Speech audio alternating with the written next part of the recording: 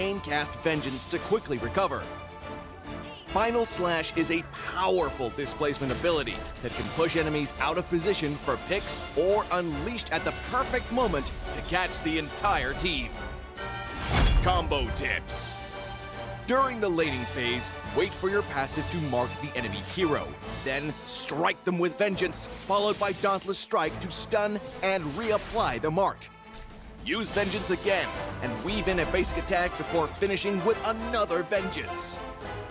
When going into a team fight, look for opportunities to use Vengeance on marked enemies. Use Final Slash to mark and group up enemies and tear into them with skill resets. Use Dauntless Strike to stun low enemies and finish them off with Vengeance. Tactics. Arlet is a formidable hero in the early and mid-game. By repeatedly marking the enemy, he can use Vengeance multiple times in quick succession to wear down his opponent while healing himself. After gearing up in the late game, Arlet becomes an even deadlier force, with more defense on top of his mobility and the constant healing from Vengeance resets. Arlet can sustain himself through the fight to continue dishing out damage. For his role as a fighter, we recommend this equipment build to bolster his damage and self-sustain. Choose the fighter emblem to further enhance his survivability, and for battle spells, we recommend Petrify to synergize with his passive and Vengeance skill. Arlet, the Lone Lancer, coming February 14th. 30% off during launch week. Get his Wandering Spear skin for only 51 diamonds the first 2 weeks. And until next time, we'll be seeing you in the Land of Dawn. Arlet, Lone Lancer, official release 02-14. Pain is the proof that I'm still alive.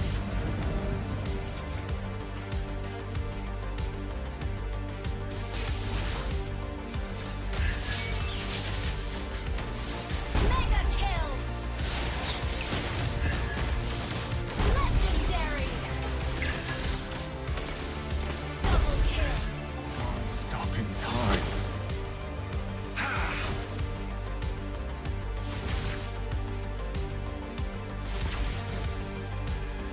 Feels what I feel. Feels what I feel.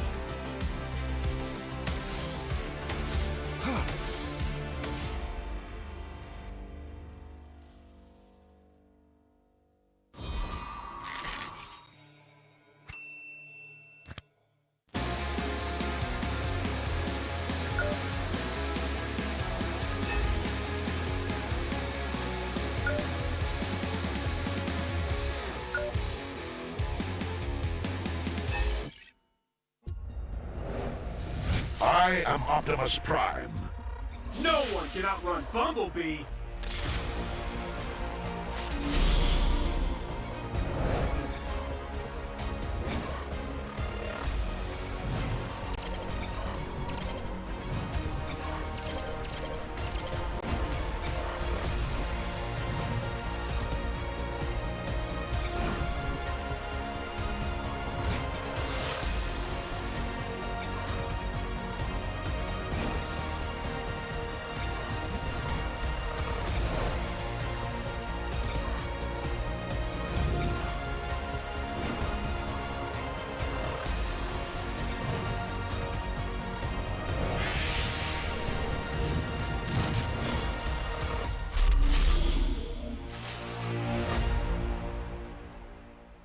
OSIM.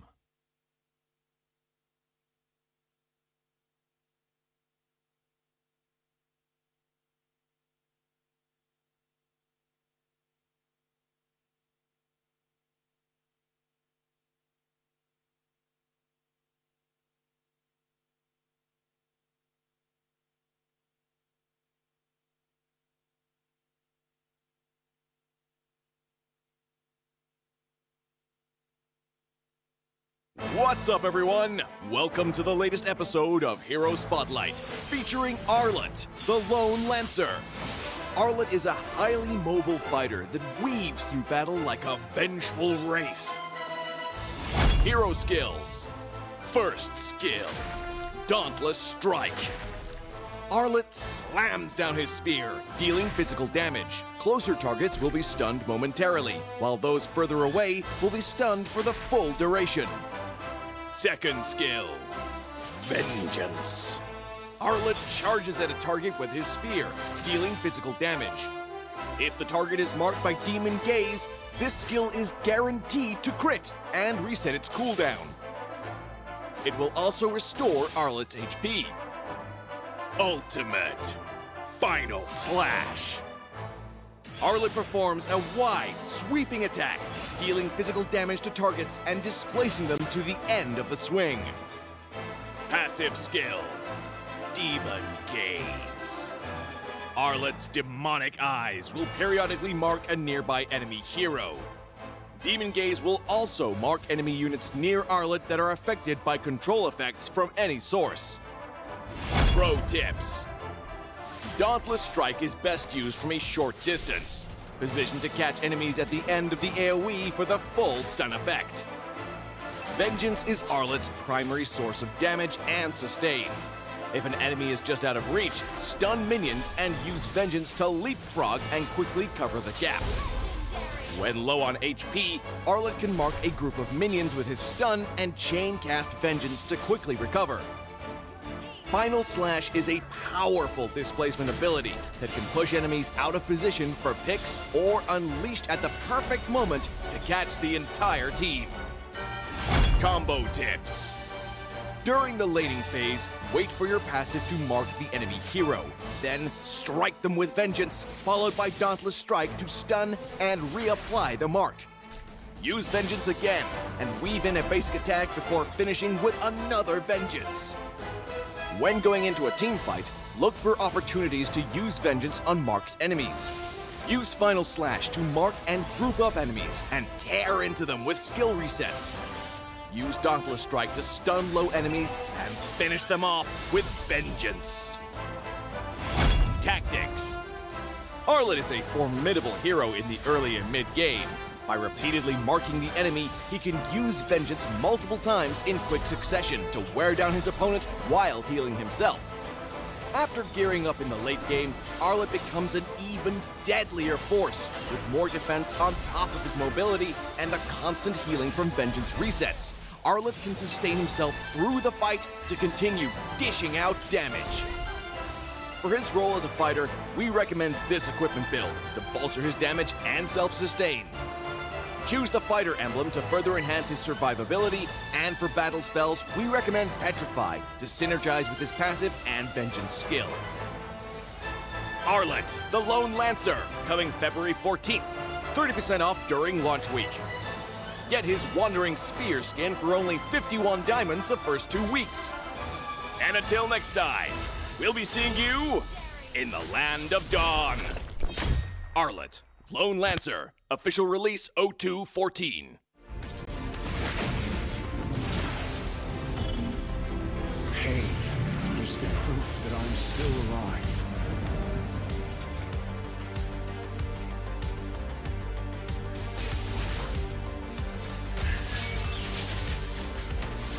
Mega kill. Legendary. Double kill. Stopping time.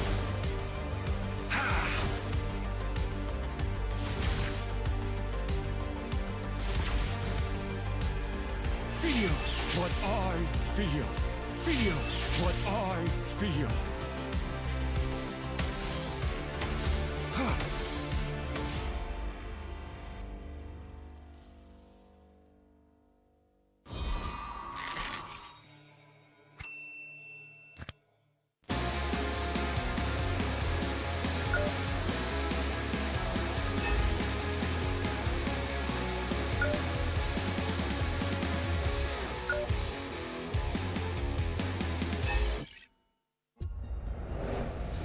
I am Optimus Prime. No one can outrun Bumblebee.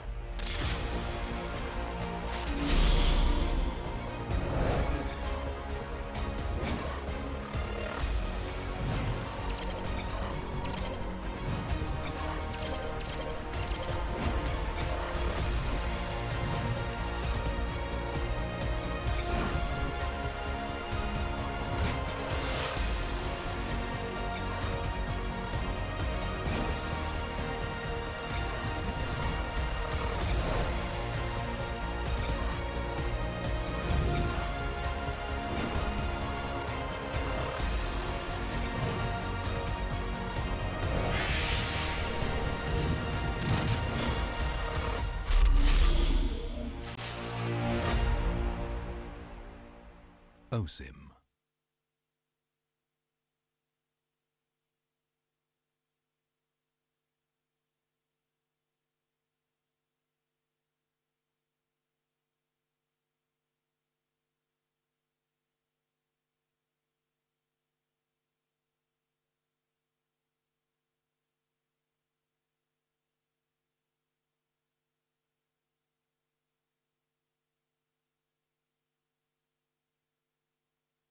What's up, everyone? Welcome to the latest episode of Hero Spotlight, featuring Arlet, the Lone Lancer. Arlet is a highly mobile fighter that weaves through battle like a vengeful wraith. Hero skills. First skill, Dauntless Strike. Arlet slams down his spear, dealing physical damage. Closer targets will be stunned momentarily, while those further away will be stunned for the full duration. Second skill, Vengeance. Arlet charges at a target with his spear, dealing physical damage. If the target is marked by Demon Gaze, this skill is guaranteed to crit and reset its cooldown. It will also restore Arlet's HP. Ultimate, Final Slash. Arlet performs a wide, sweeping attack, dealing physical damage to targets and displacing them to the end of the swing. Passive skill, Demon Gaze. Arlet's demonic eyes will periodically mark a nearby enemy hero. Demon Gaze will also mark enemy units near Arlet that are affected by control effects from any source. Pro tips. Dauntless Strike is best used from a short distance, positioned to catch enemies at the end of the AoE for the full stun effect. Vengeance is Arlet's primary source of damage and sustain. If an enemy is just out of reach, stun minions and use Vengeance to leapfrog and quickly cover the gap. When low on HP, Arlet can mark a group of minions with his stun and chain cast Vengeance to quickly recover. Final Slash is a powerful displacement ability that can push enemies out of position for picks or unleashed at the perfect moment to catch the entire team. Combo tips. During the laning phase, wait for your passive to mark the enemy hero. Then strike them with Vengeance, followed by Dauntless Strike to stun and reapply the mark. Use Vengeance again and weave in a basic attack before finishing with another Vengeance. When going into a team fight, look for opportunities to use Vengeance on marked enemies. Use Final Slash to mark and group up enemies and tear into them with skill resets. Use Dauntless Strike to stun low enemies and finish them off with Vengeance. Tactics. Arlet is a formidable hero in the early and mid-game. By repeatedly marking the enemy, he can use Vengeance multiple times in quick succession to wear down his opponent while healing himself. After gearing up in the late game, Arlet becomes an even deadlier force, with more defense on top of his mobility and the constant healing from Vengeance resets. Arlet can sustain himself through the fight to continue dishing out damage. For his role as a fighter, we recommend this equipment build to bolster his damage and self-sustain.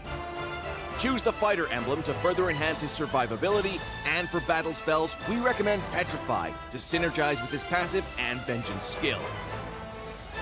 Arlet, the Lone Lancer, coming February 14th, 30% off during launch week. Get his Wandering Spear skin for only 51 diamonds the first 2 weeks. And until next time, we'll be seeing you in the Land of Dawn. Arlet, Lone Lancer, official release 02/14. Pain is the proof that I'm still alive.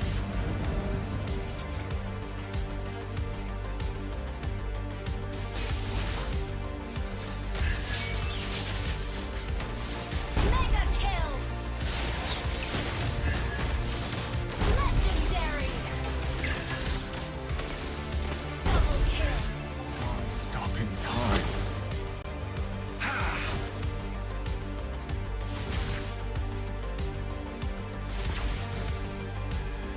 Feels what I feel. Feels what I feel.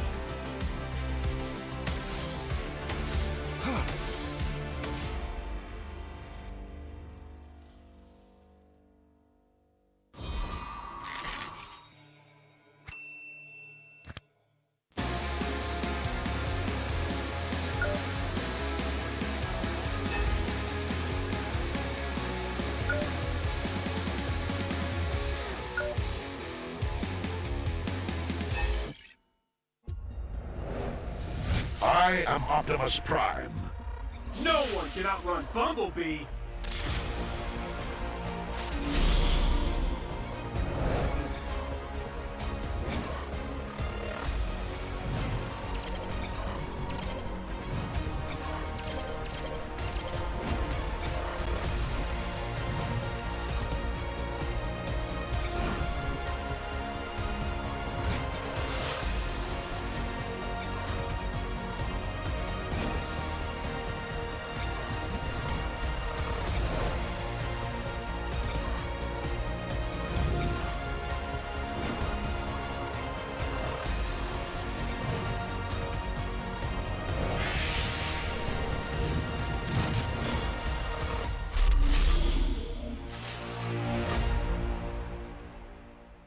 OSIM.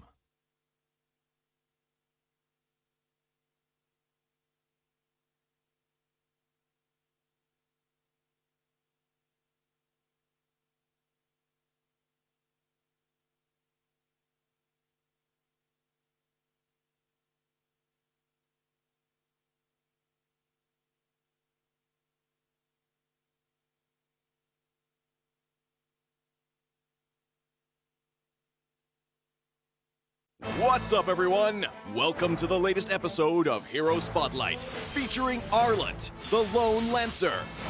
Arlet is a highly mobile fighter that weaves through battle like a vengeful wraith. Hero skills. First skill, Dauntless Strike. Arlet slams down his spear, dealing physical damage. Closer targets will be stunned momentarily, while those further away will be stunned for the full duration. Second skill, Vengeance. Arlet charges at a target with his spear, dealing physical damage.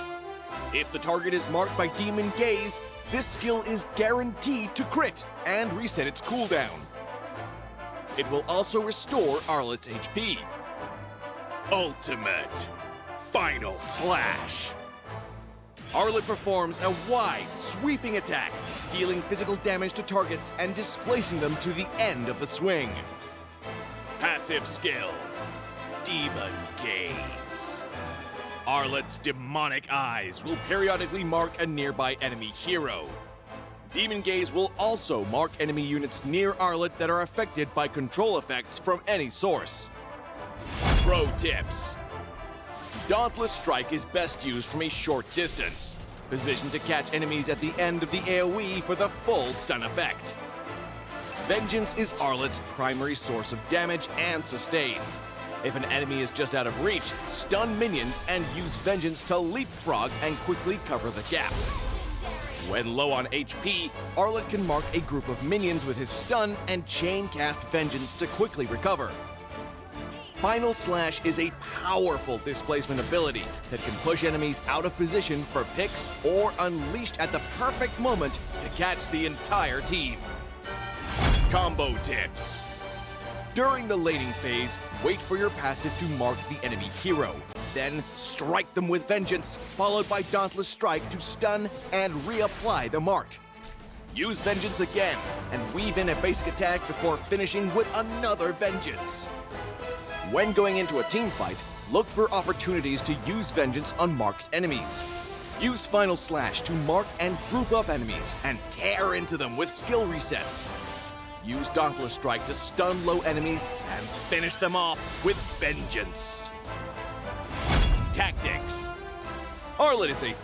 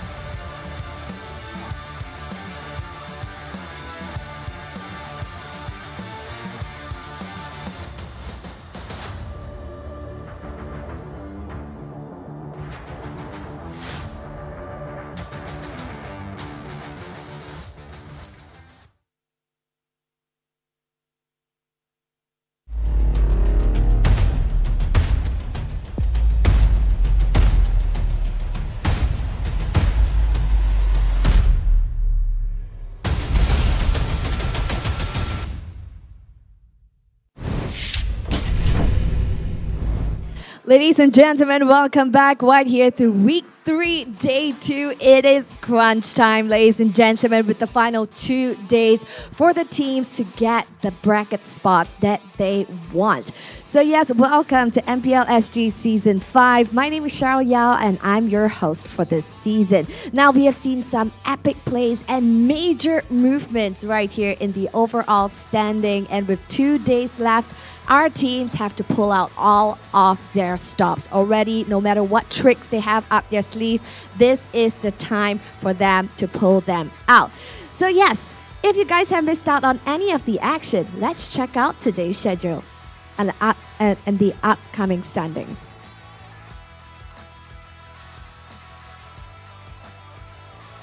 So yes, ladies and gentlemen, as you see, these are the current standings that we have here. RSG Slate SG is still undefeated at this point with 15 points to their name, a perfect score record. And right behind them, we have Team SMG SG with 12 points to their name, sitting comfortably at the second position as well. Right behind them, hot on their tails, we have Bleed eSports with 10 points. And Revival securing the upper bracket spot with 8 points as of right now. Whereas Stellark SG is currently at 6 points, just teetering there on the lower brackets. But of course, anything can change. Now we also have Team Flash SG with 5 points and Alchemy SG and Evil both with 2 points to their name. So yes, ladies and gentlemen, even though we are almost to the end already, right now everything can change, especially in the middle positions between 3 to 6. So yes, keep a lookout for all of these different plays that we're going to be getting right here today at week 3, day 2. Now, ladies and gentlemen, without further ado, presenting to you today's match schedule. As you see here on your screens, the match that is about to kick off happening at 10 a.m. today, it's going to be Bleed eSports going head-to-head with Stellark SG. Whereas on the other hand, match 2 is the highlight match of today. It's happening at 1 p.m. and this is going to be Team SMG duking it out with RSG Slate SG. It is a highlight match for a reason, because these are the first and second positions respectively right here in our overall standings. And best bet, ladies and gentlemen, you're gonna be getting games fit for playoffs. So do not miss out on our highlight match happening at 1 p.m. today. Whereas for match 3, we're gonna see Team Flash crossing swords with Alchemy SG happening at 4 p.m. today. And closing off the show, does Revival want to secure that upper bracket position? We can only find out how bad they want it as they duke it out with Evil today at 7 p.m. closing the show. So yes, ladies and gentlemen, every day right here at MPL SG Season 5 is such an exciting day. So be sure to tune in on all of your favorite platforms such as Facebook, YouTube, as well as Twitch. Now, ladies and gentlemen, we would also like to thank our live audiences here today. Thank you so much for spending your Sunday right here with us, ladies and gentlemen. Any photos and videos that you take, remember to hashtag our pride, our passion to show support for our boys, and tag us on Instagram at mpl.sg. SG.official and show it to any of our friendly crew members, and you will be rewarded handsomely. Now, we haven't forgotten about you too, our online viewers. Thank you so much for tuning in as well, and you guys are going to get some juicy treats right here on stream as well. All you guys got to do is just listen out to our amazing casters, and they will share all of the juices with you. Now, ladies and gentlemen, we would like to take this opportunity to thank our amazing sponsors for making MPL SG Season 5 possible. MPL SG Season 5 is powered by Moontan and Zenray Productions. Our official partners, Frank Bio CBC and Garnier. Our partners in eSports, My Republic, OSIM, and Suntech City Mall. Now, ladies and gentlemen, as we're gonna kick off match 1 for today, I sure hope you guys are excited. Now, without further ado, let's meet the team, shall we? Presenting to you, Bleed eSports.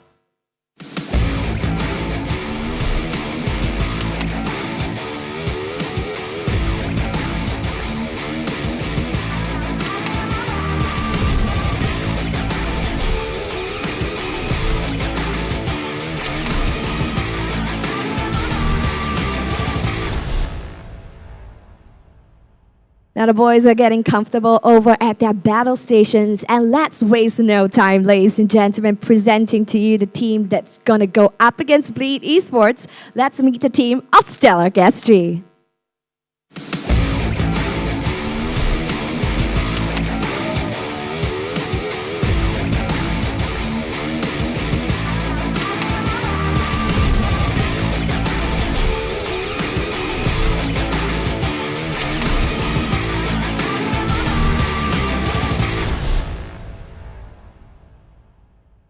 Now, ladies and gentlemen, this is going to be a match, a battle against veterans. Right here beside me on either sides of the panels, we have players that have been here since MPL SG Season 1.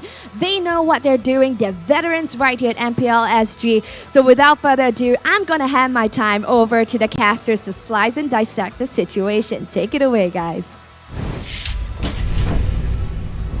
Hello and welcome to MPL Singapore Season 5. My name is Holler. With me are my esteemed colleagues, Kin and Jace, and we've got a smash of a game. This is going to be an amazing game. It's going to start it off in the morning with 10 a.m.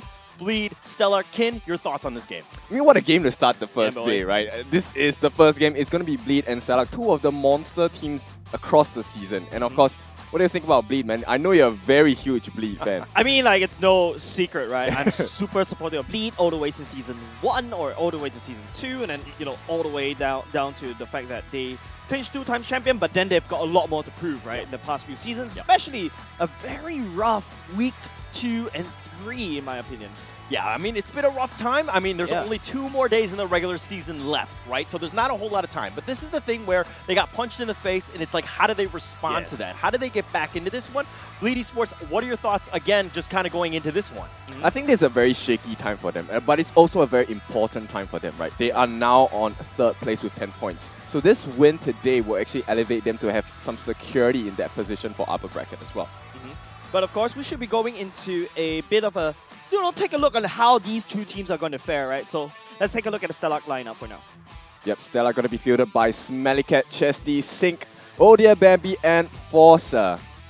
Yeah, and it's going to be, what is it? I think Sync is stepping in. Jace, you want to talk a little bit about that? Yeah, that's correct. Like, usually you see, okay, it's not Sync replacing Chesty. Chesty is the mage player. Sync was the mage player last season. In fact, it's Sync replacing Chu in the EXP lane.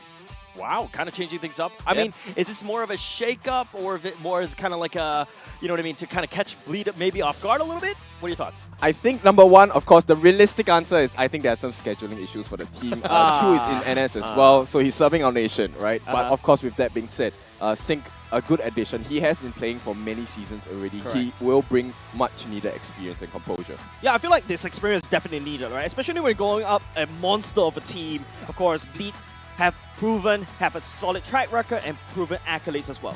Okay, but let's take a little bit.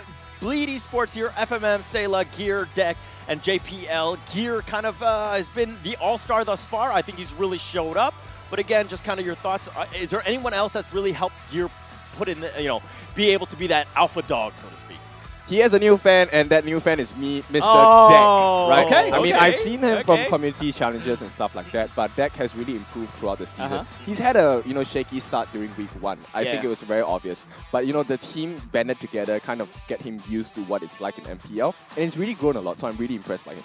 Yeah, I agree. Like, Deck, you know, known player as a Fanny player, right? But I feel like in the first game against Evil, that Fanny wasn't a bit of a threat. It's the same problem as Bray last season, right? When he played the Fanny, did really well, and then, you know, Deck also same results. All right, but let's go to the KTV keys to victory on this one. I think that this is going to be Stellark. I mean, Ken, walk me through some of these. Yep, Stellark, we know that they want to be very aggressive, so they need to contest the early objectives. Both teams not exactly known for that super huge early game, right? But with that being said, Stellark this time, they need to fight against Bleed, because if you give Bleed the advantage, they will walk all over you.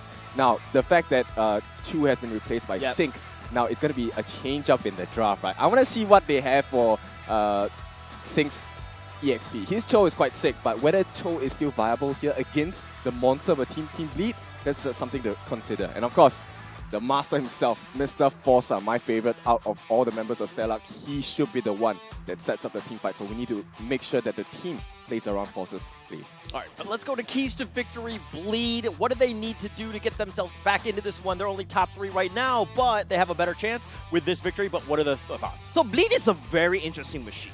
It's like the kind of machine that needs a lot of time to start up. And that's where, the keys of victory from the side of Stellark is correct. They need to prioritize in the early game. But Bleed, sometimes when they go to the late part of the game, they kind of like stall just a little bit. And that's very alarming, especially some games, especially against Revival and Evil as well. So that's why they need to take things slow in the game. Focus on their early game lead. They need to start the engine even faster. And of course, more importantly, prioritize Sailor's pick. Sailor, I think in this particular meta, doesn't really fit him as well. His Kagura is not really one of the meta picks, but it's still viable. But of course, apart from that, his Lilia is also not one of her picks as well. True. I feel like Bleed eSports, they really know how to like win the laning phase, but that mid game where the late game they kind of they have some gaps in their strategy, so to speak. They kind of you can see the cracks, and that's my issue, is that they really need to shore those things up. Yep, they need to be more patient, but I think they've already shown the patience in yesterday's games as well, so hopefully they can continue their behavior. When they're patient, they really do get the win. And yes, I agree that late game, very important for Team Bleed, because if they can manage themselves well, it should be a W for them. Yeah, but of course, you gotta think about, Bleed. Yesterday was a wake-up call, right? Stellark, on the other hand, is starting to wake up as well. They're putting the big guns, especially Sing coming in. If you notice, we don't have information for this particular season. Well, go on. But across the board, if you take a look at the average assists and KDA, they are quite in the mid-range of the table. Of course, not as high as other teams like RSG, but with this performance so far, they are pretty good. And most of the signature heroes that you see across the player base now, they are part of the meta. We have not seen a lot of Khaleeds, but we have seen very scary Khaleeds when there is one in the game, right? And of course, Odia Bambi, he did try that Hellcut yesterday, didn't exactly work out, but I think it's just an execution error. So I want to see if he will have something fresh for us to take a look at today as well. And one last thing is that Sig, look at his profile picture. I mean, he's coming in angry, right? Same all the time. Be happy. He's definitely going to make a name for himself on this one. I think that this is the right time. I mean, Stellark are on the bottom looking up right now. They're in the bottom, the lower division, so to speak. They're bottom 4. So this is a game that they definitely need to get themselves back in this one. Yeah, definitely. Of course, if you take a look on the other side, right, Bleed, I feel like the stats will show that it's a lot more favorable, especially just take a look at JPL, a higher average damage taken. But apart from that, I feel like the more importantly about Bleed is not about the statistics as well, it's about the execution and that patience that we talked about in the later part of the game. They sometimes give it up by accident, and it's just very hard to watch, especially you're a Bleed fan as well. But Stellark, on the other hand, with Sing coming in, I really want to highlight this player, right? This is a wild card that Stellark is looking to abuse. True. And I just want to comment on JPL's here. The average damage taken. I feel like this is the average damage taken that I do, but I'm not a pro player. What's going on with that? I mean, he's a pro player for a reason, right? But another thing I want to highlight is I think there's a very huge battle between the marksmen, right? Both Smelly Cat and FMM, their signature heroes this season is going to be the Melissa. Will they fight over this, or is it not worth fighting for this Melissa in the first place? They probably might consider banning it out. I'm not sure. I think Melissa is a generally very strong marksman in the lane, regardless of who is ever is playing it. But I really have to echo what Hollow was talking about, right? That's a very high damage taken, and this is about, being able to just soak up the amount of damage for your team, peel, CC, pick up the right opponents, and that's where JPL shines. But looking on the other side, Forza also have the same kind of archetype when it goes into roams. He likes to play the Cho, likes to play the Kaja. Heck, I remember Forza's Jawhead all the way in Season 2. Oh man, that's a classic.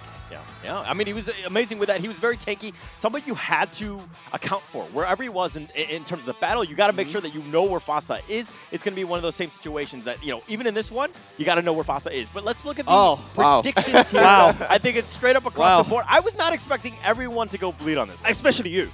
Yes. Okay, wait. Let me explain the real reason why I chose Bleed. This is purely statistical basis, right? Okay, most of the picks that I have, they're based on the results that I'm hoping that it will happen, right? But I think now is really a crunch time for Bleed. They need to make this happen. Yes, they are in the upper bracket, but they also need to have an extra chance, because once they qualify in the upper bracket, they will have one extra life, per se. They need it. This season's really tough. Boys, like seeing Bleed all across the board in the Caster's prediction, it reminds me of Revival, that Revival game. Yeah. I mean, I'm hoping we don't cast or curse them. I think it's the same situation where that's going to go on. But again, I think to kind of Kin's point, it was like you know, the stats say Bleed is probably the best team for this one. But again, it's one of those things where Stellark is still in my heart. I still think that they have a chance, and it's going to be very exciting to see in this first game. Yep, of course, we're going to go into the big bands for game number 1, boys and girls. Stellark going in first pick. Bleed coming in second. Right off the bat, Ken, you talk about this. The Minister banned right off the bat. This hot commodity just got taken out. I think they just want to make sure that they have a clear headspace, right? So no need to stress over whether who's going to get this position. Let's just ban it out and we'll figure out the formula from there. And of course, Stellark banning out this Martis is very important. Martis is one of the fastest junglers we've seen in this patch. And following that is going to be Odia Bambi with the ban on Glue as well. We've already seen how teams have Your team is banning. And I'm pretty sure we will see a ban out on Joy as well. Sailor gonna ban out Farsa. Yeah, Farsa is like, you know, the standard picks in terms of long-range mages, right? And the counterpart is usually the Eve, but I feel like if you ban away the Eve, you also like, kind of limit what you do. But it's also point taken, right? Sailor can always fall back to the Kagura, what we mentioned about, but I don't really like Kagura in this particular meta. Well, he has maybe Eve as an option as well, but that remains to be seen. His Lilia yesterday was actually quite awesome, but I want to see what Stellark has in mind, because the way that Stellark has been drafting in this past few weeks have been quite unorthodox, right? They've been trying new things and stuff like that. You can see the Hellcat yesterday. I think that was a very fresh perspective that they offered. Perhaps the execution not as clean, but if, you know, they could potentially shake up the minds of Bleed with another unorthodox draft again. Yeah, but like, you know, if you go with this unorthodox draft, it's basically like a gamble. It's a coin flip. Yes. And it's a coin flip that you don't really want to leave to chance, especially against a team like Bleed. You give them the momentum, you give them that early start that we're talking about in the before the drafting phase. Bleed will just snowball out of control. But Stellark can always fall back to one way of drafting, because look, the Eve is still really wide open. I feel like Chesty really needs to take them. They're really strong with these like fortification. I built this massive fort. You come and fight me. See value in me? Your team Okay, is so the You ban should. respects here for both teams, right? Yeah, Stellark is going to ban out the Fanny. They do not want to allow deck to shine. Time to drop and the definitely beat of the JPL flag. gonna ban out team the is Frederick. So picking. similar to Odia Bambi, they are giving respect to him, but this opens up Joy. And we have already seen Joy across the board. 50% win rate. To be honest, it feels like it's much higher than that. Oh. Like the Joy is always a monster to deal with. Yesterday, we have seen Yeah. Ray's Joy. What a menace, man. Yeah, especially in this particular meta. Like recently, Joy has been buffed. Not only is that she's a lot easier to play, Yes. you don't really need a lot of stacks to actually just pop off, and you put it in the hands of Odia Bambi. He used to play like the Lancelot a lot in his heyday, right? This is a big Welcome hero to that my Bleed needs imaginary an answer world. to, and yeah, I don't am say the yeah, but power of FMS going light to lock in the incarnate. 1-1 and the Kaja perfect counter for the Joy. Exactly, but of course with that being said, the setup must be perfect as well, because the dash, once it is completed, it offers full anti-CC properties as well, so it's going to be difficult if Bleed actually allows Odia Bambi to really play as how he sees fit. At the same time, you know, Bray offered us that jungle Joy. I didn't cure This the Joy pain. could go with the roam I as well. harness Okay. it. That's interesting. I was expecting, you know, let's build this fortification up for Stellark, but instead, they're going to go for a lot of heavy dives. Like, the Valentina could dive very easily with the Divine Judgment over the other side of Bleed. They can take it and up.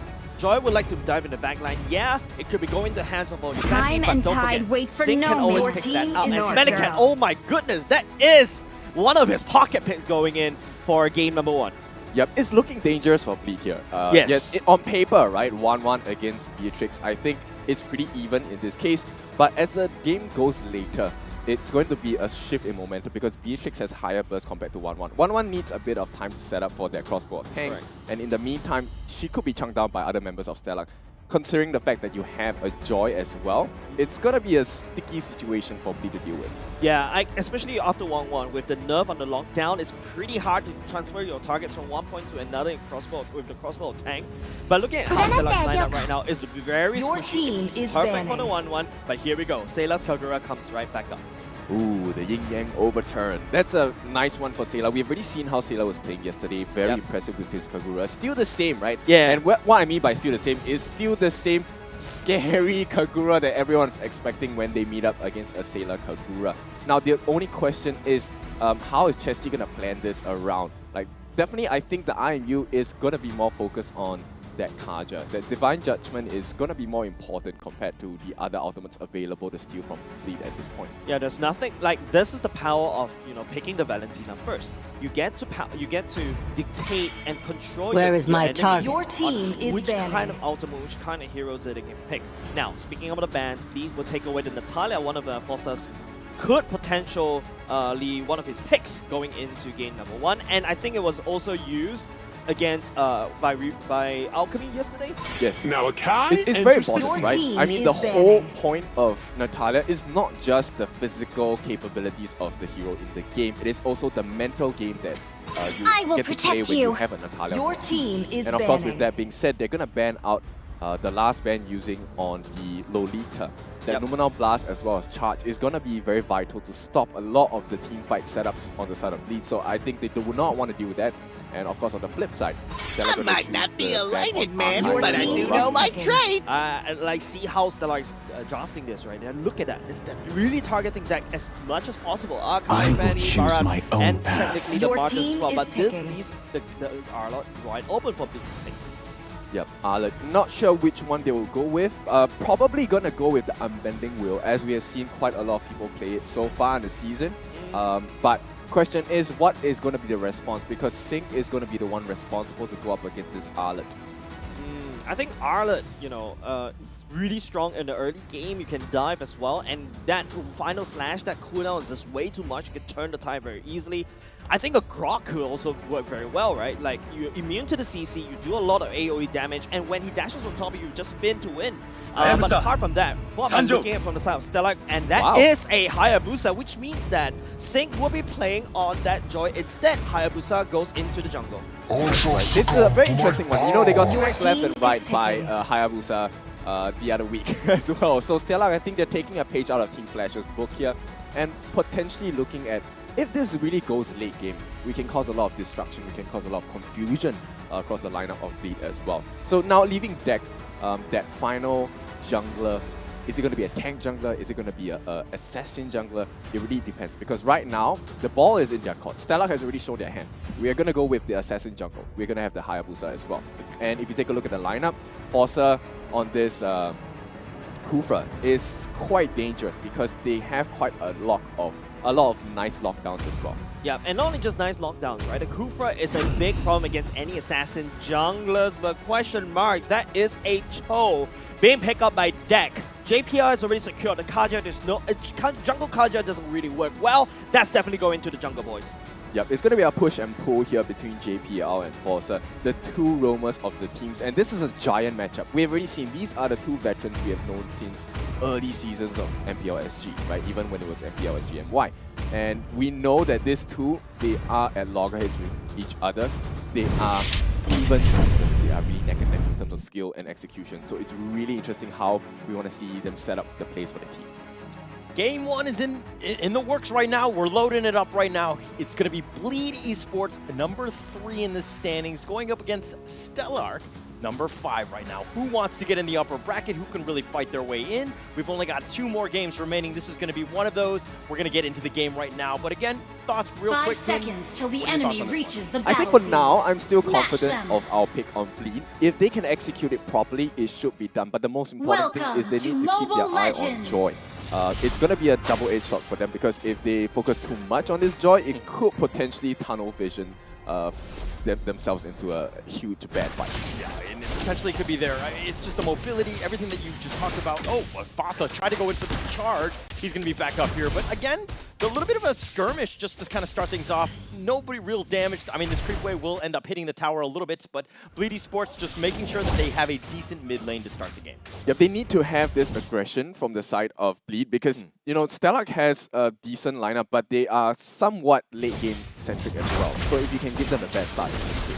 Okay, and Sayla getting a little bit low. JPL has to dash to safety, but Sayla's getting riddled away. He's going to give up first blood. Sync will secure that one. Welcome on board, Sync. That's right. What a welcome here, as Gear is going to get picked off as well, probably very shortly. Going to be forced to use that flicker, and that's a good one, right? That's a win in my book. Yeah, it's a win. I mean, probably it would have been better if you were kind of not in that position, 1 versus 3. Yeah. But again, you know, you got away with your life, so you'll take that one.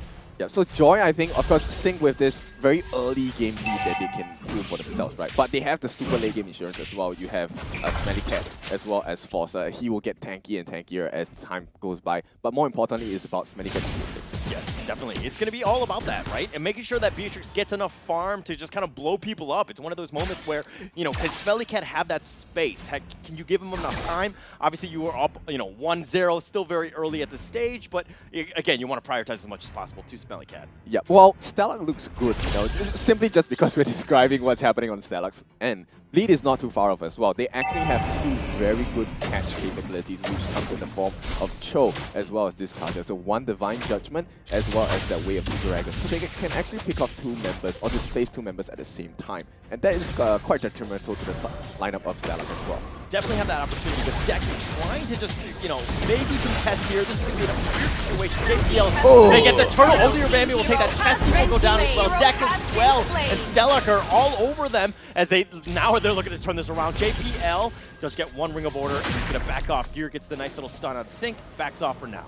I think, you know, they were not in sync, so with the addition of Sync itself, they're so much more well-rounded this time. Stellark having a 2-1 lead. Bleed, they're not really far behind by any means, about 600 gold only, but more importantly is this experience lead they're able to get themselves. Bleed, you know, punished for that one mistake. They did lose the turtle, but they lost Deck as well.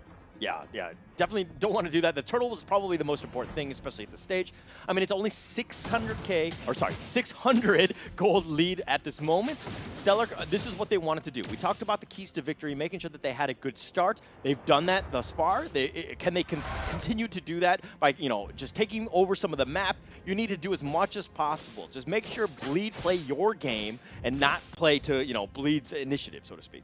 Yep, so right now, if you take a look at the late game potential from both teams, right? 1-1 is great late game as well, and Forza here might be getting chunked out. Oh, what a nice Tyrant's Rage here. They will get a fight started, and Chesty gets that pullback, and they will not have any kills so far. Yeah, no kills, just a lot for nothing, but this wave is going to crash. That's going to do some damage. Oh! The second one, and they do get the nice charge. FMM goes down. JPL now running for his life. Chesty, can he get anything out of this? He got the Divine Judgment, pulls him back as far as possible. Chesty will be left for dead. They got something, which is kind of nice, but okay. JPL goes down in the end. Smelly Cat, oh my goodness, that snipe. I mean, it was looking good for Bleed. They managed to defend quite a nice chunk of their gold plating. If not, that gold plating would have been totally taken away by Stellark. But, you know, I thought it was good for Bleed. And suddenly Smelly Cat showed up and just smacked them in the face. Yeah, we'll take that one. Smelly Cat here just kind of going up against FMM, doing a lot of damage. Oh dear, Bambi doing some work, but they do get the kill. And Smelly Cat, that's the one you wanted, but he's probably going to die. No? They're going to let him go? Yep, they have to. They cannot overcommit because the other members of Stellark are still around the map, right? Right now, essentially Vision is dark for Bleed. But it looks like the turtle, and it looks like Deck will secure that one. That's a great win for them. But Deck continue to fight Chesty. He's going to be left for dead, though, so they do get something in return, or on top of that, excuse me. Yep, they're keeping them very even. This is one of the very few games we see that the goal differences are about 100 plus only. Yeah, and Fasa will bounce away. He's going to be fine. But Bleed have now taken over the map. This is going to be a bad situation for Stellark. They need to get... He walks into 1 versus 3. Deck is getting a little bit low. He tries to dash stage. He gets killed. They can secure that one. Fasa's looking to go. And Sayla, do they go in? He goes for the flicker play, and Sayla doesn't have the damage. He's going to get killed in return. And Sync 3-1-1. It's a huge over-commitment there by Sayla. I mean, I think the communication between the teams is a bit shaky at this point, but simply because of the existence of Sync, right? Yeah. And Forza being low, it is one of the target priorities. When you see someone low, you are instantly, it's human nature, right? We need to kill this guy. So I think that was a call for Sayla, but unfortunately, you know, the rest of the backup from Stellark was around the corner, and they really couldn't pull off that kill. Okay, you talk about human nature, and they're kind of low. I feel like at this stage, you need to kind of hold it, right? It's a risk versus roll, but JPL going in for this one. Does get spotted out here, but Fasa will just kind of scurry him away. Bleed kind of need to play a little defensive. They have 4 members of Stellark going in the top. Yep, Deck needs to be very careful about his positioning as well. There are 4 people here. Oh no, he's going to get caught out. Yo, Deck gets caught out. He gets blown up there. and it's going to be another kill going the way of Smelly Cat, who's 4-0-0. Fasa still on the backside of this one. Sayla still hiding in the bush. He's looking to just go. He looks to turn this around, does have the pushback onto Odir Bambi. The missiles do land, but Odir Bambi does get killed. Sayla, Fasa goes out from left field. Chesty will secure that one. Sink continuing to fight. FMM goes down as well, and Chesty will secure that one. And you wanted fights, and we're going to have it with Bleed Stellark as they continue. Gear continuing to go on. Stellark, he's going to look to go for this one. He does secure that one. Gear turning it around, but now he's going to back off. What just happened? Yep, they know they can't overcommit. I mean, this is classic Slate Bleed, right? They are super fight heavy. And, you know, let's take a look at the items itself. At this point, I believe Smelly Cat should be pretty much far ahead.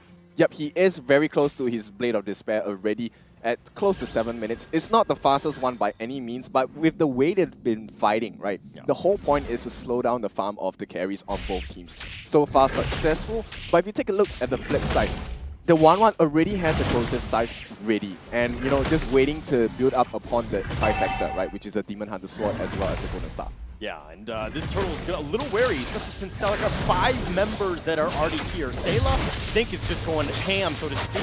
Meow, meow, meow. Gets the turtle. Odir Bambi will secure that one. Deck, Gear, Sayla all on the run now, realizing they don't have much of a chance. The Fenrir is now up in the open. Sink is looking to go in for this one. He does go all the way. He's going to initiate in. Gear looks to fight back. Sink, though, but Fossa with a nice charge. That's going to blow up Gear, and he did not see that one coming. Yep, I think that was actually a huge mistake by Deck there. Deck actually committed that Way of the Dragon on Sync, which was not the play here, because now they have no defensive capabilities. They have no way to return the favor as well. And with that being said, Malefic Raw back on Odir Bambi's pocket. Red team turret has been destroyed. It's an 11-7 lead. It's going the way of Stellark. Kind of, if you're a Stellark fan, this is the way you want to go. Now, how do they secure this mid game? I mean, there's still some towers up. The middle has already been taken. That's a high priority one. Smelly Cat has gotten all the farm that you talked about, and you know, Deck, a little bit of a skirmish here. But you know, if we're going in the bottom lane, he's going to go Odir Bambi. Yeah, okay, I thought Gear was going in on that one, but he did decide to back off in the end. Okay, wow, this looks like a Stellark lead. It's actually hanging in the balance. JPL. Oh, Divine Judgment pulls him back, and that's the one. You got Chesty, Fossa with a nice charge, knocks up 2. Odir Bambi fights the Smelly Cat. He's looking to go this one, but Fossa's now he's going to be going in. Fossa, sliver of life. He's going to trickle away. He's going to leave some, you know, for the action there, but Zink continuing to fight, and Gear not letting him go. FMM, Odir Bambi, and they're continuing to fight. JPL does go down. And what happened in the other side? And Fossa will end up securing the other one. Yep, so I just want to mention that while it looks like Stellark is still having the lead, this lead is very, very thin. They are really hanging by a thread, because the way if you fight into it is really difficult. If you take a look at the replay, right? Bleed's lineup, they survive and they thrive on the fact that you go into them instead, because this allows FMM to get his stacks off. And you know, that crossbow of tanks early in the fight was so detrimental to the lineup of Stellark itself. Odir Bambi, he came a bit late for the fight, but you know, if he entered the fight early, it would have been a much better situation for them. Yes, a much better situation, but it's one of those things where it's like, it's hindsight, right? You know, yeah, could have, would have, should have, all those things, right? You get yourself in that right position, sometimes it doesn't really happen that way. You got to make sure that you're on the same page. Now, Sink, you know, he hasn't been playing in some of the other regular season games, and he's in now. I mean, are they 100% on the same page? Based on what I see, I think yes, kind of at this point. But right now, like I said, everything hangs in the balance, because the way that the draft has worked out for Stellark is that they are, as long as they get the initiation, they should be able to catch the competition off guard. But for Bleed, they are a very defensive composition as well. If you take a look at how the fight is going to go, if you're going to have Stellark jump you, which means all 5 members technically will want to come in. And that is the perfect situation actually for Gear, for JPL. They have very nice setup. The final slash potentially could get 5 people to stun the marks. He can go dash like a crazy man, right? And of course, with JPL, that Ring of Order is going to give him so many heals. Yeah, definitely. And you need that sustain. That's going to keep you alive. Deck is just kind of kiting out the Lord here, but a little bit of fight in the mid lane, and they do catch somebody. Casey Sink, he's going to get blown out in a bad spot in the heart of the enemy team there. Probably bad positioning there, but the Lord does reset. Yep, he did his job, right? They wanted to slow down this push, but of course the result wasn't supposed to have Sink dead. Also going to jump in and see who else is around the corner. Chesty. Oh, they do get the stolen IMU, Divine Judgment on that one. They do get the Terrified. Gear is already down. That's a lot of down. But Smelly Cat all the way in the back. Chesty does go down as well. Fosta's going to be left And JPL, they want something in return. They don't get anything. Bleed. Now they focus their attention back on the Lord. Yep, while both junglers still have their retribution, the manpower is lacking on the side of Stellark. Forza, he has to make sure he tries to slow this down or at least stop it, and it might be a good reset for them. It might be a good reset, and Bleed are kind of giving them space. They're giving them respect. They're backing off here. Stellark still waiting in the bush. They do get the nice Fossa charge. Stellark does get to safety. He's fine. Fossa with a nice initiation attempt. Right, as the game goes later, you can see Stellark starts to be a bit more irritating. That cooldown is much faster as well. So it's quite difficult for Stellark to actually have the appropriate or the perfect setup for them to actually win the fight against Bleed. It is going to be messy. I mean, most of the team fights thus far have been, you know, they haven't been the cleanest, to be honest, right? Now, I'm not saying that they've been messy, but it's not the best initiation. And that's why these are evenly matched teams. And we're going into this one, again, this dance around the Lord continuing on. But that's exactly the game plan, right? Stellark, they want this to be messy. I mean, that's the point of picking a joy in the first place. You're supposed to cause chaos and confusions on the backline. Nice charge with the Divine Judgment. They pull back Fossa, and he might have gone in too deep. It was 1 versus 5, not the situation you want. Six now getting focused on. He's going to get killed. No, he's still surviving. The damage is way too much. And they turned it around, and FMM is down. Bleed thought they had it all worked out, right? They were waiting for Fossa. That was an important one. So the Tyrant's Rage, when he jumped in, I was quite surprised. I was like, oh no, Bleed is going to take this away from Stellark. And, you know, when they caught Fossa, it was GG for him. He was definitely out of the picture. But, you know, coming in with Sync, I want to take a look at Sync's items later when it's available. You know, he jumped in into 4 members, and that was the whole game plan, right? The reason why you picked Joy. Sure, you want to have a fight? Let's fight. Let's go, man. I'm going to fight against a 1v4 situation. I'm going to win it. Great. Right, and that is on the back of Fossa. I thought it was a little too deep, but 1 versus 5. But everybody had blown up everything just to blow him up. Now they were all engaged, and, you know, this is where, you know, the rest of Stellark just kind of shine. I mean, Smelly Cat is 6-1-3. If there's ever, you know, a hero that you kind of want to limit, the player that is, Smelly Cat is probably that one. And they haven't done a good job of limiting his farm. Yeah, but I just want to highlight this. Smelly Cat yesterday also picked the Weapons Master emblem for himself. And it failed miserably yesterday because he did not get the items he needed. That 15% didn't even come into play. But today, a very different story for Smelly Cat. 6-1-3. Items galore, man. Yeah, items galore. And I mean, okay, look, Odir Bambi's done his job as well. He's 4-1-8. They've just put themselves in a prime position to win. This Lord is going to start to siege in the top lane. But, you know, again, they're just going to back off. They're going to let the Lord just kind of die. Does get the charge off, and that's what you want. A lot of structural damage. Yep, this is very good patience. And of course, Blade will have to seize back on the hands of Odir Bambi. He is almost fully stacked. They're about 6k gold away from having that full, you know, late game farm that they're supposed to have on the side of Stellark. Bleed still a bit far. They have about 10k to go before that happens.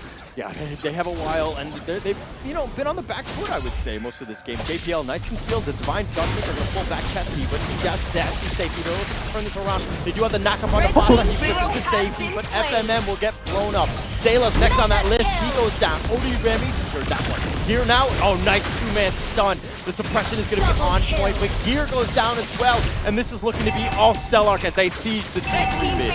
Yep, with that, this looks like the beginning of the end here as they falter against Stellark, and Stellark's looking so strong. A very good composition as we go. Deck is going to get called out, and that's going to be it with the death of their jungler. It is the death of their Crystal as well. Smooth. Very clean, I would say. Towards that end, really knowing how to close that one out. But Jace, let's bring him back in. Let's get his thoughts on that game. Dude, if in a game of paper, scissors, stone, right? This is a classic example of Stellark picking scissors and Bleed picking paper. This is a team fight composition that Stellark has drafted for themselves, whereas Bleed drafted a pick-off composition. In a pick-off composition, it's really hard to fight a team fight. If you notice, it's always a manpower advantage for the side of Stellark and a manpower disadvantage for Bleed. And that's how, you know, Stellark SG, since the start of the game, just snowballed out of control. You mentioned about the Weapon Master coming into play. The BOD Malefic Roar were the first 2 core items. When Stellark builds that, that's literally game over for Bleed. Yeah, that's free items for you. 15%. That's I mean, 15% of an item, but it's good enough damage. Yeah, definitely what they needed to do. But it was one of those things where the game was actually very close. Stellark had a slight edge, and you thought Bleed were kind of coming back into that game. But what was that tipping point where just like Stellark had just taken over the game? Let me tell you what the tipping point is. it's when Forza started to jump very predictably to that particular eye bush, and after that, 1 or 2 times, and then Bleed adapted to it, right? And you saw JPL, Sailor, and I think it was also FMM as well, stacked at that one particular bush, and Forza jumps into it, Kaja pulled, but the damage from FMM is not there yet, so they're unable to burst down Forza. Once they cannot burst down Forza, everything just scale out of control for Stellark SG. Fossa, the initiation, we talked about his impact and he's just getting in the face of the enemy team. He was doing a great job of that one. But let's look a little bit of the actual stats of that game. Yep, I really like the itemization. And you can see, Stellark was ready to one-up Bleed. Too smart for their own good, right? That predictable behavior by Fossa, you can see he's going super tanky as well. And towards the end of the game, he got himself that immortality. And on the other side for Sync, Genius won. I'm actually surprised he went with this kind of tanky draft. You know, if you explore what Bray was doing yesterday, he went full damage on his Joy. And I think it worked out better for Sync, taking the other route, going for that full tank. Correct. As well. He's fighting against an Arlot, right? An Arlot does have a lot of regeneration going in, the Tenacity emblem as well. The Dom Eyes first item, probably from the side of Sing, was critical against Gear. And not only just that, like the fact that he went for the Winter Truncheon as well, because he knows he's going to be diving into the back line. There's a 1-1 ready for the crossbow tank. All he has to do is just freeze, the crossbow tank just goes useless. And adding that on with the Vengeance as well. Like, he was ready to be the focus of Team Bleed. Okay, you know, I see that. I mean, you definitely have that focus there. But, like, Chesty got killed 6 times, and I was actually starting to get a little bit worried about him, right? The fact that he was getting focused, and, like, the team was not doing very well. It almost seemed like Bleed was coming back because of that, but it was one of those things where the rest of the team were like, hey, I got you, fam. I'm just going to pick you up on my shoulders, and I'm just going to carry this game. Yep, it was difficult, right? Yes, it did seem shaky at a couple of moments in the game, but I have to give credit to Sync, right? Well, let's talk about the MVP. I believe Sync or Forza, either one of these members should be the ones who get the MVP. Sync really just messed with the minds of Bleed. They had them fully focused on tunnel vision. Yeah. And not only just that, right? Forza as well. It's really hard for JPL to really face check each and every bush, especially when Kaja is not known for his tankiness.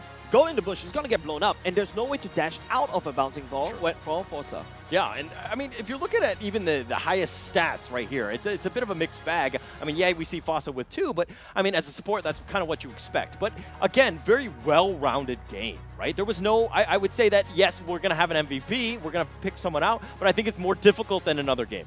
Yeah, but let's take a look at the MVP, ladies and gentlemen. I think it should go into Sync. Yes. All right, what Kin predicted. He controlled the pace of the game. He dove all the way to the back line, make sure that FMM cannot proc the crossbow and tank, especially with this pick composition. This Kaja, I thought that, you know, that Joy would get countered by the Kaja Divine Judgment, but it didn't work out because JPL was too focused on Forza and Chesty. Yep, exactly. I mean, this is the epitome of Joy, because it's really just confusion for the other parties. Yep. And Sync, I think they were, you know, to be honest, Stellar was punished really hard across this past few weeks with Joy as well. You know, shout out to Team Flash. Vex, his Joy was a real menace here. And of course, Sync emulating that same behavior, really causing problems for Bleed. All right, but we're going to go see the highlights, see exactly what happened. That's going to be, of course, only game 1 here. Jace, kind of walk us through some of these highlights here. Sure. This is the point where you see it's a manpower disadvantage. 5 men stacked up top. And I think before this, right, this particular clip doesn't really show Bleed's overextension right there. Yes, they got that pick off, but Smellycat, at that point in time, he's already got the BOD, he's already got the melee raw, he's ready to raw. And now this choke point as well. You see, that one Sync with the ultimate just goes around. That's the whole area of, you know, of Bleed's escape mechanism already gone. Yep, exactly, and it's really tough because they're using a lot of the options as well. FMM, his is an offensive capability. He offers no defensive spectrums for the side of Bleed, right? So when actually Stellark forces them to use up all of their options, it's really difficult for them to continue. Here, they do some good work with the Arlet, but he's just a one-man show. He can't really do it. He needs the support of the team as well. But what can you do when Sync is messing up your backline? Yeah, Sync is messing up your backline. You've also got Forza jumping in to mess up your front line, and then you've also got Odia Bambi coming in to sneak in an assassination. Smellycat just dealing a lot of damage from front to back. It's just practically a tech regarding execution and even drafting for Stellark SG. You know, I'm wondering if it comes back to the draft on this one. I think that, you know, Bleed really need to kind of think about the strategy and the synergy that they want with the draft, because it seemed like, yes, they're good heroes in isolation, yes, but they weren't playing well together. Exactly. I think the synergy needs to be refined a little bit. But of course, not saying that Bleed's a bad team. I think Stellark caught them by surprise. To be honest, I didn't expect this Joy to leak through in the first place. Yeah. Right? Most of the games we've seen today, it is going to be banned out, right? But now that they've allowed Joy to slip through the cracks, essentially, happiness for the side of Stellark for sure. Yeah, literally enjoying this whole game. No pun intended. I'm sorry. I'm at the vertical seat, guys, so I have to do this. But of course, this is really a statement game. Perhaps, I would say a wake-up call upon a wake-up call for Bleed eSports once again. Yeah, Yep. I mean, it's going to be a wake-up call, but I feel like we've seen too many wake-up calls happen to Bleed. Yeah. Right? They put in the situations where they've had to come back, and I'm not a huge fan of that. Same, but of course, like, let's talk about what you need to wake up for is, of course, our Frank OCBC cards.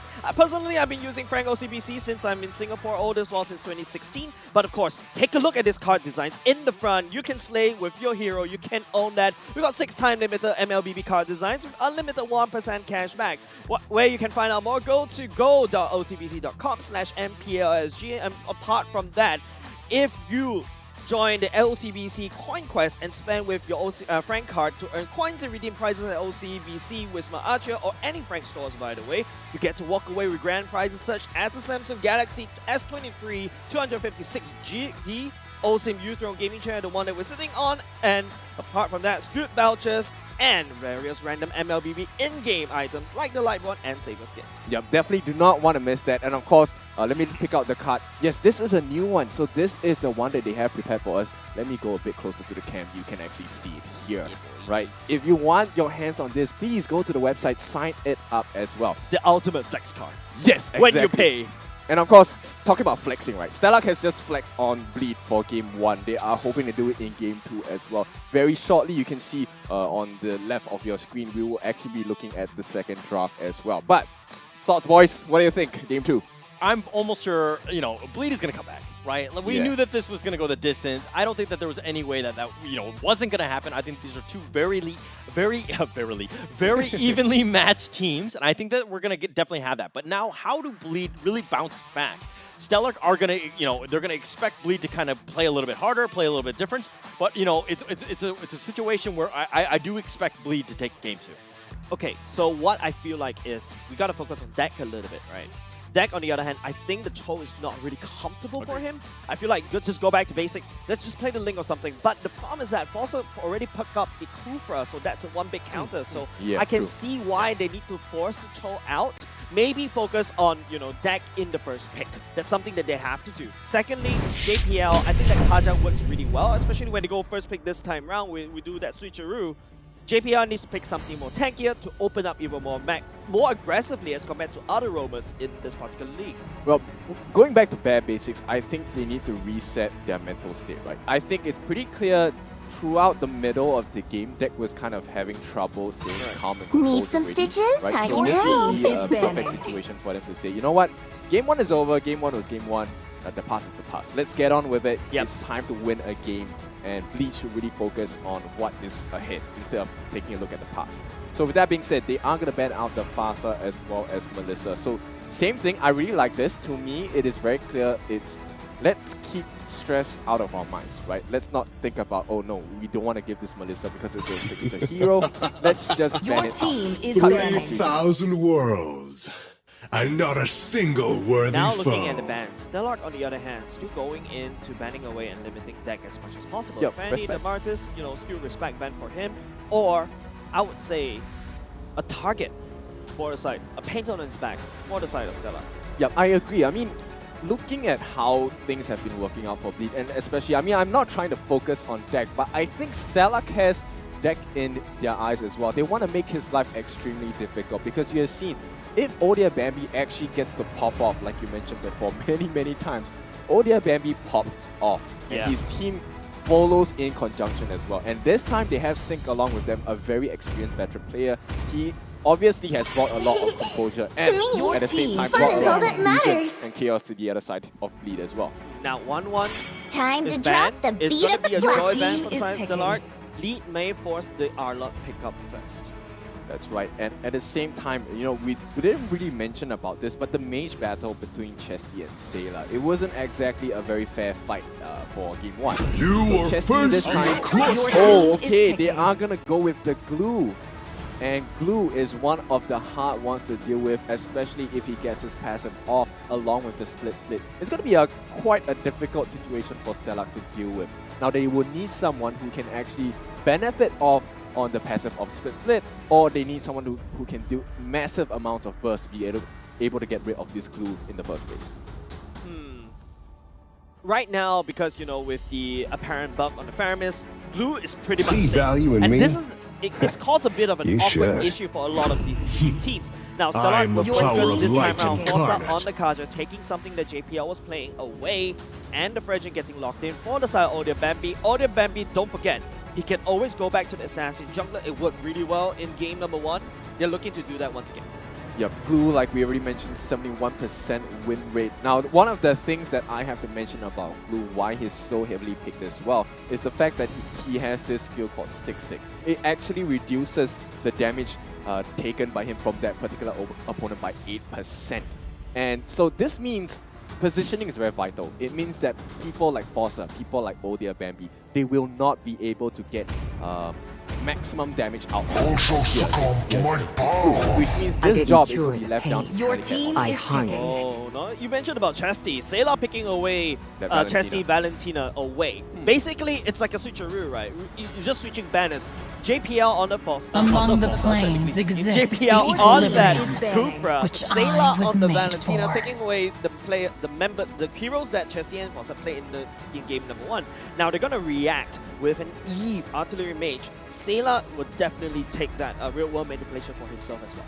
Yep, I like this. Like, right, similar to what I've said yesterday, as a Valentina, more is less, right? Because you have to make a split decision on, okay, whose ultimate do I want to take within a split second if a fight starts out not in your favor, right? So the fact that Chesty is going to pick out this Eve, for most people, they will decide that, you know what, why would they allow the real world manipulation to be stolen? And that's not the crux of the problem. The crux of the problem for Sayla is, whose ultimate do I choose to steal Now at this Kai point? enters Right? the And that's scene. Your only team if is the banning. IMUs available at that Correct. point. It's like a kid walking into a candy store. You relate to me, Kin. Yes. Kid walking into a candy store, I want everything, but you can only have one. Now, it is Sayla's point for choices, right? Now, looking at the bans once again, Arkai get taken away. I'm not surprised if a Barat will follow suit as well. But Bleed, like I said before we go into game number 2, Deck did not prioritize on Deck's picks once again.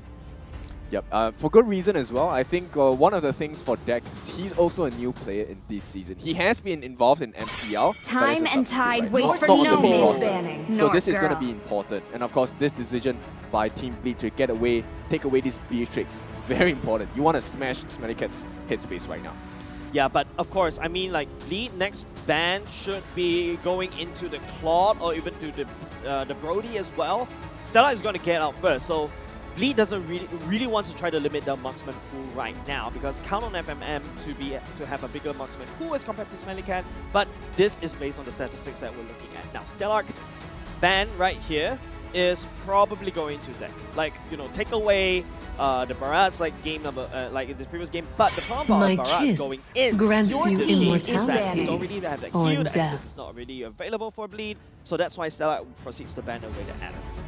I like the fact that they banned this Alice. They know that Deck has been using this Alice quite well across the past few weeks as well. So I think it's a huge respect that they take a look at Deck as well. To me, Deck is a new player, and because it's a new player, he offers a lot of fresh perspective, right? And it could be dangerous for Stellark if they do not deal with Deck right off the bat. Now, with that being said, for FMM, I actually think a Brody will work wonders for him in this draft for Bleed, right? They have this very huge shield in front of them. They have Glue that's able to kite away the members of Stellark. They have Kufra for JPL that's able to catch any stragglers in the meantime. Sayla can I've been waiting provide for the too support long. Oh, yes. as well, and Brody would be a perfect pick for Bleed.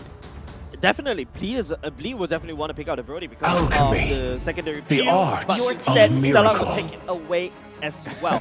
Now, Bleed, this is a very strong teamfight composition they've drafted for themselves thus far based on the 3. If Sailor picked up the real-world manipulation on top of JPL with the bouncing ball, and of course with the gears, glue, the slow, on top of the glue slow, on top of the CCs that JPL can output, Stellark may find himself in an awkward position if they really try to fight this team fight. Now, Stellark doesn't really mean that you know they're out of the woods as of yet. They still have the massive taunt coming in, and Forza can definitely still pick off to drag people right into the real-world manipulation. Yep, the energy eruption is definitely good from the side of ODFMB if he gets to use it. But to be honest, Jace, I'm kind of... It is my wish to banish all dark Deck is going to go with the Lancelot. Oh, wow. And FMM going to go with the Claude. And I really like this because Bleed now is going to be a lineup that is quite dangerous and formidable against the Stellark lineup. To me, the way the Stellark lineup works is kind of one-dimensional. There are only a couple of options they can explore during the team fights. But Bleed has more variety. Right, they have more angles to come in from. Correct. It's less expected. So there's more variety to how they can approach the team fights, which when the body suffers, get caught off guard. Okay, you talk about the lack of, lack of ways of engage, right? Now here's the Benedetta coming out from Sync. Now I can engage not only just with real-world manipulation opening up, I can also engage with my Benedetta diving in, and now, because you're also in a real-world manipulation as well, that Benedetta will work wonders against Sailor. Now, it's not just one dimension like Forza Flicker with the Divine Judgment anymore. I have a Benedetta coming in the backline. Yep, and an eye for an eye with the iframes as well. It could prove to be a deciding factor in very, very tight team fights as well. So, Sync, one of our big boys, our experienced veterans here, can he actually turn this fight and close out the game with a 2-0 for Stellark? We're going to have to find out. This is going to be game 2. Stellark are up 1-0, going up against Bleed. Thank you so much, Jace, for the analysis. We're going to go into this second game now. And of course, we know the draft. We know what's going to happen, but your thoughts on this, who has the edge, at least in the draft? I'm still going to go with Bleed. I just like the way that they can offer more entry points for their lineup. But of course, not to discount Stellark here. Stellark, they have, if the situation is perfect, it will be quite difficult for Bleed to win team fights. But I think this whole game really just relies on Gear. If Gear has a great game, Stellark is in for a hard time. Okay, all right. Well, we're gonna see how difficult of a time that they might have. I think that there's a lot. To be honest, I feel like the draft is somewhat even. I'm not gonna give a huge edge to anybody. It's gonna really come down to who can play it, who really wants this game. Yeah, but I feel, to be honest, I feel today, maybe just this morning, Stellark seems to be a bit more hungrier than Bleed. Is it the Sync, the factor, right?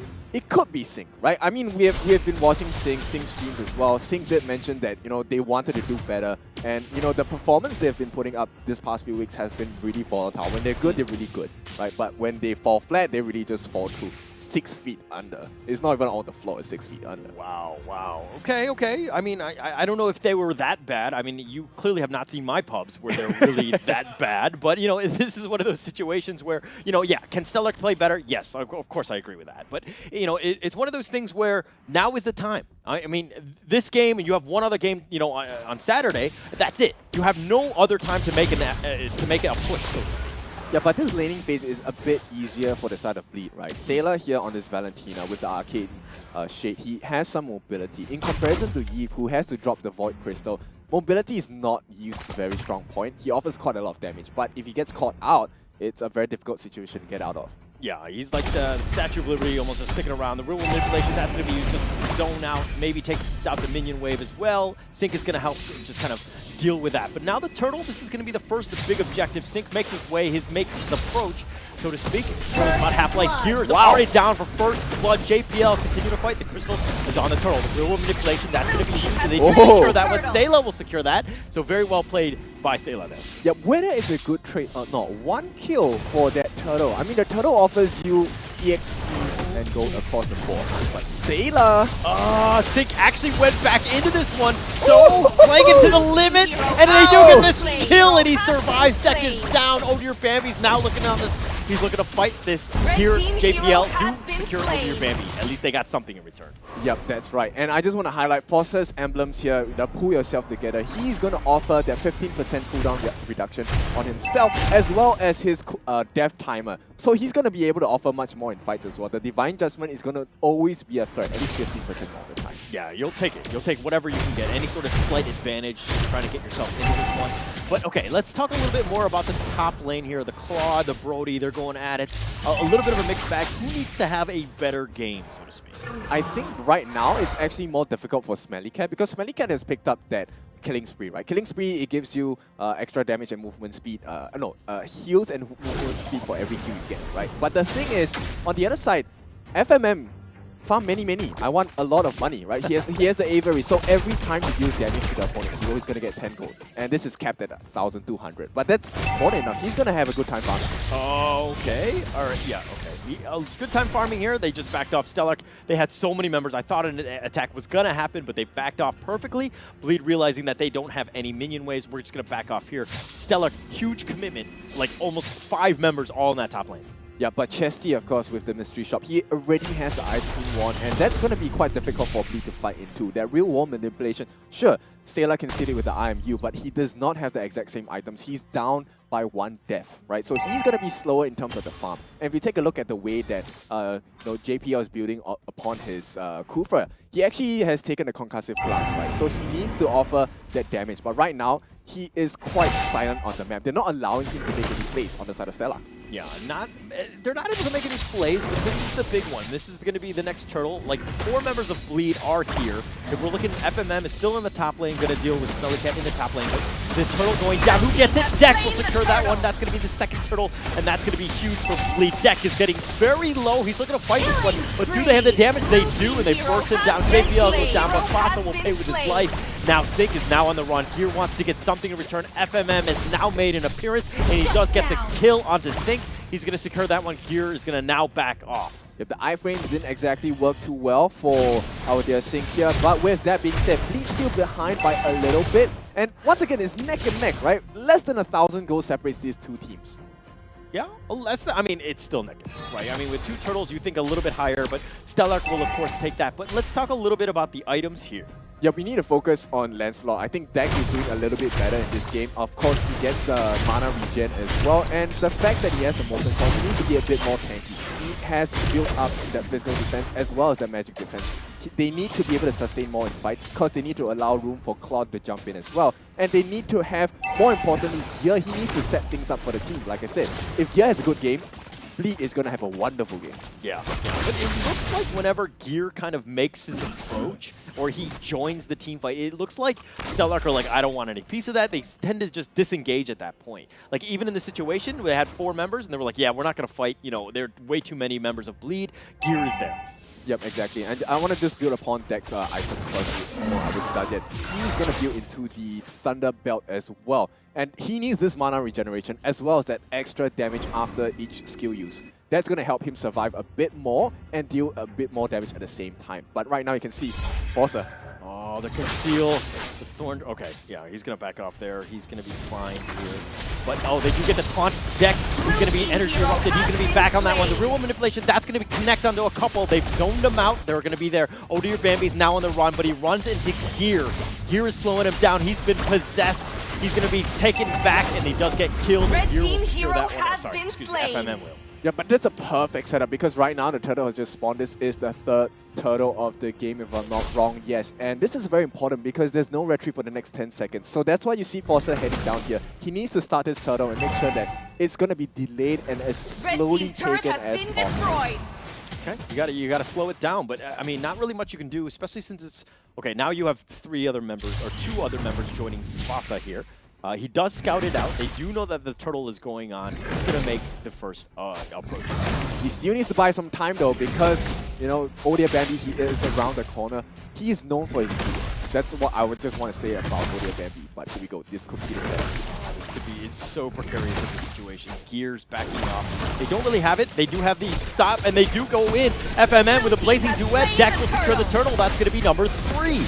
They've now nice petrified JPL. Deck is getting bursted here. JPL just barely able to survive thus far. Gear, no, JPL's going to be left for dead. No way you get away from them, and now Gear is going to be alive, but they do have 3 members of Bleed. They're going to back off after that turtle win. They get Gear as well. They have 4 members. They don't care, but the split play keeping him alive, but Smelly Cat's been possessed. He's going to back off, but they have the rest of Stellark just waiting, just patiently holding it out. Smelly Cat, a couple more.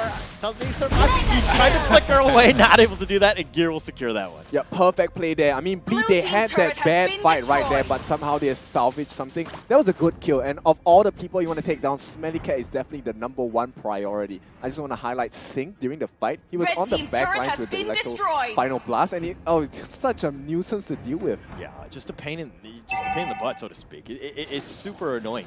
But let's talk a little bit about the damage dealt. Chesty here just been on point with his real manipulations. Just almost every team fight he's been on, you know, just a terror, so to speak.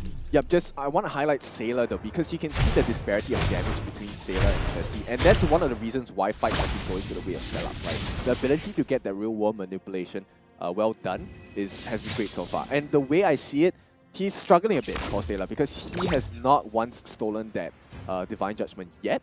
And I think it's really just the stress that Stellark has been placing on them. It's hard. I mean, the fights are happening so quickly. Just getting that ult and being able to steal it.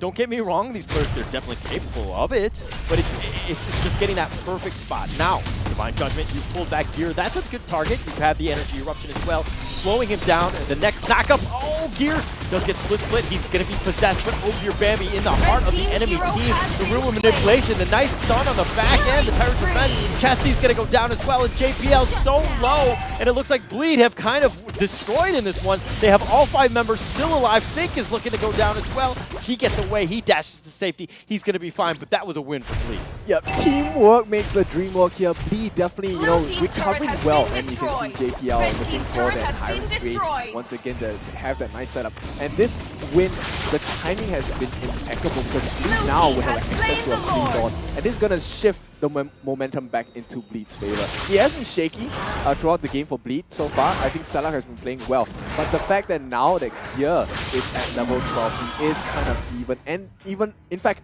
leading that experience bar. Gear is going to be a force to be reckoned with. I mean, look at this. You have Gear, Deck, and FMM all level 12. There's not a single level 12 player on Stellark.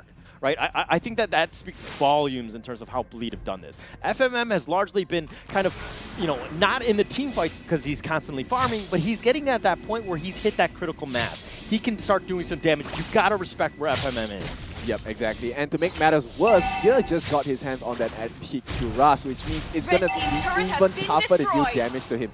Paired up with the 8% from his passive, like, he's just gonna stand in your face and eat your blows. Yeah, not much you can do at this point. And now Stellark on the back foot. They're defending here. The Lord is going to be crashing in the top lane. FMM will be supporting that push in there. But, you know, this is a situation where now Stellark, how do you get back in the lane? How do you get back in this game? They need to set up something for Smelly Cat here. His emblems have not been put to use at all. And Sync is going to try and defend the lane here on his own against all 5 members. Sync trying to stay alive. He's going to be there. They do defend.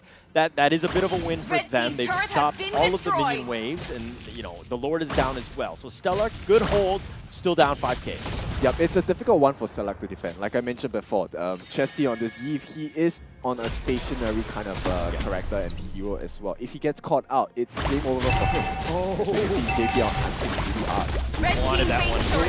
That's going to be used, but Sync is in this one, and Gear, and yeah, they're going to back off, just be zoned out. Gear's like, haha, catch me if you can, cannot. And he's just going to run to the bottom lane.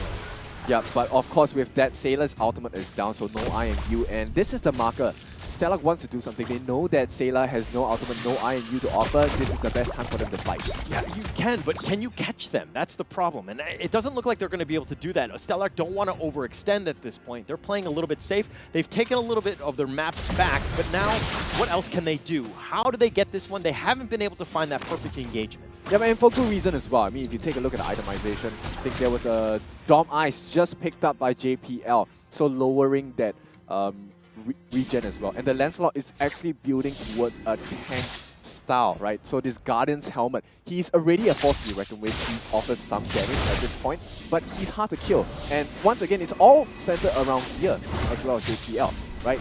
Give them the space. If Gear gets the lockdown on Smelly Cat, he is going to be winning the fight for them because Smelly Cat will be out of the fight entirely. And JPL with the Tyrant's Rage and Tyrant's Revenge gets a setup on the entirety of Stellark that's left around. Sure, you have Sync who's going to be able to run with the backlines, but what are you going to do when you're all alone?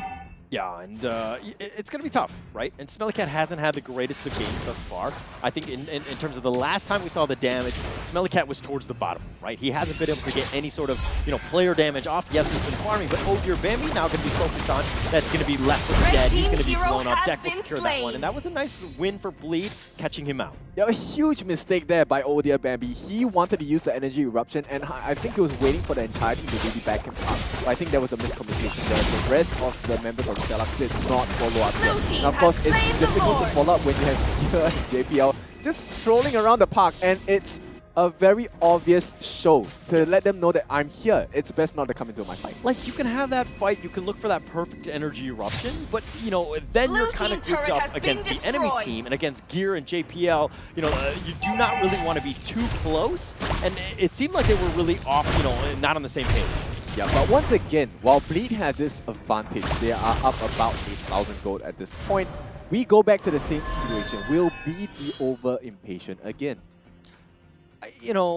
I want to say that they've learned from their mistakes, but Gear, okay, they're going to wait in the wings. They're going to just kind of look for that ambush, the flank. They're going to use Conceal. The Lord is now bashing on the base. They need to be careful about that. They do need to be I think the Lord is actually the most important thing, but the real manipulation, the fight is on. Sync is getting a little bit low. Gear is looking to just fight, but the Lord is just doing too much damage, and that looks like it's going to be it. You must secure the Lord. You must protect the base. That is the name of the game, sir. Yep, exactly. And a huge mistake by Stellark. I mean, we saw the game plan, right? They wanted to pincer them in right at that T3. They had that idea in mind. It's just that they were a little bit slow simply because of the stun from Sailor as well. Sailor, he gave up 99% of his life to allow the rest of the members to jump in. Gear as well as JPL were ready with the jump as well. All right, Bleed eSports, Stellark, 1-1. They're going to go to a Game 3. But Jace, your thoughts on Game 2? I don't know, ever since watching Bleed eSports since Season 1, they've always given me heart attacks. It's always this neck-and-neck positions that just makes it it's like, I asked for an interesting fight, but not this.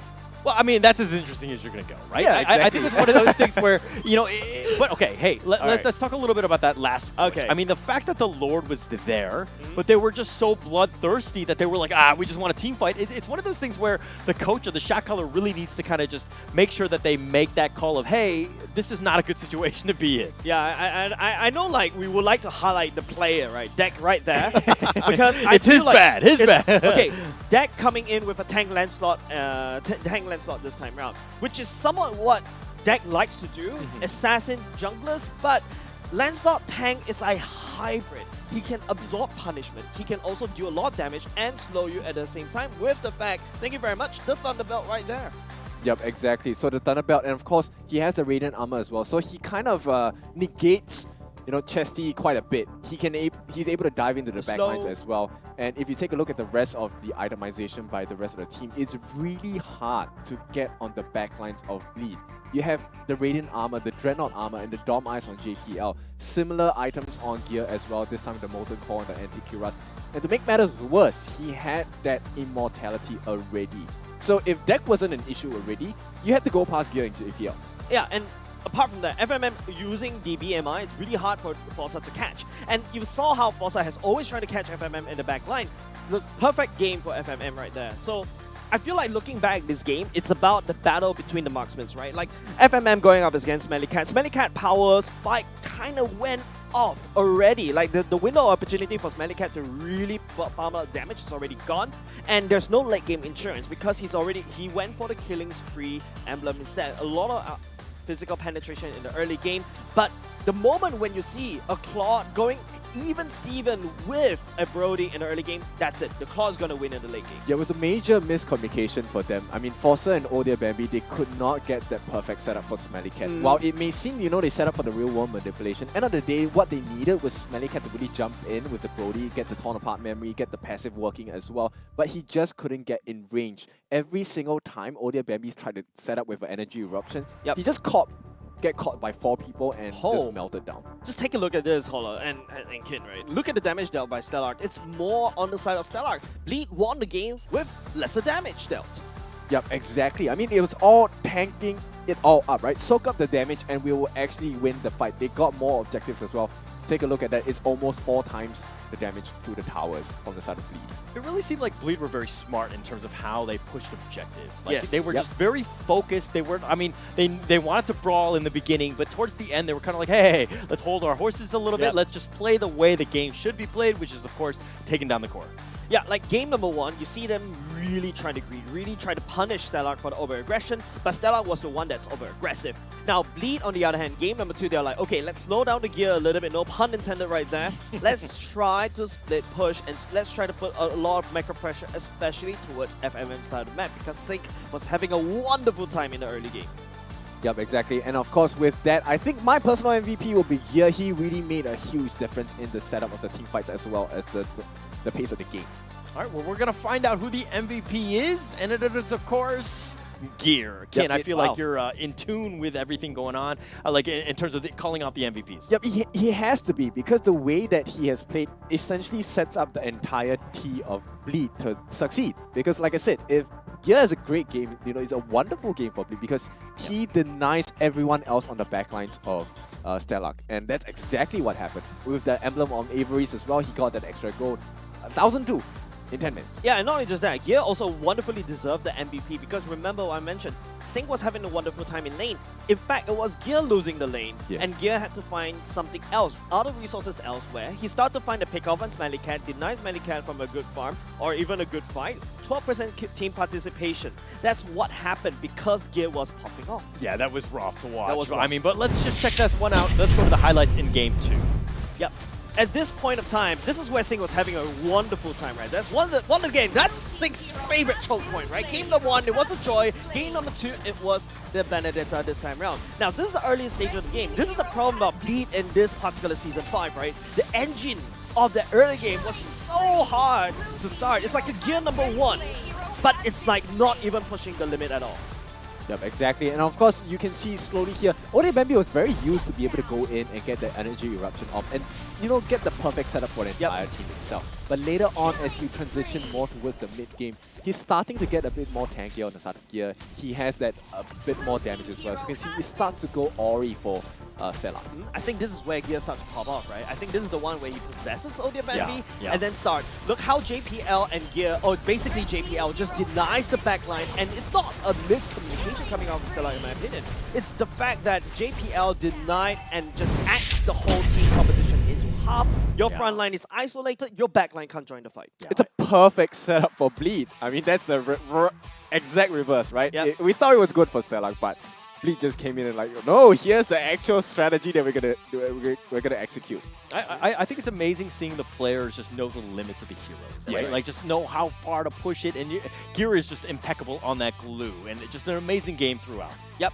Especially that one clutch play, right? And I think there's also one part of the clip where I really hope we get to see in the highlights earlier is when he caught out Smelly Cat in a 1v4. That's perfect chef's kiss. Yep, and we're going to go to a break, and we're going to be back with Game 3. We'll be right back.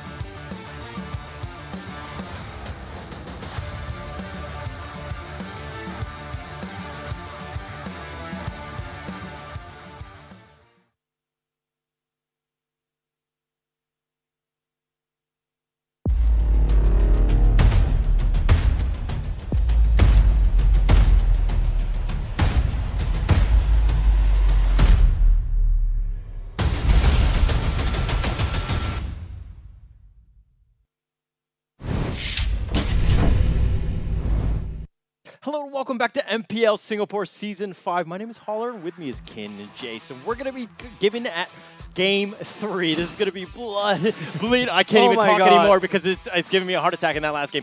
Bleed eSports Stellark Game 3. There's a lot at stake on this one. There's just, upper bracket potential. There's, of course, there's only 2 more games left. What's going to happen?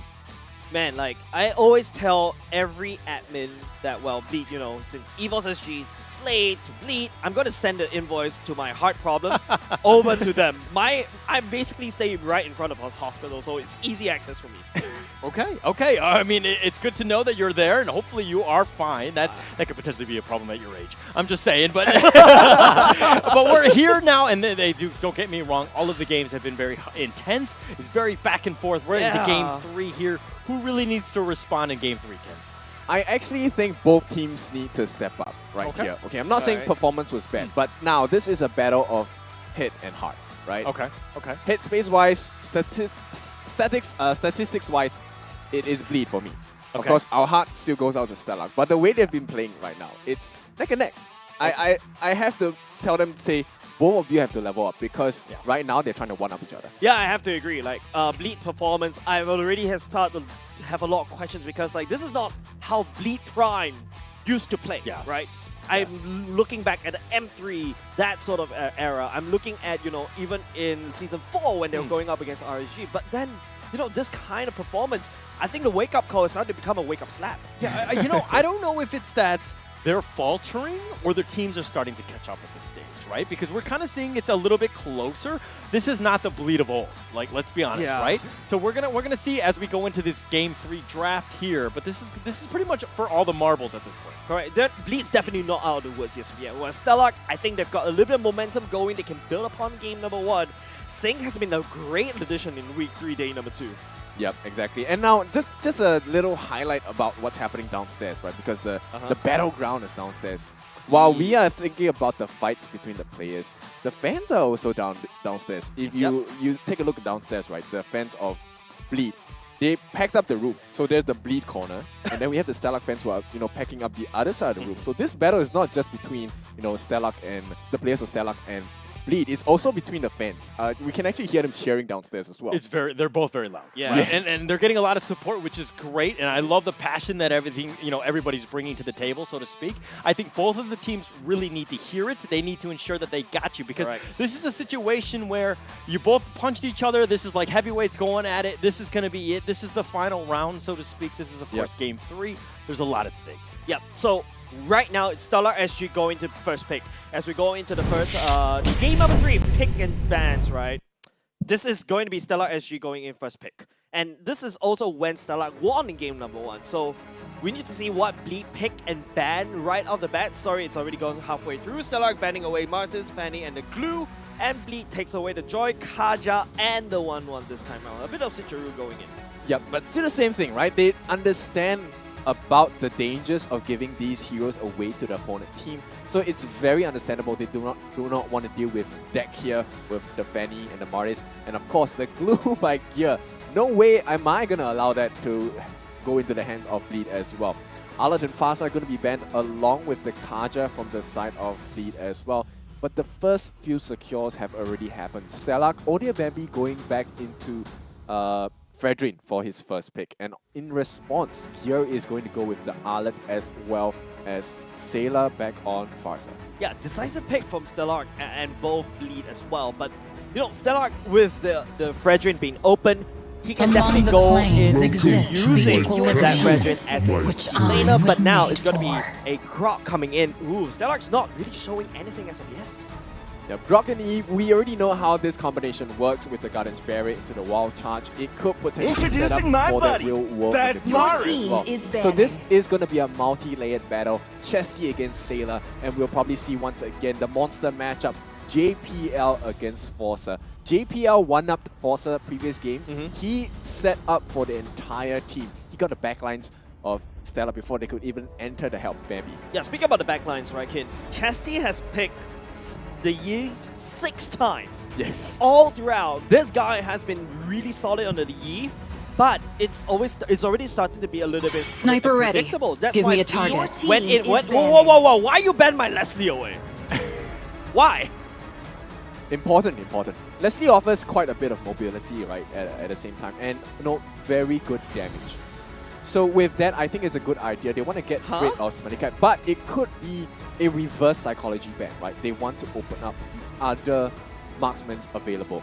Right now, we still have Melissa open on the board. It could be a fight between, Smelly Cat getting this Melissa back in his hands to go up against his Claude.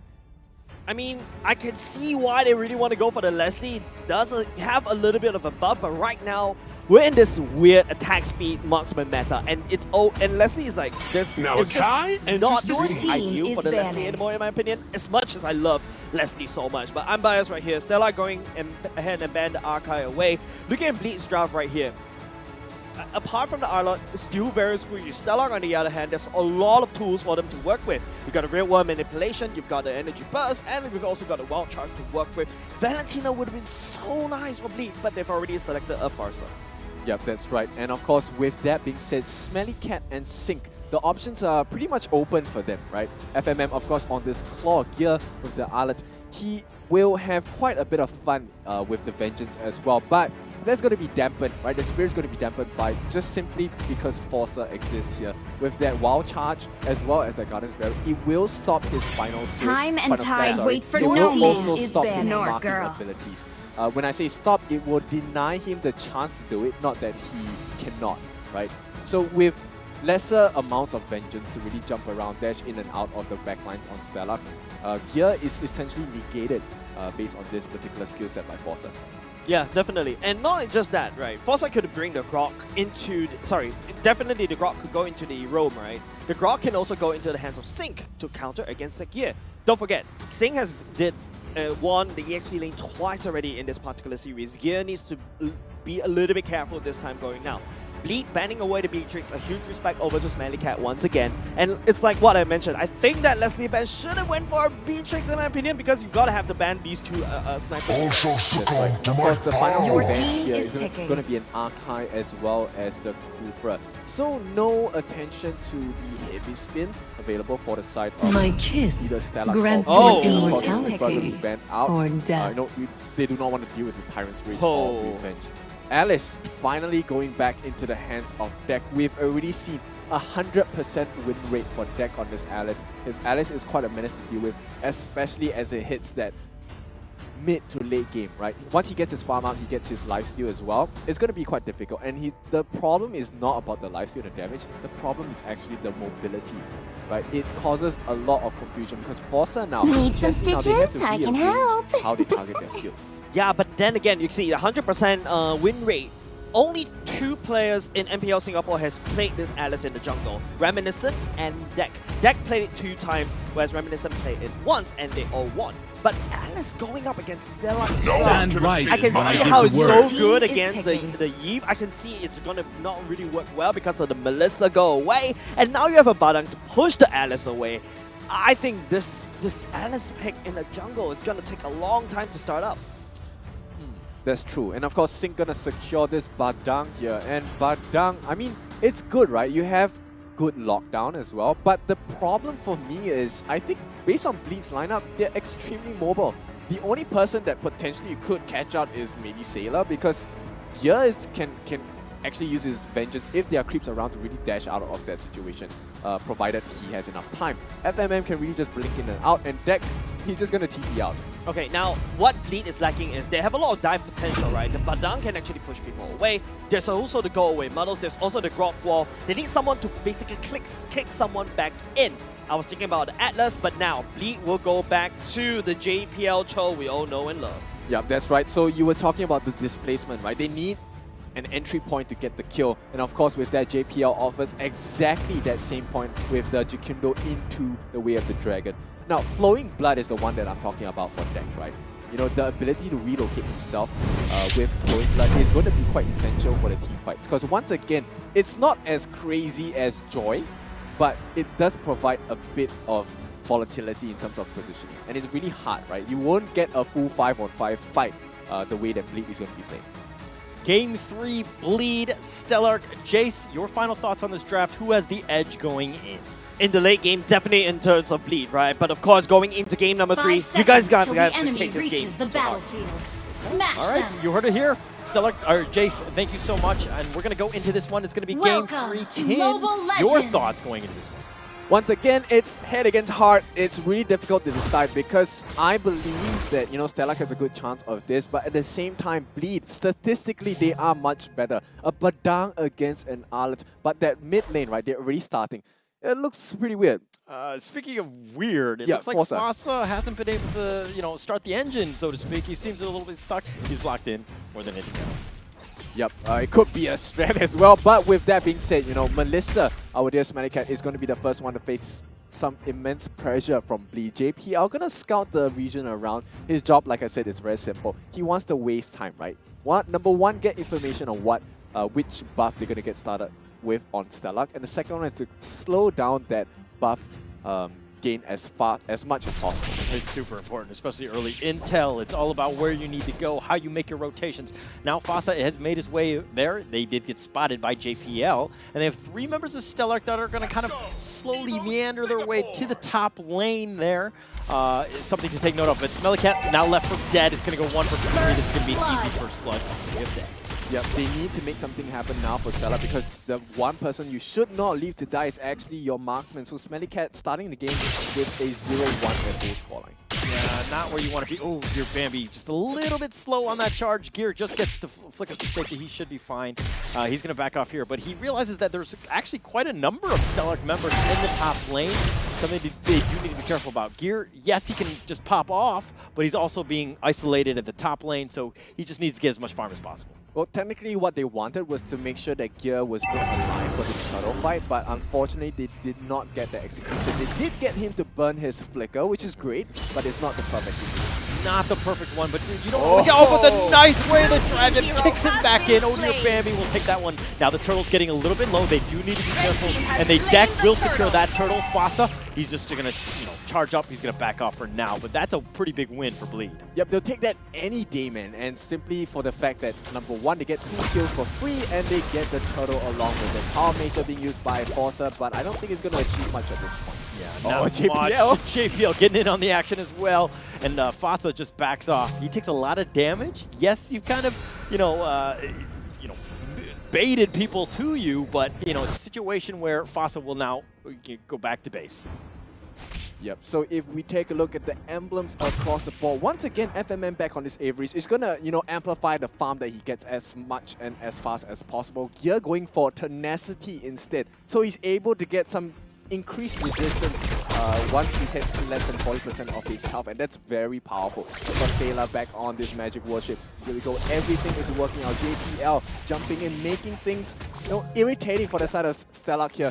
Flashback to Season 4 where he was causing a lot of damage and using our backline. He gets a kick in, but not going to achieve that way of the dragon because Chesty is still alive, but they do get the kill on JPL. Yeah, they got something, but I mean, JPL was just kind of going in, I guess attracting a lot of attention. I think Bleed should have cut their losses a little bit sooner and just be like, hey, you're dead, just go back to the lane and farm as much as possible. But now Sailor kind of pushing in the mid lane, just making things a little bit difficult here.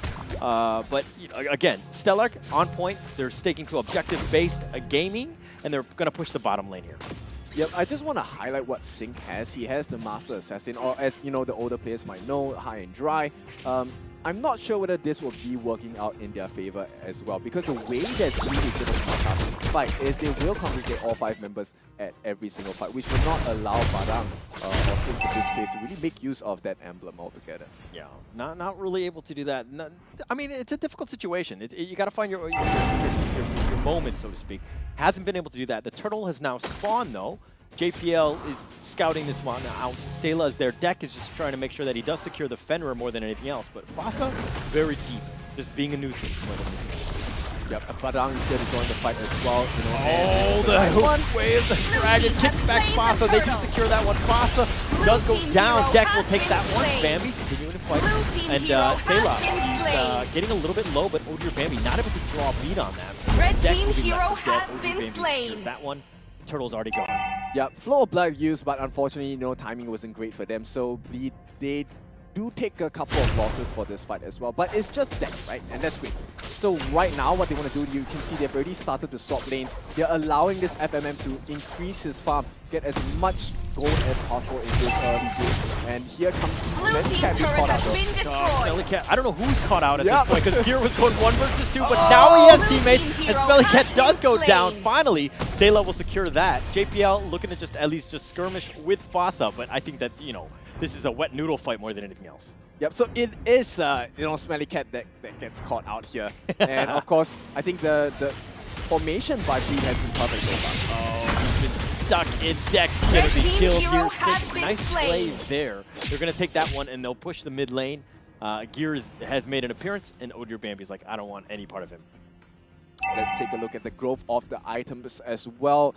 Dex already making things work for himself. He does have one defensive item, right? He has the Spark of Destiny as well, so he does offer some damage. But right now, Fossa with the wild charge. Yeah, wild charge. He's the wrong way. He's going to charge the wrong way, get killed there. But Sayla does go down in the end. That's a 1-for-1 trade. Not the worst thing, I would say, for Star. Yep, super close again. Every game is less than 1,000 gold between two teams, and it's really interesting. Sync here, gonna try and get the setup on here. The Blazing Duet is perfectly placed, nice positioning, and then he images to safety. And JPL getting a little bit low, he's going to be killed here. Chesty will take that one, but Odir Bambi continuing on. They have him, they have Gear, and Gear's going to be left for dead as well, and he goes down. Stellark are kind of getting back in this game. Yep, kind of unfortunate. Deck actually used the Blood Oath, and you know, that sustain is very irritating to deal with because Stellark, they have to waste so much time getting that kill in. And of course, Deck is really getting, like I said, Clock of Destiny, right? He does have that huge growth potential already, and it's really difficult to fight to him when you have support with people like JPL. When you come to the way of the dragon, it's very difficult to set yourself up perfectly. Like I said, it's difficult because Stellark, they have a, at this point, kind of one-dimensional setup, right? Yep. Fossa, when he jumps in. Oh, Feather Air Circuit is perfect, but the wild charge actually stops him. The rule of manipulation is going to be used in return. Sayla gets caught out. He's going to be killed, but Sync goes down as well. The Blazing Duet, all of the Odir Bambi, they can secure that one. FMM will take credit for that kill, but still, what, 2-for-1? Yep, it's actually still not a good trade in Stellark's favor, right? Turret has been destroyed. Blue team hero has been somewhat slain. snowballing as well. But so far, he has been died twice, 1, 2, and 5 on Odir Bambi. And it's not offering that much security for his team to go around and push the map as well. This is a moment where you look at kills, you look at what just happened, 3 deaths from Stellark. Blue team turret has been destroyed. Where you're like, oh my gosh, are we actually losing? But if we're looking at the net worth alone, a bit of neck and neck. I mean, damage is a whole other story though. Yep, Chesty offering, you know, surprising is Chesty offering a lot of damage. Top of the table, 24,000 along with Sync as well. But, you know, following closely behind Gear is at third place. But you can see the Feather Strike so good. Knocked up Chesty. Fossa is going to be killed as well. JPL gets away unscathed, so to speak, and Bleed are starting to dominate. Yep, they are. They will get this 1,000 gold lead so far as Sync is going to be forced to back away. Deck is happy to join the fight here. He's waiting for that perfect opportunity. He still has access to Blood Oath and ready to use it if necessary. If necessary, hasn't really found that moment right now. Bleed again, just kind of taking a little bit control over the map. They're starting to put a little, like, exert a little bit of dominance, just putting a little bit of pressure onto Stellark. And this is kind of one of those things where, like, Stellark is like, hey, we gotta back off. We gotta. Yep, this tenacity on Gear is really doing its work here. That 40%. I mean, it's hard to see, right? I don't actually see Gear dropping less than 40% most of the fights. But you see, it's already difficult to deal with him. He's 6, 1, and 4. And if he's already a monster to deal with, even before he hits that 40%, how are you going to deal with him when his tenacity is actually activated? Every time a Stellark sees Gear, they're like, oh crap, we just gotta back off. I feel like he's the guy that like nobody really wants to fight with. I mean, he's 6, 1, and 4, just completely like in your face, just being more than a nuisance at this point. But the Lord now, this is gonna be the big fight. Crystal zoning, Smelly Cat trying to find it. But Deck with this steal takes the Lord. Smelly Cat goes down, and that's gonna be a huge win. Yep, they're going to add insult to injury, taking Fossa along as well. It's not really working out for Stellark right here as Bleed. They have this whole game in control so far. Yeah, full control, and they don't care. They're going to dive. They're going to take this tower. They don't care what's going on. JPL is on the backside. He's not even at half life. He's fine. Deck goes in for this one. Nice stun, real world manipulation, that's going to be used. It does scurry away FMM and Gear. They're fine, they're going to get to safety. The teleport back in Rushton is going to hold down JPL, but the blazing duet, Zeke is looking to go down as well, and Gear goes down as well. I mean, this is looking, that was a rough fight for Bleed. I mean, this really shows the prowess of JPL. Yes, he got taken down, but the Jikundo into the way of the Dragon to knock them back. I mean, that was the perfect setup for the fight. And it looked like for a moment Bleed was going to struggle, right? But that turnaround, my goodness. Yeah, I didn't really expect that one. I thought that they kind of probably were pressing a little too quickly. I think they needed to like slow it down, right? You have an advantage. Now it's even closer. And this is a situation where, you know, as Stellark fans, you're like, okay, this is the comeback. This is that window of opportunity. Yep, and if you take a look at the lineup for Bleed, right, while it looks like they have a very strong early game, they also have a very good late game draft. Now, Stellark, on the other hand, they're not too far off as well. They do have some opportunities on the late game, but once again, it's about the variety of techniques, right? Now, let's take a look at the growth of items. Right now, tankability is not the top of the table for the side of Stellark, but they do need it. This Grog Forcer only has a Dom Ice as well, as one of the main core items. Oh, but they found Smelly Cat. Oh no, Gear does get him.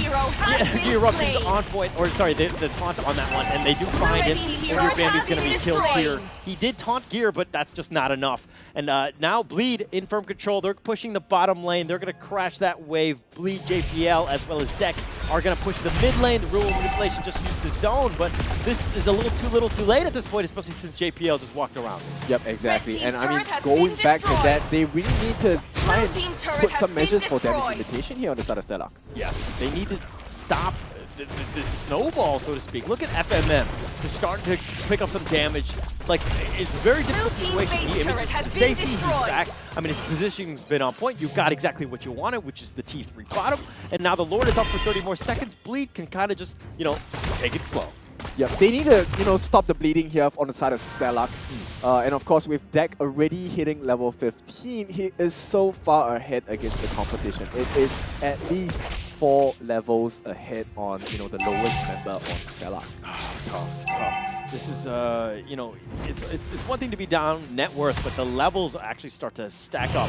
I mean, Deck is level 15. I mean, he's just been a monster. Gear's level 13, but 727, just killing everybody almost at will. And now Bleed with that net worth advantage, with that level advantage. Now they're going to go up against the Lord. How do they take this one? It's difficult, right? Right now, Stellark, they have to really just hope for some miracle to happen. They can only go for a steal. They cannot take a fight along with that Lord attempt as well. So they will see they will try to rotate as well. JPL maybe getting caught up now. He's ready for it. Right, JPL is not the target they want to look for. They want to look for FMM. Yeah, they want to find it, but he's, you know, he's not going to just stand out in the open. His positioning's been on point. Definitely been very safe. But they do see him on the minimap. It pushed in the top lane, so they do know that it's there. But then, are they splitting it away, trying to attract attention so that the Lord is now going to be started on? It looks like Deck will start the Lord here. Fossa just trying to go in. Maybe he gets the reset. Yep, it's difficult. I just want to highlight for Team Bleed, right? The reason why this Alice is so scary as one of the picks is the fact that you're going to force the entirety of the team to really go defense with a couple of defensive measures. They have to get this Radiant Armor as well on the tank. And that is gold that you're being forced to spend on items on a defensive capability. You want to go on the offensive as well. So, I mean, mentally it just shuts you down because you already have objective to hit even before the game starts. True. It's funny that you say that because it's like, are you a defensive player, offensive player? But in this case, I do agree. You need a little bit more defensive, you know, sustain. You need to just survive, right? I think that it's one of those situations where Bleed can just kind of blow you up. You do need to be careful, but Deck not giving up anything, just more scouting the Lord, making sure that nobody takes it. If anything, Fossa just being, again, just with these Guardian Walls, the resets, he's been on point. Yep, it's just about buying time, right? For the side of Bleed, they already have one T3 down. They just need to make sure that that T3 is that particular bot lane is being pressured so much to the fact that Stellark has to go back and defend the base. Yes, and Sync and I believe, yeah, Odir Baby is going to make his way an appearance to the Lord here. The Lord is almost at a quarter life at this point. Odir Baby is about half life. Does need to be careful. JPL and FMM, they do have some damage. You got to respect it. The barrier is going to be used. The feathered airstrike is going to be used, but the Lord has already been taken. Deck is going to take that one, and they do have the energy eruption. That's going to be a nice little that they've got. Deck is in the fight. He's in the heart of the enemy. Sync is going to go down. Salem for that one. Smelly Cat looking to fight. FMM's got so much damage, and he's looking to just blow him up. He gets the image, he gets the safety. Smelly Cat still sticking around though. I think he's a little too far, and he does get killed as well. Gear will secure that one. FMM will take out your Bambi, and this is looking to be all Bleed at this stage. Yeah, bleeding out for sure. Stellark does not make it work for themselves. You know, Bleed, they have this huge advantage and it's very difficult. But with that Bleed, they didn't start exactly with the best start. But it's not how you start, it's how you end. And Bleed takes this series 2-1. All right, so that was a perfect game. 15 minutes, that's exactly what you wanted to do. Bleed, understanding the limits, it's like, hey, maybe we play around game 1, we just win game 2 and 3. That's been our MO, so to speak. But Jace, your thoughts on that game? Man, you can see Bleed, right? This is not an eruption of success. It's more like, phew, we just survived the day. Yeah. But seriously, this is a very strong game number 3. They did what the KTB did, right? Basically, I need to try a snowball early game. They need to try to win the early game fight. But the worst thing is, for Stellark on the other hand, is that they win an early game fight with a late game draft. Yes, exactly. That's the point I was trying to make as well. Stellark has a decent late game draft as well. Yeah, decent late game draft, but that's why you can see the slight power spike in the mid game where you saw, you know, Stellark start to climb up a little bit in terms of the rankings, sort of the damage. But, you know, Bleed, that Alice, that 2k gold lead that you think he has, no. He has infinite scaling in a sense because of the HP.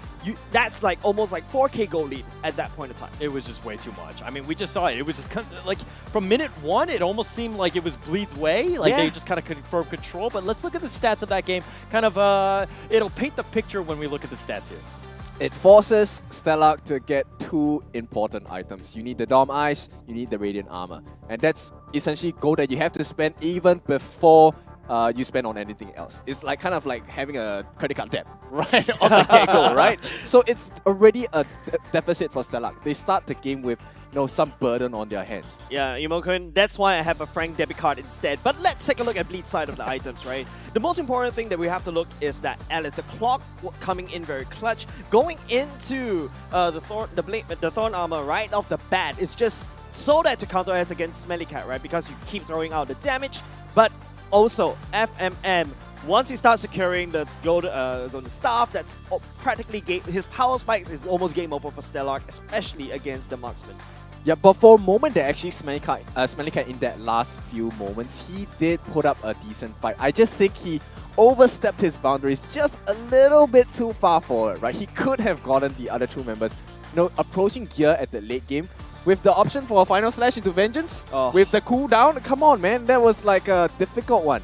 Yeah, you talk about the final slash, right? I'm excited to see that one beautiful, well-played Gear and JPL working in sync, no pun intended right there, just to isolate all their Bambi. Like, that's like a displacement of like, what, from almost the base turret to almost like close to the first tier turret. Yep, it was very difficult for the side of Stellark, right? And I have to point out, I mean, Forza and Bambi, I think they did a good job of trying to set things up. Yep. Sync as well with the wall, but it couldn't really work because the way that Bleed fights, they're really all over the place. Like, that flowing blood by Deck is just repositions her into a new angle. And while you're focused on Deck, Gear's on the backlines with the Vengeance jumping around. If he gets the reset, he gets the final slash. Another few sets of Vengeance again, which he also gets lifesteal from. Just very well played, I think, by Bleed. I think that you see the entire draft, they had a strategy in mind, they knew what they needed to have done, but what is who do you think is going to be the MVP, Jace? I think the MVP coming from Bleed is Deck, man. He's come in with the flowing blood just to take away the first Lord. That's when the momentum starts kicking in, and then when Deck starts to just absorb all those minions in the mid lane because Sailor just giving it up. No, he's just gonna get stonks, but then MVP Arlott, of course. Okay. I think that maybe they just didn't want to change the picture, so to speak, because there seems to be in every MVP for Bleed eSports.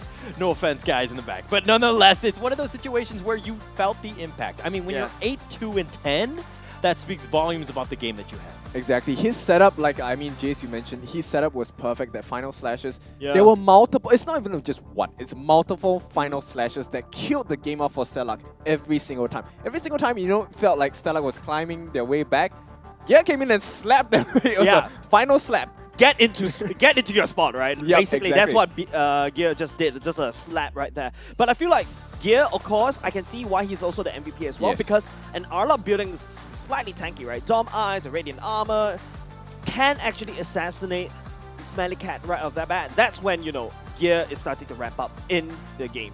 Yeah, and I feel like almost in like the draft or the, you know, the game itself, you just need to just stop here, right? You just have him have a bad game, let somebody else beat you. But here's the highlight. Yeah, throw the spanner into Gear, right? But right now, just take a look. This is the early game, by the way. It's already 4 kills ahead, 3 kills ahead for the side in the favor of Bleed. And Deck, I think at this point in time, I think this is one of his first deaths. By that time, Deck is already 2-1-2. Now, the biggest issue about this is that you have a late game drop that is snowballing in the early game. Yes, I think this is the point where you see Stellark coming in with some sense of life already because, you know, they've hit the power spikes, they hit the mid-game power spikes already.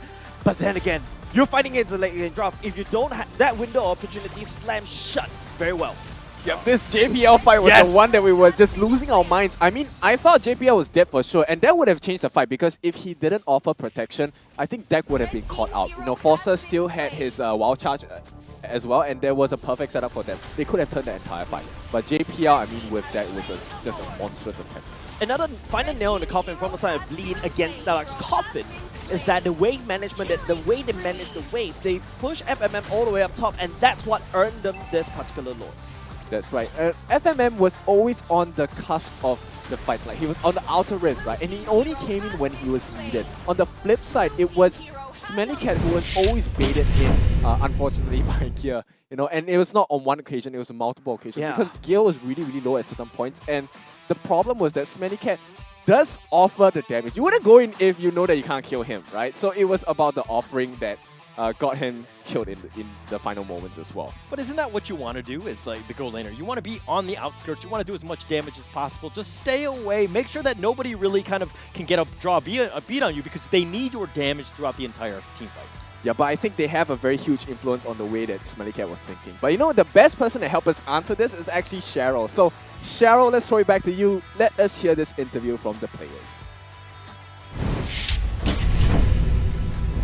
Thanks, guys. That was such a sweet match. And right now here, Man of the Hour, if I'm not mistaken as well, Man of the Week previously.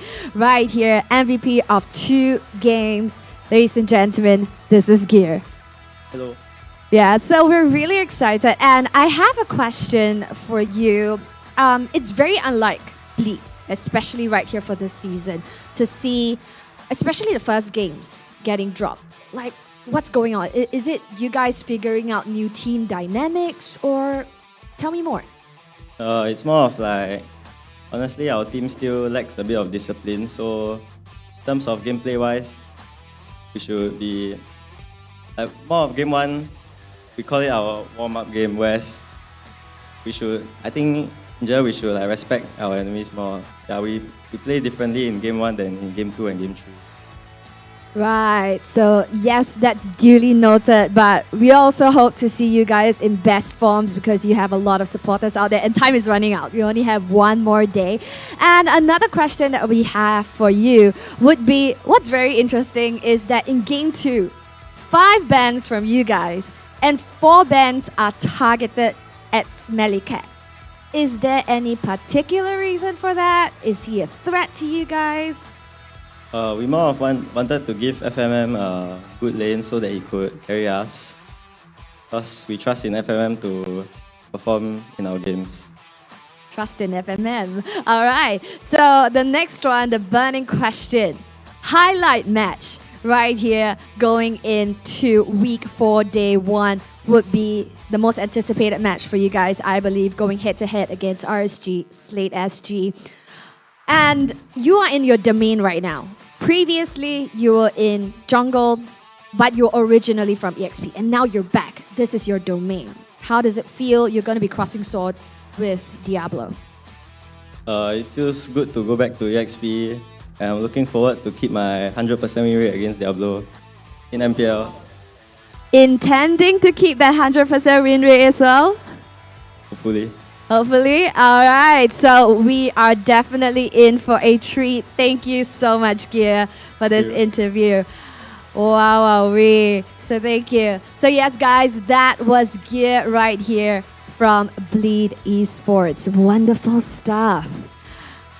What an insight. So you see, guys, the match that all of you guys are looking forward to. Bleed Esports going head-to-head against RSG Slate SG. Is it just they have just taken their name, or will they take that glory from RSG Slate SG and, you know, put a little link in that undefeated streak that RSG Slate SG currently has? We can only find out. Now, ladies and gentlemen, for today, the highlight match is gonna be happening next. Happening at 1 p.m., ladies and gentlemen, the highlight match of RSG Slate SG going head-to-head against Team SMG SG. Now, what makes this match super interesting? It's based on the overall standings right now. RSG Slate SG stands undefeated, and they're in the first position, and Team SMG SG is just right below them. So we will see positions 1 and 2 facing off each other in the highlight match happening later on for match 2. I would like to hint that this is going to be a match fit for playoffs. You would definitely want to be there, so stick around and join us for match 2 happening at 1 p.m. See you then.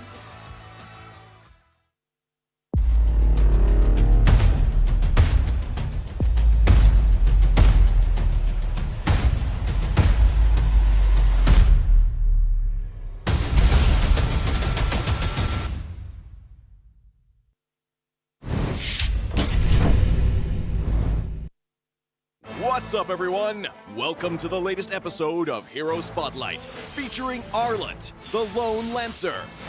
Arlet is a highly mobile fighter that weaves through battle like a vengeful wraith. Hero skills. First skill, Dauntless Strike. Arlet slams down his spear, dealing physical damage. Closer targets will be stunned momentarily, while those further away will be stunned for the full duration. Second skill, Vengeance. Arlet charges at a target with his spear, dealing physical damage. If the target is marked by Demon Gaze, this skill is guaranteed to crit and reset its cooldown. It will also restore Arlet's HP. Ultimate, Final Slash. Arlet performs a wide, sweeping attack, dealing physical damage to targets and displacing them to the end of the swing. Passive skill, Demon Gaze. Arlet's demonic eyes will periodically mark a nearby enemy hero. Demon Gaze will also mark enemy units near Arlet that are affected by control effects from any source. Pro tips. Dauntless Strike is best used from a short distance, positioned to catch enemies at the end of the AoE for the full stun effect. Vengeance is Arlet's primary source of damage and sustain. If an enemy is just out of reach, stun minions and use Vengeance to leapfrog and quickly cover the gap. When low on HP, Arlet can mark a group of minions with his stun and chain cast Vengeance to quickly recover. Final Slash is a powerful displacement ability that can push enemies out of position for picks or unleashed at the perfect moment to catch the entire team. Combo tips. During the laning phase, wait for your passive to mark the enemy hero. Then strike them with Vengeance, followed by Dauntless Strike to stun and reapply the mark. Use Vengeance again and weave in a basic attack before finishing with another Vengeance. When going into a team fight, look for opportunities to use Vengeance on marked enemies. Use Final Slash to mark and group up enemies and tear into them with skill resets. Use Dauntless Strike to stun low enemies and finish them off with Vengeance. Tactics. Arlet is a formidable hero in the early and mid-game. By repeatedly marking the enemy, he can use Vengeance multiple times in quick succession to wear down his opponent while healing himself. After gearing up in the late game, Arlet becomes an even deadlier force, with more defense on top of his mobility and the constant healing from Vengeance resets. Arlet can sustain himself through the fight to continue dishing out damage. For his role as a fighter, we recommend this equipment build to bolster his damage and self-sustain. Choose the fighter emblem to further enhance his survivability, and for battle spells, we recommend Petrify to synergize with his passive and Vengeance skill. Arlet, the Lone Lancer, coming February 14th. 30% off during launch week. Get his Wandering Spear skin for only 51 diamonds the first 2 weeks. And until next time, we'll be seeing you in the Land of Dawn. Arlet, Lone Lancer, official release 0214. Pain is the proof that I'm still alive.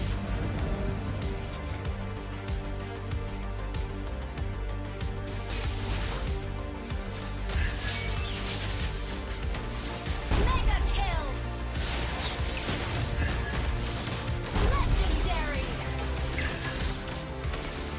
Double kill. I'm stopping time.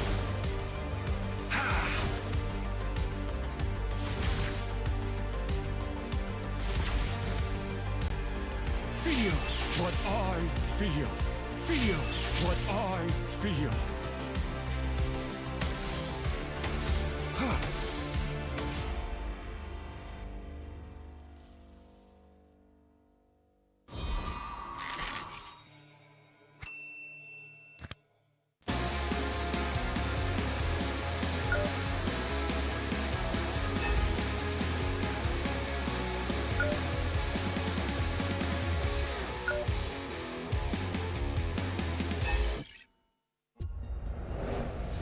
I am Optimus Prime. No one can outrun Bumblebee.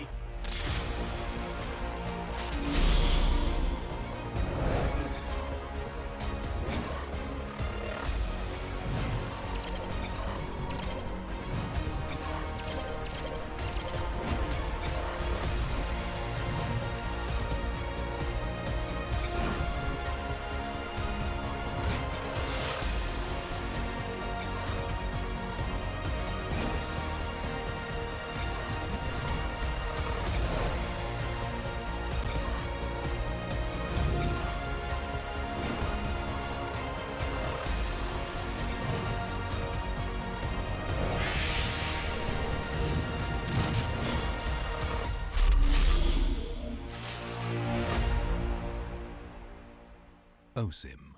What's up, everyone? Welcome to the latest episode of Hero Spotlight, featuring Arlet, the Lone Lancer. Arlet is a highly mobile fighter that weaves through battle like a vengeful wraith.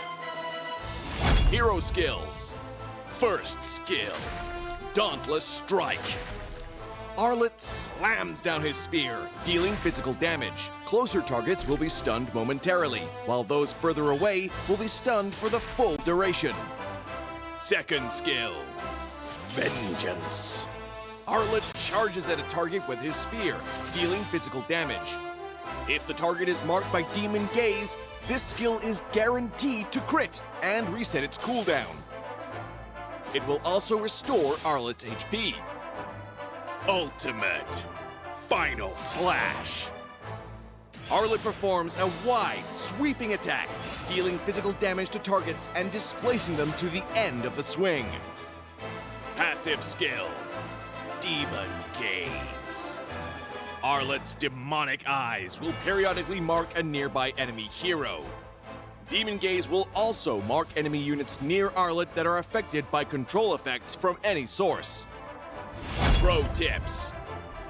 Dauntless Strike is best used from a short distance, positioned to catch enemies at the end of the AoE for the full stun effect. Vengeance is Arlet's primary source of damage and sustain. If an enemy is just out of reach, stun minions and use Vengeance to leapfrog and quickly cover the gap. When low on HP, Arlet can mark a group of minions with his stun and chain cast Vengeance to quickly recover.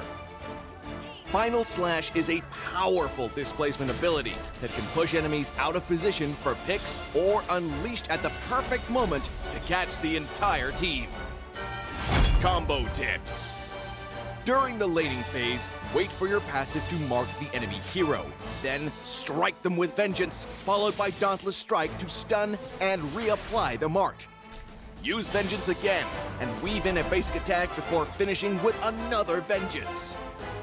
When going into a team fight, look for opportunities to use Vengeance on marked enemies. Use Final Slash to mark and group up enemies and tear into them with skill resets. Use Dauntless Strike to stun low enemies and finish them off with Vengeance. Tactics. Arlet is a formidable hero in the early and mid-game. By repeatedly marking the enemy, he can use Vengeance multiple times in quick succession to wear down his opponent while healing himself. After gearing up in the late game, Arlet becomes an even deadlier force, with more defense on top of his mobility and the constant healing from Vengeance resets. Arlet can sustain himself through the fight to continue dishing out damage. For his role as a fighter, we recommend this equipment build to bolster his damage and self-sustain. Choose the fighter emblem to further enhance his survivability, and for battle spells, we recommend Petrify to synergize with his passive and Vengeance skill. Arlet, the Lone Lancer, coming February 14th. 30% off during launch week. Get his Wandering Spear skin for only 51 diamonds the first 2 weeks. And until next time, we'll be seeing you in the Land of Dawn. Arlet, Lone Lancer, official release 0214. Pain is the proof that I'm still alive.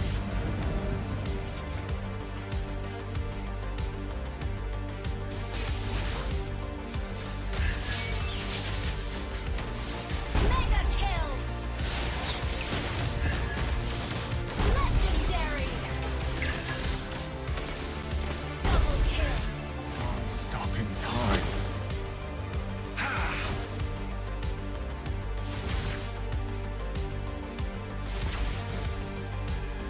Feel what I feel. Feel what I feel.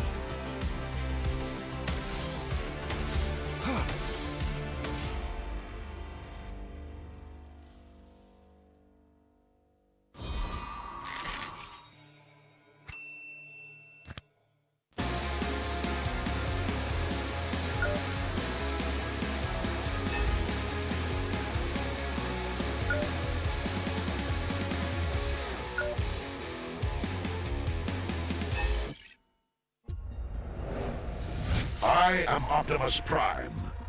No one can outrun Bumblebee.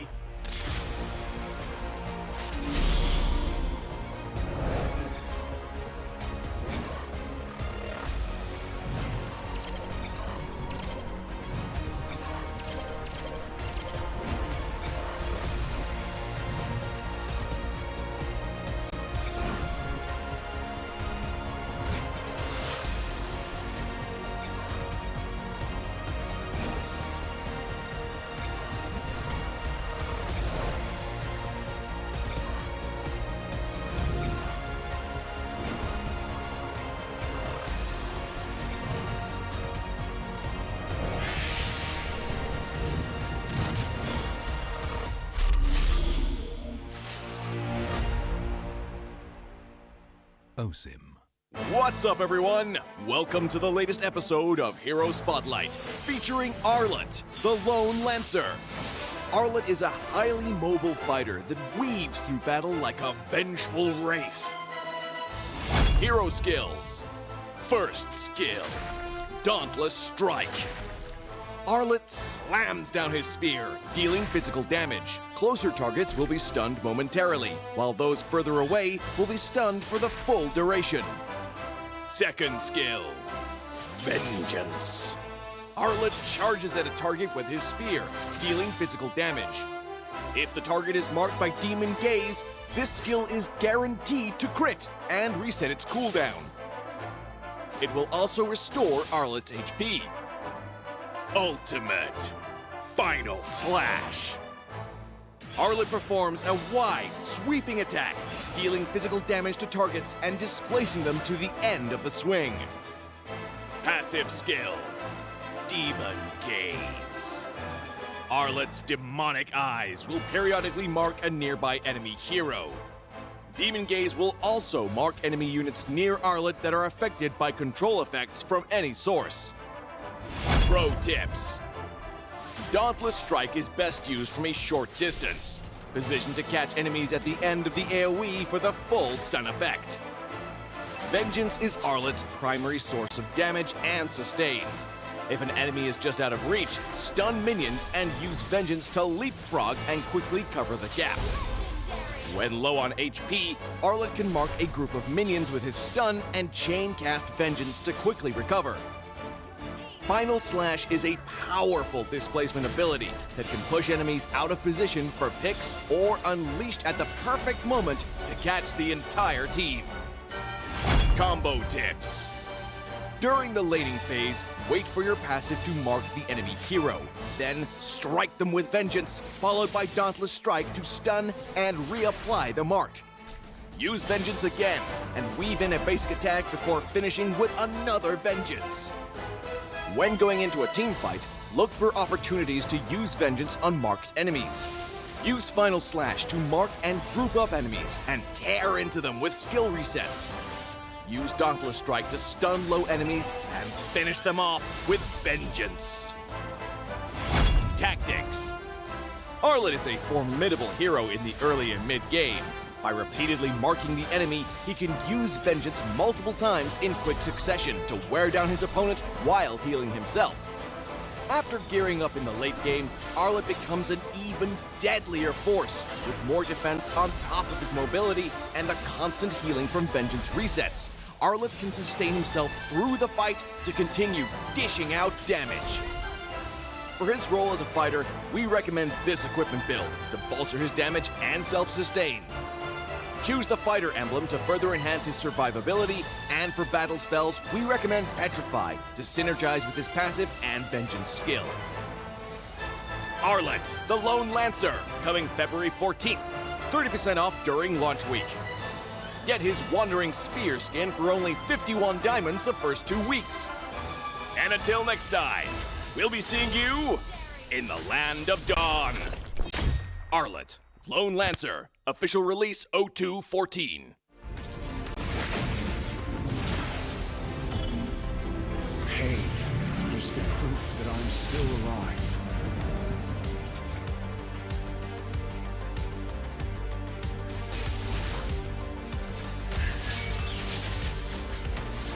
Mega kill.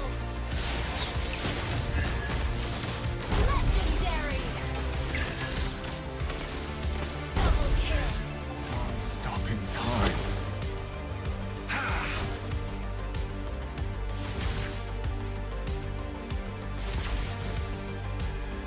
Feel what I feel. Feel what I feel.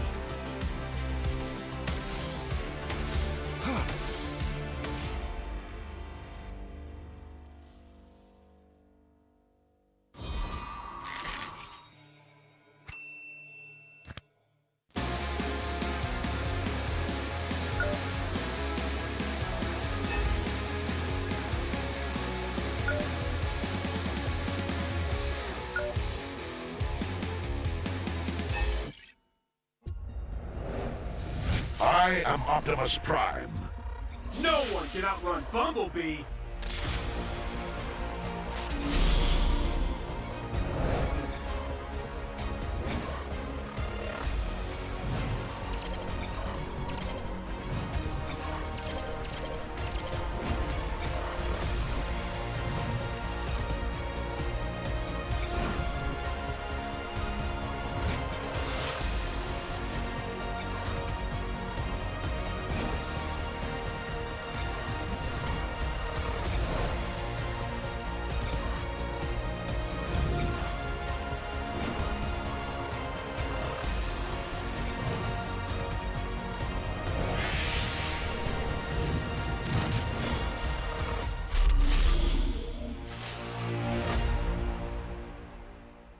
OSIM. What's up, everyone? Welcome to the latest episode of Hero Spotlight, featuring Arlet, the Lone Lancer. Arlet is a highly mobile fighter that weaves through battle like a vengeful wraith. Hero skills. First skill, Dauntless Strike. Arlet slams down his spear, dealing physical damage. Closer targets will be stunned momentarily, while those further away will be stunned for the full duration. Second skill, Vengeance. Arlet charges at a target with his spear, dealing physical damage. If the target is marked by Demon Gaze, this skill is guaranteed to crit and reset its cooldown. It will also restore Arlet's HP. Ultimate Final Slash. Arlet performs a wide, sweeping attack, dealing physical damage to targets and displacing them to the end of the swing. Passive skill, Demon Gaze. Arlet's demonic eyes will periodically mark a nearby enemy hero. Demon Gaze will also mark enemy units near Arlet that are affected by control effects from any source. Pro tips. Dauntless Strike is best used from a short distance, positioned to catch enemies at the end of the AoE for the full stun effect. Vengeance is Arlet's primary source of damage and sustain. If an enemy is just out of reach, stun minions and use Vengeance to leapfrog and quickly cover the gap. When low on HP, Arlet can mark a group of minions with his stun and chain cast Vengeance to quickly recover. Final Slash is a powerful displacement ability that can push enemies out of position for picks or unleashed at the perfect moment to catch the entire team. Combo tips. During the laning phase, wait for your passive to mark the enemy hero. Then strike them with Vengeance, followed by Dauntless Strike to stun and reapply the mark. Use Vengeance again and weave in a basic attack before finishing with another Vengeance. When going into a team fight, look for opportunities to use Vengeance on marked enemies. Use Final Slash to mark and group up enemies and tear into them with skill resets. Use Dauntless Strike to stun low enemies and finish them off with Vengeance. Tactics. Arlet is a formidable hero in the early and mid-game. By repeatedly marking the enemy, he can use Vengeance multiple times in quick succession to wear down his opponent while healing himself. After gearing up in the late game, Arlet becomes an even deadlier force, with more defense on top of his mobility and the constant healing from Vengeance resets. Arlet can sustain himself through the fight to continue dishing out damage. For his role as a fighter, we recommend this equipment build to bolster his damage and self-sustain. Choose the fighter emblem to further enhance his survivability, and for battle spells, we recommend Petrify to synergize with his passive and Vengeance skill. Arlet, the Lone Lancer, coming February 14th. 30% off during launch week. Get his Wandering Spear skin for only 51 diamonds the first 2 weeks. And until next time, we'll be seeing you in the Land of Dawn. Arlet, Lone Lancer, official release 0214. Pain is the proof that I'm still alive.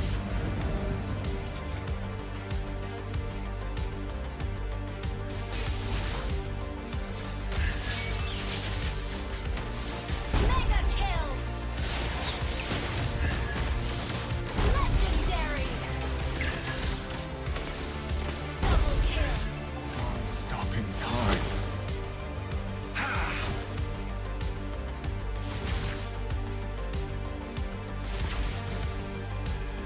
Feel what I feel. Feel what I feel.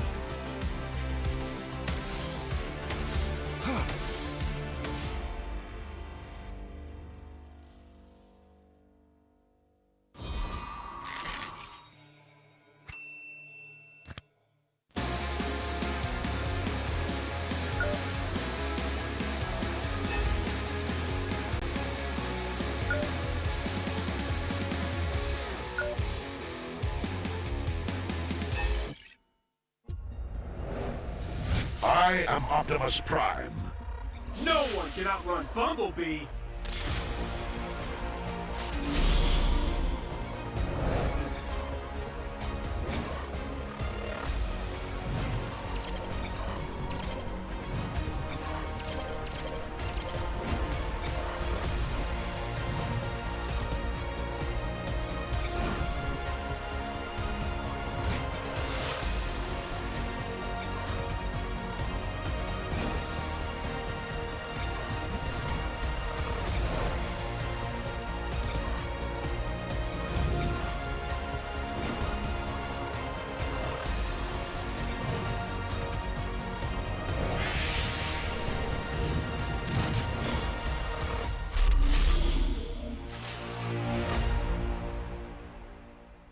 Hero-Sim. What's up, everyone? Welcome to the latest episode of Hero Spotlight, featuring Arlet, the Lone Lancer. Arlet is a highly mobile fighter that weaves through battle like a vengeful wraith. Hero skills. First skill, Dauntless Strike. Arlet slams down his spear, dealing physical damage. Closer targets will be stunned momentarily, while those further away will be stunned for the full duration. Second skill, Vengeance. Arlet charges at a target with his spear, dealing physical damage. If the target is marked by Demon Gaze, this skill is guaranteed to crit and reset its cooldown. It will also restore Arlet's HP. Ultimate Final Slash. Arlet performs a wide, sweeping attack, dealing physical damage to targets and displacing them to the end of the swing. Passive skill, Demon Gaze. Arlet's demonic eyes will periodically mark a nearby enemy hero. Demon Gaze will also mark enemy units near Arlet that are affected by control effects from any source. Pro tips. Dauntless Strike is best used from a short distance, positioned to catch enemies at the end of the AoE for the full stun effect. Vengeance is Arlet's primary source of damage and sustain. If an enemy is just out of reach, stun minions and use Vengeance to leapfrog and quickly cover the gap. When low on HP, Arlet can mark a group of minions with his stun and chain cast Vengeance to quickly recover. Final Slash is a powerful displacement ability that can push enemies out of position for picks or unleashed at the perfect moment to catch the entire team. Combo tips.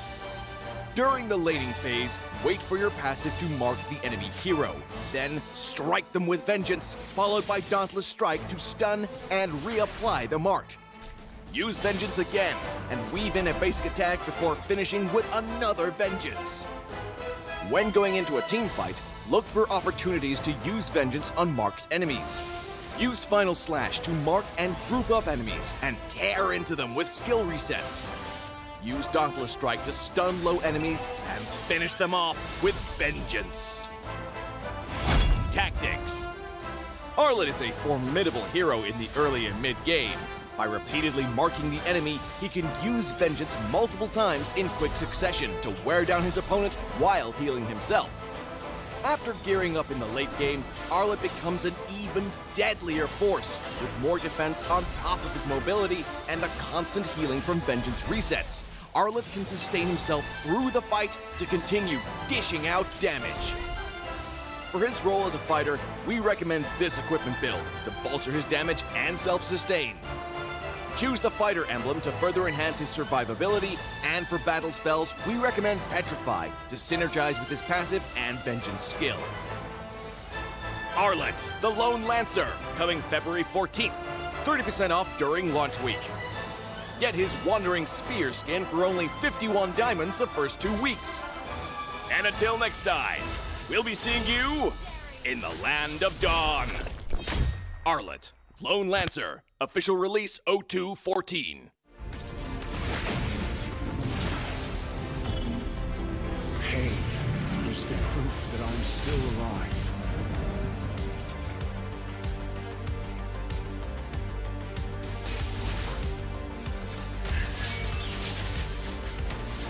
Mega kill. Legendary. Double kill. Stopping time.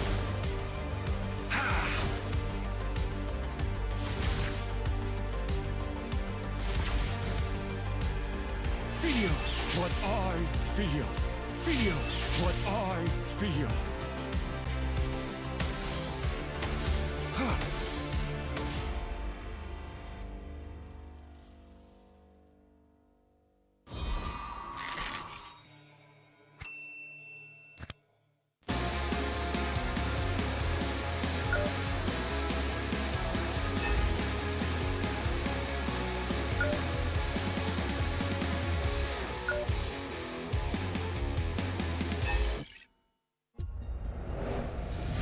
I am Optimus Prime. No one can outrun Bumblebee.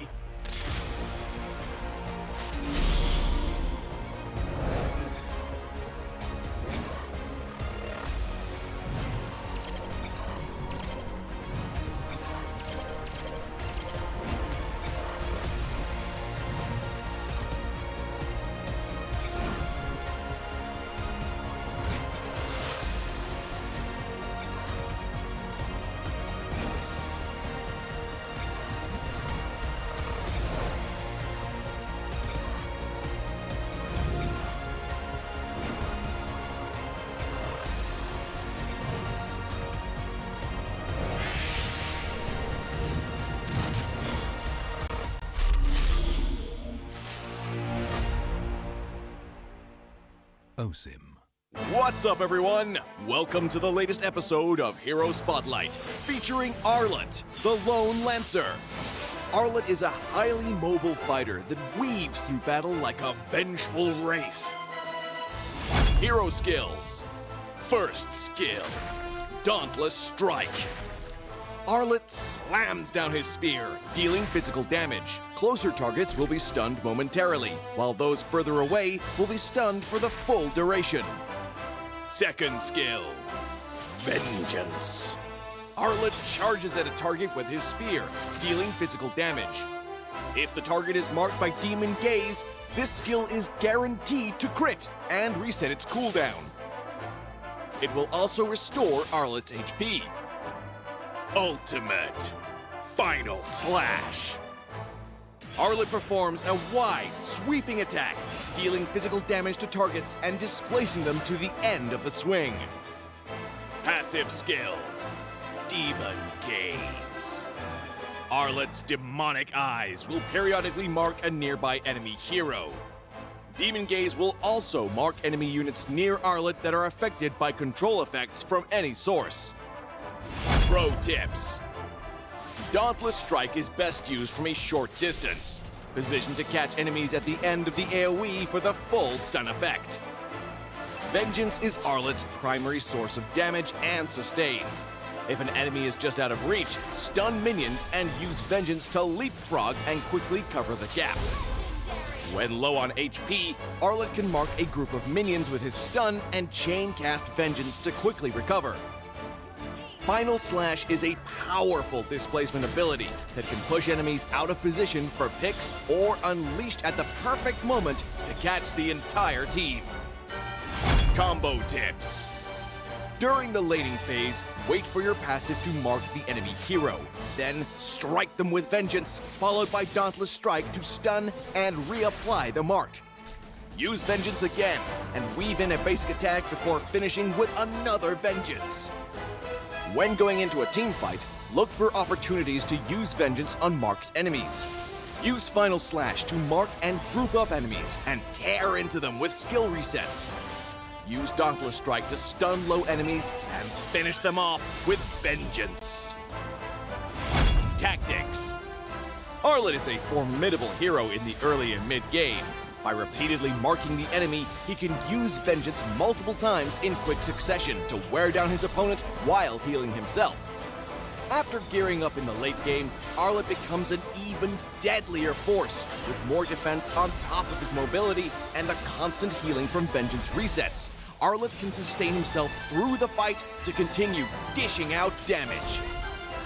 For his role as a fighter, we recommend this equipment build to bolster his damage and self-sustain. Choose the fighter emblem to further enhance his survivability, and for battle spells, we recommend Petrify to synergize with his passive and Vengeance skill. Arlet, the Lone Lancer, coming February 14th. 30% off during launch week. Get his Wandering Spear skin for only 51 diamonds the first 2 weeks. And until next time, we'll be seeing you in the Land of Dawn. Arlet, Lone Lancer, official release 0214. Pain is the proof that I'm still alive.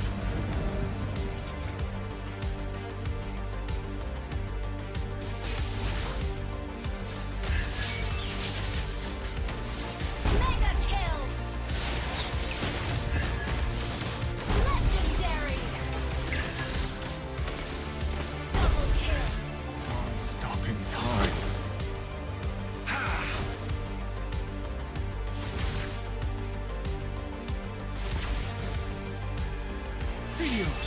I feel.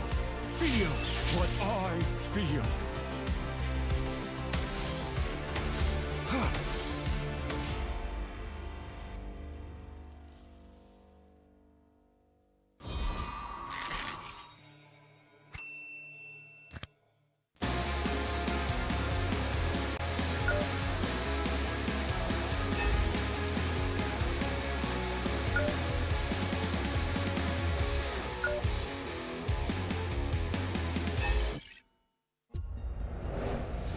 I am Optimus Prime.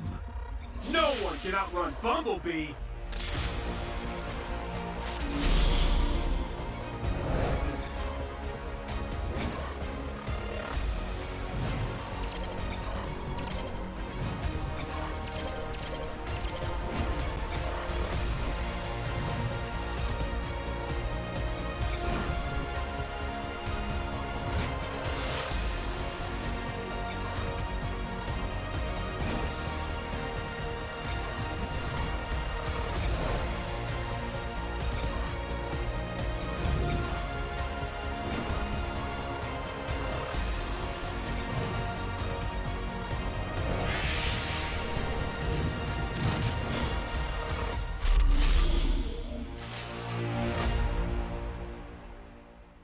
OSIM.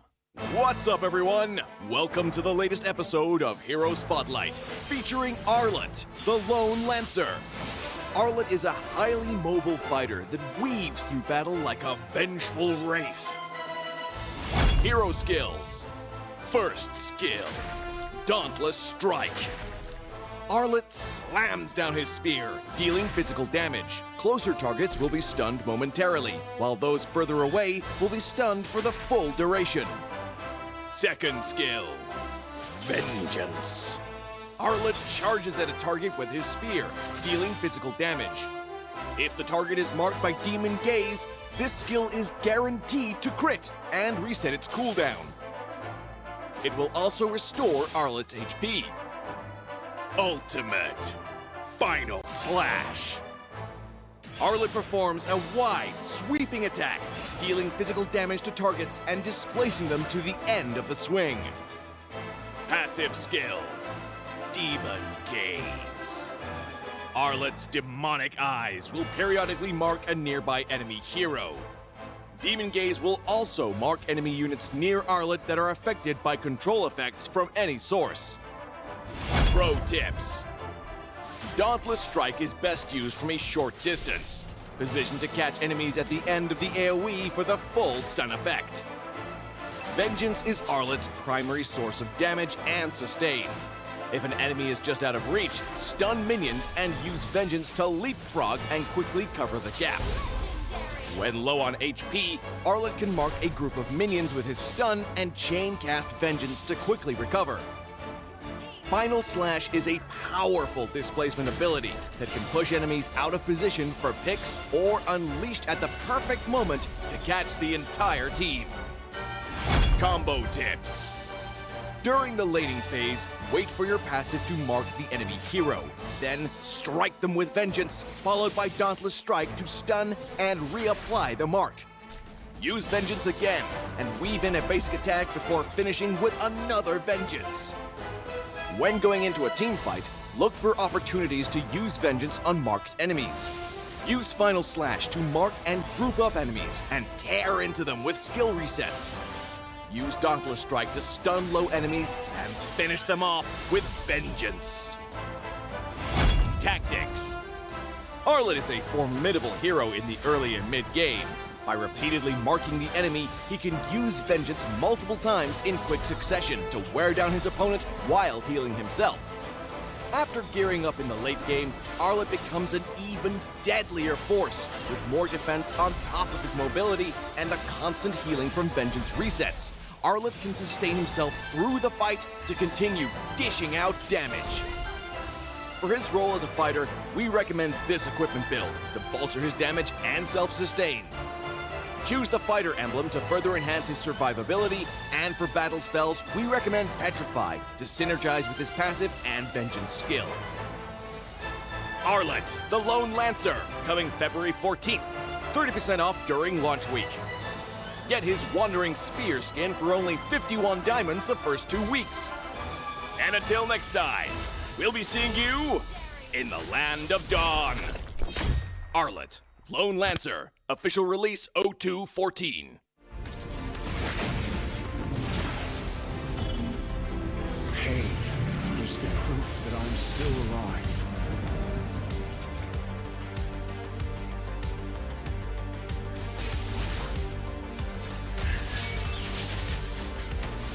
Mega kill.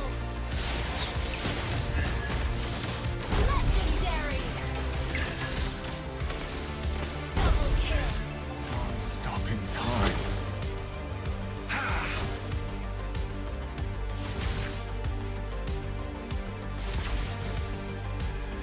Feel what I feel. Feel what I feel.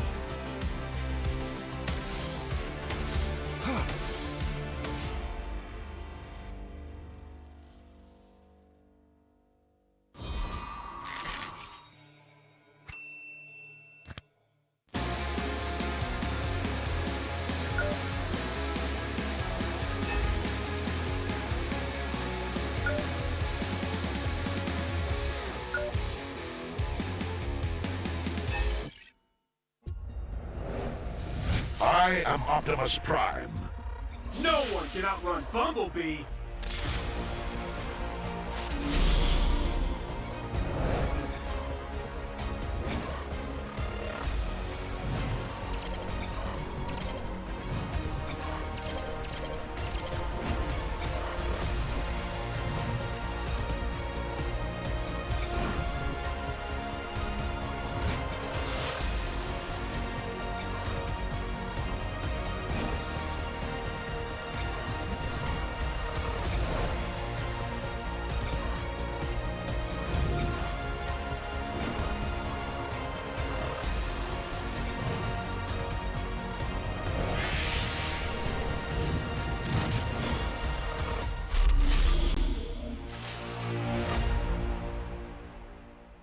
OSIM.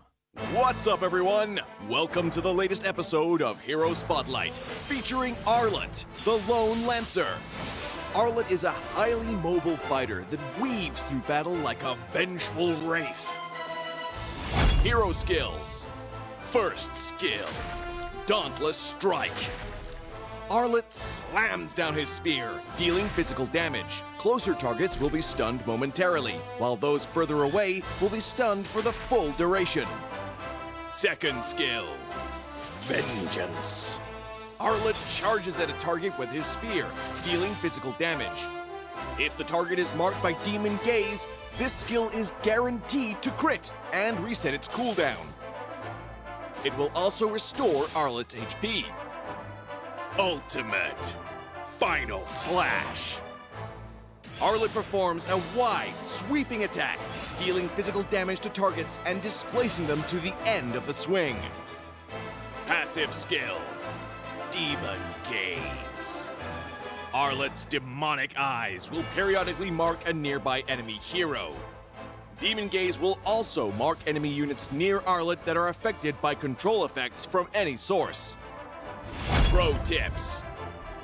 Dauntless Strike is best used from a short distance, positioned to catch enemies at the end of the AoE for the full stun effect.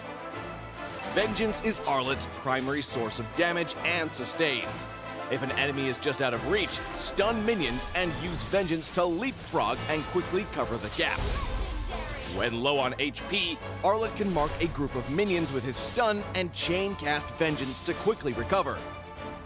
Final Slash is a powerful displacement ability that can push enemies out of position for picks or unleashed at the perfect moment to catch the entire team. Combo tips. During the laning phase, wait for your passive to mark the enemy hero. Then strike them with Vengeance, followed by Dauntless Strike to stun and reapply the mark. Use Vengeance again and weave in a basic attack before finishing with another Vengeance. When going into a team fight, look for opportunities to use Vengeance on marked enemies. Use Final Slash to mark and group up enemies and tear into them with skill resets. use Dauntless Strike to stun low enemies and finish them off with vengeance. Tactics. Arlet is a formidable hero in the early and mid-game. By repeatedly marking the enemy, he can use vengeance multiple times in quick succession to wear down his opponent while healing himself. After gearing up in the late game, Arlet becomes an even deadlier force, with more defense on top of his mobility and the constant healing from vengeance resets. Arlet can sustain himself through the fight to continue dishing out damage. For his role as a fighter, we recommend this equipment build to bolster his damage and self-sustain. Choose the fighter emblem to further enhance his survivability, and for battle spells, we recommend Petrify to synergize with his passive and vengeance skill. Arlet, the Lone Lancer, coming February 14th. 30% off during launch week. Get his Wandering Spear skin for only 51 diamonds the first 2 weeks. And until next time, we'll be seeing you in the Land of Dawn. Arlet, Lone Lancer, official release 0214. Pain is the proof that I'm still alive.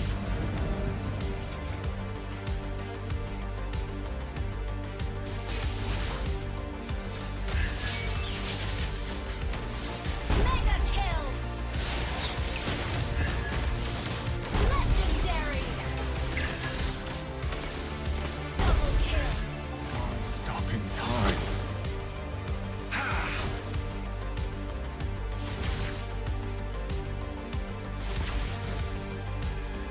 Feel what I feel.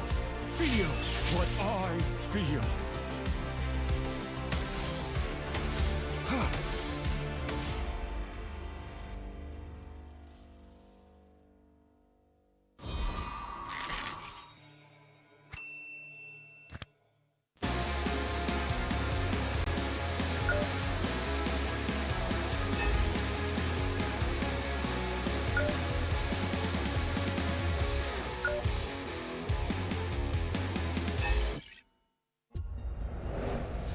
I am Optimus Prime. No one can outrun Bumblebee.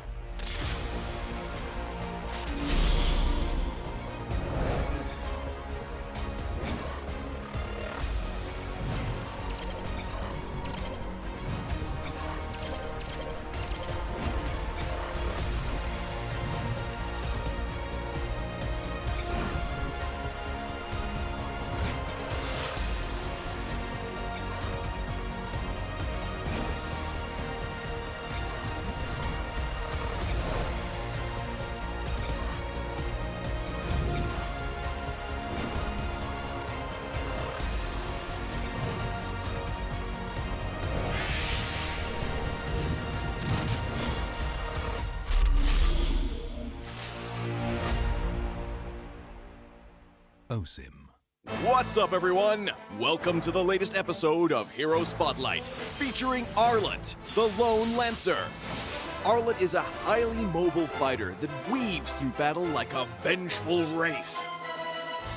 Hero skills. First skill, Dauntless Strike. Arlet slams down his spear, dealing physical damage. Closer targets will be stunned momentarily, while those further away will be stunned for the full duration. Second skill, Vengeance. Arlet charges at a target with his spear, dealing physical damage. If the target is marked by Demon Gaze, this skill is guaranteed to crit and reset its cooldown. It will also restore Arlet's HP. Ultimate Final Slash. Arlet performs a wide, sweeping attack, dealing physical damage to targets and displacing them to the end of the swing. Passive skill, Demon Gaze. Arlet's demonic eyes will periodically mark a nearby enemy hero. Demon Gaze will also mark enemy units near Arlet that are affected by control effects from any source. Pro tips. Dauntless Strike is best used from a short distance, positioned to catch enemies at the end of the AoE for the full stun effect. Vengeance is Arlet's primary source of damage and sustain. If an enemy is just out of reach, stun minions and use Vengeance to leapfrog and quickly cover the gap. When low on HP, Arlet can mark a group of minions with his stun and chain cast Vengeance to quickly recover. Final Slash is a powerful displacement ability that can push enemies out of position for picks or unleashed at the perfect moment to catch the entire team. Combo tips. During the laning phase, wait for your passive to mark the enemy hero. Then strike them with Vengeance, followed by Dauntless Strike to stun and reapply the mark. Use Vengeance again and weave in a basic attack before finishing with another Vengeance. When going into a team fight, look for opportunities to use Vengeance on marked enemies. Use Final Slash to mark and group up enemies and tear into them with skill resets. Use Dauntless Strike to stun low enemies and finish them off with Vengeance. Tactics. Arlet is a formidable hero in the early and mid game. By repeatedly marking the enemy, he can use Vengeance multiple times in quick succession to wear down his opponent while healing himself. After gearing up in the late game, Arlet becomes an even deadlier force, with more defense on top of his mobility and the constant healing from Vengeance resets. Arlet can sustain himself through the fight to continue dishing out damage. For his role as a fighter, we recommend this equipment build to bolster his damage and self-sustain. Choose the fighter emblem to further enhance his survivability, and for battle spells, we recommend Petrify to synergize with his passive and Vengeance skill. Arlet, the Lone Lancer, coming February 14th. 30% off during launch week. Get his Wandering Spear skin for only 51 diamonds.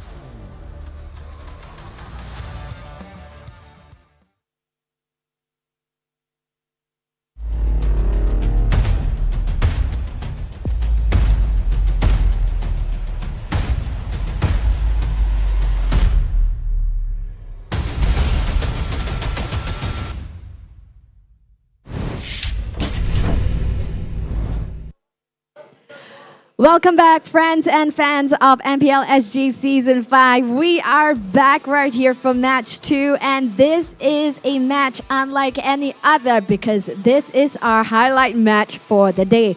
We're going to be seeing our top 2 teams as of right now's overall standings. RSG Slate SG duking it out with Team SMG SG. It has been a spectacular play right here so far.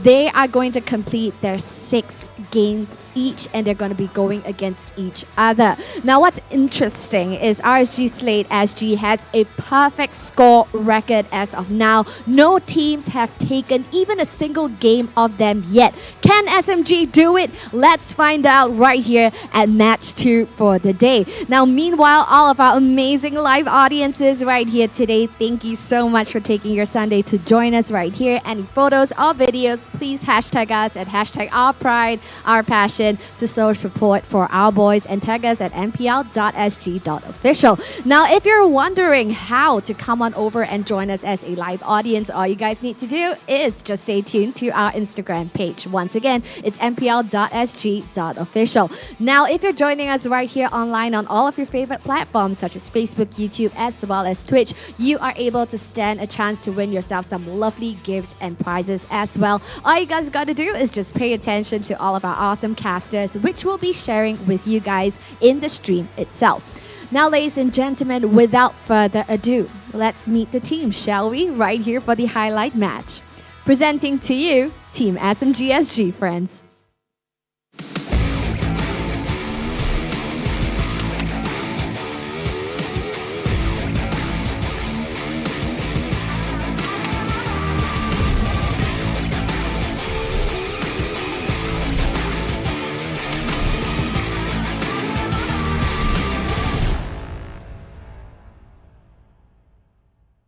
Now they have moved well under gunfire for Team SMG SG. Now, do they have what it takes to take on our defending champions? Ladies and gentlemen, presenting to you, RSG Slate SG.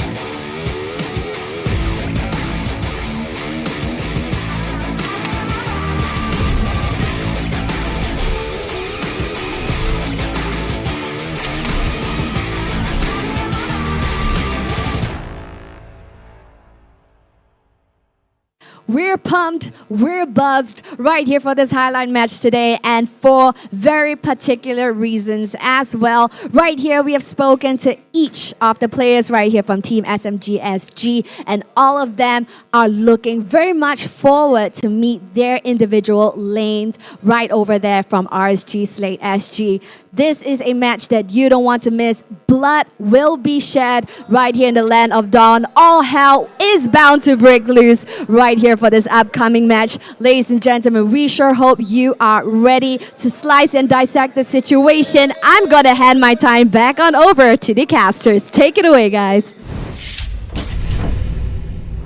Hello and welcome to MPL Singapore Season 5. My name is Holler. With me are my dynamite co-casters, as in Churros, and of course Kid. And we're all going to be here. This is the game. This is the game of the day, I would say. RSG Slate going up against SMG, number 1 versus number 2. Churros, your thoughts? I mean, you said it right there. You have taken the words out of my mouth. This is the first seed. 100% win rate versus 80% win rate. Top 1 seed versus top 2 seed. Battle of the Titans.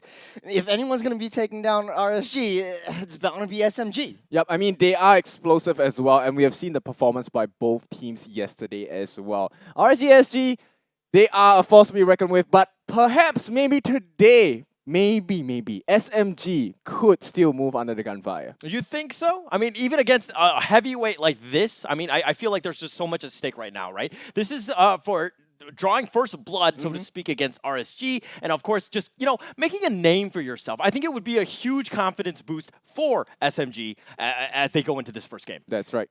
Yeah, it's going to be a very, very different kind of play style that SMG has to undertake in order to, take down the top Titans. But let's take a look at the lineup real quick. Enya is going to be on the goat lane, Miku Miku Mi taking in the mid lane, Supergirl in the EXP lane, Reminiscent on the jungle, and Dairy in the roam position. Now, the lineup that I'm looking forward to the most is Supergirl versus Diablo. You've seen how much impact both of them have in the games. That's right. This EXP laner is the current meta, right? We have seen how they have impacted the growth of the game for their teams. So Supergirl against Diablo is definitely something that I'm looking forward to. Yeah, and I'm actually looking forward to this next one because RSG slate right now, I think that this is a team that's undefeated. They have a whole bunch of, mainly Singaporean team, but they do have some foreign talent. How about you walk us through some of these? Yeah, okay, taking in for the goat lane, Roy in the mid lane, Diablo EXP lane, Bray in the jungle, and Lucian QD. Now, these two Indonesian imports have been so phenomenal in shifting the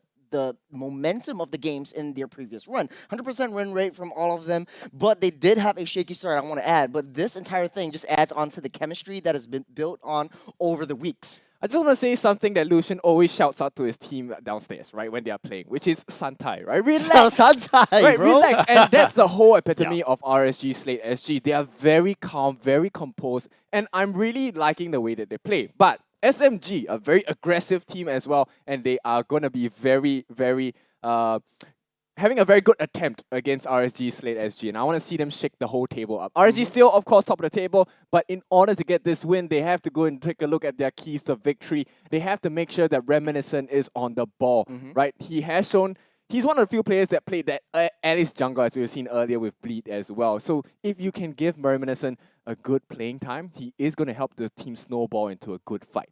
Right now, of course, RSG Slate SG, we already know their signature plays, the very early game aggression, and that's something that RSG, it proved to be too difficult for a lot of teams. So SMG-SG, I think perhaps if they're prepared, they can bring the ball back and try to face them head on. And of course, lastly is to control the tempo of the game. SMG-SG, they have been improving a lot throughout this entire season, from previous season as well. And if they can control the tempo, control RSG Slate SG, there is a good chance they can win. Okay, they're going to just kind of have to chill out a little bit, but let's talk about the keys to victory of this with RSG Slate here. You're talking about, Lucian just kind of holding them down as a non-Singaporean on this casting crew as well. I need to tell you guys to relax a little bit at times, but the keys to victory for this one, RSG, walk us through.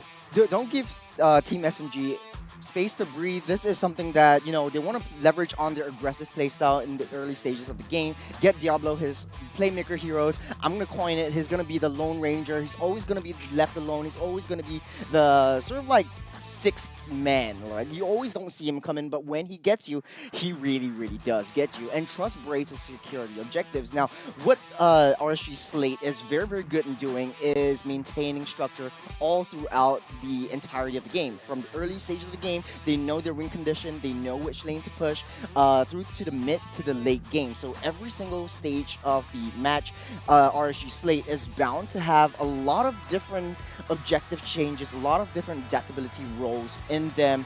But yeah, it's instinct versus structure. Who do you think is going to make it out on top?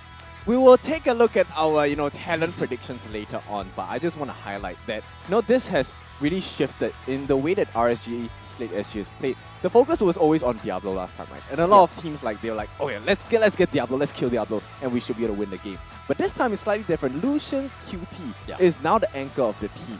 And now, before we continue, let's take a look at our talent predictions first. Stats, sorry. So with the stats itself, Supergirl, he's one of the strongest players right now.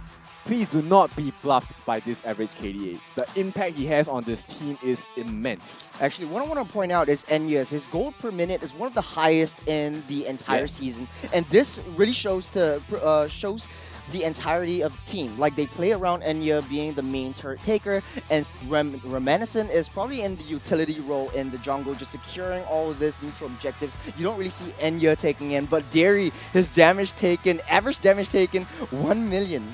Actually, I think there's a little bit of a typo there, like per game. If it's like per game, it's probably like 100,000. Or if it's overall 1 million damage taken, that's a lot. Yeah, it's a lot of damage. I mean, it's going to be going in. But let's look at RSG's stats for those. I think that the stats for RSG are going to be quite telling. I think this is the #1 team. They haven't lost a game, so their stats are going to be somewhat inflated. But kind of, I mean, if we're talking about damage taken, I mean, 606,000. I mean, that's not even close to the 1 million, right? Exactly. But that's the funny thing about Lucian, right? He actually stands in front of the opponents most of the time, and the fact is, a lot of people are scared to engage on Lucian because how RSG SG actually punishes people with the help of Oki and Roy is that they get you to overcommit. Throw any of your ultimates, throw all of your ultimates, sure, but the whole team will bite you back almost instantaneously, and that's where Oki and Roy shine, right? They always come back with big damage. Actually, on Diablo's side, his signature hero right now is Badang. We don't really associate Badang to something that you play in the meta, but this is something that Diablo has made a name for himself. It's basically using unorthodox heroes in unorthodox ways, trying to get the entire team's composition really proved, really excel within all these team fights. Yeah, and it's funny because we talked about the keys to victory is make sure that Diablo has a signature hero. Yeah. But it seems like his signature hero is constantly evolving, right? Like he's getting better, and you're seeing that, right? I mean, he's impacting the meta. We've seen more Badang picks because of it. I mean, people seem to like respect it quite a bit. Yep, that's right. But there's one more thing that we cannot miss, which is Bray's joy. It was joyous for RSG Slate SG's fans yesterday, but today, will we get to see it again? Yeah, we're going to have to find out. I mean, that one's going to be coming up. And this is, of course, game 1. This is the talent prediction. I think it was RSG across the board. Does anyone, I mean, we did these predictions before today, though. Does anyone want to kind of change it up a little bit?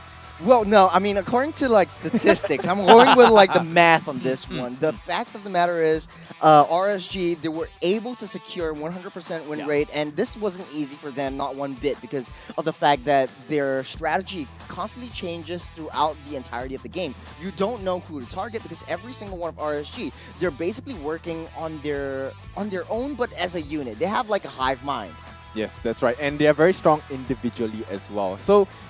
It's a hard one, right? It's hard to say, you know what, let me put the other team as the winner, a potential winner, because this is every lane. You take a look at every lane of RSG Slate SG, and it's like they win the lane, you know. So that's their MO, right? They're very good at taking Time the lane to over, drop and they the can just beat of control the game is from then on. burning. But I think that this is one of those things where even going into the draft here of game 1 is that I wish RSG would lose just so they can learn, you know how to deal with adversity. Right? I think that that's the biggest thing is that they've been almost untouched, and you kind of get overconfident, I would say, and that might kind of affect you as you get maybe to the world stage. But here's the draft. How about you walk us through some of these things? Well, first and foremost, definitely no Bray joy for us in the jungle, right? That's definitely one of the fun things that I want to see come out from RSG. They're going to ban out the 1-1 as well, followed by the Arlet. And on the flip side for RSG, they will get rid of the glue. We've already seen stellar performances from Supergirl's glue, and Fredrin back, supposedly, if they allowed it back onto the power of light it would be a incarnate. disaster for RSG to deal with as well. Yeah, if we bring back to the KTV, SMGs, their main goal is to disrupt the early game aggression from RSG. Now, RSG is having none of it. Taking out Blue, Fredrin, and Kaja off of their hands. 3,000 worlds. They deny their And not early a game aggression. single On the other worthy hand, foe. SMG needs to deny all these little potential picks. Potential sort of like repositioning picks coming from like that 1-1, the Arlet, especially with the final slash, and of course a respect ban on that joy. The first pick going up to SMG is that Mardis very early game aggressive. Yeah, Mardis, of course, one of the fastest junglers of the game. Probably going to go into the hands of Reminiscent. It's our showtime. I want to take note that they actually banned out the Kaja, and Kaja is one of the main picks for Theory. He has picked this Kaja almost, I think, Harley is my most 60% trusted of the time partner. for his team. But this time, Theory will go on that Grok.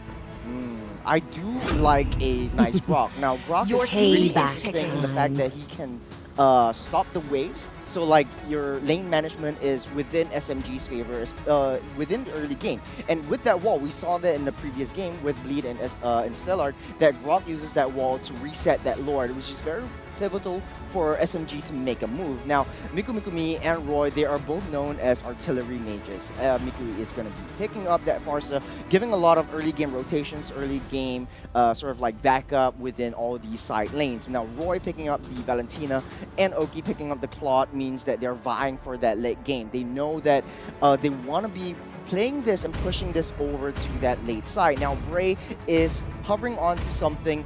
It might be, I don't know. There's still quite a lot of one things can open. escape my Your team Okay, is banning. signature pick from So Diablo. going back, this Badang has a 80% win rate, right? And only a 10% pick rate so far. Because it's still fairly new, we haven't seen a lot of Badangs across the season yet. But most of the time, the Badang is very, very effective. Now, more importantly is I think we should focus on the mid lane between Mi and Roy, because the faster rotation, the first one to clear the lanes will be able to either set up for the kills down at the gold lane, or they could help support the EXP lane to make an even faster rotation into a 3-man gank or 4-man gank. Pain Yeah, 100% agree is the with you, proof because that I'm still the alive. fact that they're going to be playing around Enya in the late game. Mi is going to be very pivotal. Both of them, I imagine, is going to be playing a protect comp.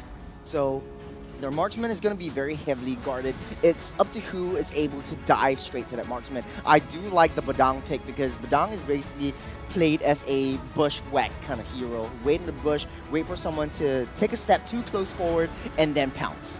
Yep, that's right. And of course, with that being said, we are going to go into the second phase of bans. The Brody will be banned out, and that's for good reason as well. Brody is always has a very good synergy when you pair it up with tanky characters and people who can kite away the frontliners of the opponent team, right? So Brody will definitely make sense in the hands of Enya with the pairing up of Dewi as well as Mi. At the same time, he can offer a lot of chase. With the torn apart memory, it is a huge damage outburst that could kill almost the entirety of the lineup that is offered by RSG so far. Yeah, I think the fact of the matter is RSG needs to be able to stop Martis in his track, especially in the early game. Because once Martis gets a move on, he really thrives on that snowball potential. He's able to just annihilate you. And RSG, they know that. And so they're just vying for that late game. Who deals the most amount of impact in that late game? I'm not surprised if they pick off another marksman just to deny Enya of any of his comfort heroes. Maybe a Beatrix, maybe a carry. Need some just stitches? to, I can help. Is pretty banning. much like defend themselves. Yep, I agree as well. And at this point, Now, you know, Kai the enters final the ban scene. going to come Your in for the team is archive. So picking. similar to what they have, they want to make sure that they protect Mi, right? No more heavy spins to jump in. They do not want the barrage as well of the Daytona, right, to come in and swallow, example, Dewi, who would be able to protect most of the backlines on the side of SMG. We've already seen teams like Stellark use the Daytona to swallow Dewi. In fact, it was the same matchup. SMG had this lineup against Stellark, and they were kind of thwarted a little bit, right, by a barrage pick. So they do not want to deal with that situation again, so they're going to just take that away.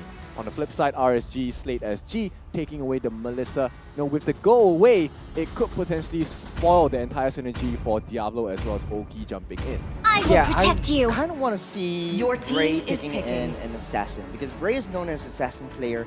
It's pretty much most of the main meta tank heroes have been banned out. Barat is no more, Akai is no more, Fredrin is no more, Martis is no more, so Bray might take a step back, go back to his roots, play an assassin, try to go for the really divey kind of strategy that RSG is basically known for. But on the side of SMG, they need to play around, okay, who can I shut down first? They want to be able to rotate a little bit faster. They want to have a five-man team fight most of the time.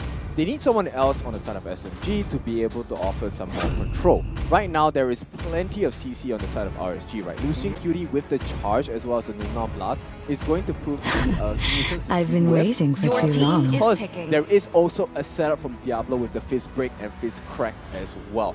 It's going to be a hard one if they get caught out. While it is, technically a close corner, it might provide some value for Dewi for his wild charge as well, kind of like ignores the need for a Guardian's Barrier. Yeah. But the damage that comes out of Lucian QT as well as Diablo, on both their combinations for Numenon Blast as well as Fist Crack, will be quite tough to deal with.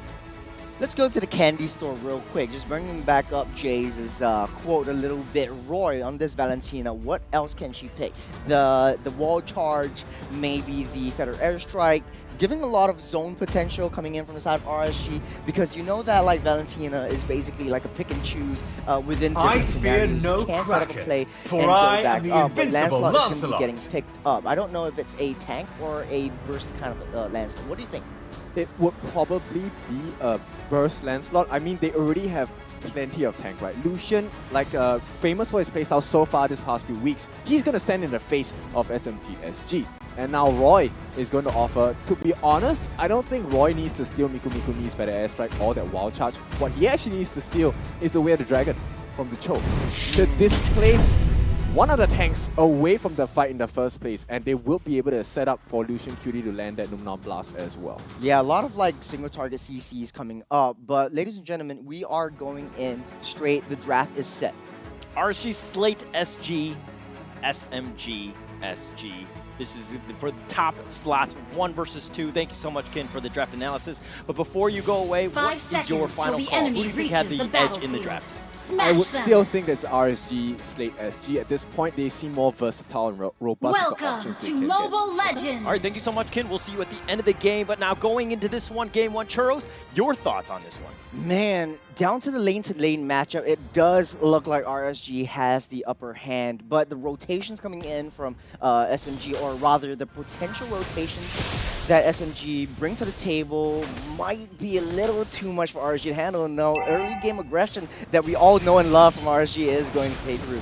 Yeah, they're going to continue to do this, and they're going to start things off. Derry gets a little bit more of that damage, but you know they've got a 1 versus 3. He's been stuck out. Derry's going to be left for dead. Roy's going to secure that one, and then Diablo, of course, with the BM spamming of recall just to kind of start things off, right?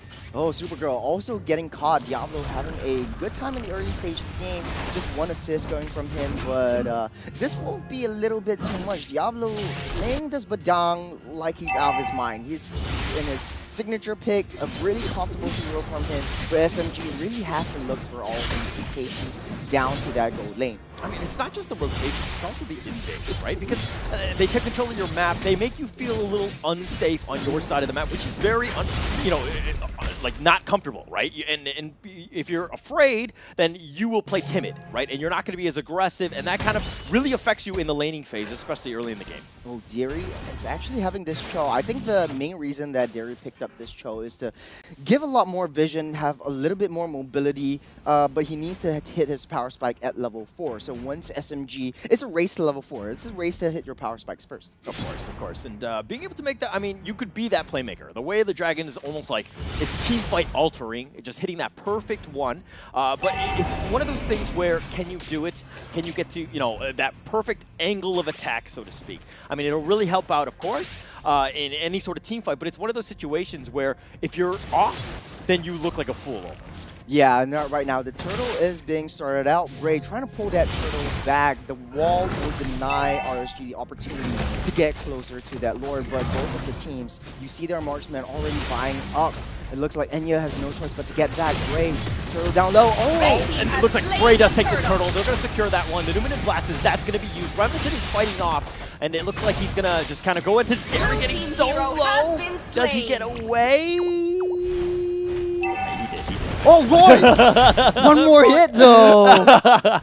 Oh, what a play. What a play by RSG to secure that turtle, because it's just favoring on that side. And Bray, it kind of does seem like his early game damage is showing through. He is in an assassin hero, something that's so comfortable with. But let's take a look at the emblems real quick. Marsa having that magic worship and Valentina having the mystery shot is what speaks out to me a little bit more. So Roy on the lane-to-lane matchup against Miku is going to get her item power spikes a little bit earlier.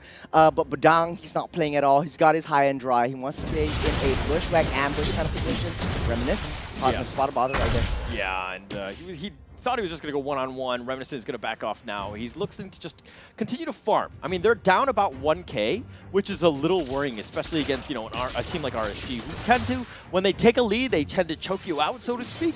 So it's one of those situations where you don't want to be on the back foot, especially early.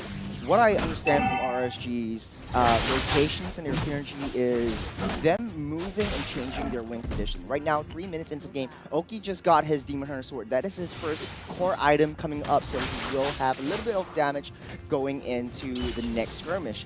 RSG, they are going to be shifting to a protect composition really, really soon. It's up to SMG to really try to dive into that backline, try to dive into Oki, and try to deny him the opportunity to fight back. Yeah, and you want to deny his farm. Okay, one thing that I'm not liking too much right now of what I've seen from SMG is they're playing on the back foot where Reminiscent is not actually worrying about his own farm. He just kind of, he's looking for that ambush. And it looks like, I mean, RSG realized that what's going on. And so Reminiscent has been playing, I think if we're going to look at the net worth, he should be behind Bray. I think that's a bit worrying. Now, Supergirl, another little worrying situation. There's 4 versus 1, but Supergirl, he's tanky enough. He'll get out of there. Oh, Diablo already uses his ultimate, the Thousand Fist, onto Supergirl, unable to take him down, but the turtle is siding RSG. Yeah, this is going to be the next big one. They do have Derry. It looks like he's been pushed back. The Feathered Airstrike, that's going to be used. Hopefully it zones it out, but Supergirl's being stuck in the Numinative Blast. The shield keeps him up, but he does go down. Diablo will secure that one on the button, and it looks like Bray, he's continuing to fight with Reminiscent, but now the turtle is, whoa, it's already been taken. It's already been taken by SMG. Reminiscent already went to that back line. He knows his objective. He wants to stay afloat within this mid stage of that game. 5 minutes down, we'll see Enya already taking down that turret.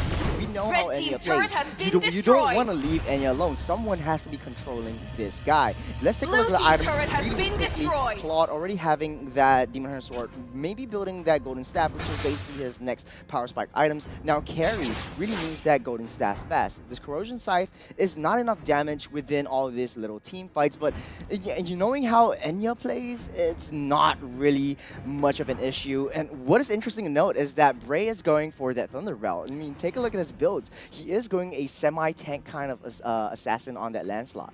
So, okay, you talk about how Enya is split pushing, and I get that there is value to that, but that's the kind of, like, if we reverse it, RSG, okay, here we go. Derry looks like he's going to go for this one. He gets zoomed and blasted. It's blown up again. And, okay, let me talk a little bit more about Enya. Split pushing, yes, and he did get the tower, but RSG were able to get the turtle. They had more numbers in terms of that turtle fight. Yeah. And then also, Diablo was able to take the return tower top. So it's one of those things where, yes, you got something out of it, but is it really helping you in the long term? As I say that, Reminiscent not able to catch up with Diablo here. Oh, Diablo just got out there in the nick of time. SMG is really trying to control the rest of the map. Going to the mid-stage of the game, RSG is really singling out Enya because they know that if Enya is left wide open, SMG is going to be taking down turrets after turrets after turrets. RSG, you know how Diablo plays. He is basically the Lone Ranger. I like to call him. Oh, Bray! Taking out Miko McGee. Yeah, he's going to take that one. He doesn't care about the tower. He's not scared right now. He knows that with Roy there, but Supergirl is now here. That wild charge is on point. The Numinative Blast, but Roy has been killed. Supergirl now running for his life. He's tanky, but is he tanky enough? And it looks like Aoki's looking to focus him, but he's gone too deep. Derry now on the run. Now Derry's going to be blown up instead. Oki will take that one, but Lucian, QT, trying to get some shots onto Reminiscent. They should back off here. It's a very good trade for RSG. Now 7 minutes into game 7. Oki don't care. Oki don't care. He's going to image away to safety. He's going to take that in, and he's going to do it in style. Brush his shoulder off. Oh, man, you said it right, my friend. RSG really capitalizing on that early game aggression. Their early game increase in economy is just snowballing right through. Let's take a look at instant replay really quickly to see what went through. Reminiscent jumping straight into the back line. He's tanky enough, but in that mid stage of the game, he does not have enough damage. He left Bray wide open, and in this fight, take a look at the positioning that Lucian QD has. That shield denying Enya that little bits and bursts of all that damage. Okay, one thing that was very apparent in that team fight was that SMG were not able to target prioritize correctly, right? They were kind of hitting everybody. Nobody was really, I mean, you need to focus on Roy. You need to ensure that you kill, you know, Oki. You got to take these guys down. Not able to do that, you're kind of spreading it out on the tanks, and that's exactly what RSG want to do. They want to spread the damage, spread the love, so to speak, and just make it very difficult for you to kill anybody. Yeah, taking a look at the damage dealt real quick as Roy just took down that tier 2 turret on that top lane. But the damage dealt, Roy, Diablo having a lot of damage from the side of RSG. Oki as well. Oki really is starting to show, and this is pretty much his leg into him, but Reminiscent caught in the middle. Oh, okay. The positioning looked bad. I mean, he's tanky enough to survive that, but now they're going to back off. RSG regrouping here. They've got 4 members. They're not going to give this one up, realizing that mid T1 is still wide open, and it is very low. This is a situation where RSG are maybe setting up the bear trap. Yeah, taking a look at the composition, Bray. Okay, he will go there. Oh, the heavy Wild charge has been committed. Oh, Bray barely getting away. Reminiscent is not going to go for it. He's going to survive. Bray with, like, you breathe on him and he dies. Oh, yeah. I wanted to catch my breath. I want to know what to say, but RSG, with their Lord coming up in 9 seconds, SMG their composition looks more like a defensive composition. If they give RSG that lord, they might still be able to defend in the safety of their base. But RSG, they are very much a skirmish kind of composition. Roy already has that wall charge. So if they want to contest for this lord, SMG will be in out position, but Enya already taking down that top lane tier 2 turret. Yeah, they're realizing that SMG, they cannot really take the Lord on. I mean, like a team fight for now, right? It's an even one. So Enya will take whatever space he can get, which is obviously in that top lane that you already mentioned. But it's creating space. Now, somebody has to deal with that. Somebody recalls back. Now, recall, okay. And Supergirl is looking to go for this one. Lucian QT dashes to safety. That's going to back up everything. Very slow-paced game for RSG, just waiting for that Lord to come up. If you notice the timing that they took down that Lord, just waiting for that next wave to come back, because Diablo really, if you go down to the micro objectives of this, but hold on a second, Lucian QT, he went in for this one, 1 versus 3, but the wild charge gets him back in. The Feathered Airstrike, that's going to be used. Hopefully they zone out most of them, but RSG not really scared. They're continuing to push. And with the Lord going in the top lane, Diablo already there and pushing, this is looking to be suffocating for SMG. Yeah, Diablo being the Lone Ranger, he is just pushing out all of that lanes. He wants to maintain pressure, and this is what Diablo does best. Take a little itemization. Little heptases means that if they ever go out to the jungle, if they ever get caught in the spot, Diablo is there just to destroy and annihilate him. Oki, look at how fast he is getting at that corrosion staff next, but he already has that winning nature. Will be difficult to get into that back line, especially Oki, so mobile, so fast. He's just out of there. Yeah, I mean, this is RSG at their finest, right? They're surgical. They're like, I would say almost clinical at this stage. The fact that they were able to get exactly what they wanted. They knew the Lord was pushing. They had a lot of space. What did they get out of this one? They got the mid T1, they got the bottom T1, and just pushed SMG all the way back in their base. Now SMG are playing scared. They have the tail between their legs, and they don't even have any sort of jungle camps to kind of catch back up. Now, this is really interesting. RSG, they know when to back off. They want to get SMG within that jungle because SMG, their draft is more defensive. So if they play underneath their turret, they might have a better shot in wiping RSG out. But if RSG manage to lure them out of their comfort zone, out of their own home, RSG will be able to capitalize on that situation, take them out one by one, because you don't know where anyone from RSG is. Oki already having the highest gold, is 2,000 gold lead ahead of Enya. This guy is going to be a monster in that late game. You're able to, I mean, maybe if you spread it out and you got some sort of pick off. Bray right now is trying to play the bait for all of this, but you know, they don't know where RSG is. This is very worrying. Reminiscent is sticking around, and it looks like they found their target, which is Supergirl. He was just trying to catch that bush, and he just face checked that one, got blown up in return. But now Derry is here, but this seems to be a bad situation, and if they do have 1,000 punch, that's going to do some damage, but they're going to back off here. The waves are, you know, they're still there, but RSG, again, full. No one has been taken out yet. Oh, Bray, bobbing and weaving straight into that back line. He knew when to get out in the nick of time. With 15 seconds to the Lord coming up, without Supergirl, SMG will find it a little bit harder to get into position,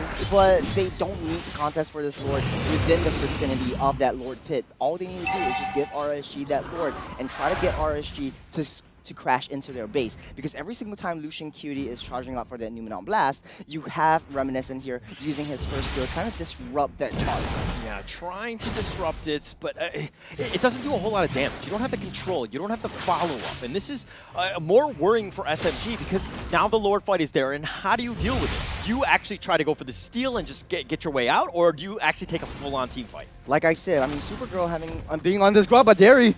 Yeah, getting low. But here's the thing. He's not even dead, but he's almost like he's dead. And they can't, I mean, they're basically 4 versus 5. They're not really able to do anything. They're not able to contest the Lord. And Derry has to recall all the way back. This is a free Lord for Art. Free Lord indeed, but take a look at where Roy is. He's just going straight to the back line. He wants to take down Mikumi. He does that. He takes down Mikumi and gets caught in the middle again. Gets knocked off. The wall actually stopped him, but the Blazing Duet, that's going to do his work. And it looks like they do get Reminiscent and Derry, and this is looking very bad for SMG. Oki continuing to fight. He images for safety. Enya's already been down. Diablo's going to kill him. Supergirl looks to be next on the list. He does get sliced and diced as well, and Bray will fall for that. But the BM begins.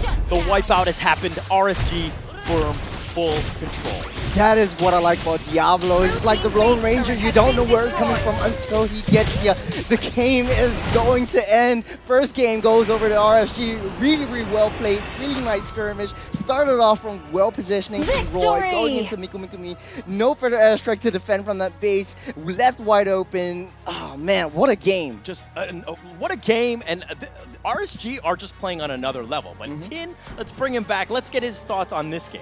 Yep, definitely on another level. Now, I just want to start off by highlighting one of the few moments. You guys mentioned that Aoki gets his Demon Hunter sword very early in the game. Yeah. He got it at 3 minutes and 50 seconds. But the first full-fledged item that Carry got, first core item, only happened at 5 minutes and 50 seconds. That's a good minute plus that he was, 2 minutes in fact, of free farming.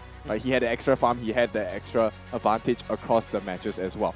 Another thing that we have to notice about RSG is they're making very positive trades. They only trade out their ultimates if there's a kill, and it's a very clean one. So it shows the understanding that RSG Slate SG has across the team fights. And one more thing, I want to just make sure that you guys know this. The tenacity on Lucian QD. Like, he is one of the main roles for Lucian QD across in RSG Slate SG is to be the main bait. He gets in front of your faces. And if you take a look at the itemization by RSG, you know, it might look a bit greedy. They have a lot of damage. They don't really have any defensive defensive items on the carries of the team. What I want to point out is that Enya actually bought the corrosion side first. Actually, what he should have went for is optimized itemization, going for that golden staff, and then he can proc his passive a little bit faster than usual, maybe securing them the early game. Bray, take a look at his items. It's really, really interesting. He bought that Twilight Armor, he got the Thunderbolt, and then he went for that War Axe on top of the Guardian Helmet. So he has high HP. He's able to sustain through a lot of damage coming in from SMG. And as well, I mean, he's just going straight to the backline. It's so difficult to deal with this Lancelot. Yep, exactly. And this formula only works because RSG Slate SG gets that first advantage. They get the first mover here. But simply because they have slightly more gold, they are always just a little bit more tanky than the opponent lineup for SMGSG. So which allows them to play a little bit more dangerously. And when you have someone like Diablo who's jumping in at the very last minute to land that fist crack itself on the important members of SMG, it starts to, with the positive traits, it starts to just break them down even further. The lead just grows and grows and grows. Yeah, RSG was also very, very patient. Take a look at Enya. Killpot's patient 0%. RSG really shutting down Enya right from that get-go. And this is the structure that I like from RSG. Able to capitalize on that economy lead from the start of the game till through to the mid-game. Enya, although he has his core items, he wasn't able to get into the position that was optimal for him to deal with that amount of damage. So RSG had the better positioning on this one. It's going to be hard to deal with a Lone Ranger on Diablo. Yep, exactly. So let's talk about the MVP. Like, what do you guys have on your mind? I'm kind of thinking Oki, right? Just the amount of damage that he did. He was just able to farm. He could just make sure that he put his team on the, on his back. Like, it's one of those things where the rest of your squad is kind of creating that space so that you can free farm, but he's able to close out the game, which is the most important thing. You need that damage to kill all those structures. Yeah, I'm saying Lucian QD. Mind you, he has a perfect scoreline, 0-0 and 11, able to set up a lot of good plays, protecting his marksman. But here we go. Let's take a look at the MVP, and it is going to be Aoki here. You know, how does it feel to be wrong, my friend? It feels bad. It kind of seems like an error. 404, you get it? 404. Error 404. Here we go. There we go. And that's what I mean. Don't get me wrong. I appreciate the play that Lucian QT has done. He did create a ton of space. Yeah. Great support player, making sure that he was roaming. He was all over the map, and you felt his presence. But again, it comes back to just closing out the games. Aoki, you need to do that. You need to have that late game carry that can handle it for you. Yep, that trifecta of itemization. Demon Hunter Sword along with the Golden Staff and the Corrosive Scythe. It's already a painful combination, but the fact that they hit almost that full late game itemization with the Malefic Roar as well, the Armor Pen, whew. Actually, I noticed something. Like, at the start of the game, he actually bought the physical defense boots. Yes. And then he sold that physical defense boots in the late game, and he bought that magic defense boots. So I noticed that small change on that MVP screen, and this small little optimization really makes him survive because, remember, shifting objectives, shifting win conditions for both sides. Yep. At some point, it's just a matter of, like, your team can kind of tank for you. You can just do all the damage, so you need to do as much as possible. So very smart play next level, right? I think not enough players do that, where they're kind of, itemizing properly, but let's talk a little bit about the highlights here. Yep, so you can see the usage of the ultimates by RSG, Slate SG, right? It's always an over-commitment. No matter how the fight starts, you will see that it always ends up with SMG SG being over-committed with the skills that they use. And Lucian QD, once again, with the Numenor Blast, he's not the only one that has a beautiful setup as well. You will see later on in the Arbiter fights as well. Diablo comes in with the multiple fist cracks that really just wreck the entirety of the backline. And Supergirl, yes, he's tanky, but how tanky can he be when the gap is so big? From now, it's just the early mid-game, right? This is probably a 1-level disparity, but as the game goes on, it's going to be a 3 to 4 level disparity. And it's going to be a very painful one. Down here, even Reminiscent is not safe. The number 1 person on your team, the highest level and with the highest gold as well, does not survive. And that gap is super big, and RSG really just shows us how it's done. And this was one of the best plays I think I've seen today. Just Roy staying in that bush, just waiting for Miku to show himself and taking him down, because they know, RSG knows in that late game, if Miku Mikumi is alive, that's where there's a huge change in the dynamic of those team fights, and that is what I really like about RSG, really identifying who the main problem is on our SMG, and then just capitalizing on this. It's truly a all-star match, if I could say so myself. I mean, target prioritization, just making sure that the right hero dies at the right time, but also the draft, right? You had like the wall that was created by Barang into the, it just like Numenor Blast. I mean, you just had combo upon combo where you're just controlling all this space, making it difficult for SMG to do anything at that point. So just really well played, and of course, it goes back to the draft. In my opinion, I thought it was, it's very nice, and we saw the combo. Yeah, but speaking of that, this is truly a super fun game. Lots of good players, and it's an all-star game. But speaking of all-stars, the all-star event, Purify Harmonia, is available now from the 31st of March to the 23rd of April. So complete tasks to collect tech notes and unlock free rewards like special skin, Rafaela, Seraphic Selfie, Avatar Border, Shine, Atomic Pop Spawn Effects, Graffiti, Be the Superstars, but it's only a trial 3 days. All-Star is now available and underway, so invite your friends and enjoy the generous events together. Hashtag Mobile Legends Bang Bang, hashtag MLBB All-Star, hashtag Be the Superstar. A very fitting ad-lib, if I could say so myself, because these two teams is basically the clash of the titans, right?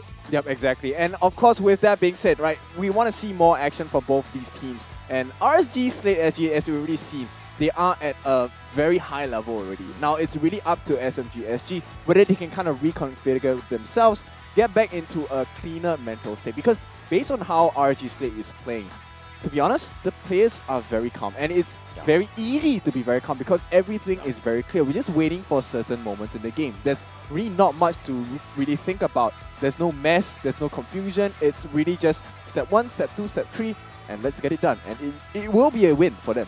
Okay, RSG are a little bit more clear-cut, but now, we talk about, SMG coming back, having the break right now, going into Game 2.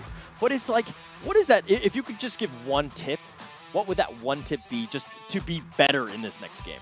I would say be a little bit more instinctual. They've been playing together for a long time. For one, Reminiscent and Miku Mikumi, they started their journey together in Impunity in MPL SG Season 1. And right now, they're right here, Season 5. That is probably like a really long time to hone their chemistry together. I would say there's actually more than one thing, but if I had to choose one, the most important function that I think SMG needs to do is to increase the amount of risk they can take. We were talking about the itemization, right, by Oki, and that just one defensive item that steel leg plates allows him to take slightly more risk. And in the early game, it's really that minuscule difference, 10 HP, 100 HP. That really makes a difference on whether you win and get a kill or not. And that 100 damage difference could set up the very big growth. Okay, you just sounded like my dad when you were like, yeah, there are many things that you could do better, but here's that one thing. Well, right? he is a dad. Yeah, I understand, but I mean, it's one of those situations where, come on, I just asked for one situation, like one thing that I could do better, as Team SMG, and you're like, no, here's many things, but I'm gonna just give you a couple of these things. That's called substance. It is. But let's go back into that draft. SMG, they're going back to basics. They don't want to deal with all those repositioning type heroes. But SMG also, they need to be able to be wary of that early game. RSG, on the other hand, Glue is banned out, same as game 1, and the Valentina, because they are going to be having first pick. So they want to open up something that they know that they can probably like snowball over. They want to stick to what they know in that aggressive state of mind. Yep, they need to, I think on SMGSG's portion here, I'm just going to focus a little bit more about them. They need to pick heroes with continual usage of ultis, right? I think they were too heavy, setup heavy composition in the previous fight, right? In the previous game, because the moment they exhausted all of their ultimates, it's really hard for them to fight into RSG Slate SG. And that was exactly to the strengths of RSG Slate SG. Yeah, I 100% agree with you. It's sort of like, just putting all your eggs in one basket, and then if there's another sale, you don't know, you don't have any more money to spend on anything else. But Fredrin is going to get picked up for RSG, and now Fredrin has a little bit of a nerf on the damage of his second skill, his sort of like the taunt, as well as his Appraiser's Wrath. But the fact of the matter is, you need to only use Fredrin as a utility, as a sponge. Soak up those ultimates, soak up those very heavy, like you said, Ken, skill-based kind of heroes, and just let your team fight front to back. So really looking forward to a front to back approach coming in from RSG. And with a tank, you can afford to invade into your opponent's jungle. Yeah, because it's really a cooldown timer game, right? Essentially, what Bray offers, example, it's our showtime, is that energy eruption. Once he's using that, he gets on, right? It buys enough time. Your team is picking. It buys enough time for, example, Lucian Cutie to set up. If, example, they want to take a look at that Lolita again, it could set up the timing specifically for him to charge up that Numnom Blast, right? It's really about creating the space available so that your teammates can set up for their particular play, right? Davey is gonna lock in that Grok again. This time Enya will have his hands on the Claude. And like I said, RSG Slate SG's gameplay is slightly different. They have an additional layer to everything that they offer, right? Yeah. Besides just saying, okay, I'm tanky, I also am able to set up the fight for my other team members. They need more time to set up the skills. Sure, no problem. I'm going to have everyone focus on me. But in the meantime, I don't die. Yeah. I do like the fact that... Let them come. They will only make my decision. Oh my goodness. I was just going to talk about the layering coming in from SMG and how they really thrive in that late game. But Benedetta and Kadita, this is something new for, like, I'm seeing, like, okay, no bush is safe, especially knowing how Diablo plays. He's able to just be that one man left behind on the opposite lane. But Lucian Cutie, this protect comp is going to be very scary for SMG. I mean, the way that I see this is not just the fact that both Kadita and Benedetta offer huge amounts of damage. They also have iframes, and that's the most irritating part about this draft that they have on RSG Slate SG, right? Okay, irritating if you're an SMG fan, but let's say you're a full support of RSG is the Slate, Emperor's my goodness, order. you are loving Your it, team because is not banning. only do they offer number one, okay, let's talk about layers. Okay, the first one is that they are tanky. Yes. Right? We have Fredrin who can set up the energy eruption, get the taunt in, Appraiser's Wrath to deal with massive amounts of damage. You have Roy, who is going to jump around with the Electro Final Blast. He could get the iframes from the eye and eye for an eye, and Lucian Cutie can go in with Ocean's Oddity or Breath of the Ocean to really just mess things up. But more importantly is this two members, Roy and Lucian Cutie, with these two picks, they're able to reposition themselves any point of time during the fight. Yeah. Knowing how RSG plays is really unpredictable. You don't know where any of them are. I mean, Roy was just waiting in that brush. No one saw it coming, and Miku Mikumi just disappeared just like that. But Your Akai is team getting is picked up banning. inside of SMG. Still a little bit of a flex pick. You can play in the jungle. You can play an Akai It's in time to that go to the lone R&D position, or show. even Your in team the is explain. banning. So right now, it's still open for discussion right now. But the fact of the matter is, Enya is the only one still who is able to dive into our backline. But whenever that happens, you can be sure that Kadena will be right there protecting Oki from any harm whatsoever. Exactly, and of course, Supergirl picking up this Arkai, Dairy picking up this Grok, there's good reason for that, right? This Arkai, he's meant to try and lock down either one of these members with the heavy spin as well. But the difficulty in that is that they must be in a choke area, right? They must be a chokehold. Without a small and concise area for a Supergirl to lock them down, the heavy spin, it's essentially impossible to catch out the lineup of RSG Slate SG. That's where Davey comes in, right? He could potentially set up the Guardian's Barrier to allow them to be placed into a chokehold. But once again, I just have to highlight, I mean, the way that RSG Slate SG wipe out all the injustice in the world. Hard to catch them. How are you going to time the catches to be able to, number one, line them up in a chokehold, number two, get a wild charge in time? Yeah, so expecting a lot of like Playback coming is from picking. RSG, right? But SMG, they really need a lot more diving heroes on their side. What they're lacking now is a mage. You don't have the Farsa, you have that Eve wide open, you don't have a Valentina. What else? Miku Mikumi really thrives on all these artillery mages. Yeah, I don't really see him much as a utility, but Yves actually works very well in that composition. You fight front to back, able to just disrupt plays Among the from a planes sideway. exists Their the PLT equilibrium, is going to get picked up. which But on the I side was of made RSG, for. what they really need is a very, very heavy burst. I do like maybe a Beatrix or a Carry going into the hands of Oki, and I don't know. It's still a little bit more of the flexible side. Like, you can play Kadena as a mid lane or a roam, so you can't afford to bring in another magic damage dealer. Yep, exactly. But of course, I think one of the things that RSG Slate SG could also consider is the fact of playing on the late game basis. Yeah. Right now, we know for a fact that RSG Slate SG very confident in the early game. You know they want to put a very huge and hard vice grip on the necks of their opponent, which SMG already experienced in game 1. Right? And they will probably want to follow on. Melissa will be their pick of choice here.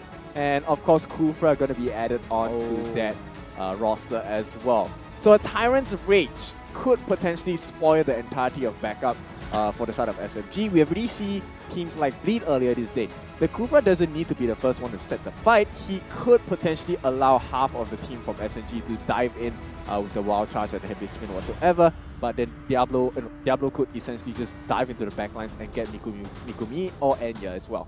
Yeah, I really, really like how RSG is playing. I mean, knowing how Tyrant's Revenge works, SMG is playing sort of like a wall comp, if you know what I mean. It's like once Rock sets up a wall, Diablo wants to use that wall against them. So sort of like a Uno reverse kind of situation. But SMG This land really is our vying for homeland, that super, and it will super soon late be our game burial with ground. Enya. You don't have much of a frontline damage until Enya comes up online. But on the side of RSG, very balanced throughout the entirety of the gameplay. Roy is going to be on that Kadena. So Kadena is going to be in the mid lane position. Lucian Cutie will be in that roam. So getting to Oki, knowing how RSG plays the protect comp, is going to be very difficult for our SMG to break through. They are solidifying their last grasp with the Lapu Lapu. So if Lapu doesn't take out Oki, there's going to be a lot of trouble for SMG. I think it's an important last pick, making sure that you could do it. You have that effect, getting yourself into this one. This is, of course, game 2 going in. Kin, your final thoughts before we go into this one? I think this is match set from what I'm looking here from the RSG Slate lineup. If they get their way, which I presume they would do so, it is going to be a tough one. They will cement 5 themselves seconds as till the the enemy undefeatable reaches the in this battlefield. entire league. Smash them. All right, well, you heard it here first from Kin. Thank you so much. We'll see him again at the end of this game. But now, Welcome Churros, let's to go into this Mobile game. Legends. Do you think SMG have a chance with this draft right now? I think yes, but they need to be able to play to their composition. You need to play to that late game. Play around Enya, play around how much scaling can Enya go to. And with the Arrowverse, it's going to be coming sooner rather than later. Now, RSG, and we talked about this in the Keys to Victory, all they need to do is disrupt that early game flow. So early game aggression coming in from Roy and Diablo already setting into that jungle. They don't know that Diablo's there. They know that Roy is sort of in there, but Diablo stealing away that creep, just trying to be a nuisance onto SMG's jungle. Yeah, and this is one of those moments about the early stage, right? Do you overcommit, make sure that you defend your own jungle? I mean, RSG have fully committed with almost like 4 members of them just making it very difficult to get anything going. I mean, who wants that buff right now? I mean, they're going to just back him away, but it's taken a huge commitment just to protect your own jungle. Well, this is really interesting because Roy actually gave up his mid lane just to let Lucian Cutie get his level 2. And when he got his level 2, all you need is that jump.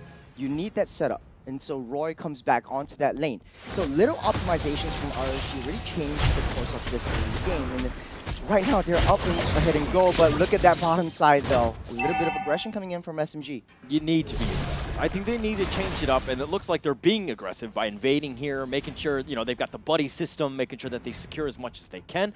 This is what SMG want. They want to take the fight to them, and yeah, when in doubt, BM each other, right? A little bit of a friendly banter right here, but Diablo just choking out Supergirl, just denying him of as much farm as he can get. And right now the zoning coming in, Reminiscent is in level 4. He does have that spin. It's up to him when he wants to use it. Oh, but the bouncy ball, he points inside. The Turtle's getting a little bit low. Who steals it? Reminiscent will secure that one. That's a big win for them, and they're continuing to fight here. First blood is going to be given up to Derry, though.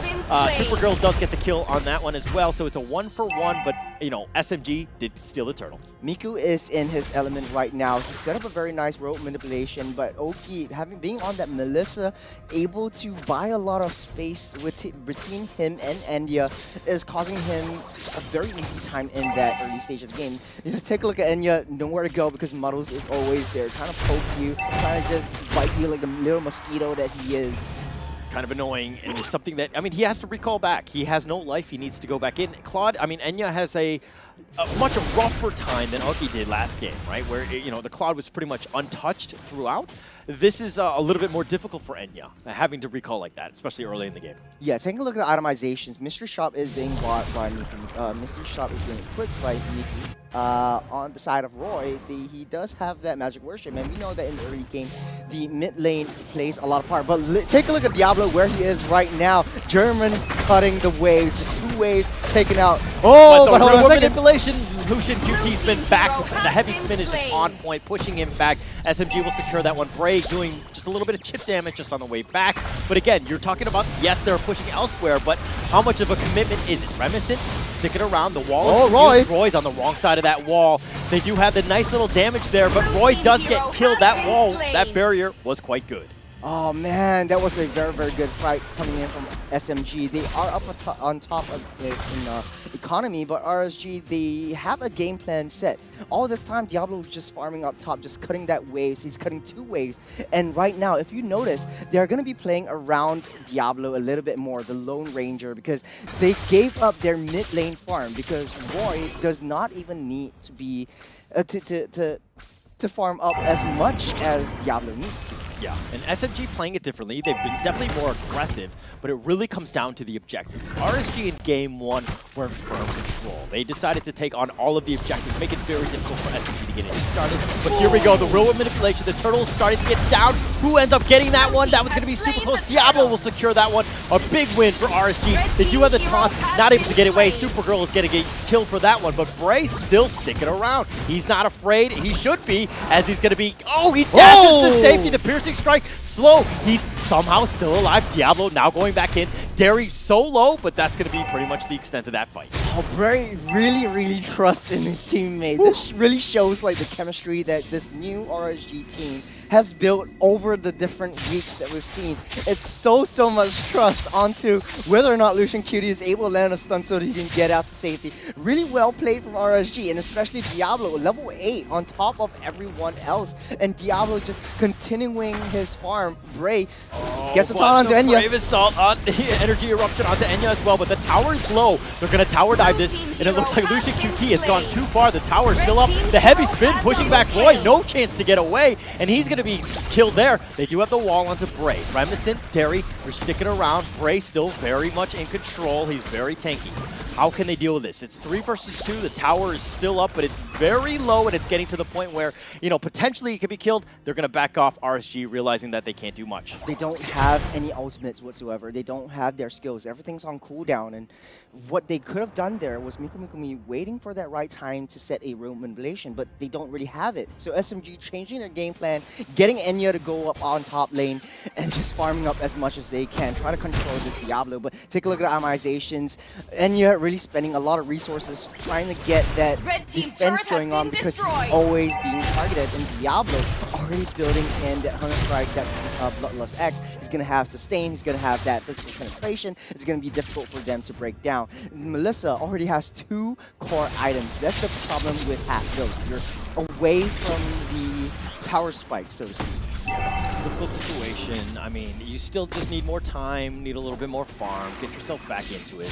The turtle here, will help accelerate some of that farm speed, so to speak. The Supergirl and Diablo kind of in a little bit of a skirmish here. They do have the Dairy going in for the charge, but here comes Lucian QT. Bray steals the turtle. The real manipulation. Miku not able to hit anybody as everybody's so far away. The Numen Blast, or sorry, the Appraiser's Wrath, excuse me. They look the same. And Bray will secure that one. And it looks like it's 5-5 in terms of kills. A little bit of a miscommunication, if I could say so myself. Derry was way too far ahead. Miku knows that he needs to play safe because he is one of the main sort of like repositioning factors for the side of SMG. Turret has been destroyed. RSG is just taking down, protecting Oki from taking down that turrets, and SMG nothing to do but just stay together as a unit. They can win team fights if they play in a team fight skirmish. Lucian QT charging up, goes in! Lucian QT does not care about the tower. He goes right in. Reminiscent is being the target number 1. Oki will secure that one, but at what cost? Roy gets killed. Oki is going to be next on that list, and they do get something in return, all for the cost of Reminiscent. And Miku's like, hey, calm down, we got this. Oh, on top of that, though, RSG still up ahead. They have a fat stack,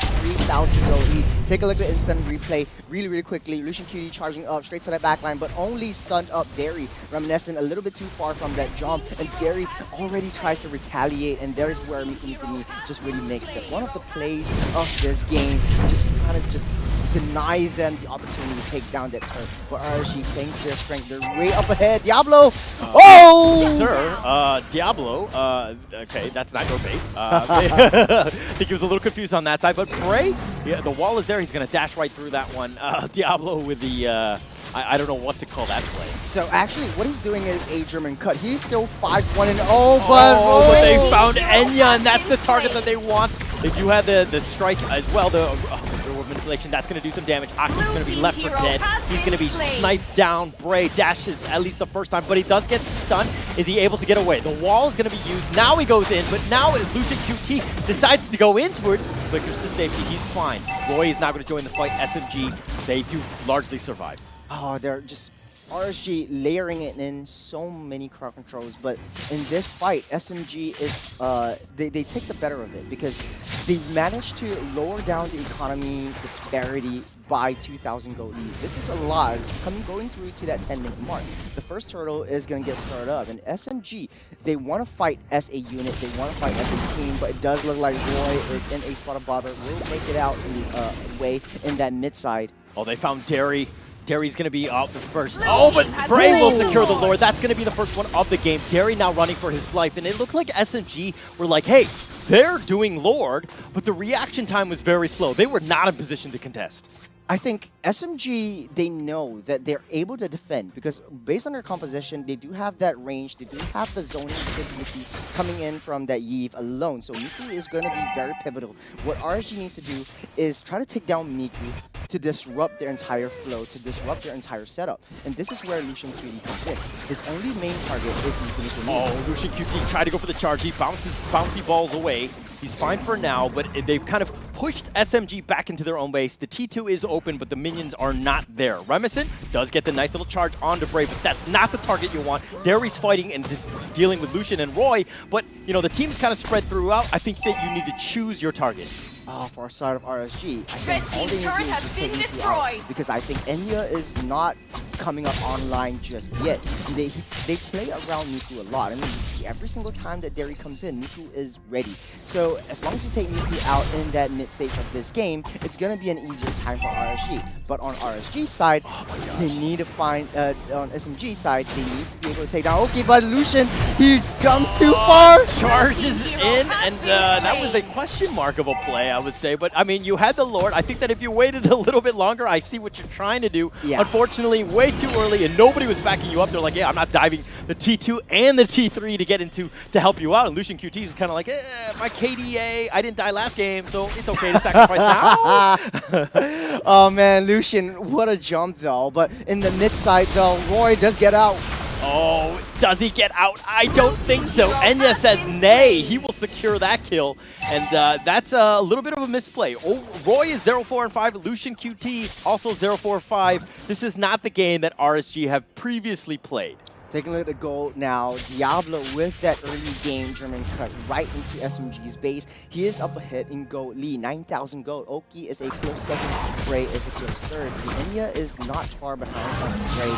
All they need to do now is try to deny Enya of any farm whatsoever. But it does look like RSG is losing out on all of these team fights. They don't have a very nice defensive composition. Oh, the Brave Assault into the charge. Lucian QT has made it, but Remnant's so tanky. He's like, oh, you think I'm stuck in here with you? No, you're stuck in here with me, but now they back off. RSG Diablo has made an appearance. Bray does get the Brave Assault, does get the knockoff. Remnant, he does get knocked up again. The heavy spin, that's going to be used. The real world manipulation. Remnant does get the safety. Supergirl continuing to fight. Somehow still alive. Aki gets killed. Diablo now on the run. Bray looking for the Appraiser Assault. He does some damage, but nobody's been killed off of that one. And it looks like they only killed Aki, which is a huge target. Oh, this is looking very good for SMG. For RSG, not so much, because Oki needs to stay alive in order for you to fight front to back, which is basically what their lineup is about. Diablo is doing his due diligence. He's trying to go to that back line. He's trying to get a flank onto either me or Enya, but it does look like Enya's damage is coming through. Gary does have his wall charge right now, so it's just a matter of time. And who does he pick off first? Oki is still 1 minute away. He is spawned up and ready to fight. Gravitating towards that Lord. I think there was a little bit of a window of an opportunity where Aki was down. Now they're going to look to go. Derry is looking to fight. The Crystal is just kind of in the middle of all of this. Diablo dashes forward, doesn't actually go for the spray. The wall is going to be there, and they're going to divide it. We have South Korea and What was that? No, I mean, that's the demarcation line. No, the DMZ. No, that's not how Grok works. It's sort of like Lord is this barrier kind of thing. Okay, all right. Going in. Okay. Moving on though. RSG pulling the Lord towards the favor of Lucian QT, misses a jump. Oh, that's a huge jump, and he did miss, but the Lord getting low. Who's going to get it? Remington will secure that one with the 3-man knockup. The Ocean's Oddity, that's going to be used. He's going to kind of get to safety for that one, but they've gotten the Lord, which is a huge win. Oh, Miku, the fact that he got an Ice Queen Wand, increasing the slow, increasing his sustainability, really makes Yve a viable pick in this current meta.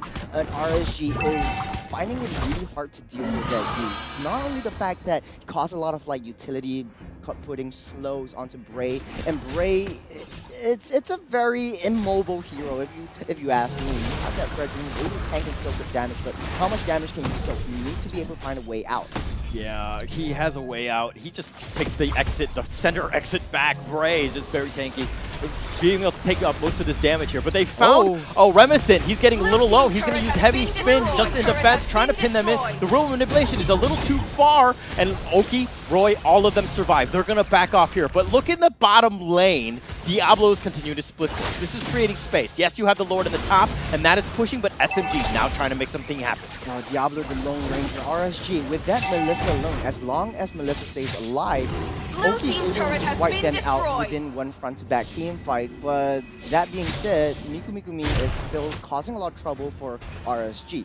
Because of the real world manipulation, because of the slow, the additional slow that comes down. As if 70% slow isn't enough, you have to deal with 90%, which is basically almost a stun, right? Coming in from that Yve alone. So RSG, they need to be hunkering down in their base. They need to turtle up and play safe. They need to protect Oki. You know, you talk about hunkering down and turtling. I don't think that's the case. I think it's still very 50-50.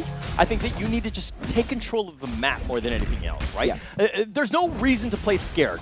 Both of the teams right now are somewhat evenly matched in terms of items and levels at this point. So I don't think that you have too much to worry about. You have enough tanky guys, you have enough control to keep yourself in. Well, basically, I'm not playing scared, huh? Fair. I'm not like you. Lots of overconfidence hide away in the Holler place as RSG has, you know what I'm saying?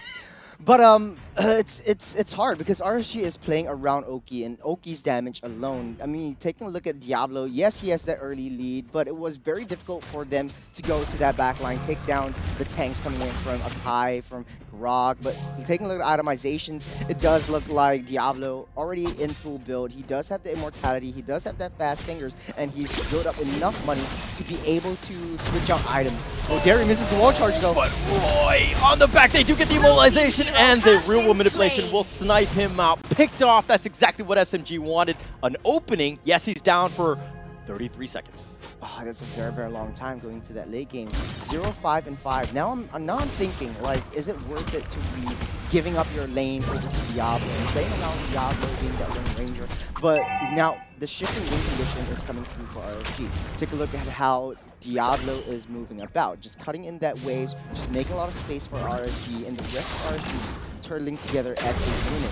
Lucian Cutie just needs to make a really nice jump, but it's very difficult because SMG is all over the place. You can't melt anyone down if you don't have it. But look at Diablo, all the way in the base, cutting the creeps right now. Yes, you might give up Lord, but they realize they can't really fight, especially since, you know, they're now just full strength. But Derry providing a lot of vision. Who's going to steal the Lord? It's very low, the real manipulation. Oh! And Remison, again, the fast fingers, being able to hit it off. That's the second Lord that he's gotten. Very well played by SMG. Now they back off. Look, can they get anything in return? RSG wants something. They're trying to focus on Enya, but Enya and Diablo, it's a duel, but Diablo, one last shot. Okay, that's the res. He's going to be back up. Can they get the secondary kill? Bray dashes away. They're going to be fine. Can they get anything else? Bray still tanking up most of this thing, and they're on the chase. The Great Escape, and they kind of backed off SMG. They are bloodthirsty. They want something, and they're not going to get it.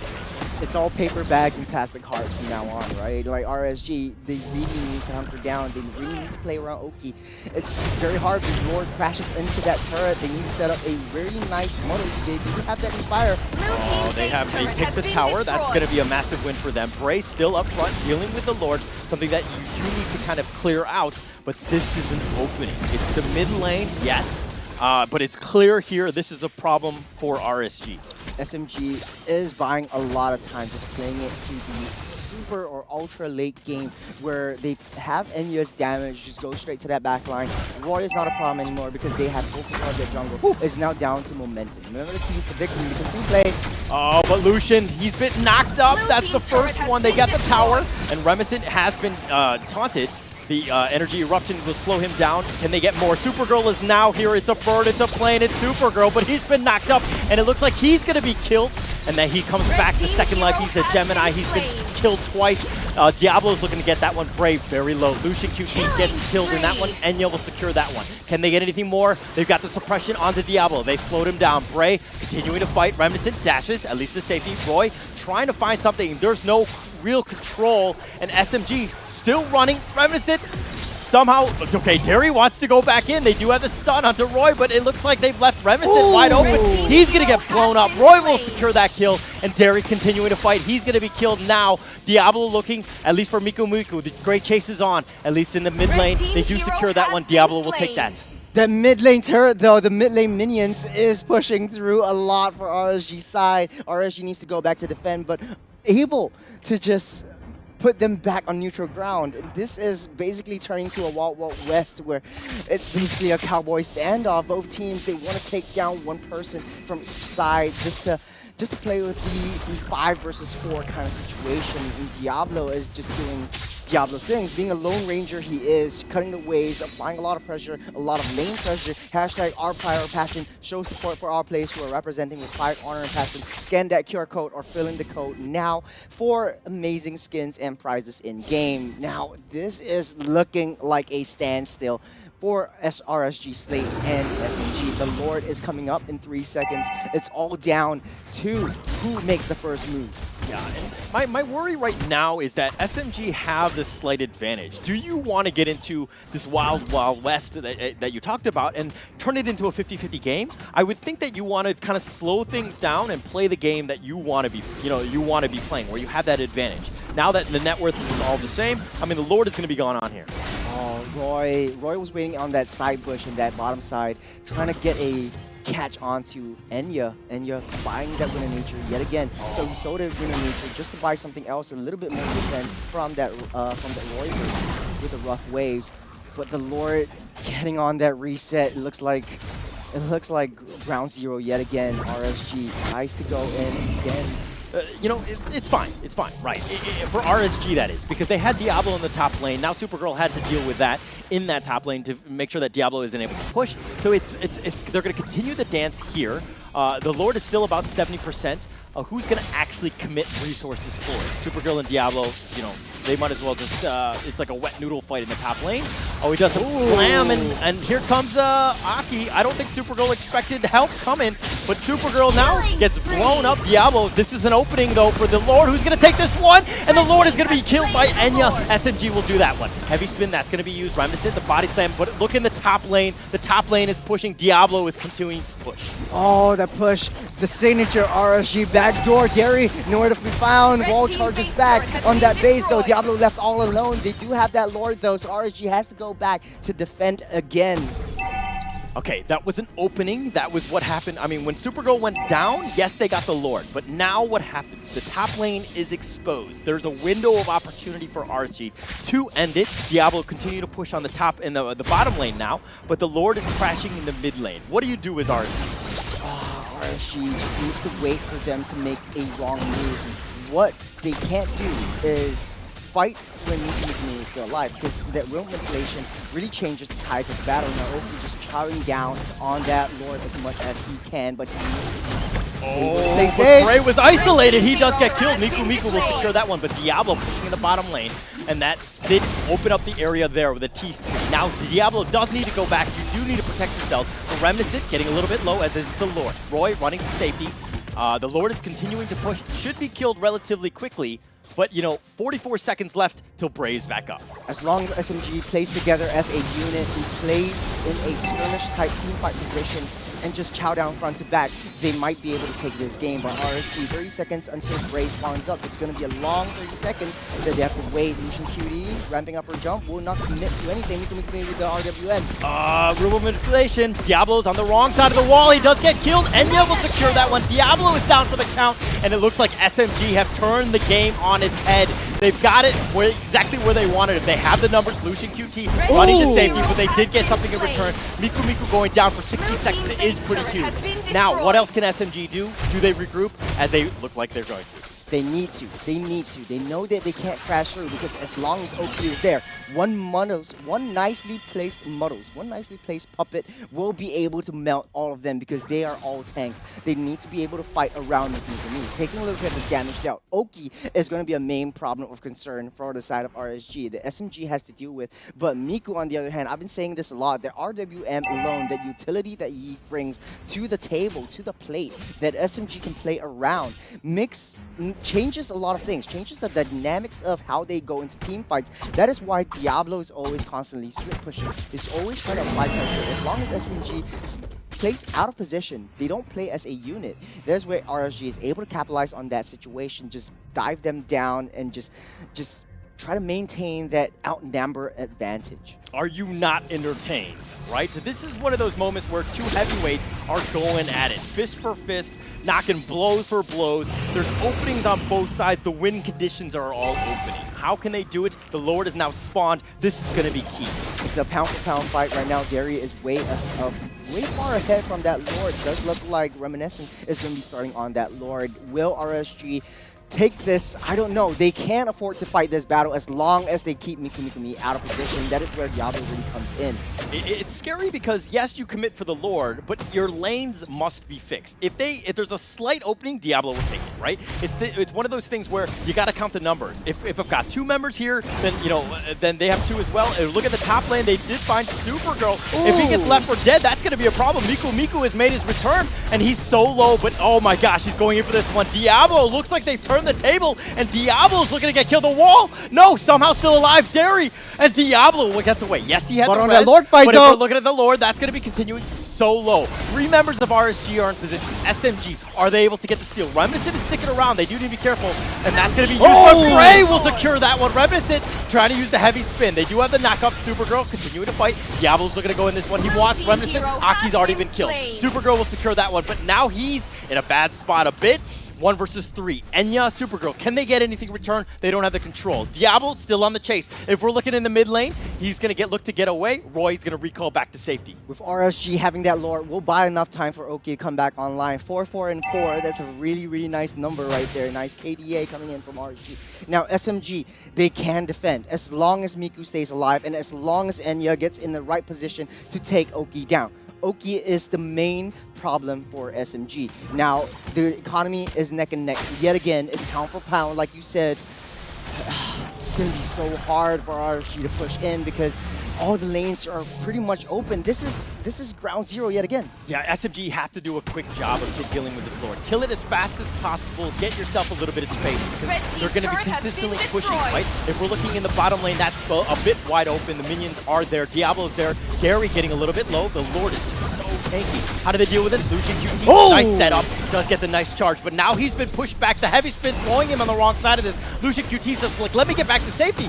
He has the bouncing ball. Can he bounce away? He gets dashes. He dashes over the wall. He's fine. The Lord is still there. That Lord is going to eventually be killed. Supergirl dealing with Diablo in the mid lane. And again, they're continuing to fight. And it looks like they've kind of defended themselves. Very well played by SMG. This is so messy. So messy for both sides, and both sides, they don't want to let anything down. They don't want to let anyone die because this is going to be a very, very long timer, a long death timer. It's 27 minutes into the game. I don't know about you guys, but I think this is in the running for the longest game in MPL Season 5 so far. Both teams now, there's not much to talk about. It's who makes the right move first and who takes out the win conditions for both sides. SMG, right now, Enya is coming up online. RSG has to look out for that one. Look at the net worth. I mean, it's pretty much 50-50. It's who makes that first mistake. Bray is very tanky. He's slowed down by the crystal as well. The body slam, that's going to be used with the energy erupt to Derry. That's going to be the first life. Is he able to? He gets the wild card. He does actually do some damage. And Bray getting a little bit low. They're looking to turn this around. Bray, he goes down for the first life. And Supergirl's been knocked up. He's been killed. Aki will take that one. But what can they get in return? Roy solo. They're not going to actually go for this one. Enya is looking to go down. That's the first life for him. He's been slammed down. Aki will take the double kill here, and they look like they've opened it up. Reminiscent is down as well, and RSG are only 4 men standing. SMG have one last chance with 2 members. Derry continuing to fight. He wants to go for Aki. He's trying to take out the damage, but Derry now on the run. He needs to just create a little bit of space. Miku, he does have the rest. Can he hold? He's going to use the real world manipulation. That's going to be used, and he does kill Roy. He gets the pick off. Lucian QT's been slowed down. He has the res. He's fine. But Aki, it's a 2 versus 1. The minions are there, and it looks like Miku, can he hold? Oki has the Has Claws, able to sustain him through a lot of those RWMs coming in from Miku. But right now, the death timer, 20 seconds until Supergirl comes back online. The minion wins! But the minions for RSG! Wins! Okay, they're but going to it's deal a with battle for the raid. It's a battle. It's going to be in on the base as well, and it looks like RSG have done it! We're able to out-damage the minions. And that was going to be game 2. What a barn burner, and that's exactly what we wanted. RSG, we knew it was going to be close, but not that close. Kin, break it down. I mean, I'm super excited. Like, I'm so jealous of the audience downstairs. This was the match that we were looking for, and this was what we expected. But like you said, not this close. Not this close at all. Oh man, I mean, Battle of the Titans is an understatement. This is a preview of the playoffs, ladies and gentlemen, happening on the 14th to 16th at Suntec City Convention Center. I am so excited for this one. The Battle of the Titans first seed still maintains their 100% win rate. I like how RSG and all 3 of us, our predictions went through. We are sweating right here. Yeah. I'm going to need a minute. I think my heart needs to settle down a little bit. That game was crazy, right? Back and forth. 50-50, just going at it left and right. Like, I honestly, I didn't know who was going to win on that one, but that was a crazy game. Yeah, that was edging it out. And now, okay, so hear me out. You know, in the first game, we were talking about how RSG was waiting for the mistakes on the side of SMG, right? An overcommitment of ultimates. And I think they definitely hurt us downstairs because SMG, they were playing so patient. while RSG Slate SG won this game, I have to give a quick shout out to Reminiscent. I mean, he was super patient on this Archive. His heavy spin and headbutt utilization throughout the game itself has been insane. And the fact that they had Dewi, who was also very stingy with the wild charge, he really used it at the critical moments. When the fight was about to be lost, he came in and he changed the whole course of the fight for SMG-SG. Yeah, I think the name of the game is timing. And take a look at all these itemizations, just buying and selling, buying and selling. We are into that late game, 28 minutes, 46 seconds into that game. We've seen a lot of different itemizations, little different changes. Diablo sold his immortality for a Winter Truncheon. He has that fast fingers to do so. He sold off his Radiant Armor, got a Brute Force Breastplate. You saw Oki having that Wind of Nature. He bought the movement speed Greaves just to get to that ending fight faster. So many small little itemizations from both sides, and not to discount SMG as well. A lot of item changes here and there where the late game economy doesn't matter anymore. I just want to point out, it's a very small detail, but Oki took Electro Flash, right, in comparison to Enya, who took the Avaris. And it's just a small change in the emblem choice. I think RSG-SG was prepared to play for the late game. Avaris, sure, you get 1,200 gold, but in the late game, Electro Flash will work much better for you because it's a constant growth. Yeah, it's really, really hard because itemizations aside, taking a look at the kill participation on both sides. Supergirl trying to control Diablo as much as he can. He's only 20%, but he was so impactful in taking Oki down because every single time Oki goes down, Supergirl's there. Can I talk about Diablo? The fact that he was split pushing throughout, but he still had 71% kill participation. I think that speaks volumes about the fact that, hey, the team fight understanding like where he is, letting him push, and then going for the kills only when he's kind of nearby so that Diablo can, do as much damage as he does. Like, I mean, Diablo was like almost like an all-star. Exactly. And here's the thing, right? For RSG Slate SG, this is the first performance that I think really brought out the strength of RSG SG. Nobody's tested them this hard so far. SMG SG brought them to the brink. Yes. Oh man, their throne was thwarted just by a little bit, but who do you think the MVP is going to be right now?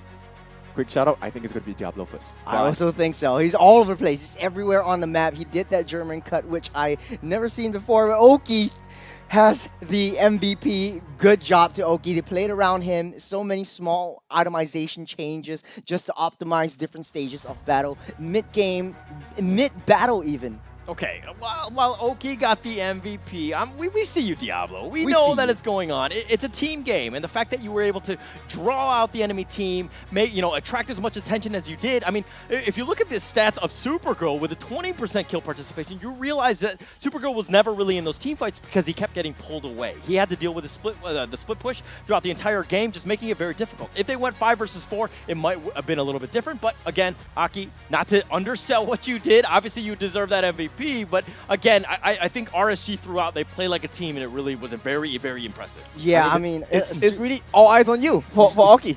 His all eyes on you was so predominantly strong in the match, it changed the whole team fight itself. Yeah, I mean, Supergirl having a tough time just handling that Lone Ranger. He's all over the place. Wherever he is, you have to manage it. But we're watching the highlights. Ken, break this down for us. What'd you see? Well, I'm going to remind you that this was an extremely long game, and here we go. Dewi actually has the perfect setup. They actually caught Roy as well as Oki a couple of times, right? And that really changed the whole team fight. Bray had a very good start to the game. He had the tank ability as well. But I want to mention about the itemization during this point of the time. This was about mid-game considering the length of the duration we had. And these were at the point where people were buying immortalities left and right. They were doing the item switches as well. Later on, I'm not sure whether they will show this or not, but Diablo actually bought the Windtalker for a short moment when he went for the kill on the top lane as well. Down here, it looked like it was all going to be great for the side of SMG SG. They got the base down. 2 T3s down in the mid and the top as well, but this huge team fight changed it for RSG Slate SG because right here from this get-go, they are only left with just Miku Mi, who had to defend as a one-member army against the onslaught for Lucian Cutie as well as Oki. Yeah, this fight was just so phenomenal. See how much Oki is able to tank through the entirety of that battle. This was a very long, drawn-out battle where like both sides, their turrets have been have been compromised, basically. Mikumi, however, wasn't able to defend from that skirmish coming in from Oki. He does have very high attack speed, very high turret damage going through. What a game, What a and game. what a series. This is what we expected from the number 1-2 seed, of course, for the MPL Singapore. Just what a great game throughout. I want to see them more, and we'll probably see them in the playoffs. I mean, we have a long way to go before we're there. But before we do, this is going to be, you know, Holler, Churros, Kin. Let's go back to Cheryl for the interview. Thank you so much, guys. We have teased for a match fit for playoffs, and boy, oh boy, did they deliver right here for match 2. Everybody right here in the live audience were at the edge of their seats. My palms are literally sweating. What a great match. And right here beside me, I have none other than Bray. So, it is still undefeated. You guys are still sitting very comfortably in the first position. Will we be seeing anyone such as CS and Closer perhaps next week? For now, we are aiming for a streak lah. So we are aiming for a 100% win streak. So, and for next week match, for the final match is against Bleed. So, I mean, we will want to continue the 100% win streak until for the whole regular season lah. So maybe we wouldn't put like the Closer and CS to play. So. I see. All right. So another thing is, okay, game 1 went relatively smoothly for you guys, but game 2, that resistance though, it really, mind my Singlish, but it really is up to that point to see who can tahan longer. Yeah. So is this something that you would expect, this level of fight that SMG put up? I expected it because like they are in the leaderboards, they are top 2, and because they are also my friends, so I know how they roughly play, and to be honest, they are really very strong lah, and really did put out a very long fight. Yes, and with that being said, their draft is a little bit more skewed for late game, and given that early game you dominated for sure, you were unkillable. But at the late game, how did you feel knowing that they were drafted more towards the late game? Because their heroes are very tanky, so it's all about macro lah, because towards the late game is really decision making, and every small mistakes counts lah. So in the game, we really just play the macro very well. We don't make any mistakes, and becomes regular. Yes, and also it is very evident that Roy was targeted like crazy, and I believe valiant effort was placed to lock down Mikumi, but he just couldn't be touched. So what did you guys do, you know, to win the game? Because they had a lot of, the high ground is very good, and the way for them to open map is through Dewi. So our plan is to kill Dewi so that they do have a map opener for them, so they can help push up. And by doing that, we won the game. Fantastic. And I believe you got a little bit of a taster because right now they're in second position. So that's something that you can anticipate in playoffs. Now, a little bit of a teaser. You mentioned that what's happening next week for the final day of this round robin cycle, you're going to meet your arch nemesis, and that would be Bleed eSports. Any comments on that? Seeing how they play in regular season, I don't know lah. Maybe they just trying to play it slowly and want to show off any good plans. I'm not sure lah, but I'm pretty sure when it comes when we fight each other, they will really put out a very good fight lah. Fantastic. So that's what we can anticipate. Thank you so much, Ray, for answering all of our questions. Thank you. So yes, friends, that was Bray. What a match that absolutely left us all on the edge of our seats. We were begging for more, definitely games that were fit for playoffs. Now we have another match that's going to come up real soon, happening at 4 p.m. So if you don't want to miss out on the action, see you at 4 p.m. later.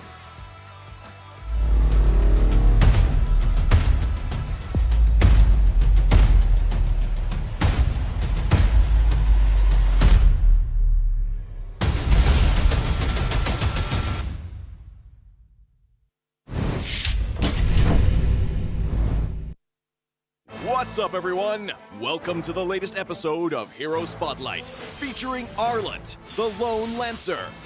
Arlet is a highly mobile fighter that weaves through battle like a vengeful wraith. Hero skills. First skill, Dauntless Strike. Arlet slams down his spear, dealing physical damage. Closer targets will be stunned momentarily, while those further away will be stunned for the full duration. Second skill, Vengeance. Arlet charges at a target with his spear, dealing physical damage. If the target is marked by Demon Gaze, this skill is guaranteed to crit and reset its cooldown. It will also restore Arlet's HP. Ultimate Final Slash. Arlet performs a wide, sweeping attack, dealing physical damage to targets and displacing them to the end of the swing. Passive skill, Demon Gaze. Arlet's demonic eyes will periodically mark a nearby enemy hero. Demon Gaze will also mark enemy units near Arlet that are affected by control effects from any source. Pro tips. Dauntless Strike is best used from a short distance, positioned to catch enemies at the end of the AoE for the full stun effect. Vengeance is Arlet's primary source of damage and sustain. If an enemy is just out of reach, stun minions and use Vengeance to leapfrog and quickly cover the gap. When low on HP, Arlet can mark a group of minions with his stun and chain cast Vengeance to quickly recover. Final Slash is a powerful displacement ability that can push enemies out of position for picks or unleashed at the perfect moment to catch the entire team. Combo tips. During the laning phase, wait for your passive to mark the enemy hero. Then strike them with Vengeance, followed by Dauntless Strike to stun and reapply the mark. Use Vengeance again and weave in a basic attack before finishing with another Vengeance. When going into a team fight, look for opportunities to use Vengeance on marked enemies. Use Final Slash to mark and group up enemies and tear into them with skill resets. Use Dauntless Strike to stun low enemies and finish them off with Vengeance. Tactics. Arlet is a formidable hero in the early and mid-game.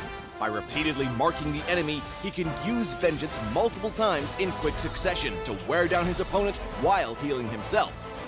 After gearing up in the late game, Arlet becomes an even deadlier force, with more defense on top of his mobility and the constant healing from Vengeance resets. Arlet can sustain himself through the fight to continue dishing out damage. For his role as a fighter, we recommend this equipment build to bolster his damage and self-sustain. Choose the fighter emblem to further enhance his survivability, and for battle spells, we recommend Petrify to synergize with his passive and Vengeance skill.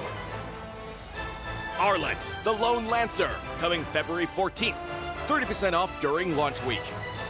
Get his Wandering Spear skin for only 51 diamonds the first 2 weeks. And until next time, we'll be seeing you in the Land of Dawn.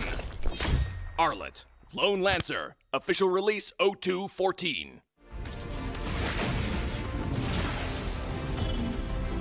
Pain is the proof that I'm still alive.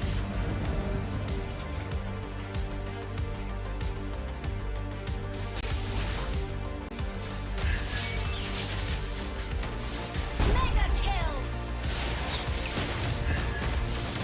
Legendary! Double kill! I'm stopping time.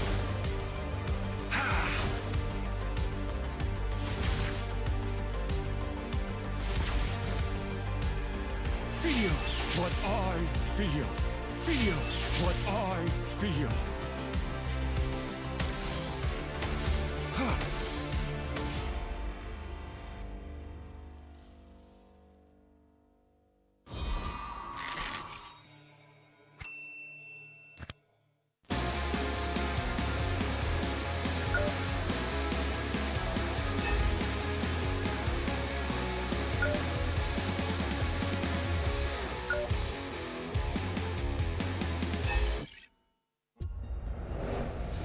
I am Optimus Prime.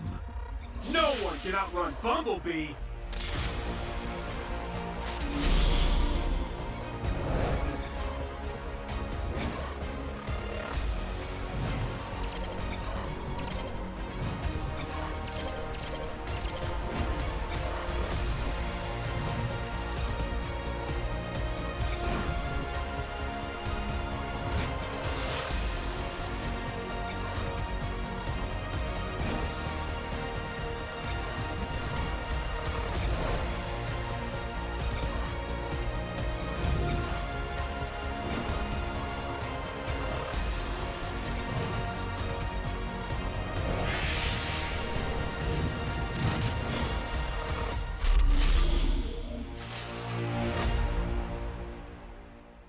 OSIM. What's up, everyone? Welcome to the latest episode of Hero Spotlight, featuring Arlet, the Lone Lancer. Arlet is a highly mobile fighter that weaves through battle like a vengeful wraith. Hero skills. First skill, Dauntless Strike. Arlet slams down his spear, dealing physical damage. Closer targets will be stunned momentarily, while those further away will be stunned for the full duration. Second skill, Vengeance. Arlet charges at a target with his spear, dealing physical damage. If the target is marked by Demon Gaze, this skill is guaranteed to crit and reset its cooldown. It will also restore Arlet's HP. Ultimate Final Slash. Arlet performs a wide, sweeping attack, dealing physical damage to targets and displacing them to the end of the swing. Passive skill, Demon Gaze. Arlet's demonic eyes will periodically mark a nearby enemy hero. Demon Gaze will also mark enemy units near Arlet that are affected by control effects from any source. Pro tips. Dauntless Strike is best used from a short distance, positioned to catch enemies at the end of the AoE for the full stun effect. Vengeance is Arlet's primary source of damage and sustain. If an enemy is just out of reach, stun minions and use Vengeance to leapfrog and quickly cover the gap. When low on HP, Arlet can mark a group of minions with his stun and chain cast Vengeance to quickly recover. Final Slash is a powerful displacement ability that can push enemies out of position for picks or unleashed at the perfect moment to catch the entire team. Combo tips. During the laning phase, wait for your passive to mark the enemy hero. Then strike them with Vengeance, followed by Dauntless Strike to stun and reapply the mark. Use Vengeance again and weave in a basic attack before finishing with another Vengeance. When going into a team fight, look for opportunities to use Vengeance on marked enemies. Use Final Slash to mark and group up enemies and tear into them with skill resets. Use Dauntless Strike to stun low enemies and finish them off with Vengeance. Tactics. Arlet is a formidable hero in the early and mid-game. By repeatedly marking the enemy, he can use Vengeance multiple times in quick succession to wear down his opponent while healing himself. After gearing up in the late game, Arlet becomes an even deadlier force, with more defense on top of his mobility and the constant healing from Vengeance resets. Arlet can sustain himself through the fight to continue dishing out damage. For his role as a fighter, we recommend this equipment build to bolster his damage and self-sustain. Choose the fighter emblem to further enhance his survivability, and for battle spells, we recommend Petrify to synergize with his passive and Vengeance skill. Arlet, the Lone Lancer, coming February 14th. 30% off during launch week. Get his Wandering Spear skin for only 51 diamonds the first 2 weeks. And until next time, we'll be seeing you in the Land of Dawn. Arlet, Lone Lancer, official release 02/14. Pain is the proof that I'm still alive.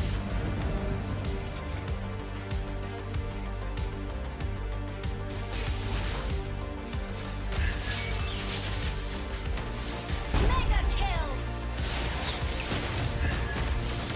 Legendary.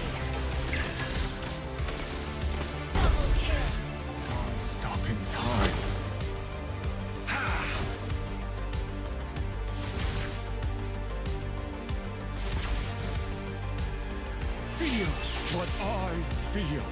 Feels what I feel.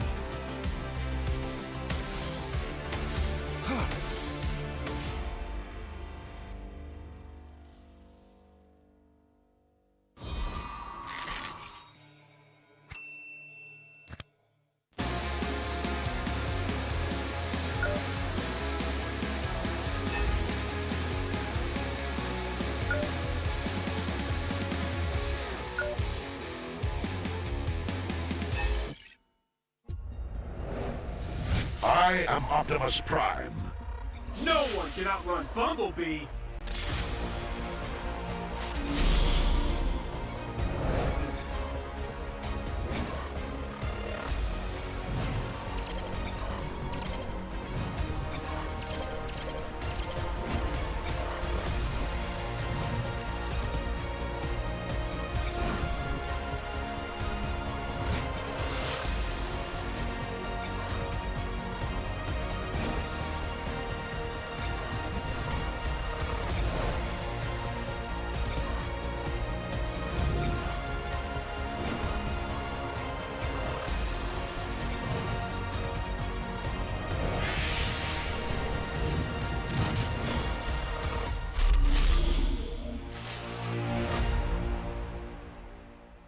OSIM. What's up, everyone? Welcome to the latest episode of Hero Spotlight, featuring Arlet, the Lone Lancer. Arlet is a highly mobile fighter that weaves through battle like a vengeful wraith. Hero skills. First skill, Dauntless Strike.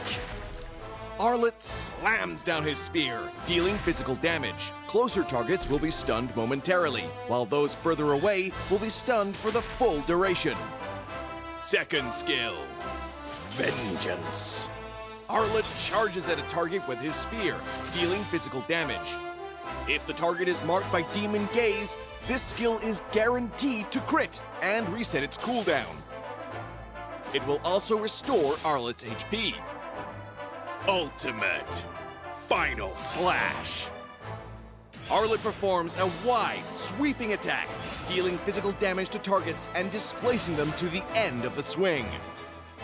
Passive skill, Demon Gaze.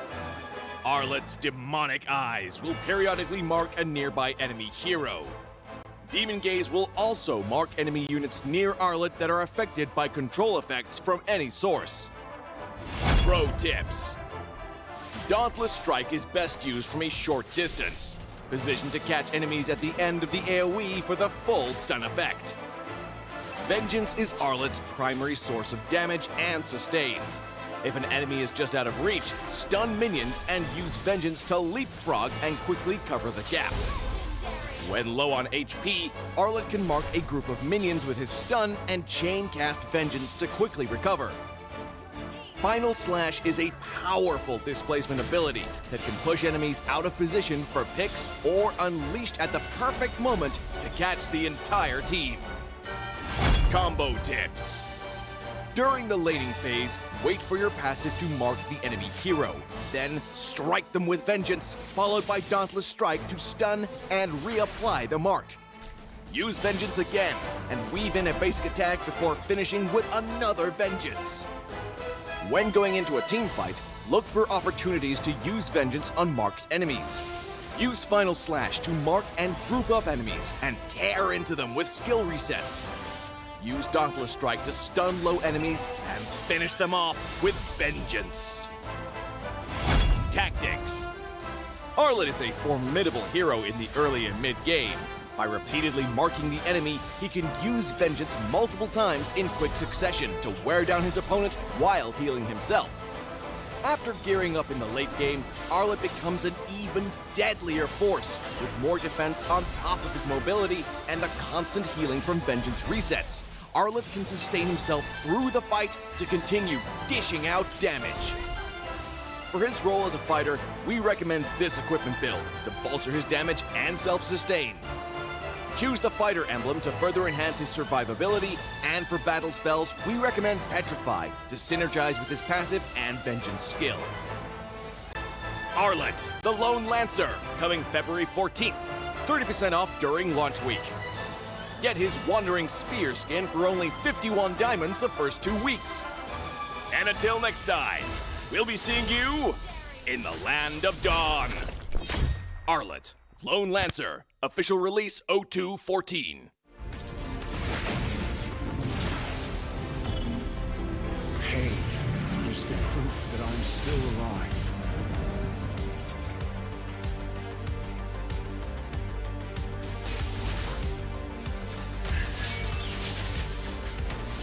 Mega kill. Legendary. Double kill. Stopping time.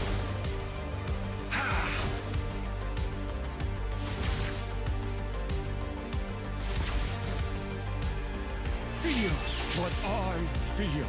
Feel what I feel.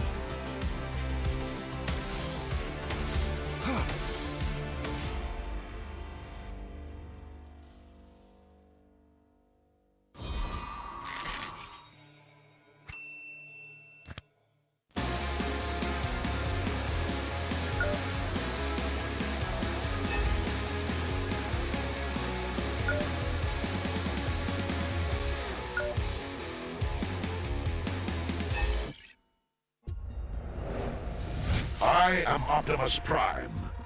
No one can outrun Bumblebee.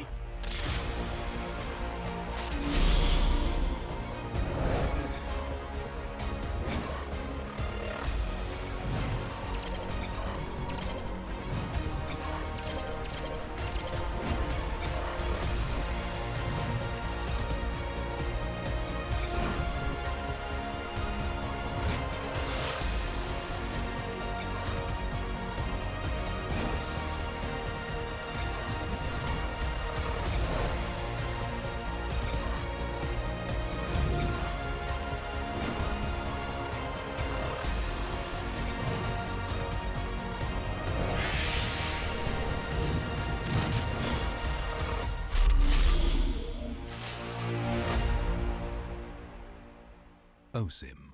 What's up, everyone? Welcome to the latest episode of Hero Spotlight, featuring Arlet, the Lone Lancer.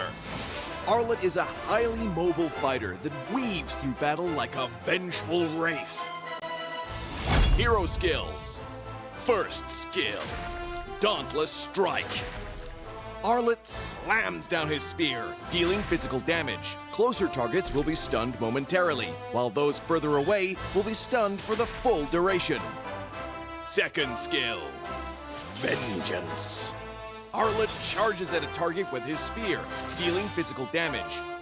If the target is marked by Demon Gaze, this skill is guaranteed to crit and reset its cooldown. It will also restore Arlet's HP. Ultimate Final Slash. Arlet performs a wide, sweeping attack, dealing physical damage to targets and displacing them to the end of the swing. Passive skill, Demon Gaze. Arlet's demonic eyes will periodically mark a nearby enemy hero. Demon Gaze will also mark enemy units near Arlet that are affected by control effects from any source. Pro tips. Dauntless Strike is best used from a short distance, positioned to catch enemies at the end of the AoE for the full stun effect. Vengeance is Arlet's primary source of damage and sustain. If an enemy is just out of reach, stun minions and use Vengeance to leapfrog and quickly cover the gap. When low on HP, Arlet can mark a group of minions with his stun and chain cast Vengeance to quickly recover. Final Slash is a powerful displacement ability that can push enemies out of position for picks or unleashed at the perfect moment to catch the entire team. Combo tips. During the laning phase, wait for your passive to mark the enemy hero. Then strike them with Vengeance, followed by Dauntless Strike to stun and reapply the mark. Use Vengeance again and weave in a basic attack before finishing with another Vengeance. When going into a team fight, look for opportunities to use Vengeance on marked enemies. Use Final Slash to mark and group up enemies and tear into them with skill resets. use Dauntless Strike to stun low enemies and finish them off with vengeance. Tactics. Arlet is a formidable hero in the early and mid-game.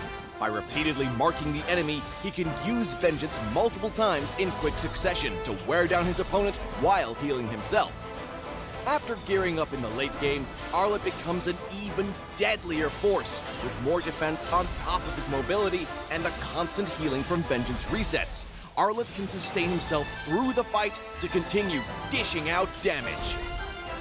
For his role as a fighter, we recommend this equipment build to bolster his damage and self-sustain. Choose the fighter emblem to further enhance his survivability, and for battle spells, we recommend Petrify to synergize with his passive and vengeance skill. Arlet, the Lone Lancer, coming February 14th. 30% off during launch week. Get his Wandering Spear skin for only 51 diamonds the first 2 weeks. And until next time, we'll be seeing you in the Land of Dawn. Arlet, Lone Lancer, official release 0214. Pain is the proof that I'm still alive.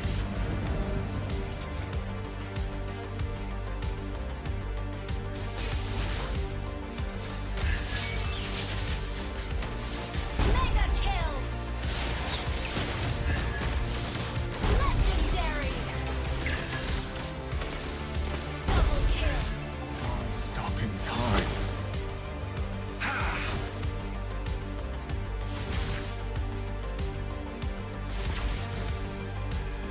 Feel what I feel. Feel what I feel.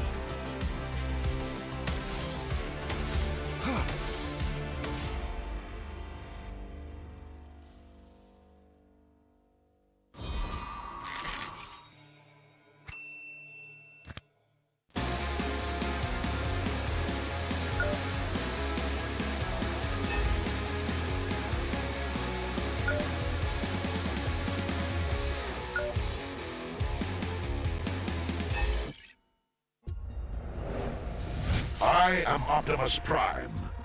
No one can outrun Bumblebee.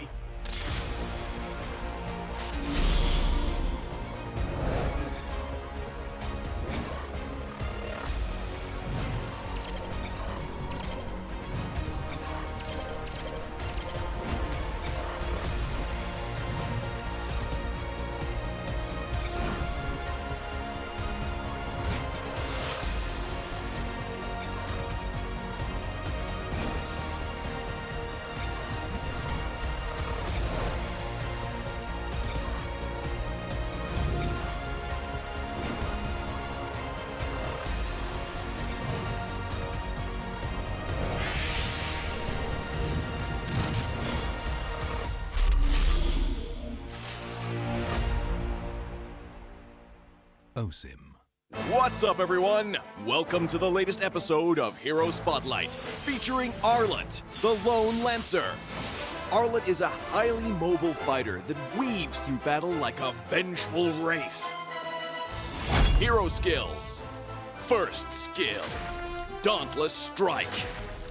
Arlet slams down his spear, dealing physical damage. Closer targets will be stunned momentarily, while those further away will be stunned for the full duration. Second skill, Vengeance. Arlet charges at a target with his spear, dealing physical damage. If the target is marked by Demon Gaze, this skill is guaranteed to crit and reset its cooldown. It will also restore Arlet's HP. Ultimate Final Slash. Arlet performs a wide, sweeping attack, dealing physical damage to targets and displacing them to the end of the swing. Passive skill, Demon Gaze. Arlet's demonic eyes will periodically mark a nearby enemy hero. Demon Gaze will also mark enemy units near Arlet that are affected by control effects from any source. Pro tips. Dauntless Strike is best used from a short distance, positioned to catch enemies at the end of the AoE for the full stun effect. Vengeance is Arlet's primary source of damage and sustain. If an enemy is just out of reach, stun minions and use Vengeance to leapfrog and quickly cover the gap. When low on HP, Arlet can mark a group of minions with his stun and chain cast Vengeance to quickly recover. Final Slash is a powerful displacement ability that can push enemies out of position for picks or unleashed at the perfect moment to catch the entire team. Combo tips. During the laning phase, wait for your passive to mark the enemy hero. Then strike them with Vengeance, followed by Dauntless Strike to stun and reapply the mark. Use Vengeance again and weave in a basic attack before finishing with another Vengeance. When going into a team fight, look for opportunities to use Vengeance on marked enemies. Use Final Slash to mark and group up enemies and tear into them with skill resets. Use Dauntless Strike to stun low enemies and finish them off with Vengeance. Tactics. Arlet is a formidable hero in the early and mid-game. By repeatedly marking the enemy, he can use Vengeance multiple times in quick succession to wear down his opponent while healing himself. After gearing up in the late game, Arlet becomes an even deadlier force, with more defense on top of his mobility and the constant healing from Vengeance resets. Arlet can sustain himself through the fight to continue dishing out damage. For his role as a fighter, we recommend this equipment build to bolster his damage and self-sustain. Choose the fighter emblem to further enhance his survivability, and for battle spells, we recommend Petrify to synergize with his passive and Vengeance skill. Arlet, the Lone Lancer, coming February 14th. 30% off during launch week. Get his Wandering Spear skin for only 51 diamonds the first 2 weeks. And until next time, we'll be seeing you in the Land of Dawn. Arlet, Lone Lancer, official release 0214. Pain is the proof that I'm still alive.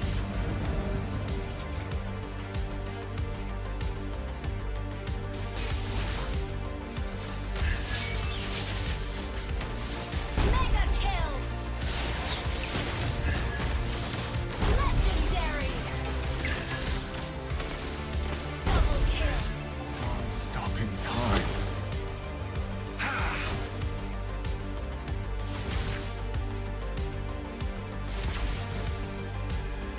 Feel what I feel. Feel what I feel.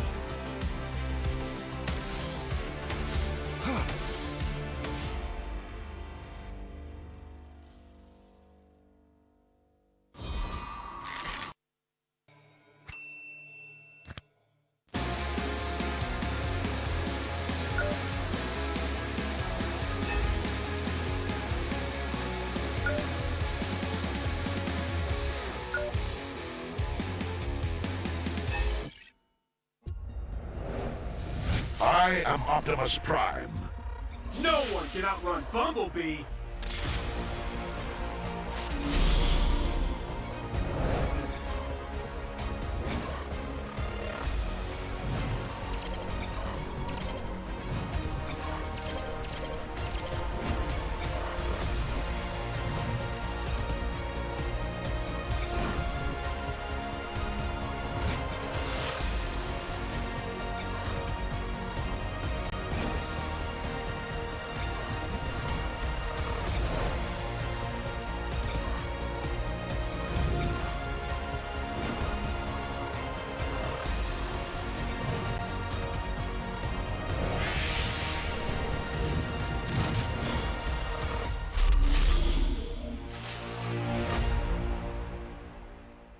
OSIM. What's up, everyone? Welcome to the latest episode of Hero Spotlight, featuring Arlet, the Lone Lancer.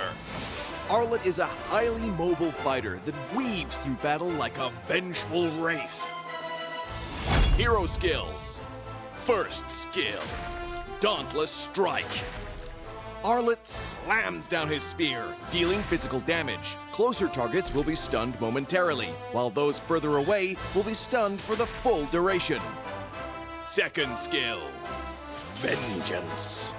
Arlet charges at a target with his spear, dealing physical damage. If the target is marked by Demon Gaze, this skill is guaranteed to crit and reset its cooldown.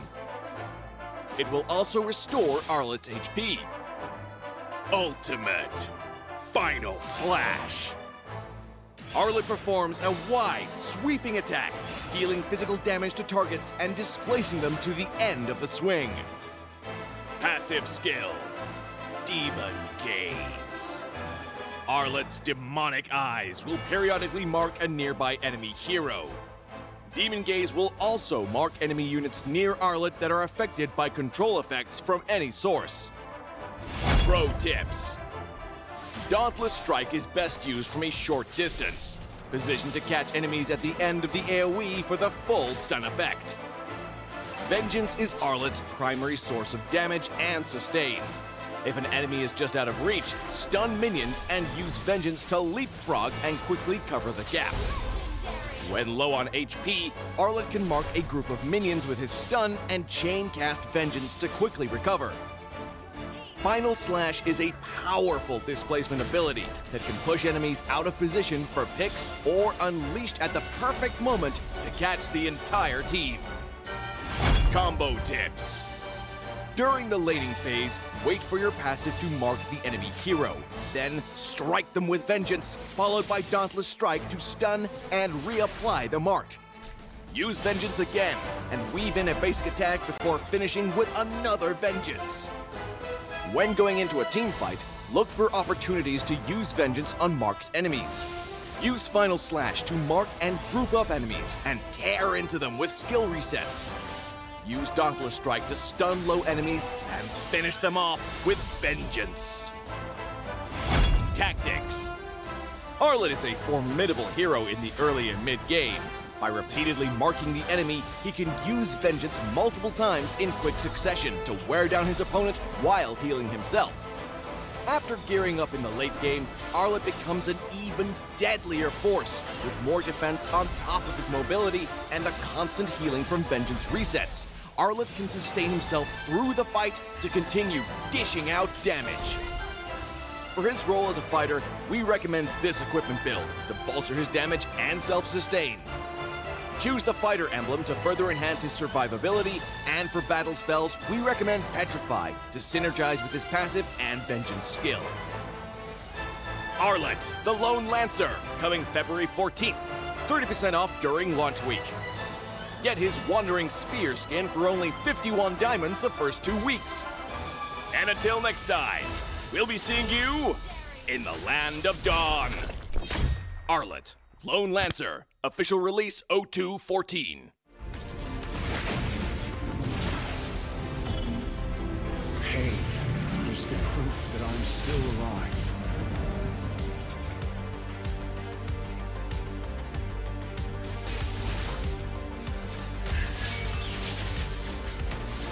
Mega kill. Legendary. Double kill. Stopping time.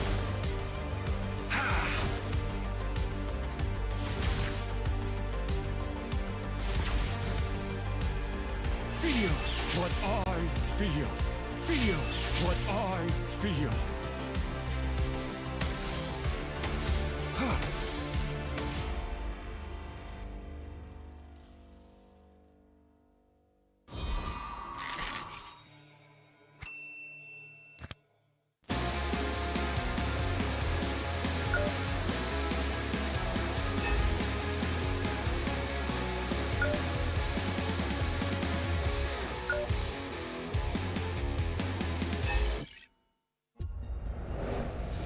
I am Optimus Prime. No one can outrun Bumblebee.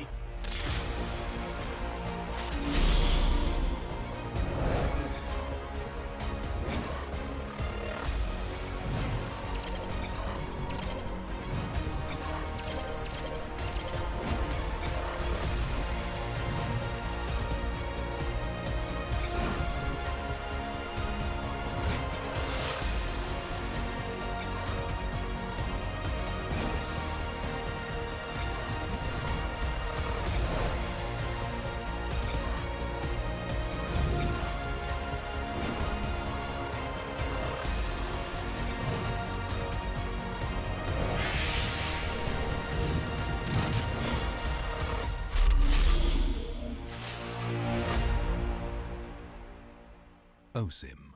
What's up, everyone? Welcome to the latest episode of Hero Spotlight, featuring Arlet, the Lone Lancer.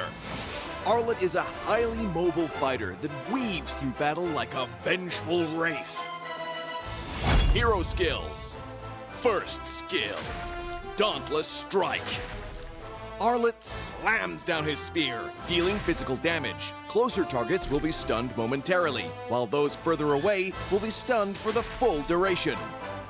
Second skill, Vengeance. Arlet charges at a target with his spear, dealing physical damage. If the target is marked by Demon Gaze, this skill is guaranteed to crit and reset its cooldown. It will also restore Arlet's HP. Ultimate Final Slash. Arlet performs a wide, sweeping attack, dealing physical damage to targets and displacing them to the end of the swing.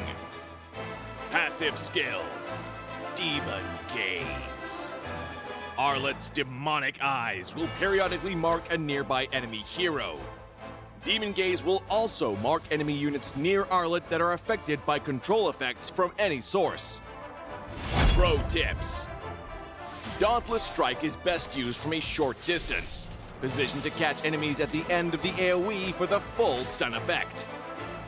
Vengeance is Arlet's primary source of damage and sustain. If an enemy is just out of reach, stun minions and use Vengeance to leapfrog and quickly cover the gap. When low on HP, Arlet can mark a group of minions with his stun and chain cast Vengeance to quickly recover. Final Slash is a powerful displacement ability that can push enemies out of position for picks or unleashed at the perfect moment to catch the entire team. Combo tips. During the laning phase, wait for your passive to mark the enemy hero. Then strike them with Vengeance, followed by Dauntless Strike to stun and reapply the mark. Use Vengeance again and weave in a basic attack before finishing with another Vengeance. When going into a team fight, look for opportunities to use Vengeance on marked enemies. Use Final Slash to mark and group up enemies and tear into them with skill resets. Use Dauntless Strike to stun low enemies and finish them off with Vengeance. Tactics. Arlet is a formidable hero in the early and mid-game.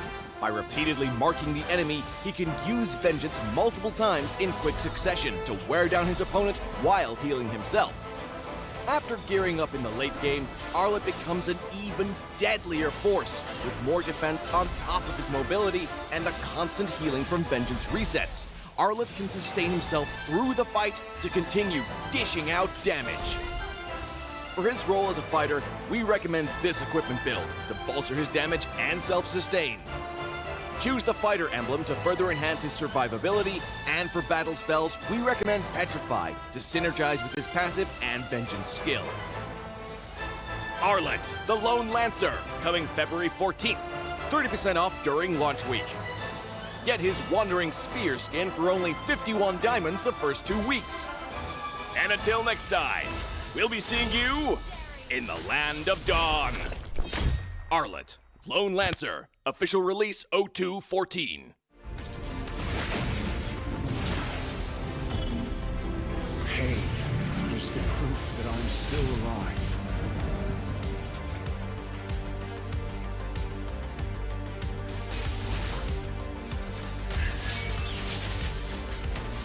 Mega kill. Legendary. Double kill. Stopping time.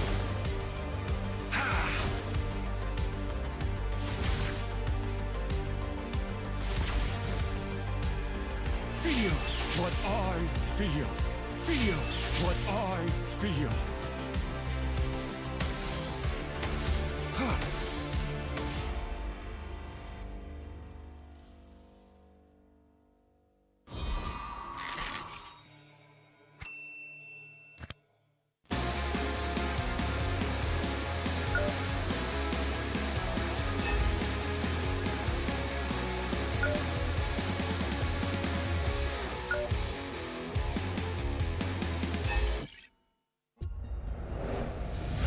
I am Optimus Prime. No one can outrun Bumblebee.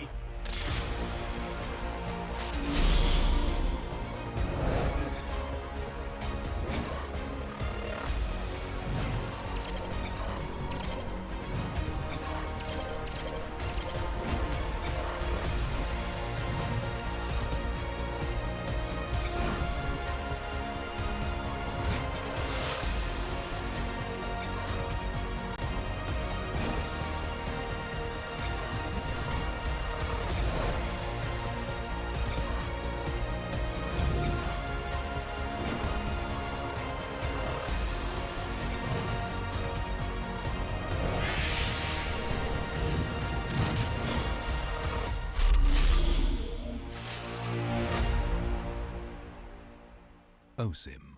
What's up, everyone? Welcome to the latest episode of Hero Spotlight, featuring Arlet, the Lone Lancer.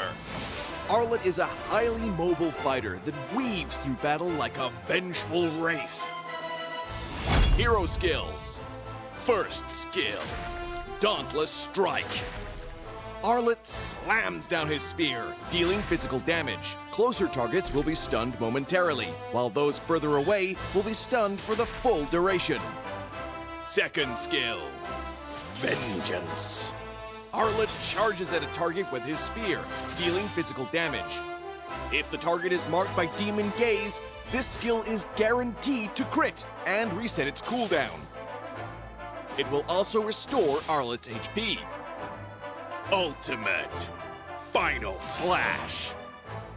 Arlet performs a wide, sweeping attack, dealing physical damage to targets and displacing them to the end of the swing. Passive skill, Demon Gaze. Arlet's demonic eyes will periodically mark a nearby enemy hero. Demon Gaze will also mark enemy units near Arlet that are affected by control effects from any source. Pro tips. Dauntless Strike is best used from a short distance, positioned to catch enemies at the end of the AoE for the full stun effect. Vengeance is Arlet's primary source of damage and sustain. If an enemy is just out of reach, stun minions and use Vengeance to leapfrog and quickly cover the gap. When low on HP, Arlet can mark a group of minions with his stun and chain cast Vengeance to quickly recover.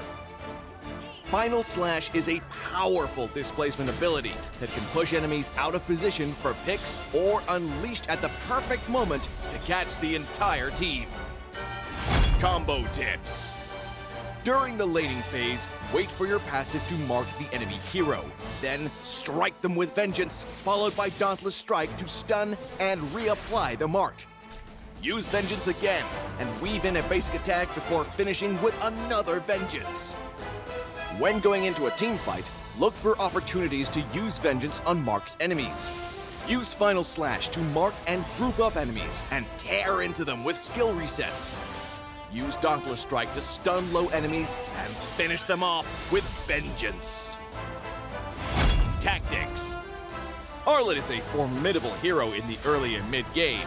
By repeatedly marking the enemy, he can use Vengeance multiple times in quick succession to wear down his opponent while healing himself. After gearing up in the late game, Arlet becomes an even deadlier force, with more defense on top of his mobility and the constant healing from Vengeance resets. Arlet can sustain himself through the fight to continue dishing out damage. For his role as a fighter, we recommend this equipment build to bolster his damage and self-sustain. Choose the fighter emblem to further enhance his survivability, and for battle spells, we recommend Petrify to synergize with his passive and Vengeance skill. Arlet, the Lone Lancer, coming February 14th. 30% off during launch week. Get his Wandering Spear skin for only 51 diamonds the first 2 weeks. And until next time, we'll be seeing you in the Land of Dawn. Arlet, Lone Lancer, official release 0214. Pain is the proof that I'm still alive.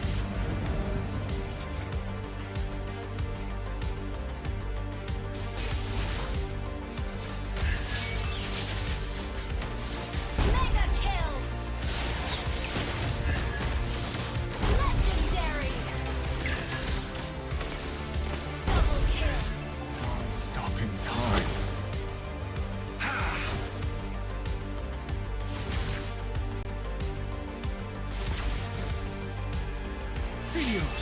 I feel. Feel what I feel.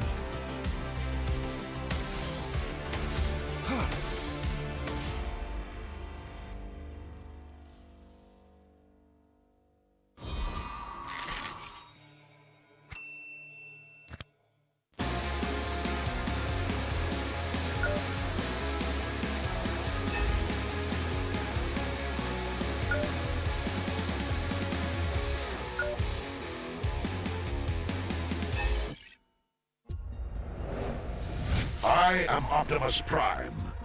No one can outrun Bumblebee.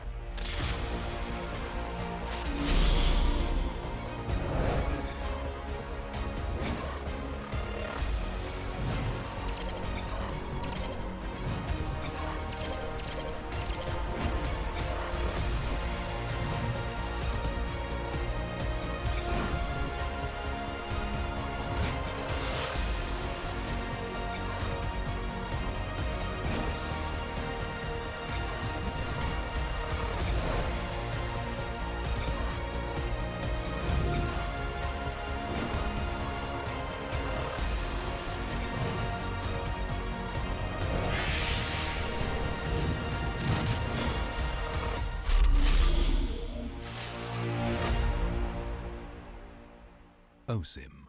What's up, everyone? Welcome to the latest episode of Hero Spotlight, featuring Arlet, the Lone Lancer. Arlet is a highly mobile fighter that weaves through battle like a vengeful wraith. Hero skills. First skill, Dauntless Strike. Arlet slams down his spear, dealing physical damage. Closer targets will be stunned momentarily, while those further away will be stunned for the full duration. Second skill, Vengeance. Arlet charges at a target with his spear, dealing physical damage. If the target is marked by Demon Gaze, this skill is guaranteed to crit and reset its cooldown. It will also restore Arlet's HP. Ultimate Final Slash. Arlet performs a wide, sweeping attack, dealing physical damage to targets and displacing them to the end of the swing. Passive skill, Demon Gaze. Arlet's demonic eyes will periodically mark a nearby enemy hero.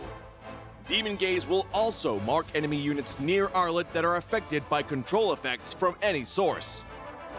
Pro tips. Dauntless Strike is best used from a short distance, positioned to catch enemies at the end of the AoE for the full stun effect. Vengeance is Arlet's primary source of damage and sustain. If an enemy is just out of reach, stun minions and use Vengeance to leapfrog and quickly cover the gap. When low on HP, Arlet can mark a group of minions with his stun and chain cast Vengeance to quickly recover. Final Slash is a powerful displacement ability that can push enemies out of position for picks or unleashed at the perfect moment to catch the entire team. Combo tips. During the lading phase, wait for your passive to mark the enemy hero. Then strike them with Vengeance, followed by Dauntless Strike to stun and reapply the mark. Use Vengeance again and weave in a basic attack before finishing with another Vengeance. When going into a team fight, look for opportunities to use Vengeance on marked enemies. Use Final Slash to mark and group up enemies and tear into them with skill resets. Use Dauntless Strike to stun low enemies and finish them off with Vengeance. Tactics. Arlet is a formidable hero in the early and mid-game. By repeatedly marking the enemy, he can use Vengeance multiple times in quick succession to wear down his opponent while healing himself. After gearing up in the late game, Arlet becomes an even deadlier force, with more defense on top of his mobility and the constant healing from Vengeance resets. Arlet can sustain himself through the fight to continue dishing out damage. For his role as a fighter, we recommend this equipment build to bolster his damage and self-sustain. Choose the fighter emblem to further enhance his survivability, and for battle spells, we recommend Petrify to synergize with his passive and Vengeance skill. Arlet, the Lone Lancer, coming February 14th. 30% off during launch week. Get his Wandering Spear skin for only 51 diamonds the first 2 weeks. And until next time, we'll be seeing you in the Land of Dawn. Arlet, Lone Lancer, official release 0214.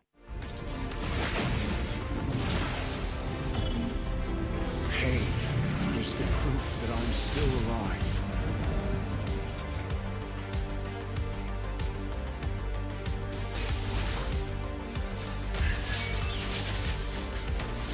Mega kill. Legendary. Double kill. I'm stopping time.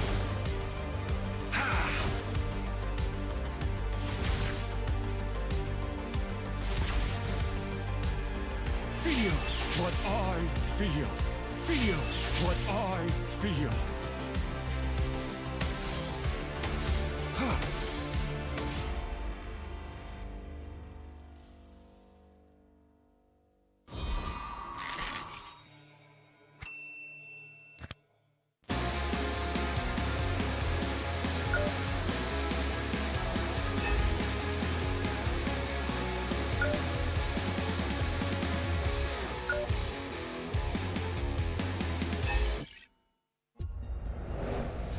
I am Optimus Prime. No one can outrun Bumblebee.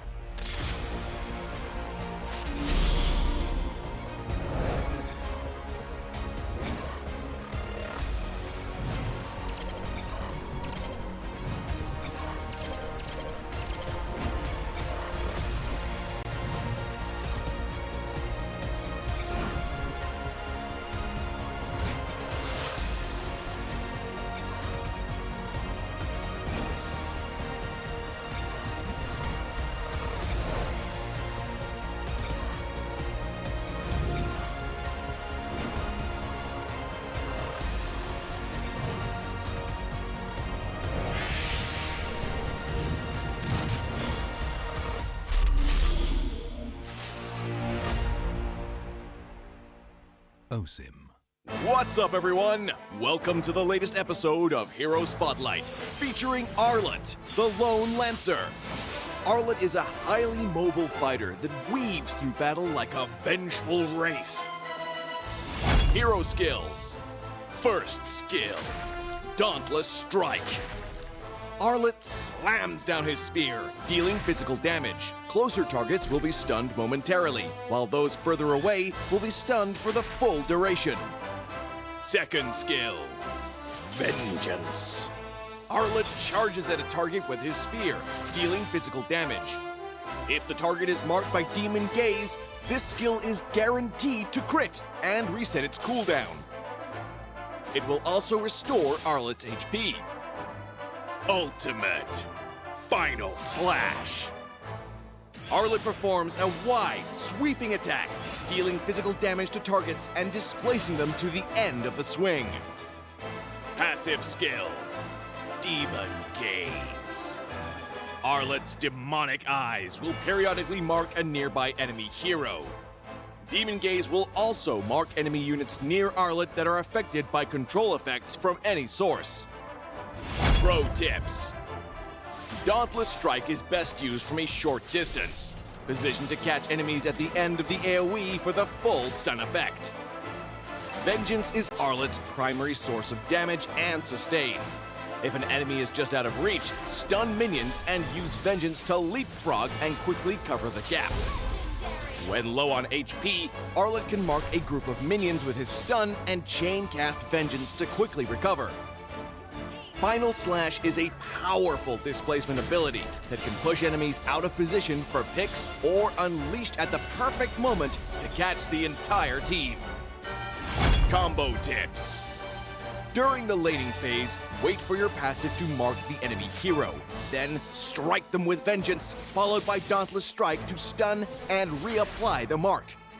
Use Vengeance again and weave in a basic attack before finishing with another Vengeance. When going into a team fight, look for opportunities to use Vengeance on marked enemies. Use Final Slash to mark and group up enemies and tear into them with skill resets. use Dauntless Strike to stun low enemies and finish them off with vengeance. Tactics. Arlet is a formidable hero in the early and mid-game. By repeatedly marking the enemy, he can use vengeance multiple times in quick succession to wear down his opponent while healing himself. After gearing up in the late game, Arlet becomes an even deadlier force, with more defense on top of his mobility and the constant healing from vengeance resets. Arlet can sustain himself through the fight to continue dishing out damage. For his role as a fighter, we recommend this equipment build to bolster his damage and self-sustain. Choose the fighter emblem to further enhance his survivability, and for battle spells, we recommend Petrify to synergize with his passive and vengeance skill. Arlet, the Lone Lancer, coming February 14th. 30% off during launch week. Get his Wandering Spear skin for only 51 diamonds the first 2 weeks. And until next time, we'll be seeing you in the Land of Dawn. Arlet, Lone Lancer, official release 0214.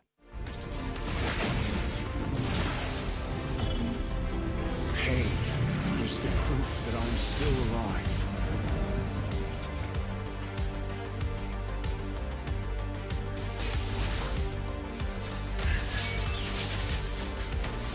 Mega kill. Legendary. Double kill. Stopping time.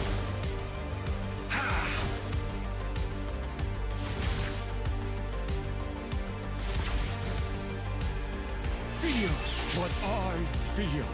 Feel what I feel.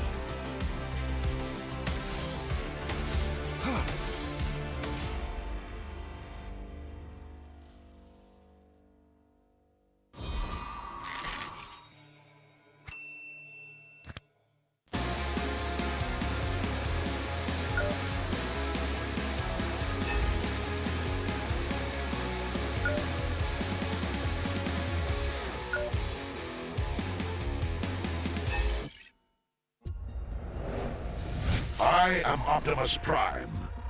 No one can outrun Bumblebee.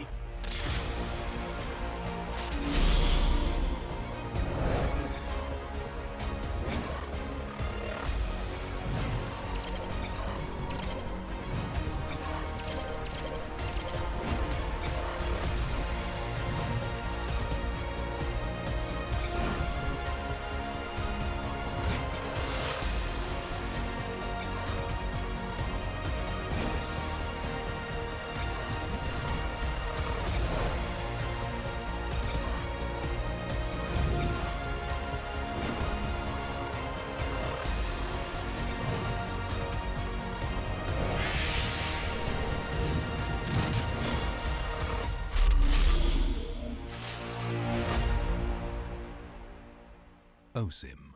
What's up, everyone? Welcome to the latest episode of Hero Spotlight, featuring Arlet, the Lone Lancer. Arlet is a highly mobile fighter that weaves through battle like a vengeful wraith. Hero skills. First skill, Dauntless Strike. Arlet slams down his spear, dealing physical damage. Closer targets will be stunned momentarily, while those further away will be stunned for the full duration. Second skill, Vengeance. Arlet charges at a target with his spear, dealing physical damage. If the target is marked by Demon Gaze, this skill is guaranteed to crit and reset its cooldown. It will also restore Arlet's HP. Ultimate Final Slash. Arlet performs a wide, sweeping attack, dealing physical damage to targets and displacing them to the end of the swing. Passive skill, Demon Gaze. Arlet's demonic eyes will periodically mark a nearby enemy hero. Demon Gaze will also mark enemy units near Arlet that are affected by control effects from any source. Pro tips. Dauntless Strike is best used from a short distance, positioned to catch enemies at the end of the AoE for the full stun effect. Vengeance is Arlet's primary source of damage and sustain. If an enemy is just out of reach, stun minions and use Vengeance to leapfrog and quickly cover the gap. When low on HP, Arlet can mark a group of minions with his stun and chain cast Vengeance to quickly recover. Final Slash is a powerful displacement ability that can push enemies out of position for picks or unleashed at the perfect moment to catch the entire team. Combo tips. During the laning phase, wait for your passive to mark the enemy hero. Then strike them with Vengeance, followed by Dauntless Strike to stun and reapply the mark. Use Vengeance again, and weave in a basic attack before finishing with another Vengeance. When going into a team fight, look for opportunities to use Vengeance on marked enemies. Use Final Slash to mark and group up enemies and tear into them with skill resets. Use Dauntless Strike to stun low enemies and finish them off with Vengeance. Tactics. Arlet is a formidable hero in the early and mid-game. By repeatedly marking the enemy, he can use Vengeance multiple times in quick succession to wear down his opponent while healing himself. After gearing up in the late game, Arlet becomes an even deadlier force, with more defense on top of his mobility and the constant healing from Vengeance resets. Arlet can sustain himself through the fight to continue dishing out damage. For his role as a fighter, we recommend this equipment build to bolster his damage and self-sustain. Choose the fighter emblem to further enhance his survivability, and for battle spells, we recommend Petrify to synergize with his passive and Vengeance skill. Arlet, the Lone Lancer, coming February 14th. 30% off during launch week. Get his Wandering Spear skin for only 51 diamonds the first 2 weeks. And until next time, we'll be seeing you in the Land of Dawn. Arlet, Lone Lancer, official release 0214. Pain is the proof that I'm still alive.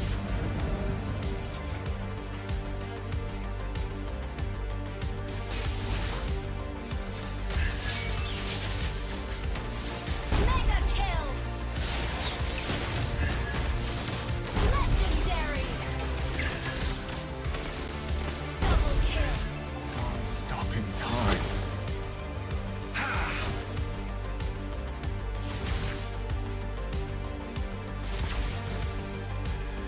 Feel what I feel. Feel what I feel.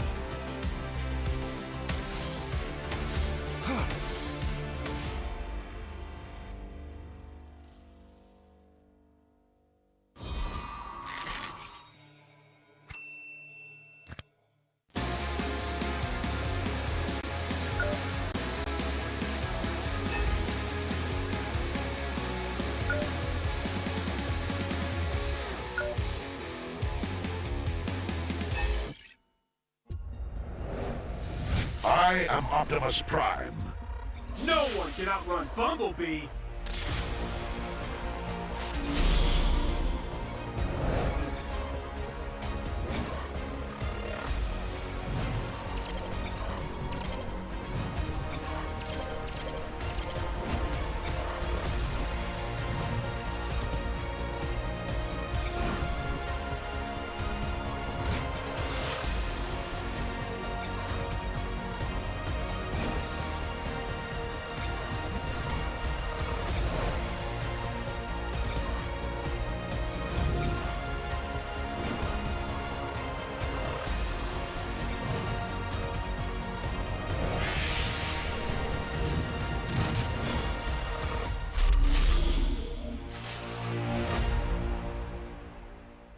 OSIM.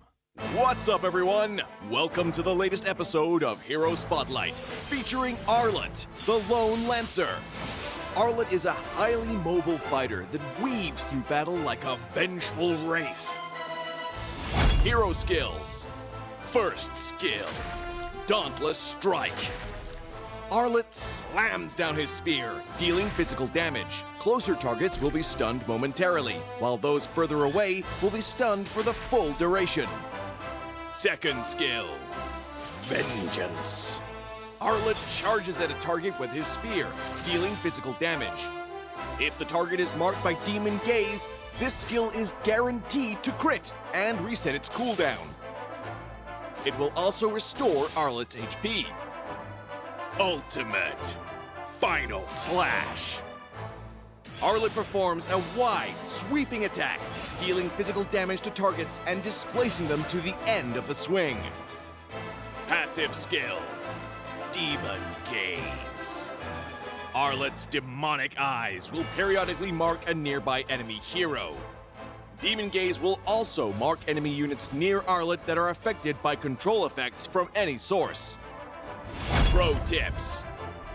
Dauntless Strike is best used from a short distance, positioned to catch enemies at the end of the AoE for the full stun effect. Vengeance is Arlet's primary source of damage and sustain. If an enemy is just out of reach, stun minions and use Vengeance to leapfrog and quickly cover the gap. When low on HP, Arlet can mark a group of minions with his stun and chain cast Vengeance to quickly recover. Final Slash is a powerful displacement ability that can push enemies out of position for picks or unleashed at the perfect moment to catch the entire team. Combo tips. During the laning phase, wait for your passive to mark the enemy hero.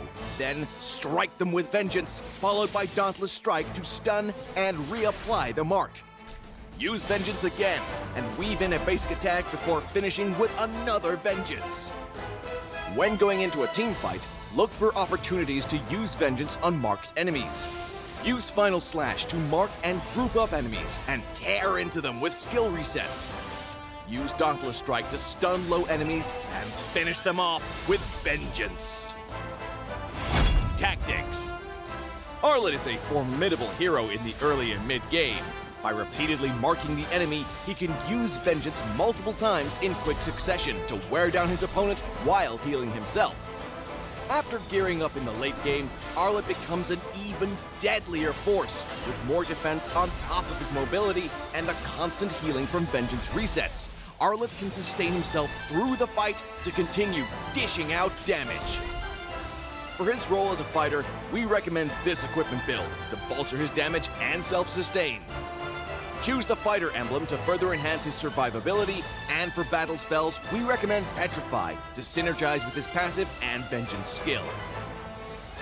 Arlet, the Lone Lancer, coming February 14th. 30% off during launch week. Get his Wandering Spear skin for only 51 diamonds the first 2 weeks. And until next time, we'll be seeing you in the Land of Dawn. Arlet, Lone Lancer, official release 0214. Pain is the proof that I'm still alive.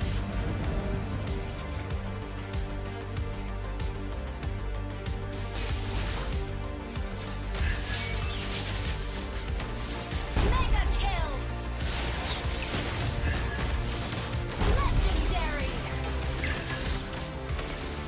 Double kill. Stopping time.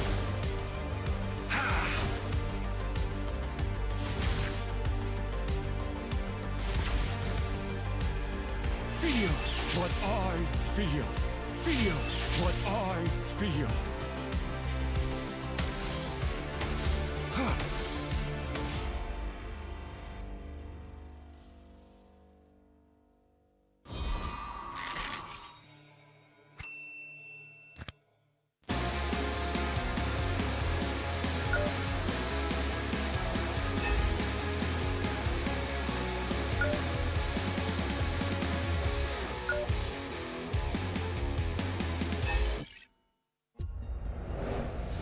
I am Optimus Prime. No one can outrun Bumblebee.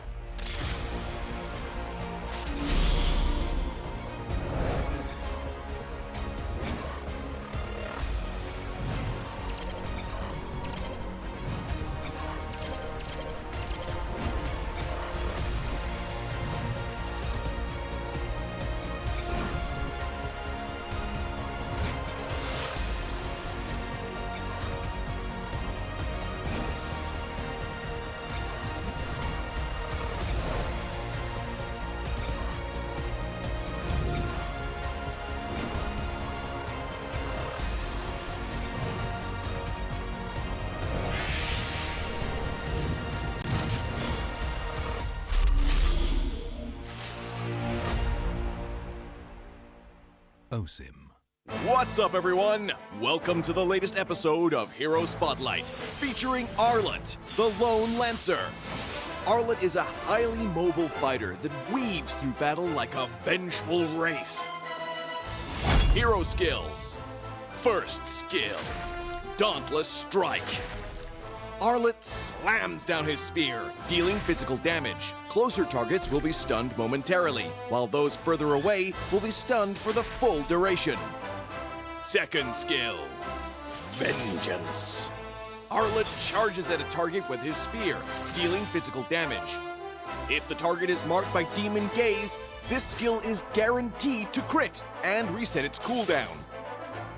It will also restore Arlet's HP. Ultimate Final Slash. Arlet performs a wide, sweeping attack, dealing physical damage to targets and displacing them to the end of the swing. Passive skill, Demon Gaze. Arlet's demonic eyes will periodically mark a nearby enemy hero. Demon Gaze will also mark enemy units near Arlet that are affected by control effects from any source. Pro tips.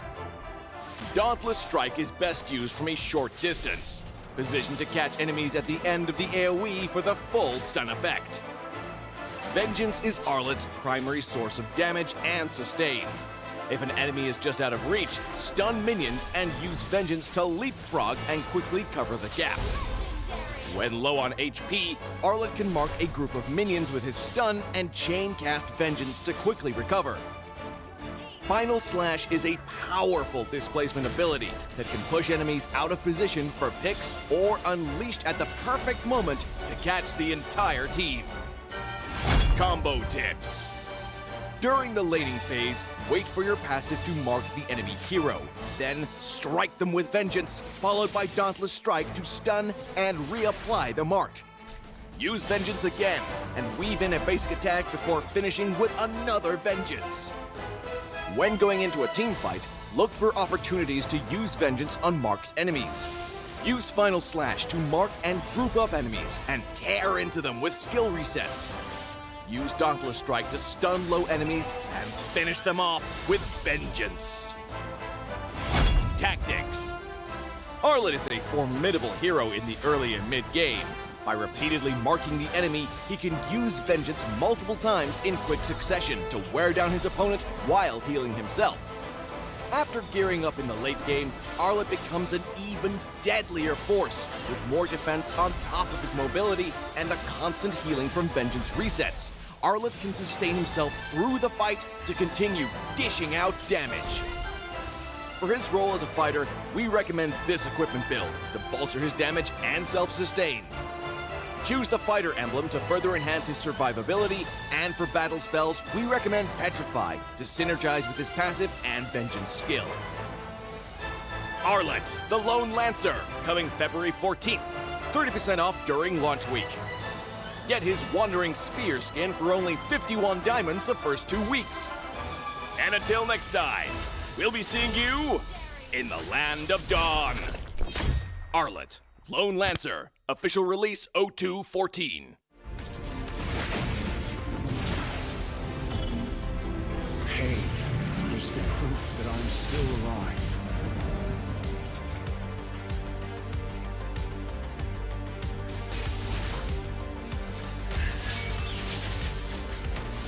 Mega kill. Legendary. Double kill. Stopping time.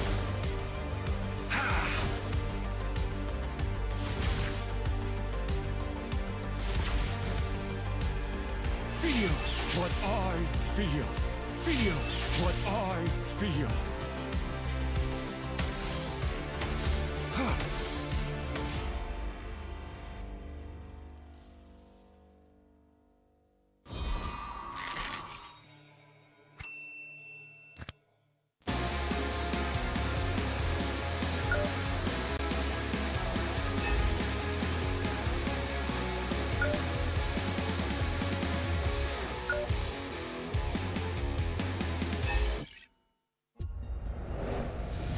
I am Optimus Prime.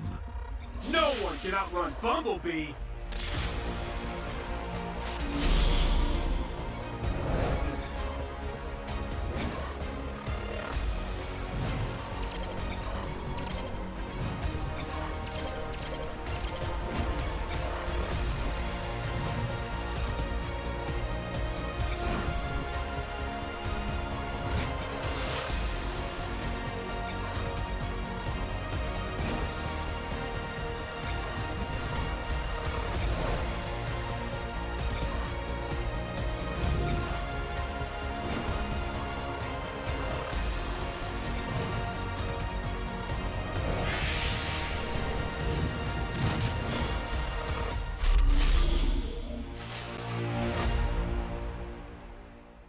OSIM.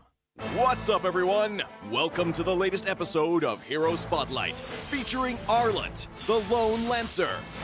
Arlet is a highly mobile fighter that weaves through battle like a vengeful wraith. Hero skills. First skill, Dauntless Strike. Arlet slams down his spear, dealing physical damage. Closer targets will be stunned momentarily, while those further away will be stunned for the full duration. Second skill, Vengeance. Arlet charges at a target with his spear, dealing physical damage. If the target is marked by Demon Gaze, this skill is guaranteed to crit and reset its cooldown. It will also restore Arlet's HP. Ultimate Final Slash. Arlet performs a wide, sweeping attack, dealing physical damage to targets and displacing them to the end of the swing. Passive skill, Demon Gaze.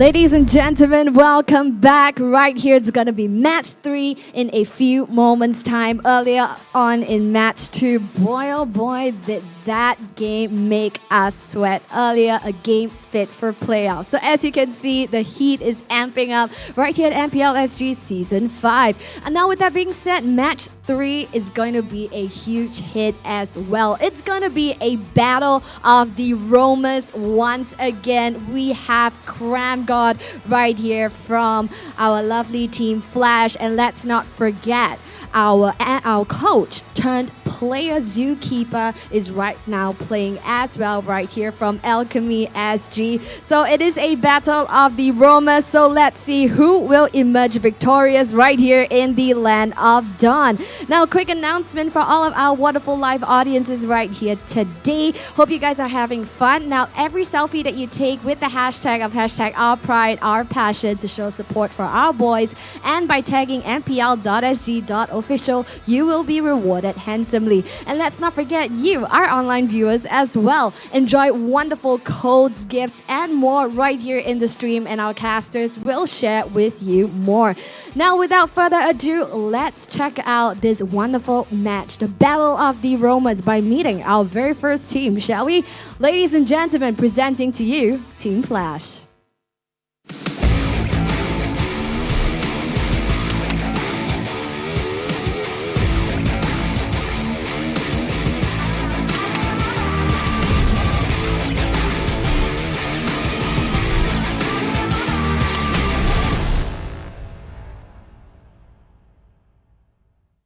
And ladies and gentlemen, here to prove that they are a rookie team to look out for, meet the team. Ladies and gentlemen, presenting to you Alchemy SG.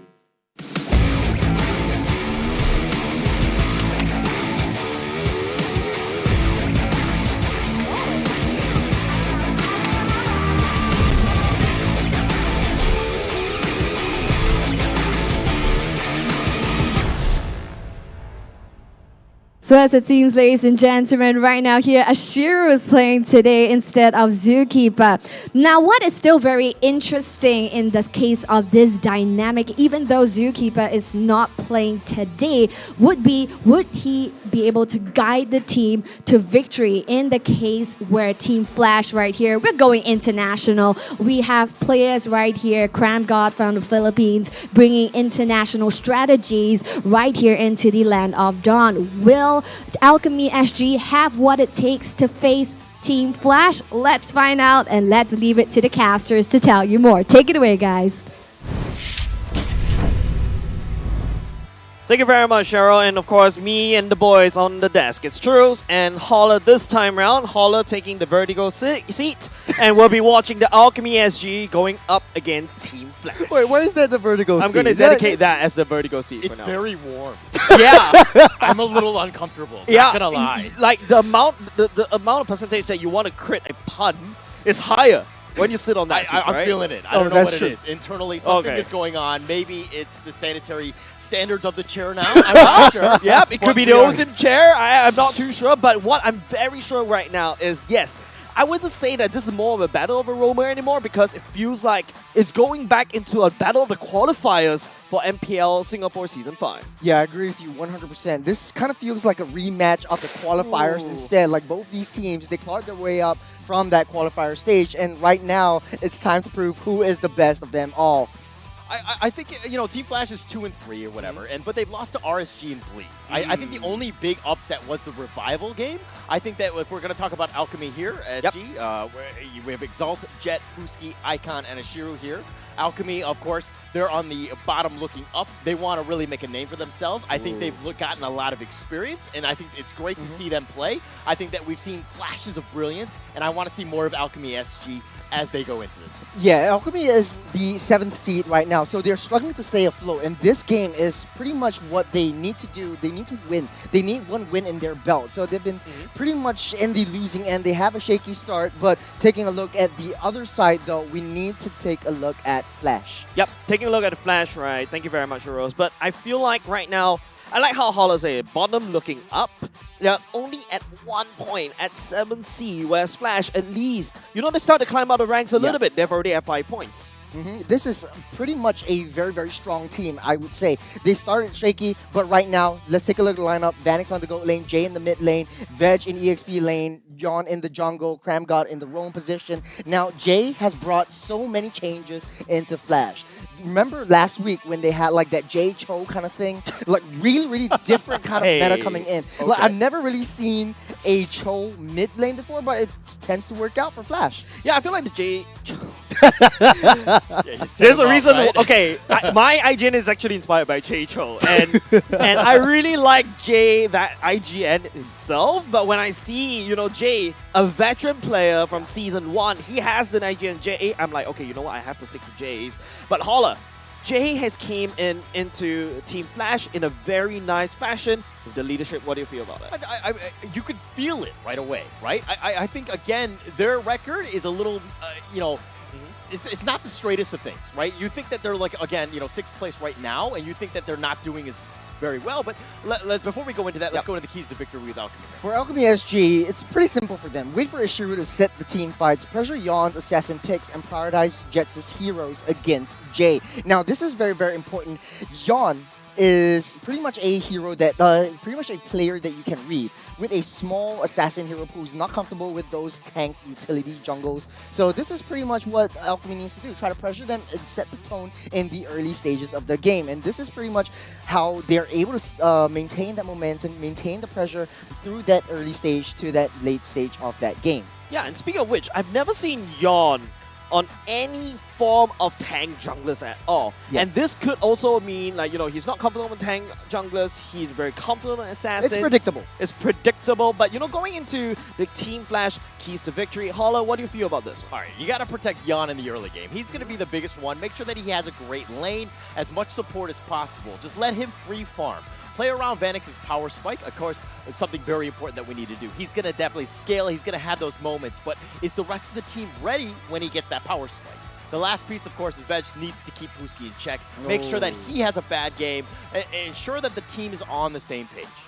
Yeah, I feel like Brewski is a very strong EXP laner from the side of Alchemy, right? They're always more brilliant, and I feel like, watching Alchemy SG, this little guy from MPL Singapore Season 5 from the qualifiers, they grew. Like, remember week 1, day 1? Yeah. They were the one literally, like, they don't have a game plan. Day 2, they came in with game plan, but they lost. What happens? They're unable to adapt.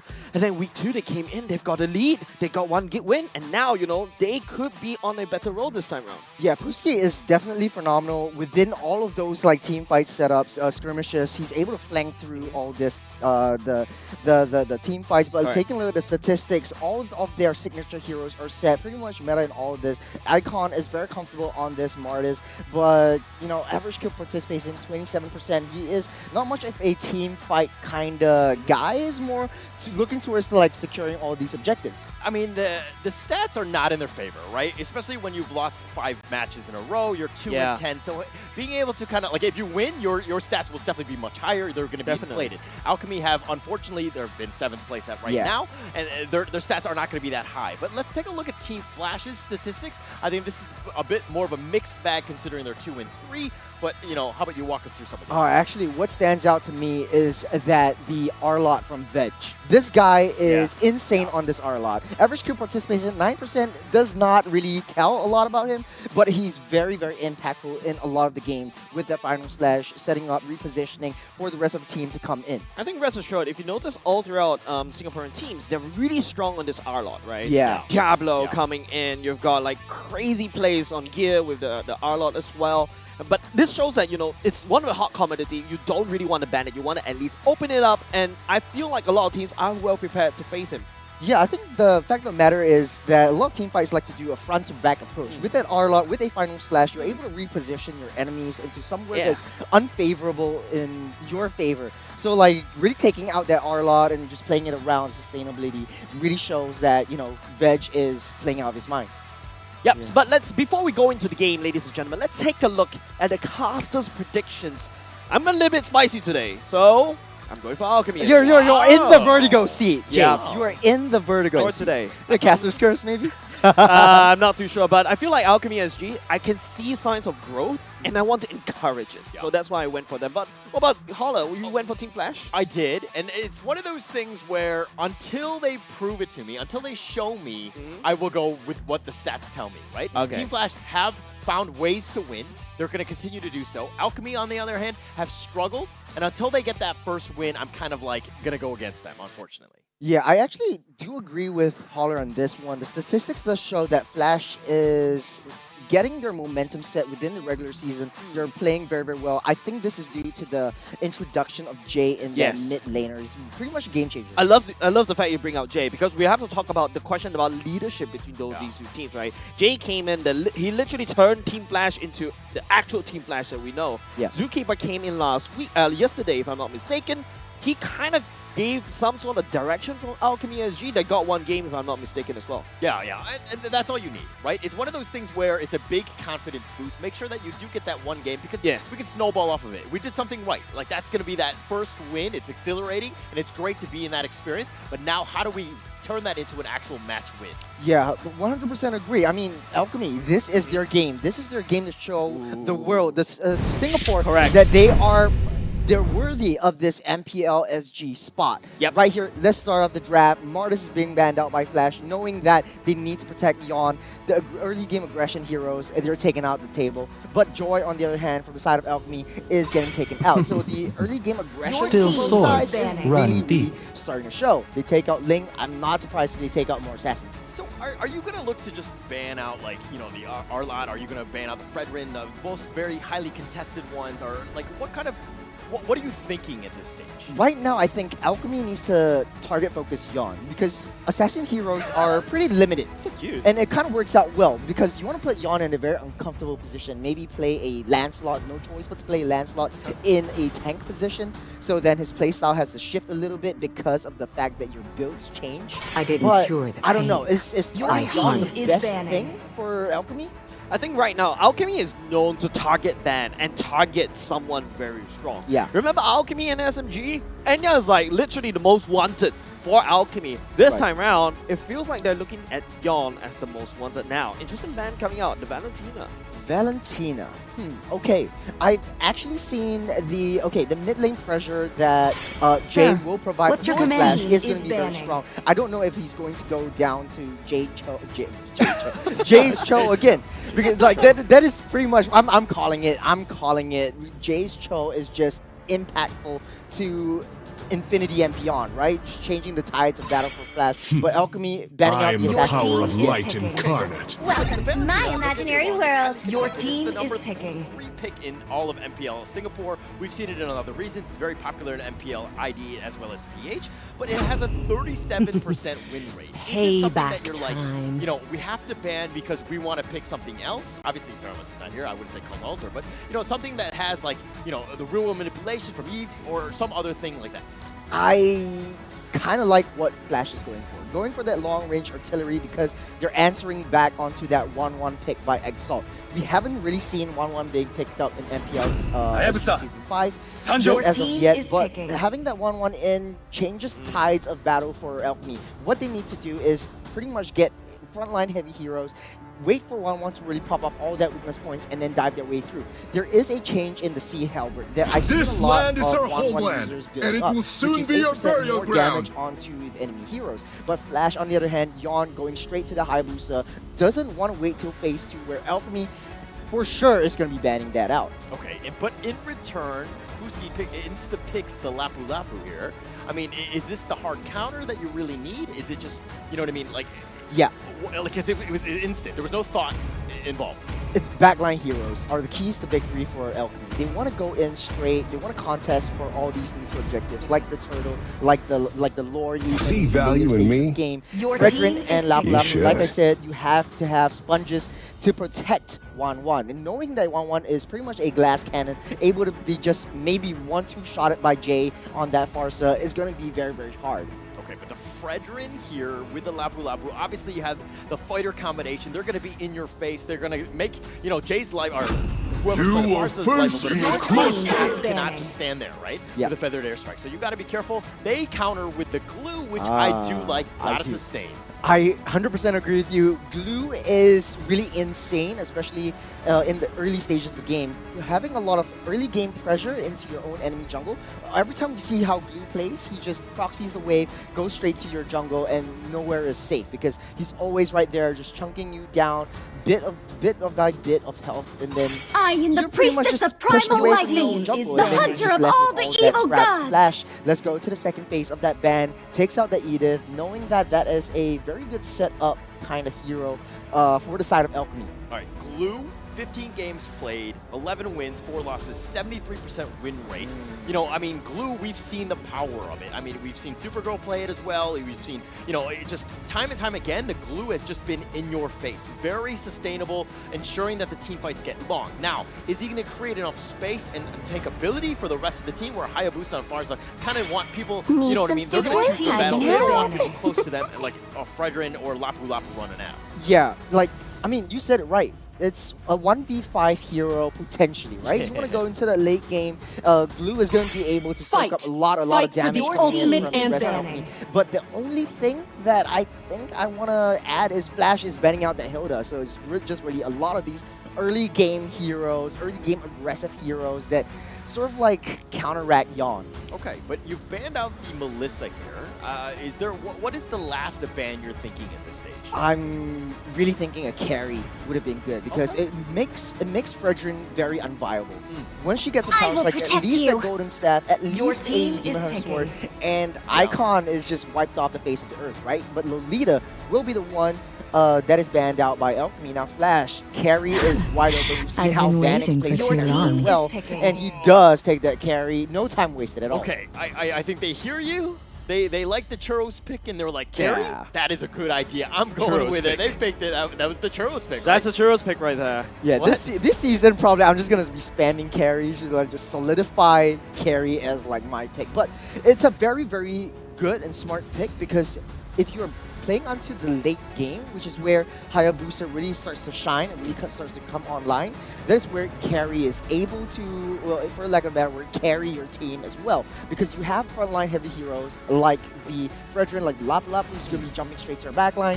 With the core items, with the Holy Trinity, you're able to melt them down. Okay. I mean, it's one of those things where now, how do you They're going domain. They just want to go ham. They're going to run at you. I mean, this is a pretty, I would say, easier team to deal with or to play because it's just like green light go. You know, there's no brakes on this one, right? Yeah. It's all gas. It is very scary. It's looking very scary for Team Flash because that Kadita alone in that early stage of the game or mid stage of the game, Kadita plays in a bushwhack or ambush style position, so nowhere in your jungle is safe. You really need, or Team Flash right now, Crown God is still open, you need a very, very tanky frontliner. You need someone to open up, give vision, give intelligence to the rest of your team in order for you to not be like attacked by surprise, you know what I'm saying? Okay, all right. They're trying to go for intel. By a bird call, I was led to the underworld. And in fear, should King Yama tremble. Win right there, Franco. I mean, is this the right counter? I mean, yes. You're adding a lot of beef. For 1-1. For 1, you need a suppression just to start 1-1 in their tracks. But what this means is it kind of opens up a lot of opportunities for Jet to reposition himself. So Kadita works on the concept of repositioning and just being very invisible to your enemy, because every single time there's a team fight, Kadita goes straight for your backline, goes straight for your damage dealer, which is basically Farsa and that carry. So, ladies and gentlemen, the draft is set. Jace, what are you thinking? Man, I'm just like a little bit confused by the Lolita ban, but you know, gotta have to trust Zookeeper about that, because especially Zookeeper is not on the play seat this time. It is going to be Ashiru on that Grok. There's a lot of easy ways for Alchemy SG to just trigger everything and then just win the game, but Team Flash, heavy pick composition. But with that said, ladies and gentlemen, on to game number 1 we go. This is the qualifier, the battle of the qualifiers, mind you, and it is going to be a Kadita Mage. I just don't like it. Yeah, why don't you like a Kadita Mage? I actually do like it, but the way that RSG played in the previous game was that Kadita actually doesn't need to lane.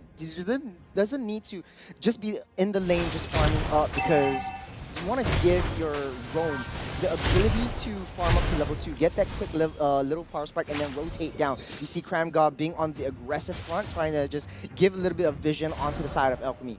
Yeah, and this is exactly what I was talking about. You see, you've lost your mid lane advantage, then you have Jay all the way to the bottom side, pressuring your EXP lane, and now I think the meta is really slightly because I think Ashiru taking a page from the previous matches that we saw, putting down the wall most of the time in his own base. He doesn't have the wave clear, and Jet is definitely going to get pushed in most of the time. See? It's okay. We'll just have to wait until we see how he really executes this one, because what Kadita lacks is range. You need to really get up close and personal. You see the passive already procced way too early. That's pretty much a longer cooldown. Yawn almost level 4, so once that happens, 30 seconds until the turtle spawns up, Flash, they really need to find the opportunity to zone the rest of the members out of the way and focus on getting all these similar objectives. Yeah. Really have much mid control, and that's why Ashiru is just permanently staying in base, just building a wall, just making sure Team Flash overextends. But speaking about overextending, Exalt, who will get Shadow killed upon. That's the first blood coming over to Yawn. Very, very well played from the side of Team Flash. Just waited and layered in, just waiting for that right time for Yawn just to use his shadows, jump right in, and take out Exalt. They know that they don't want Exalt to pretty much be in a viable position as they move towards that mid to late game. And right now, I agree with you, Jays. I don't know. I think Ashiru might be staying in base a little bit too long. And knowing that Hayan is playing on the Assassin, he will not be able to contest for that lore. Yeah, flying hook right there, but Icon will secure the turtle. That's at least something going for the side of Alchemy, right? Team Flash, on the other hand, they're focusing on the kills instead up top. They want to limit Exalt as much as possible. And now we're just looking through the whole game plan coming from Alchemy a bit slow because you don't really have Ashiru opening up the map. Take a look at the emblems real quick. Magic Worship being equipped onto by Jay and Jet respectively. This is no mystery shop this time, so a lot of burst damage coming in from both sides. So they need to play to their advantage. Flash needs to wait till that mid-game power spike for Yawn. Hold on a second. Flicker suppression right there on top of the XP laner of Alchemy. That will be the another kill going over to Team Flash. Yeah, I mean, Flash, they've really taken the words out of my mouth using actions, right? They are playing towards their advantage in the early game rotations within Jay. Like, Jay is just using wing by wings just to fly over to the side lanes and just create a lot of havoc, create a lot of disturbances within all of these types of lanes. But lane-to-lane matchup, though, Alchemy, they want to solidify their Exalt's position within the stage. Blue team hero has been slain. Gets taken down. Bluesky getting taken down once again. A lot of pressure on Bluesky right here. It's Team Flash and Alchemy SG trading their map pressure, right? Alchemy SG is going to camp up top. I'm just going to camp bottom. Flash. They're up ahead in 1.6 goal lead. Blue team turret has been destroyed. Taking too much time babysitting Exalt up top because this leaves the map wide open. Yeah, I think it just boils down to the fact that the first minute onwards, Ashiru was just mostly staying in the base, just building that wall. You don't really have a lot of map presence all across the board. You don't have information. That opened up so much free kills over to Team Flash because Ashiru is not opening up a map. But speaking about opening up a map, Cram God, suppression going up onto Ashiru as well. Jay forced the feather airstrike going in, but not enough because Icon coming in with a appraisal wrap, picking up Cram God for the kill. I think there was a little bit of a miscommunication right there. Cram God had a very nice suppression onto Icon, but the fact of the matter is, Alchemy, their rotations coming into all these little skirmishers are much faster than Team Flash. They secure one kill, but Flash still up ahead in economy. Yeah, definitely. They've got like two kill leads, right? At least Regin feels like, he hadn't got nerfed at all, but hold on a second, the turtle got resetted. Unfortunately, Alchemy SG is just using that wall to great success. Fredgy, on the other hand, the Icon is still actually just working on the purple buff for now. Team Flash, they actually have the turtle control for now, and Alchemy SG, it's time for them to strike. Feather airstrike will be activated for now. Ashiru will dash, the flicker knocks Jay up in the air. The feather airstrike get knocked up in the sky at the same time, but Icon securing the second turtle for now. The shadow kill going in, no casualties from the side of Alchemy SG, but it's Team Flash that will take down Ashiru finally, and Flash picking up a double kill. The glue is cracking havoc at the back line of Alchemy SG. Oh, that was so well played from the side of Flash. I mean, Icon, the reason why he went for that purple buff first was to increase his stacks. But let's take a look at the instant replay real quick. See how Icon was way far behind. He has the stacks, but it's diminishing by the second. The wall charge onto that back line, onto Vanix alone. That was a very good call, but the follow-up was not too much there. It was just an outplay by Veg onto Puski, onto Exalt. Yeah, this is the problem why Glue is still a big problem for both these two teams. Like, Puski also played the Glue quite well, remember doing the stats. It's one of his preferred pick, but Bash is like, no man, I'm gonna show you what the Jelly can do. Oh, just like that, up ahead in gold lead, 3,000 gold. Take a look at the item builds. It does look like Flash, they are 2 items up ahead. I'm not sure if Corrosion Sight is the best item to buy first. For that carry, I usually go for a golden staff, try to proc your passive a little bit more, and then a sword. You can get that crossbow of, I was going to say crossbow tank, but that little crossbow half build. Yeah, swift crossbow. I think it's still A-okay because Team Flash, well, they're definitely ahead. 3k gold lead in their favor, right? But Alchemy is the one that secured two turtles for now. Team Flash does have that kill lead. Even Alchemy was the one that's taking objective. Team Flash was able to punish Wheel. Hold on a second, in the mid lane. That is Vanix with the light wheels. And Krangard say, where are you going, Icon? This is another kill for me. That was such a good play from Flash. I mean, they just singled out, diving straight into their turrets. And Jet feeling a little bit under the weather right now, but from the back line! For the back line, that's going to be a wall charge. Alchemy SG doesn't really have enough follow-up at the same time. Exile just trying to spin. He does have a crossbow tank. He's going to activate for now, but Jess Bags is just going to walk away. He doesn't really care. He has a split, but Jay may find himself in a lot of trouble because Jet will be able to find him with the Khadija rough waves. Badge coming in will be punishing Alchemy SG for the extension. You know, this is interesting though, because Exalt on the 1-1 has a little bit of a nerf. Nerf in terms of the radius at which crossbow tank is able to proc. So Veg just moving out of position just a little bit stops that crossbow tank ultimate. Take a look at the damage dealt. Jay is definitely the one. I mean, this is pretty much known, right? Yeah, man. Jay with this one feather air but hook! One proc, but there we go. It's gonna be a dead Puski right there. Cramgon is just walking around and he's just playing fishing. Yeah, man, Carry is such a good pick right now. Icon just very intimidated by the wall. Vanix may get caught in a bit of trouble, but Purify coming in really clutch. Bench coming in for the flank, but will be pushing Alchemy back into safety for now. Team Flash, I don't think they need to force the issue. They do have that late game composition.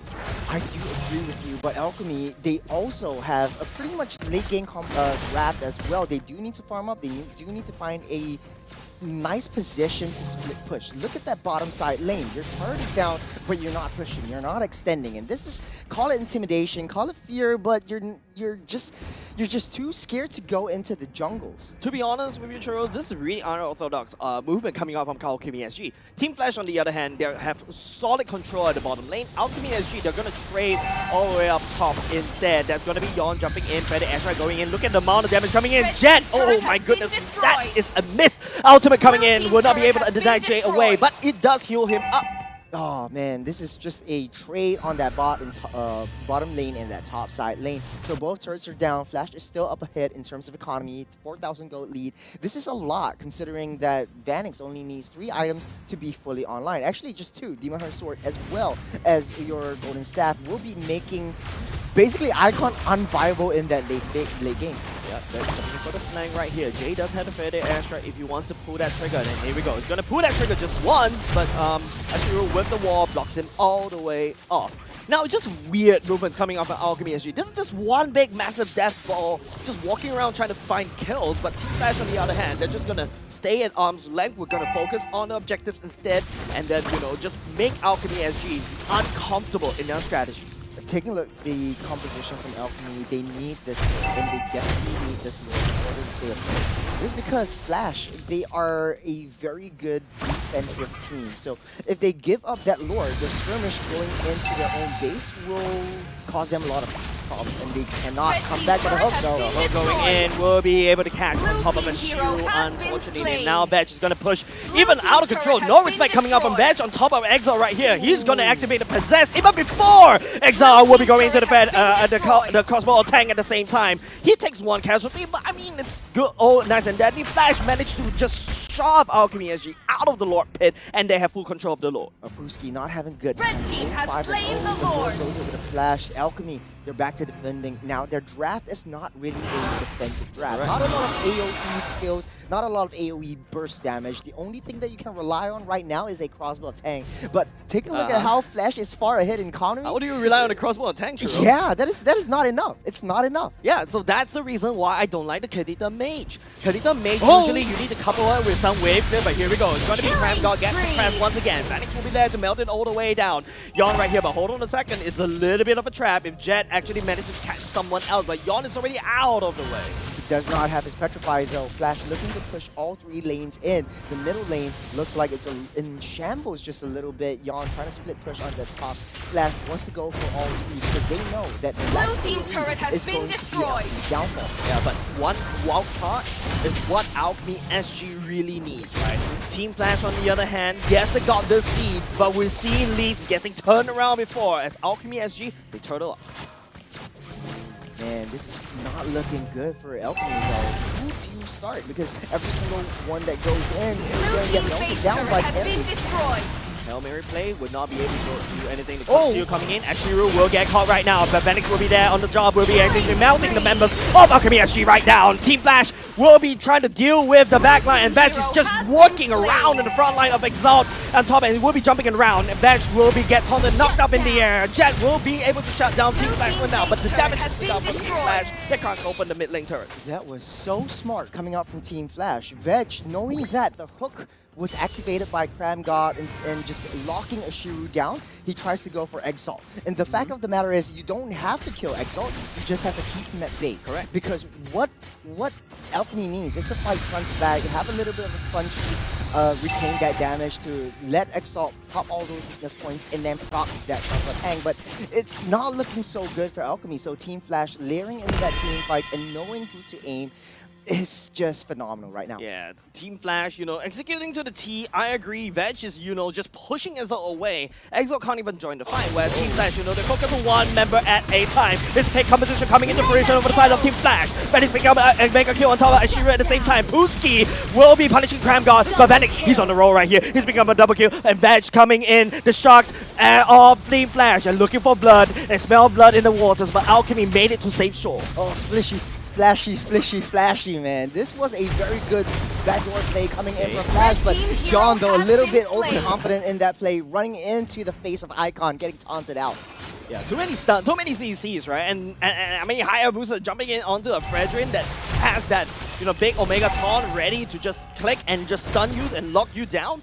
I mean, I think Yawn's just fighting more than he could chew. He thought he could wake it out, but the Lord has spawned. Alchemy SG, they do have some breather for now. Yawn is dead for another 15 seconds. I don't think they will be able to make it in time for the Lord because of how Besh and Jay is positioning. Right now, moving into that mid to late stage game, let's take a look at itemization. 6K go up ahead. Hayabusa already almost completing all his items. He just is building up the endless battle, and basically this is all he needs to just shut anyone that is alone down. Carry already has that Holy Trinity, Holy Quartet actually, Red team and building turret up has a been defensive destroyed. item because he needs to look out Red for team Jet. has Jet is slain the only the one that Lord. can take Vanix down. And taking a look at Wan though, a little bit slow going for that Rose Gold Meteor for a little bit more defense. It's really tough to watch. I'm not gonna lie right here. Alchemy SG, they're just currently trading objectives, but they're taking the worst trade. It's like, you ask for $100 worth of gold, but you only get $50 worth of the actual product. Yeah. And Team Flash, it's really hard to watch this. Yeah, it's a little bit difficult for Alchemy to defend this because they don't have the capability. All you need to do is wait for Hero to land a very good wall charge, but it's going to be easier said than done because the fact of the matter is Flash is a very, very mobile composition. You can play it backline, but speaking of the moment, Jet gets taken down. Jet, the feather airstrike, the slap too. Ashiru will be coming in, dragging Cram God, drags Ashiru all the way far, but it doesn't really matter. Van's trying to cut in the front line of Alchemy SG to damage, but Team Flash right here, they're on the roll right here. The Lord is actually slashing on top of the core of Alchemy SG. Team Flash doesn't really need to fight this, but hold on a second. Exo coming in the last moment, taking down the Lord. Team Flash a little bit too early to be celebrating for now. Oh, Vanix does not have his winner nature already. All they need to do is just push in that wave. 3 minions down, Flash, will they be able to do it? Vanix does have the attack speed though. The turret is just down just by a little bit. The core instead. Team Flash takes game number 1. Very, very masterful play from Team Flash. That was so well layered, well executed. Great shot calling from Jay. Great feather airstrike just to zone the members of Alchemy out of the way. Alchemy, I don't know how they can come back from this. This loss is unprecedented for them. It's really tough to watch, right? Especially when you're an Alchemy SG fan. Yes, they come so far, right? Like, you saw Growth Spurts coming back in, but it feels like they're falling back to old ways. Falling back to old ways, but it was also kind of, you know, it seemed very disjointed. There were moments they were death falling, especially early. Yeah. They were trying to make rotations when the opportunity wasn't really right for them to do. Correct. So it seemed really, the strategy that they had was kind of all over the place, and it wasn't really like synced up properly. Yeah, I 100% agree with you. I think the name of the game right now is action reaction. And Alchemy, they want to be a little bit active in that sense, but every single time that there is a team fight, it sort of strays away from the main bulk of the damage, which is basically from Exalt. Yeah, I think now we all ask the question, where is Zookeeper? Because his macro decisions are actually on point to basically take one game away. But now it feels like, you know, Alchemy SG is walking in like the lost children looking around, walking around the land of Dawn. But before that, let's take a look at the items for now and take a look at the item differences between these two teams. I mean, it's snowballing, right? When you're up 20-7 and you're just in complete control, it didn't really seem fair. But, you know, let me talk about Cram God here, because his hooks were on point. He made himself look like a hook god, so to speak. He was always hooking the right places, but it was also one of those moments where if you look at the replay, Alchemy, their positioning was in very obvious positions. Like, they were in the bushes and they're like, yeah, I know he's going to be there, so I'm just going to hook blind and I'm going to hit it. And Cram God got, you know, he was the benefactor of that. I mean, Jay as well. Jay with his macro decisions, just pushing all of them out of the way. Take a look at his itemizations as well. He went for that Genius Wand, knowing that once the magic resist is lowered, he's able to deal a significantly much more amount of damage, especially to Exalt. Okay, but Vanix 709, I mean 12,000 gold. Like, Carry, you just were near him, you would just get blown up, right? And I mean, his gold per minute is 809. I mean, they did so much damage, but they were all over the place, plus his 80% kill participation. Yeah, but they played around Vanix, and this is what they need to do going over to game number 2, is just to continue playing around Vanix, have a protect composition, try to turtle up, and try to get Vanix to get his power spikes as fast as possible. And this is where Team Flash really excels in this kind of synergy. I think right now it's not about going to game number 2. I think Team Flash, the performance is actually quite well. They kind of, you know, complement each other a lot more right now. It's not the 3 teams I see in one team problem that I see in week 1. But now it feels like, you know, they managed to reduce it down to 2 teams instead. Of course, we'll be taking a look at the MVP for Team Flash especially, and it will go to Cram God. Yeah. Again, the masterful hooker, the hook god. I mean, he was. I don't know where I'm going with it, but in 12, he had so many assists. He was just completely controlling them. Like, you isolate that one guy, all of a sudden team fights 5 versus 4. It makes it very easy. Yeah, I actually do like the fact that he plays the Franco sort of like a Kadita, but like, I'm gonna side with Jays in this one. I think it is so much better than a Kadita, because once you're in that position, your stun is. It changes the course of the battle, right? It becomes a longer 2 to 3 second stun sort of thing. But for the side of Kadita, it doesn't get that same potential. I think what Alchemy SG wants to really do is just to hit the ground running, right? With the Brock with the early advantage, and then of course with the Kadita once he hit level 4. Frenjin, right now, yes, I mean his damage is nerfed a little bit, but he's quite tanky in the front line. They really want to pop off in the mid game, but they didn't get there because Team Flash is just picking them apart one by one. Okay, why are you saying that you're gonna go with Jace? I never said that, like a Kadita over a Franco on that point. No, but you made it seem like we're no. You made it seem like I didn't say that. He's just starting drama on the desk right here. Yeah, but like Jace is more passionate about his hatred for Vegeta, Okay, much more than you. But let's go to the highlights. Holler, can you break this down for us? Okay, it was pretty much the Team Flash show from the minute one, right? Yeah. Alchemy here trying to take the fight. They had a slight advantage, or they were trying to force the issue here. Not able to do it. This team fight turned out really poorly for them. I mean, it was one of those things where Ashiro went in, tried to start things off, not able to do it, and pretty much from here on out, Team Flash snowballing. Feathered Airstrike almost every single time it was off cooldown, they would do it. They would zone it out, get the kill. Got the hook, now you got the free tower, right? It's just a matter of simple kills that turned into objectives, and it just, came out in spades for them. Yeah, I mean, Cram got line hooking anyone out of time. He hits it 8 times out of 10. This guy is just insane with just his setups, his single target setups, and getting veg as well. I want to commend this guy. He's just going straight to that back line, trying to keep Exalt and Pruski out of reach from the rest of Team Flash. Like, I mean, that hook again, just catching out of Shiru. It's like, okay, that's all she wrote because the Lord is already pushing. You have to deal with that. Alchemy, now you have to deal with the rest of our heroes. I mean, it was just very difficult to hit, but you talked about 8 out of 10. I would say it's 4 out of 5. Ooh, yeah. Wow. Wow. But okay, to be honest, right, a Shiru on that Grok getting hooked, it's a little bit awkward, right? Usually you would drop a Grok to counter the Franco hook because you do have that immune CC going in. But you know what? It's game number 1.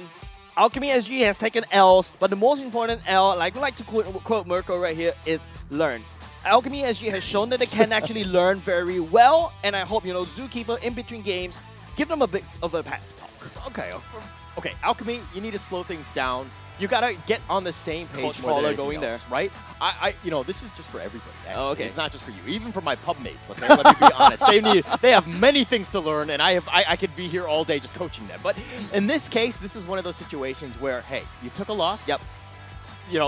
Blank slate, right? Look at this as the best of one. What can I do better, right? That's right. Some things in the initial part, the early movement, not so great. Let's clean that up there, okay? Look at the first 10 minutes. Let's get better in that stance, and then we'll deal with the mid, late when we get there. Remember the 5-1-5 as well? We're going to make it even better. Right now, we got an All-Star bonus event happening on the game right here. All-Star last encore is available. Now select the limited skin you want and redeem it for free.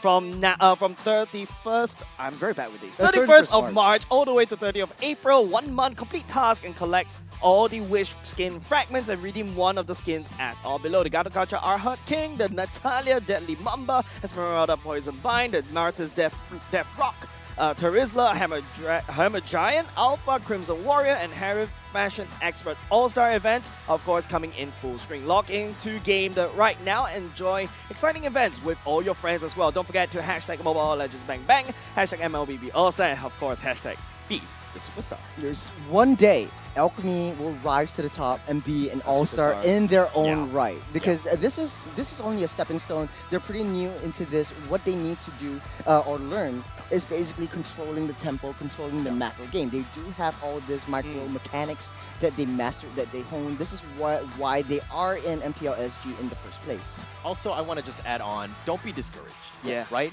It's a situation where some of these teams have been playing for years. Like, you're kind of, the new blood on the scene.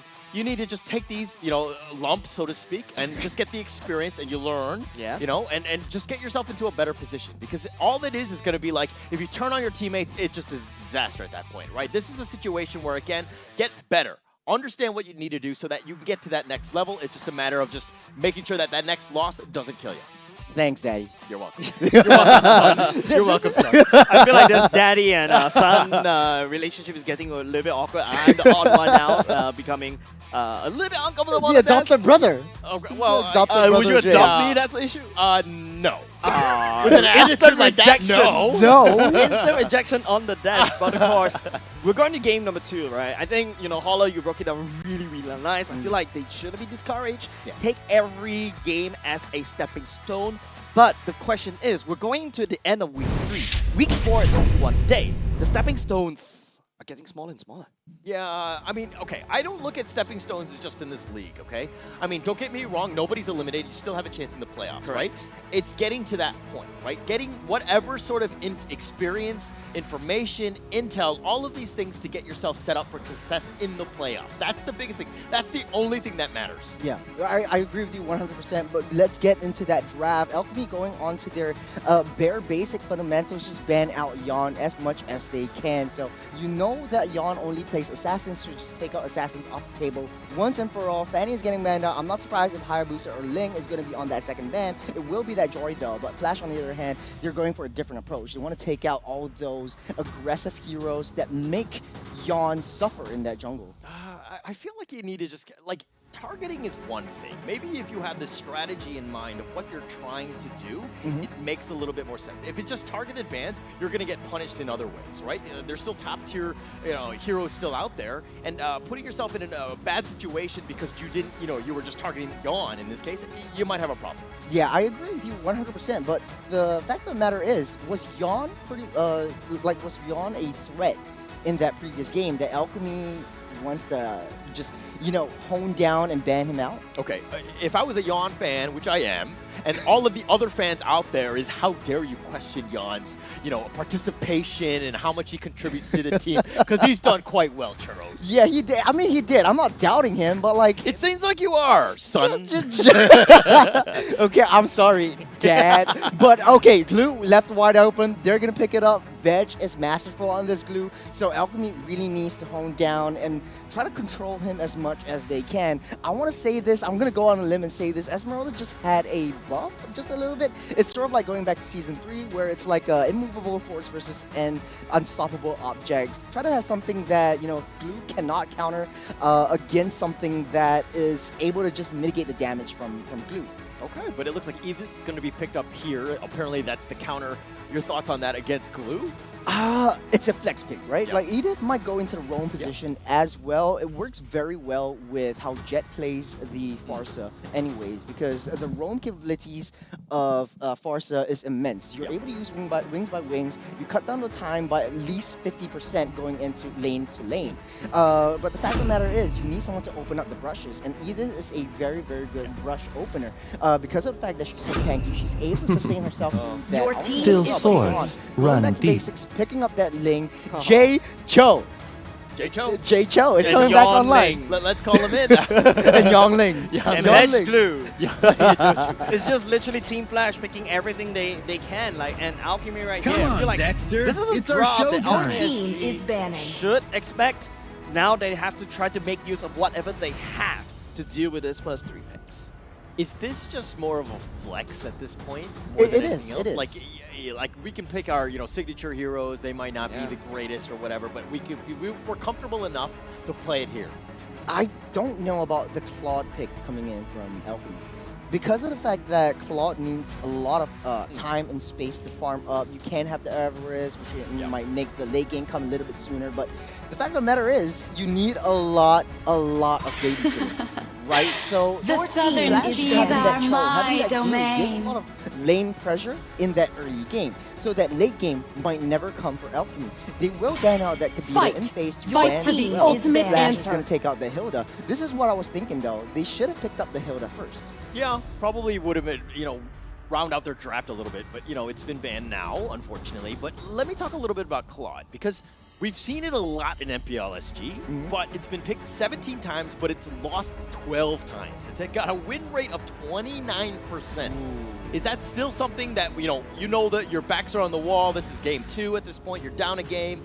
Is it really something to bring up now? It's down to synergy, right? It's down to how you play well with the rest of the other heroes. It's sort of like chess. Claude works exceptionally well in that late game where he just melts off a lot of tanks with the Blazing Duet. Okay. But he needs to get to his power spikes fast. At least I've been waiting for too long. Staff and at least level 14 to be able to pop off, because he does have very high damage scaling.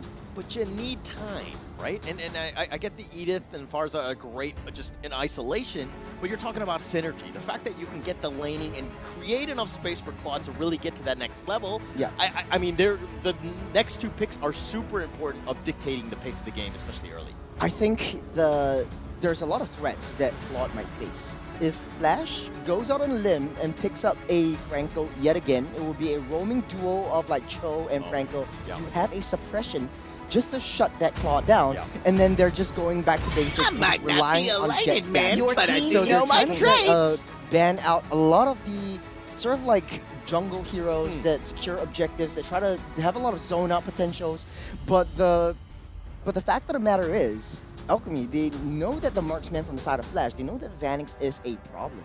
Yeah, definitely a problem, and I mean, we're going to go into this one. I think, you know, it would be interesting seeing them do the Franco one. You said it, and it was kind of like, oh my gosh, this seems terrible for Alchemy. Yeah, it but does. if they do that, and then what sort of, what's the counter pick for Alchemy then?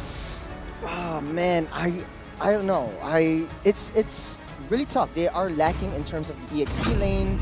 Arlott is wide open. I don't know why Arlott has not been picked up yet. They are going for the Lancelot right now.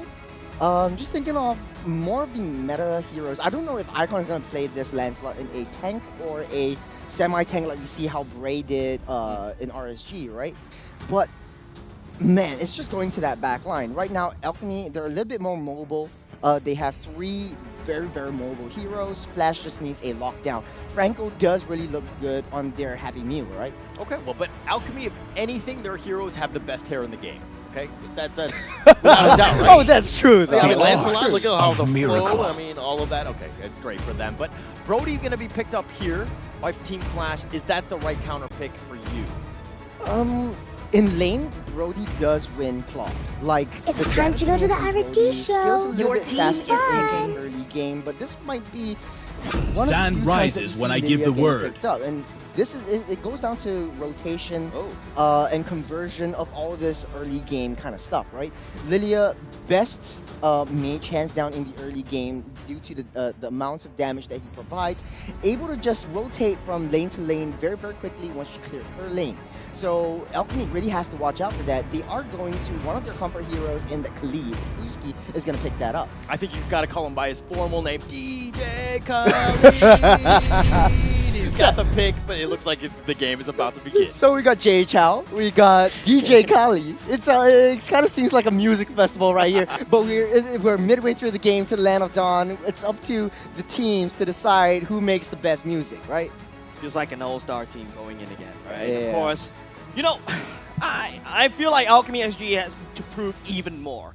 Team Flash, on the other hand, I think I've seen what I need till to the see enemy from them. reaches Already the started, battlefield. you know, suss out all those Smash them. communications, you know, KZB coming in as the coach to basically guide them throughout this drafting phase. Welcome and I feel like to this Mobile team is kind of Legends. solid, but ladies and gentlemen, let the execution do the talking. We're going to game number 2, boys and girls. Oh, right off the top of the game, though, Brewski and Ashiru just cutting the wave, proxying the wave just so that they can help out at that top side. So this kind of seems like a pretty new rotation. A little bit low right here. That's going to be a first blood. The amount of damage that DJ Khalid can actually do right off the bat in the first minute is starting to show. But can he actually transition this into Elite? We have to see. Right now, Veg going in as well. That will be a revenge kill going over to Team Flash. 2-4-1. Right here is the score.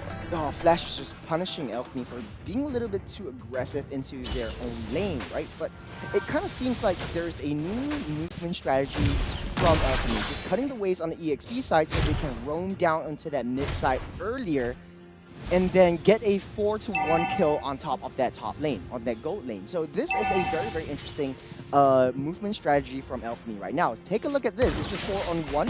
Whether or not Ashiru can just control Yon and just seize him down, then Alchemy can just convert all this little small kills. The Churros, I don't really know what's the fascination about the EXP lane, right? Yeah. Yes, Veg was a big problem, but you really need to send 4 members down, 3 members down all the way to limit that.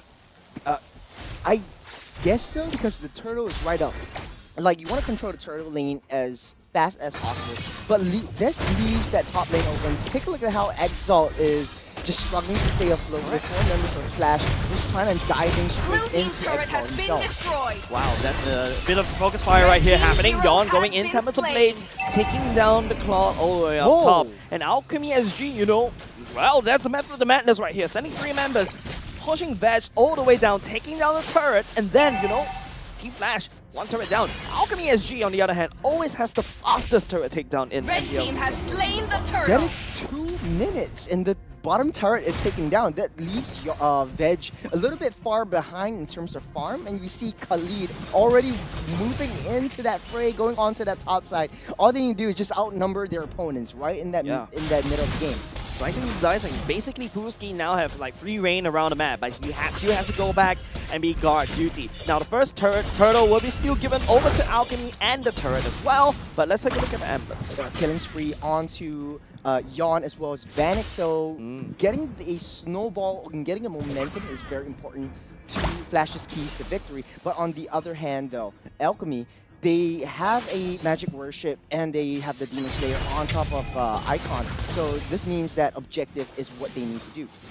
Yeah, especially when you go in the Lancelot right here. You can see the multi-core around Icon right here. That's going to be a tank Lancelot that, you know, is the same thing that we've been seeing all across the regions as well. It's been, you know, spiked up in popularity, but hold on a second. Team Alchemy SG right here, focusing up top. It's going to be Vanix getting thrown all the way back into the feather airstrike. Cram God now taking a bit of damage, but Vanix returns fire. Ashiru will be the victim. Oh, that was a very, very good outplay from Vanix, surviving on a pixel of health. But the fact of the matter is, Ashiru doing a good job in this game, setting up for kills for the side of Alchemy. But right now, Flash is punishing their close contact onto themselves. Jay supposed to use that flicker. Yep, Jay's flicker as well. Not in time to use the ultimate as well to get out of dodge. Puski right here will pick up that kill at the same time. Yawn will come in for revenge all the way up top. Exalt will get assassinated, but now Cram God kicks Ashiru all the way back. That's another pick composition going in for the side of Team Flash. Ashiru desperately trying to survive, and Torn Apart Memory tears him apart into pieces. Oh, that was a very, very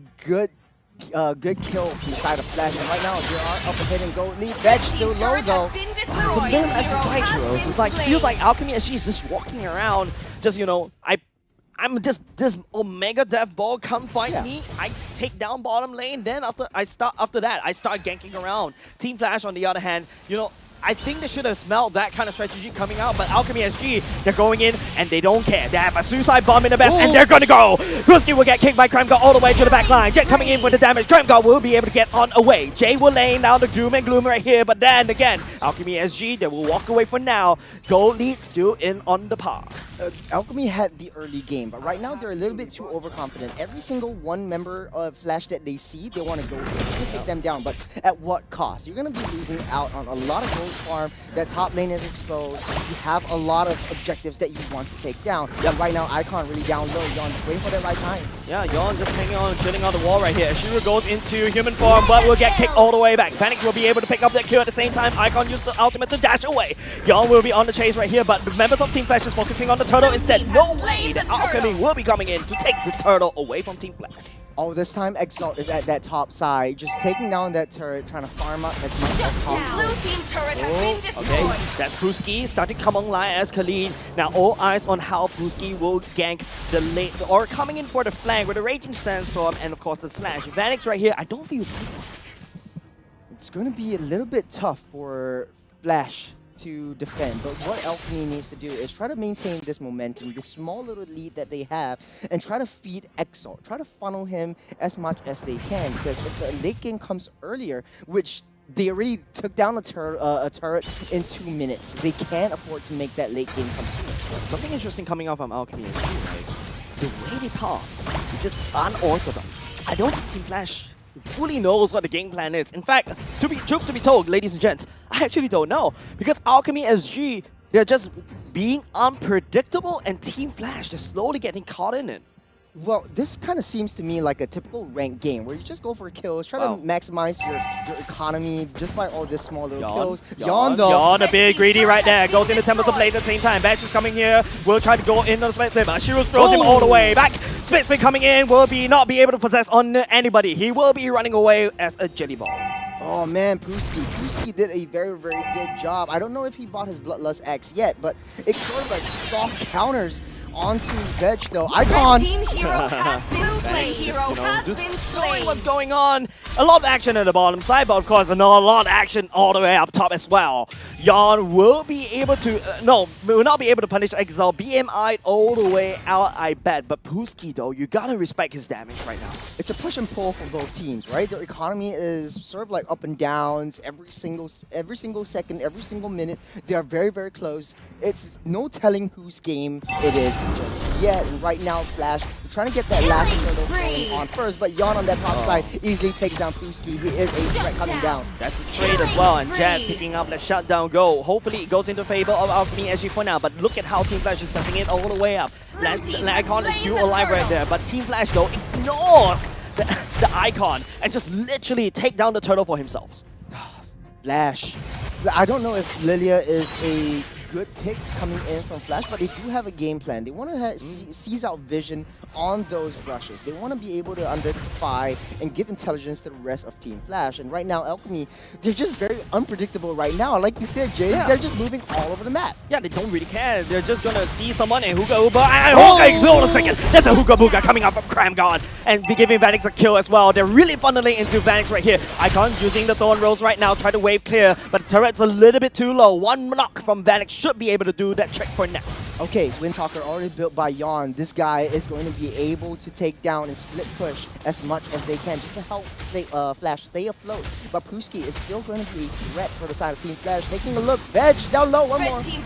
And he goes down. Yeah, but it doesn't really matter. Team Flash really focusing on the turrets instead. Alchemy SG, they're just making it unpredictable for Team Flash to basically do whatever they want. And now Alchemy SG is like those kind of guys that was like, okay, you know what? I'm going to trade. I don't care what the outcome is. Even though it's a bad trade, at least I know I trade. You know, they're just playing their own game. They know that they want to take down as much objectives as they can, but they're always fighting 5 to 5. So they're always trying to outnumber their opponents. And right now, Jet is at the ready. The Shiro with the flip. Flipping coming in, but will not be able to flip anything for now. Icon coming in for the flank at the same time. Will get stunned by Vanix. The Thorn Rose will be able to get into safety. Puski still hiding in that brush right here, attempting for the flank. Alchemy SG, they're not going to pull that trigger for now. Taking a look at the level advantage, it does look like Flash is way ahead of Alchemy. Level 13 onto that Yon. Icon also level 13, so it's pretty much neck and neck still. Flash is up ahead in 2,000 gold lead. They need to be able to single out one.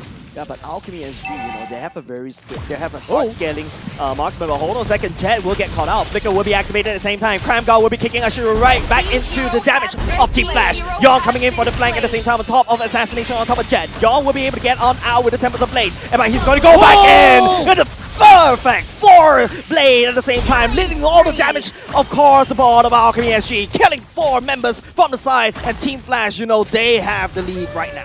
Oh man, Yon just woke up. This guy is screaming. But hold on a second right here. Exalt does not get away into safety. Vanix has come online, 8, 1, and 3. But Yon, this guy is a threat right now for Alchemy. Yeah, and not only just that, right? Team Flash, Yon, my god, that Ling is like very fast hands. You suddenly see him jumping all the way back in, picks up 4 blades, assassinates, and just get on out of dodge.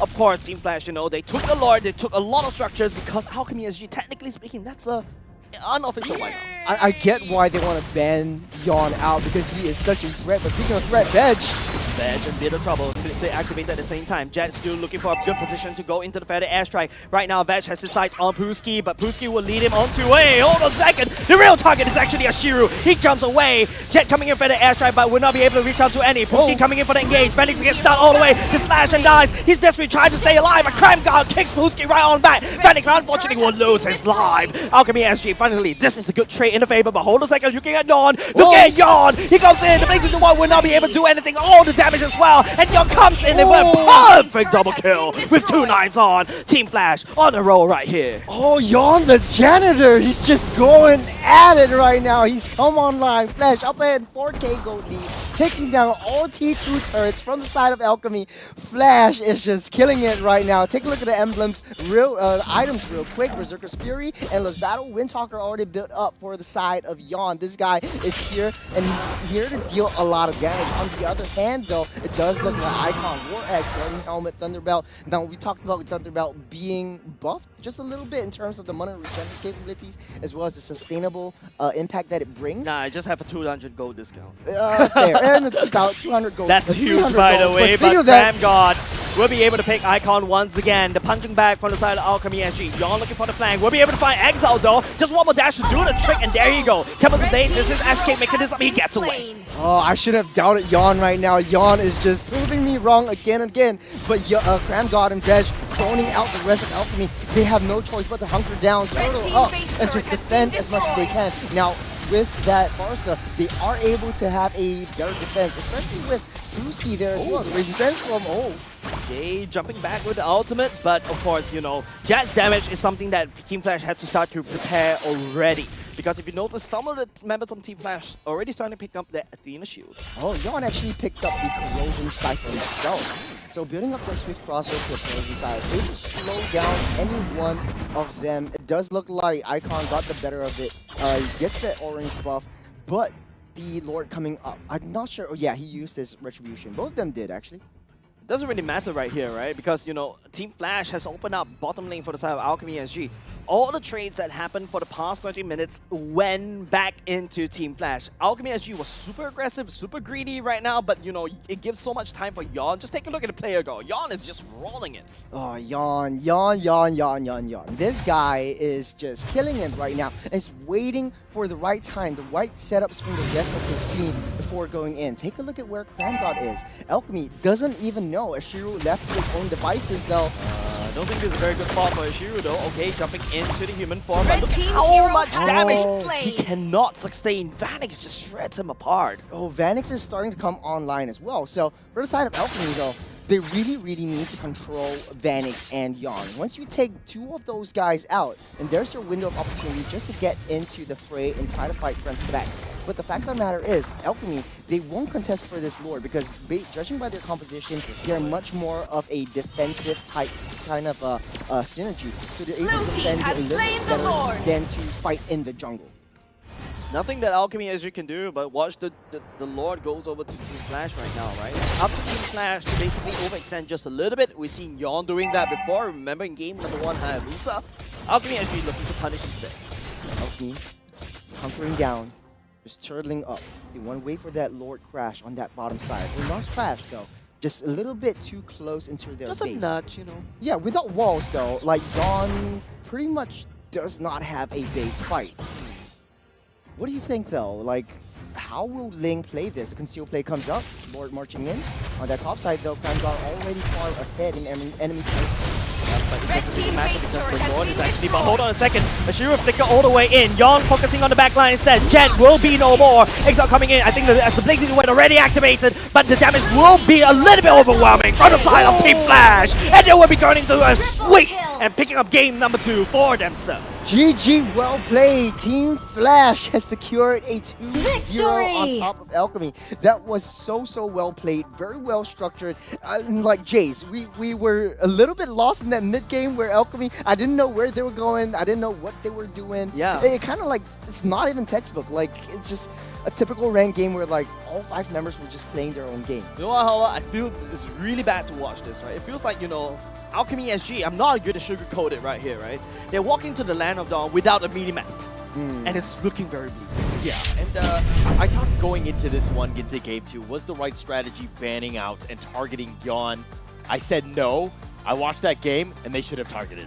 Yeah, right? Yeah. Like, Yon completely popped off. He was just a menace throughout. He was the type where the fights were happening where they kind of even, and then Yon would swoop in and just clean up everything. I mean, he's on his signature Yon Ling, right? Yeah, like, yeah. it's just so masterful, and right now I understand why teams are so afraid of this guy. Like, he had a very shaky start from this from the early game, but on that late game, though, he really started to pop off. That smooth 4-blade transition in. Yep. Let's take a look at the items before we go into more deep diving about the strategy, guys. Oh, actually, what I noticed is Yawn actually sold his jungle boots. So it's back to normal retribution. So he gave up the retribution, the ice retribution that he did just now, just to get that immortality for that final fight. So this is very interesting coming from me, because usually jungles don't sell their jungle boots. Yeah. Do you know what I'm saying? Yeah. But, I mean, he didn't really need it. I mean, he had Tempest the Blades. He can get in and out of the fight whenever he wanted to. I mean, he was just cleaning up everything. He had so much damage and so much burst that Alchemy really didn't have any, sort of answers. Like, they were trying to split push. They would get blown up before they could do anything. It was just an all Team Flash the entire way of Game 2. Yeah, and the fact of the matter is, take a look at the goal lead from Yawn and Vanix themselves. They're just way up ahead. They're just funneling these two guys. Jay, his only job right there is just to be a menace, using the Ice Cream Wand, slow them down. It's a utility Lilia from there. Expert Wingman Lilia, if you ask. Expert Wingman Lilia. 19 exists, but of course, let's take a look at the damage dealt from both these two teams.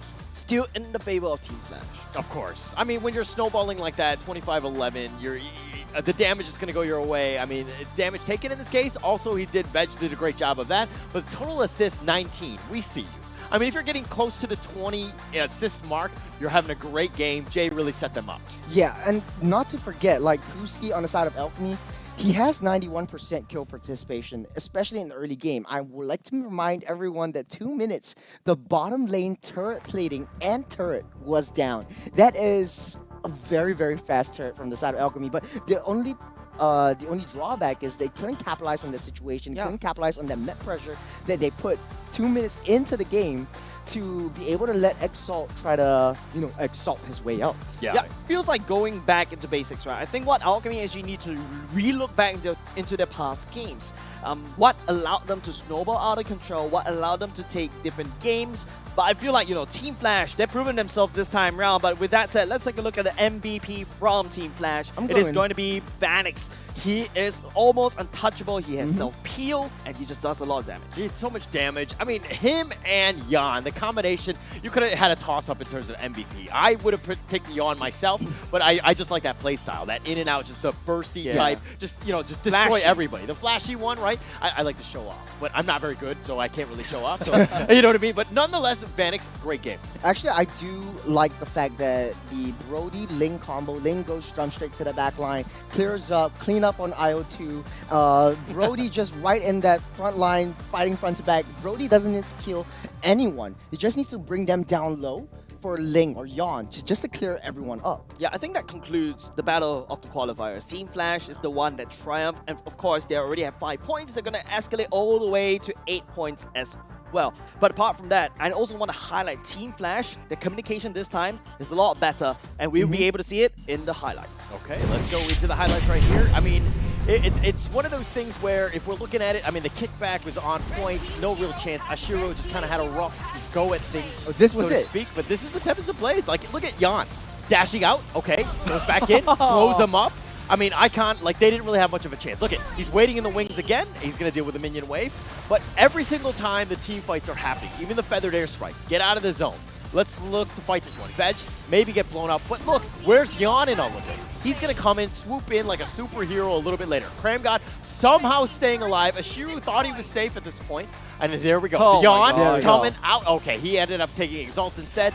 And he has to use everything. I mean, Puski gets blown up as well. No real chance. Yawn, again, you talked about him being a janitor, but he did a great job. He did. He did. Like, I am sorry that I doubted banning out Yawn's assassins, because this really showed a lot of impact. Take a look at the small itemization right there. Knowing that he needed to stay alive in the midst of all of that battle, Fast Fingers sold his boots, got the immortality just to stay alive and took down that throne. Yeah, I feel like Yawn is definitely in the contenders. One of the contenders of fastest fingers in MPL Singapore. But we're going to go into the host interview very, very soon. But of course, Team Flash really proving themselves, and I'm very glad that we get to see improvements from these two teams. But with that said, any final thoughts about these two series? No, well, I really want to say that it's really nice to see how Team Flash has improved in terms of camaraderie with Jay's sort of like presence within the team. It's sort of like fighting as a unit. It's no longer like 5 little chickens walking around aimlessly and all that, right? Yep, at least. With that said, we're going to throw it over to Cheryl to, kind of just talk to the players and then provide us with a lot more deeper insights. Over to you, Cheryl. Thank you so much, casters. What a flashy play right here from Team Flash. And guys, we're so very excited. I really don't know what they did, but they came back and they came back strong. Right here, I had Vanix right beside me. Very impressive, really. Like, I don't know what changed, Vanix. Tell me. Last week, we have seen less than ideal kill participation, but this week you doubled down hard. What happened? 0 deaths in your carry, and right now MVP for game 2. What happened? Tell me. So basically we changed our coach from Hazily to KCP, and he did most of the things for us, like the review and all. Yeah. I see. Wow. So that changed, and then how does that change actually fit the dynamic for the team? Cause KCP is the one that watched our game as well, and Hazily basically did nothing. Yeah. And the draftings and all is all KCP do. Yeah. Right. So you feel that KCP understand the teams better? Is that it? Yeah, he understands the team better. I don't know what's going on here. It seems to be some tea, but wow, very, very interesting. In fact, but I don't know what changed. You say it was due to KCP, but if that's what works, rinse and repeat. Am I right? Just rinse and repeat. Let's use that. And we're so very excited for you. So with this win, it's really an upward trajectory when it comes to Team Flash. You guys had a rather rocky start, and right now it seems like you guys are on the up and up. So moving forward, we have one more game left and then into playoffs already. What's the game plan for the team? 2-0. Sorry? 2-0. 2-0. Yeah. All the way.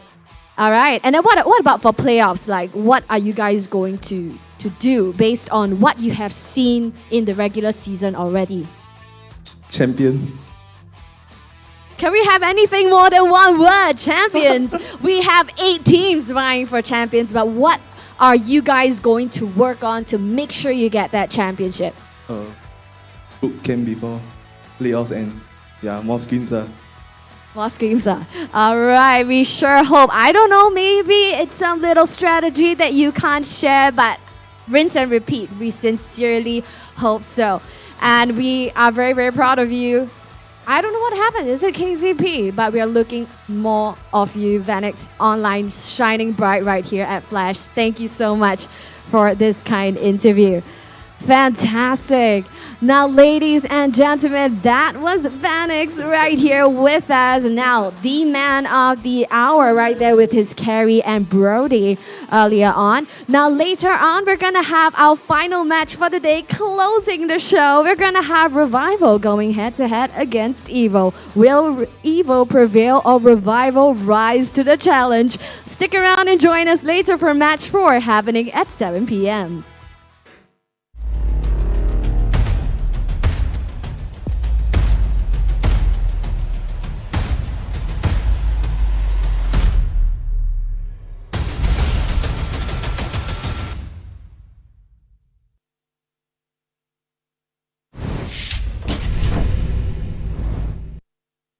What's up, everyone? Welcome to the latest episode of Hero Spotlight, featuring Arlet, the Lone Lancer. Arlet is a highly mobile fighter that weaves through battle like a vengeful wraith. Hero skills. First skill, Dauntless Strike. Arlet slams down his spear, dealing physical damage. Closer targets will be stunned momentarily, while those further away will be stunned for the full duration. Second skill, Vengeance. Arlet charges at a target with his spear, dealing physical damage. If the target is marked by Demon Gaze, this skill is guaranteed to crit and reset its cooldown. It will also restore Arlet's HP. Ultimate, Final Slash. Arlet performs a wide, sweeping attack, dealing physical damage to targets and displacing them to the end of the swing. Passive skill, Demon Gaze. Arlet's demonic eyes will periodically mark a nearby enemy hero.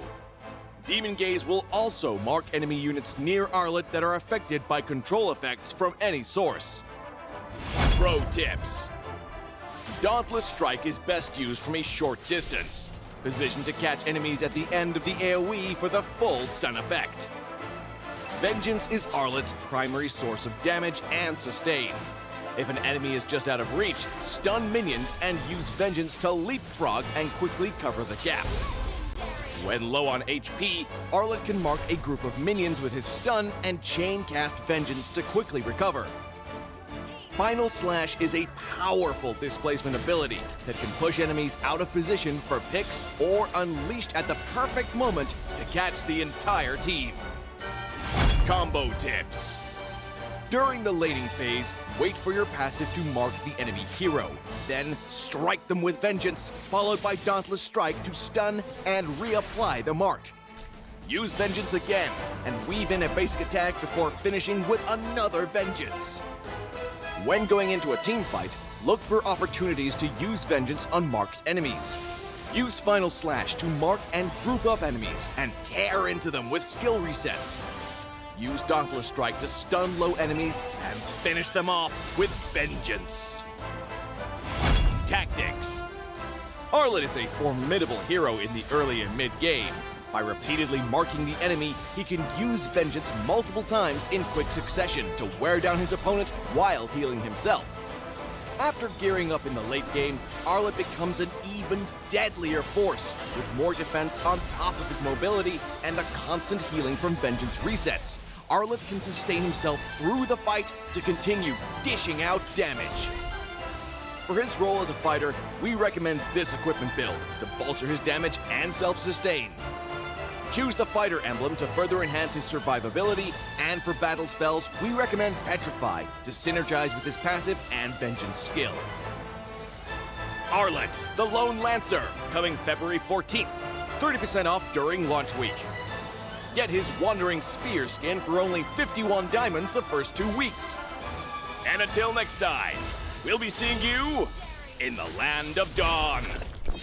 Arlet, Lone Lancer, official release 0214.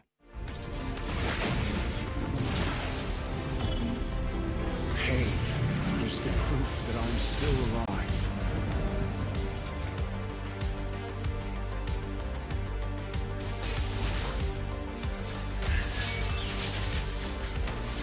Mega kill!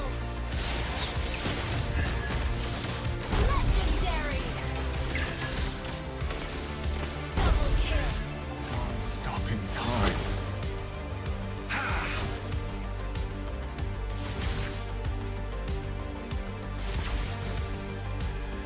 Feel what I feel. Feel what I feel.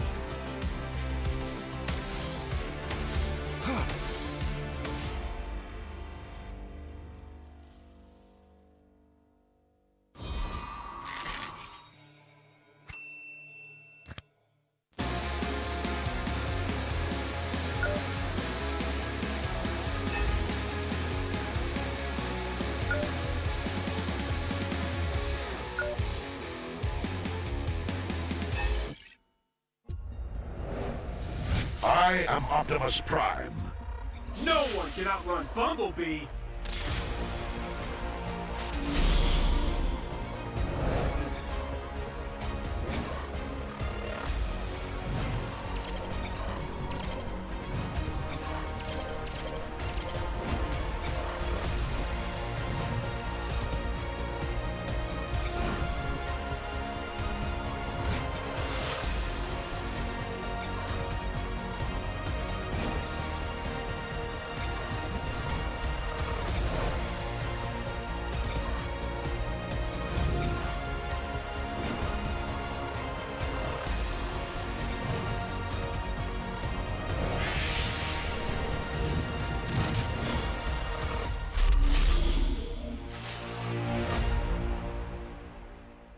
OSIM.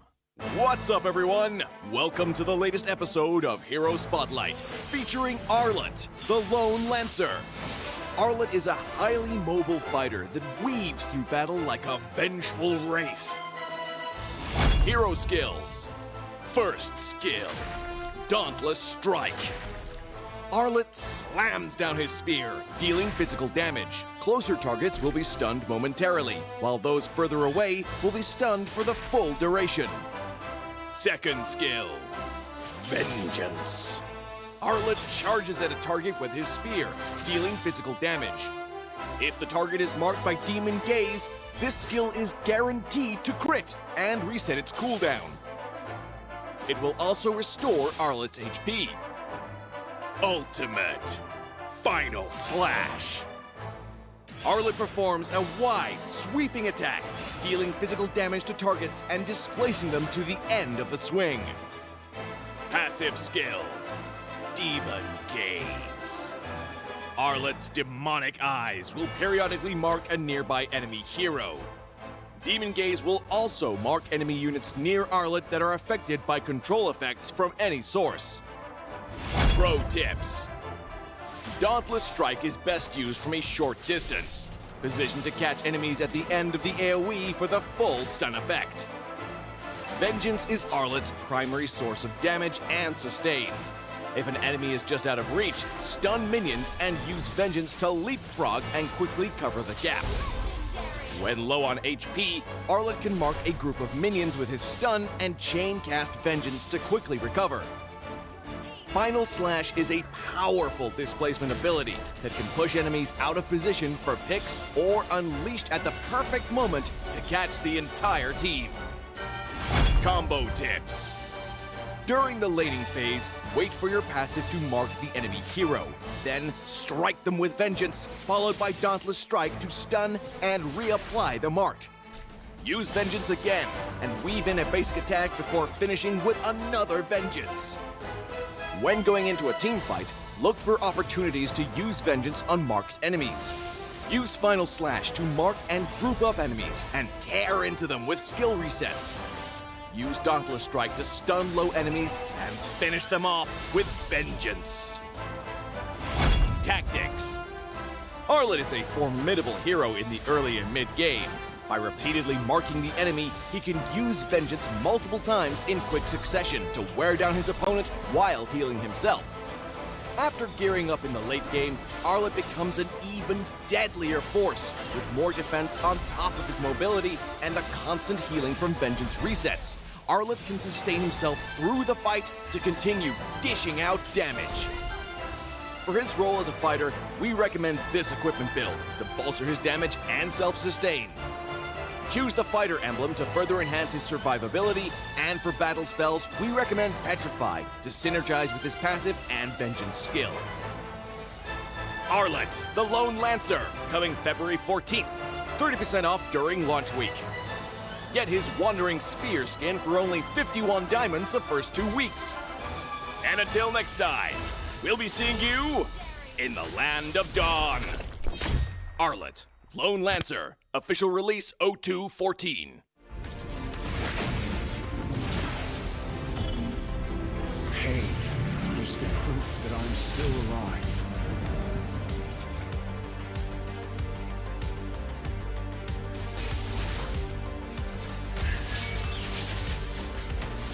Mega kill! Legendary! Double kill! Stopping time.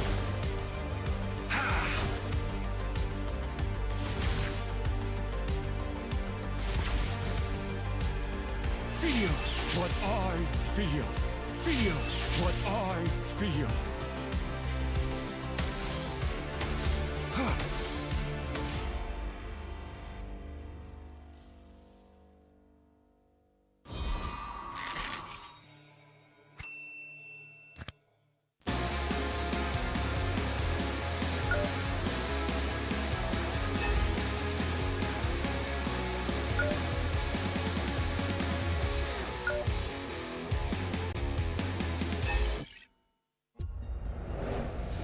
I am Optimus Prime. No one can outrun Bumblebee.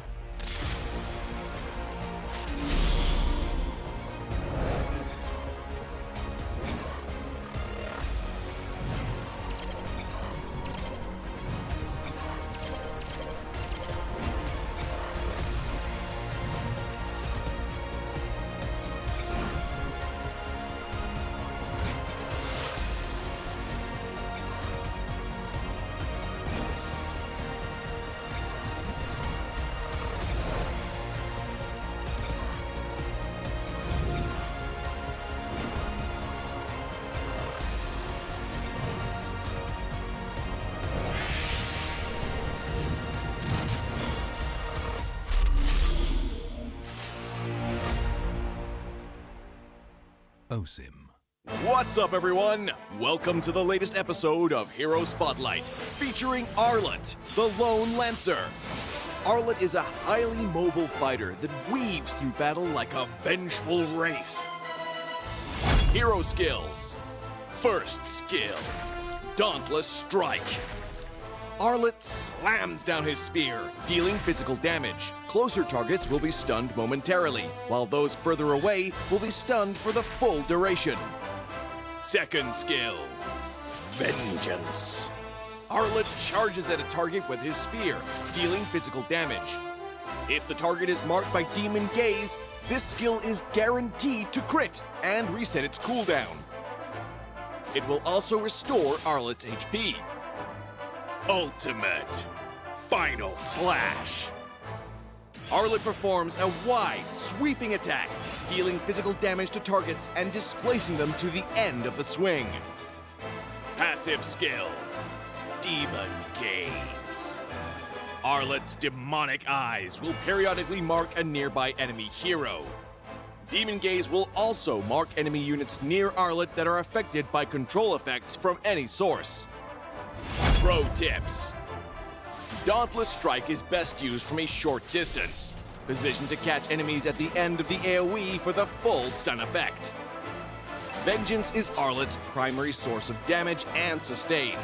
If an enemy is just out of reach, stun minions and use Vengeance to leapfrog and quickly cover the gap. When low on HP, Arlet can mark a group of minions with his stun and chain cast Vengeance to quickly recover. Final Slash is a powerful displacement ability that can push enemies out of position for picks or unleashed at the perfect moment to catch the entire team. Combo tips. During the lading phase, wait for your passive to mark the enemy hero. Then strike them with Vengeance, followed by Dauntless Strike to stun and reapply the mark. Use Vengeance again and weave in a basic attack before finishing with another Vengeance.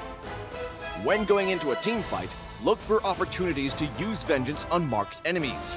Use Final Slash to mark and group up enemies and tear into them with skill resets. Use Dauntless Strike to stun low enemies and finish them off with Vengeance. Tactics. Arlet is a formidable hero in the early and mid-game. By repeatedly marking the enemy, he can use Vengeance multiple times in quick succession to wear down his opponent while healing himself. After gearing up in the late game, Arlet becomes an even deadlier force, with more defense on top of his mobility and the constant healing from Vengeance resets. Arlet can sustain himself through the fight to continue dishing out damage. For his role as a fighter, we recommend this equipment build to bolster his damage and self-sustain. Choose the fighter emblem to further enhance his survivability, and for battle spells, we recommend Petrify to synergize with his passive and Vengeance skill. Arlet, the Lone Lancer, coming February 14th. 30% off during launch week. Get his Wandering Spear skin for only 51 diamonds the first 2 weeks. And until next time, we'll be seeing you in the Land of Dawn. Arlet, Lone Lancer, official release 0214. Pain is the proof that I'm still alive.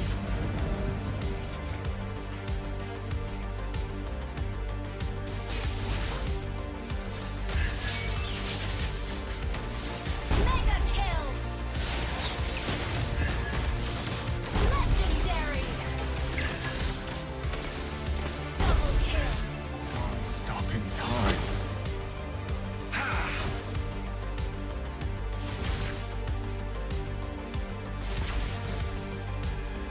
Feel what I feel.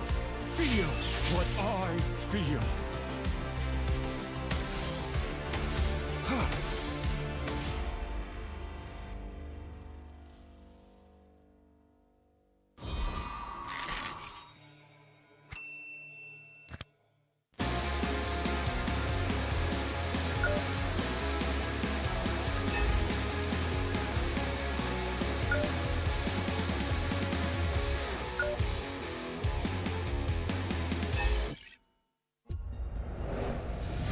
I am Optimus Prime. No one can outrun Bumblebee.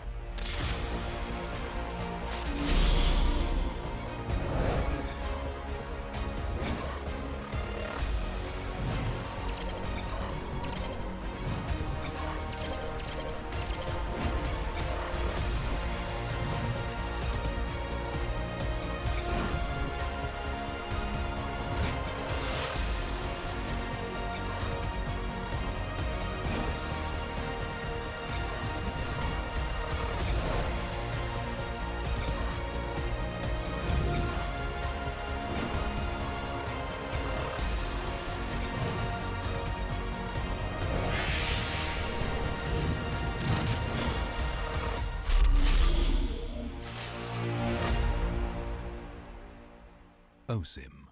What's up, everyone? Welcome to the latest episode of Hero Spotlight, featuring Arlet, the Lone Lancer. Arlet is a highly mobile fighter that weaves through battle like a vengeful wraith. Hero skills. First skill, Dauntless Strike. Arlet slams down his spear, dealing physical damage. Closer targets will be stunned momentarily, while those further away will be stunned for the full duration. Second skill, Vengeance. Arlet charges at a target with his spear, dealing physical damage. If the target is marked by Demon Gaze, this skill is guaranteed to crit and reset its cooldown. It will also restore Arlet's HP. Ultimate Final Slash. Arlet performs a wide, sweeping attack, dealing physical damage to targets and displacing them to the end of the swing. Passive skill, Demon Gaze. Arlet's demonic eyes will periodically mark a nearby enemy hero. Demon Gaze will also mark enemy units near Arlet that are affected by control effects from any source. Pro tips. Dauntless Strike is best used from a short distance, positioned to catch enemies at the end of the AoE for the full stun effect. Vengeance is Arlet's primary source of damage and sustain. If an enemy is just out of reach, stun minions and use Vengeance to leapfrog and quickly cover the gap. When low on HP, Arlet can mark a group of minions with his stun and chain cast Vengeance to quickly recover. Final Slash is a powerful displacement ability that can push enemies out of position for picks or unleashed at the perfect moment to catch the entire team. Combo tips. During the lading phase, wait for your passive to mark the enemy hero. Then strike them with Vengeance, followed by Dauntless Strike to stun and reapply the mark. Use Vengeance again and weave in a basic attack before finishing with another Vengeance. When going into a team fight, look for opportunities to use Vengeance on marked enemies. Use Final Slash to mark and group up enemies and tear into them with skill resets. Use Dauntless Strike to stun low enemies and finish them off with Vengeance. Tactics. Arlet is a formidable hero in the early and mid-game. By repeatedly marking the enemy, he can use Vengeance multiple times in quick succession to wear down his opponent while healing himself. After gearing up in the late game, Arlet becomes an even deadlier force, with more defense on top of his mobility and the constant healing from Vengeance resets. Arlet can sustain himself through the fight to continue dishing out damage.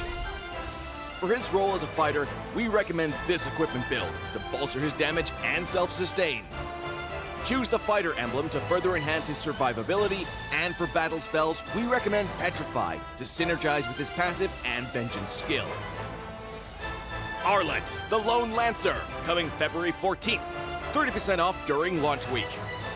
Get his Wandering Spear skin for only 51 diamonds the first 2 weeks. And until next time, we'll be seeing you in the Land of Dawn. Arlet, Lone Lancer, official release 0214. Pain is the proof that I'm still alive.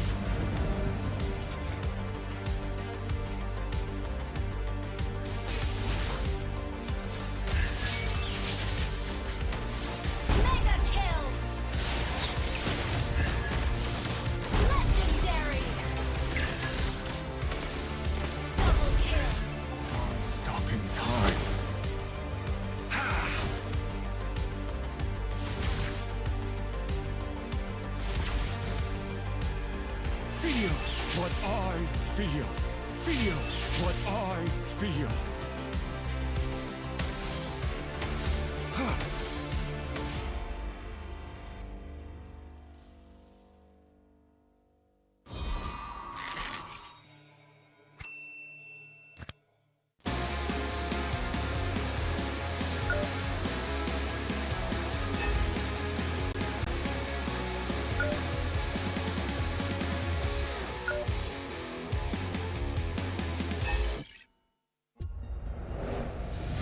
I am Optimus Prime. No one can outrun Bumblebee.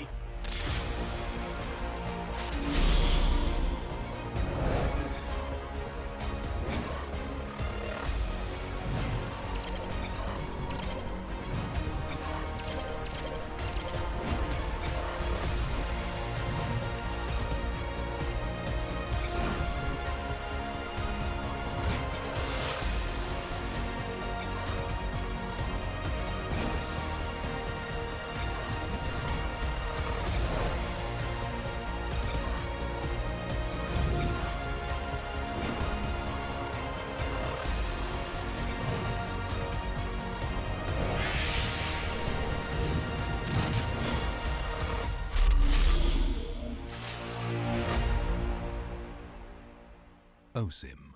What's up, everyone? Welcome to the latest episode of Hero Spotlight, featuring Arlet, the Lone Lancer. Arlet is a highly mobile fighter that weaves through battle like a vengeful wraith. Hero skills. First skill, Dauntless Strike. Arlet slams down his spear, dealing physical damage. Closer targets will be stunned momentarily, while those further away will be stunned for the full duration. Second skill, Vengeance. Arlet charges at a target with his spear, dealing physical damage. If the target is marked by Demon Gaze, this skill is guaranteed to crit and reset its cooldown. It will also restore Arlet's HP. Ultimate Final Slash. Arlet performs a wide, sweeping attack, dealing physical damage to targets and displacing them to the end of the swing. Passive skill, Demon Gaze.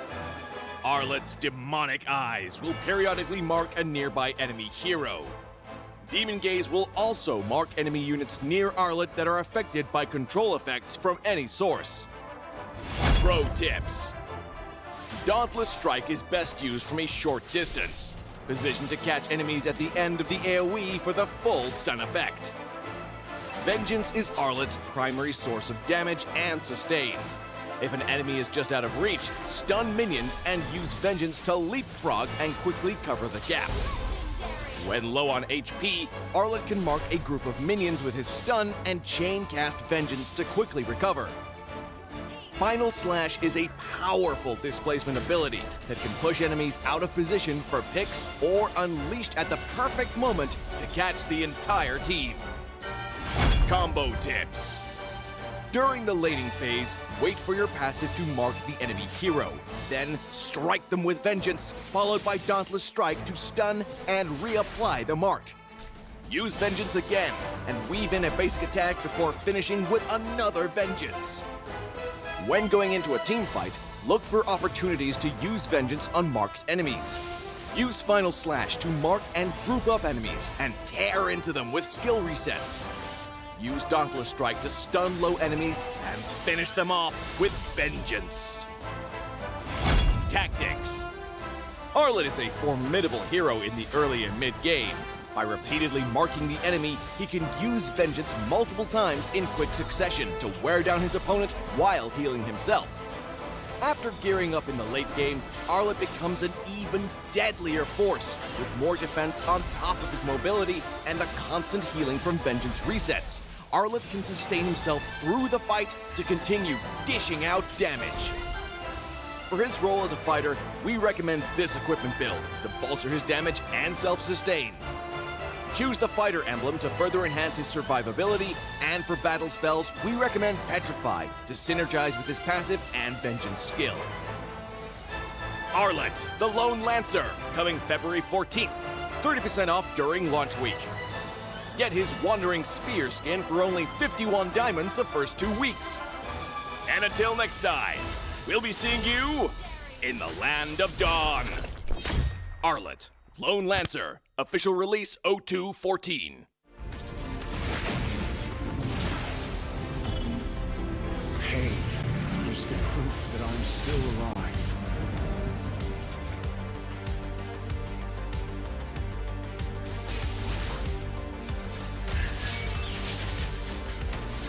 Mega kill! Legendary! Double kill! I'm stopping time.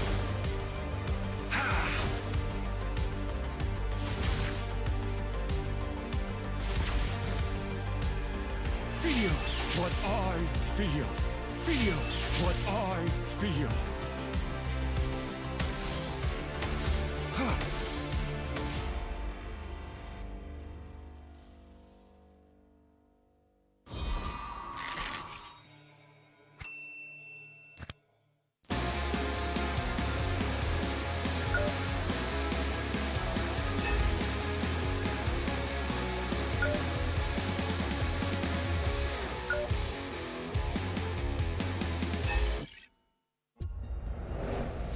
I am Optimus Prime.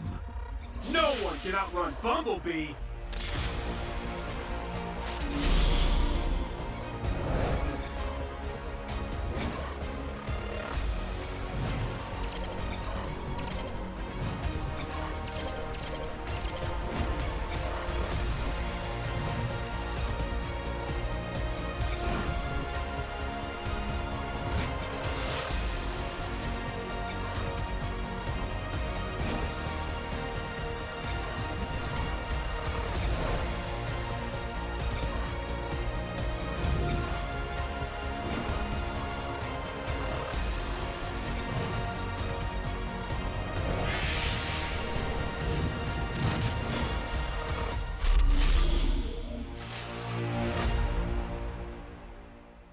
OSIM.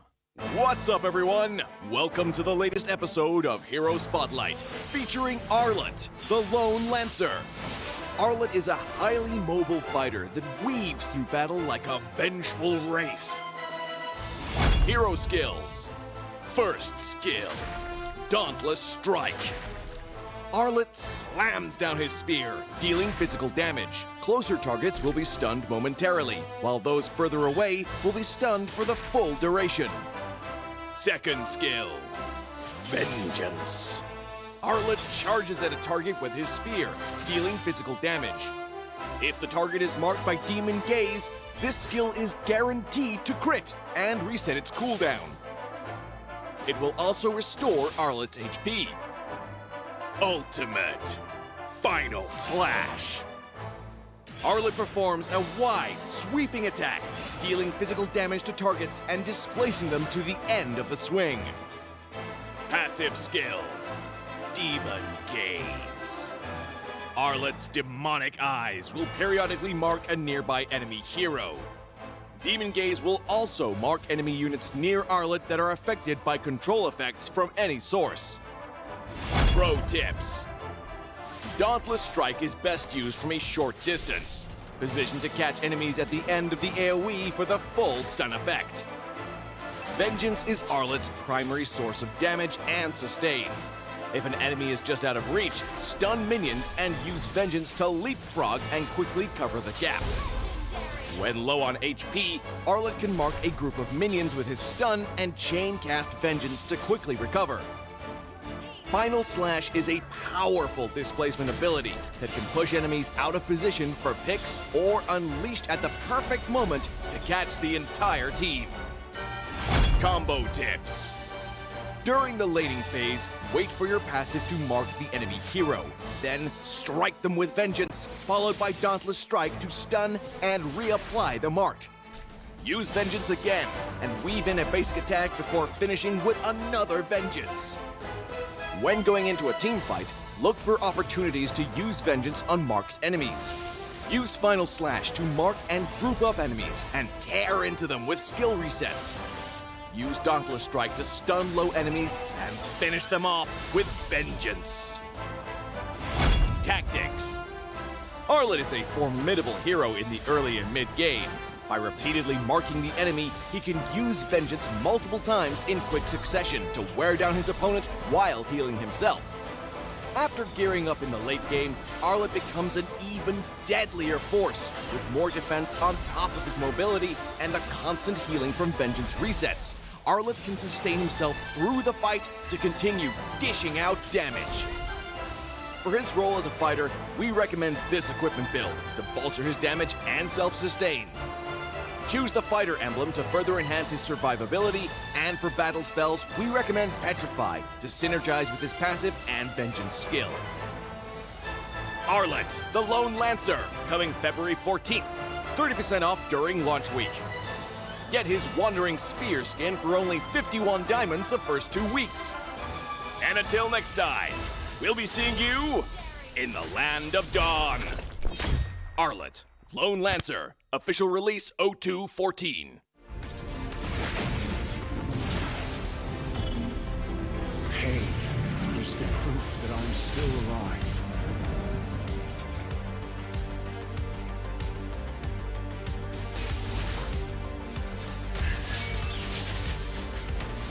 Mega kill!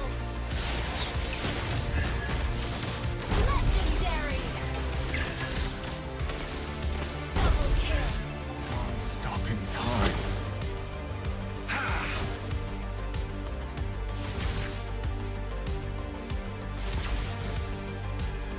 Feel what I feel. Feel what I feel.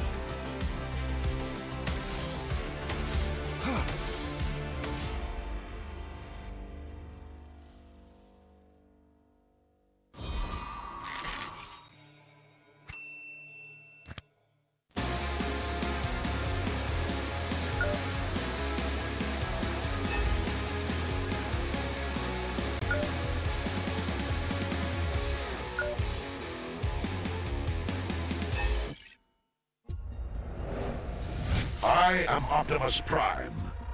No one can outrun Bumblebee.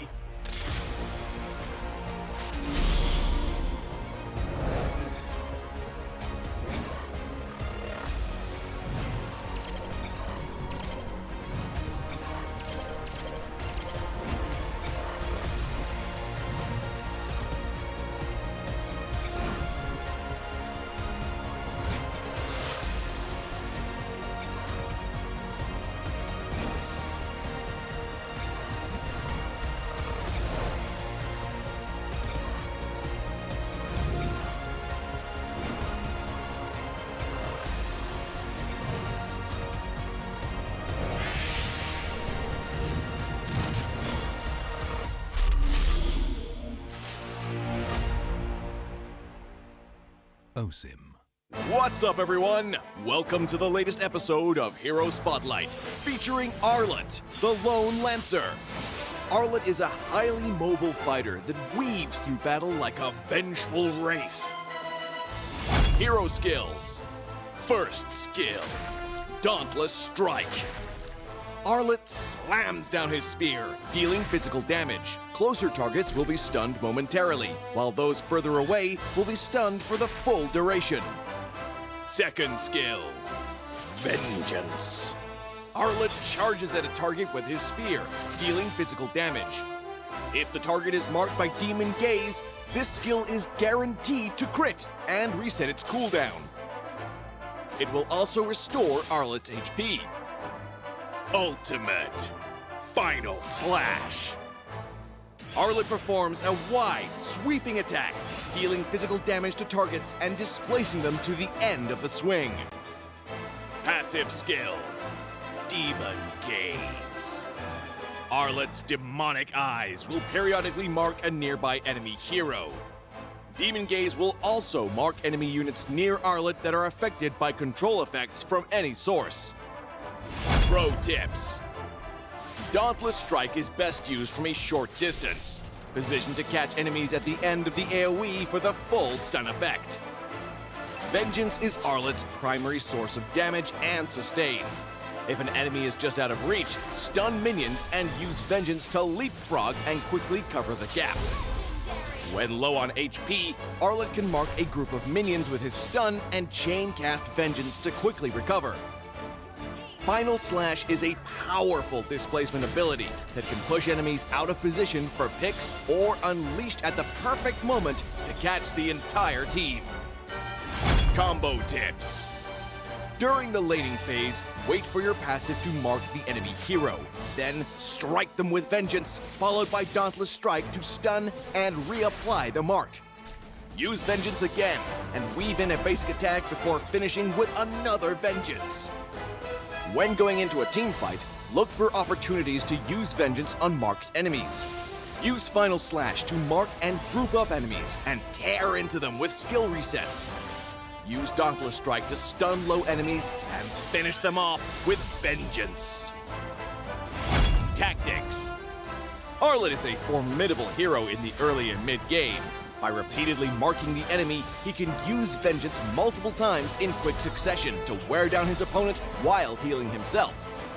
After gearing up in the late game, Arlet becomes an even deadlier force, with more defense on top of his mobility and the constant healing from Vengeance resets. Arlet can sustain himself through the fight to continue dishing out damage. For his role as a fighter, we recommend this equipment build to bolster his damage and self-sustain. Choose the fighter emblem to further enhance his survivability, and for battle spells, we recommend Petrify to synergize with his passive and Vengeance skill. Arlet, the Lone Lancer, coming February 14th. 30% off during launch week. Get his Wandering Spear skin for only 51 diamonds the first 2 weeks. And until next time, we'll be seeing you in the Land of Dawn. Arlet, Lone Lancer, official release 0214. Pain is the proof that I'm still alive.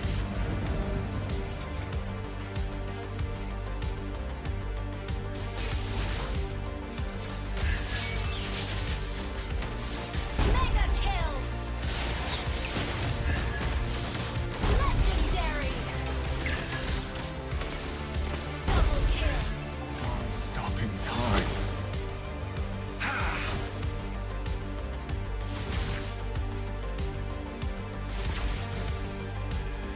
Feel what I feel.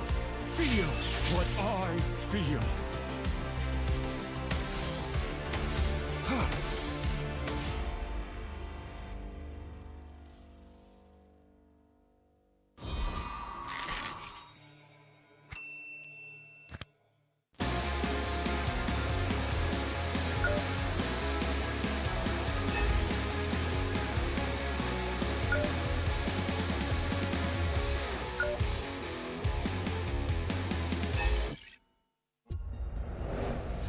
I am Optimus Prime.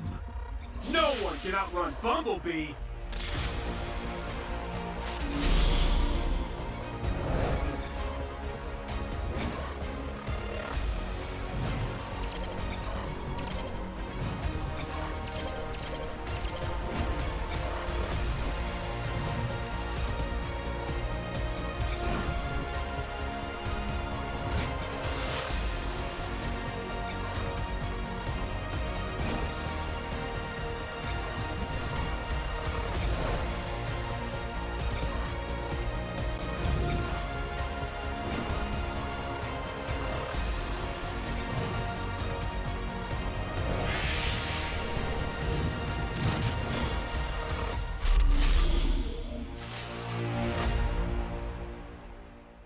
OSIM.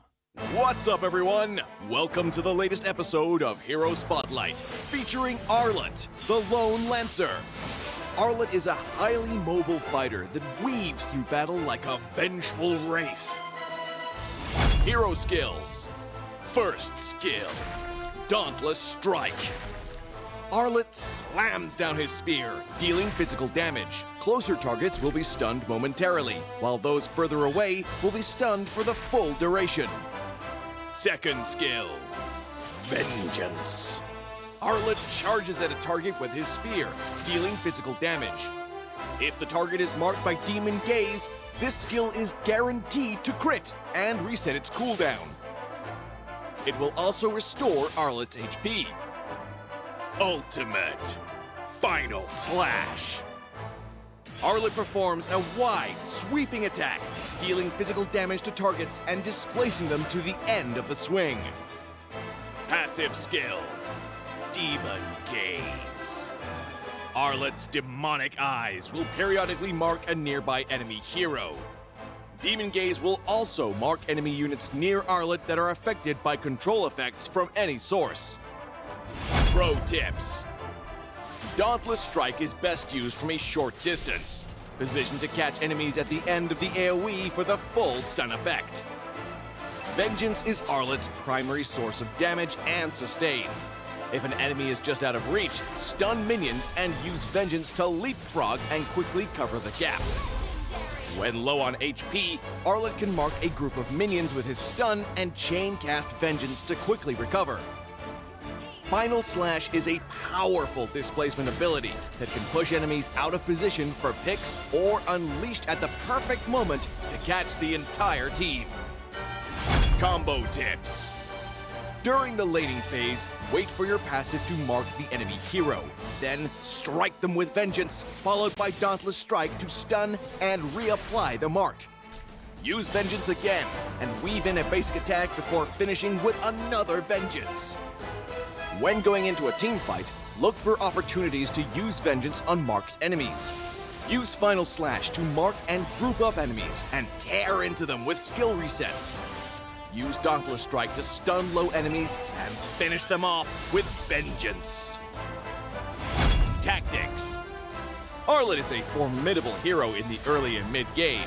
By repeatedly marking the enemy, he can use Vengeance multiple times in quick succession to wear down his opponent while healing himself.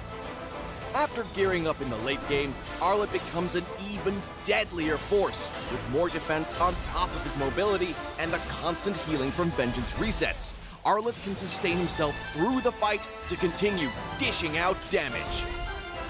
For his role as a fighter, we recommend this equipment build to bolster his damage and self-sustain. Choose the fighter emblem to further enhance his survivability, and for battle spells, we recommend Petrify to synergize with his passive and Vengeance skill. Arlet, the Lone Lancer, coming February 14th. 30% off during launch week. Get his Wandering Spear skin for only 51 diamonds the first 2 weeks. And until next time, we'll be seeing you in the Land of Dawn. Arlet, Lone Lancer, official release 0214. Pain is the proof that I'm still alive.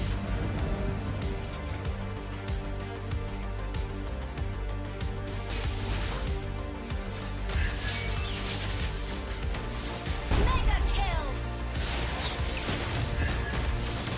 Legendary! Double kill! Stopping time.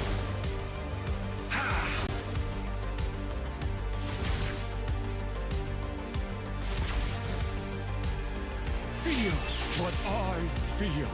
Feels what I feel.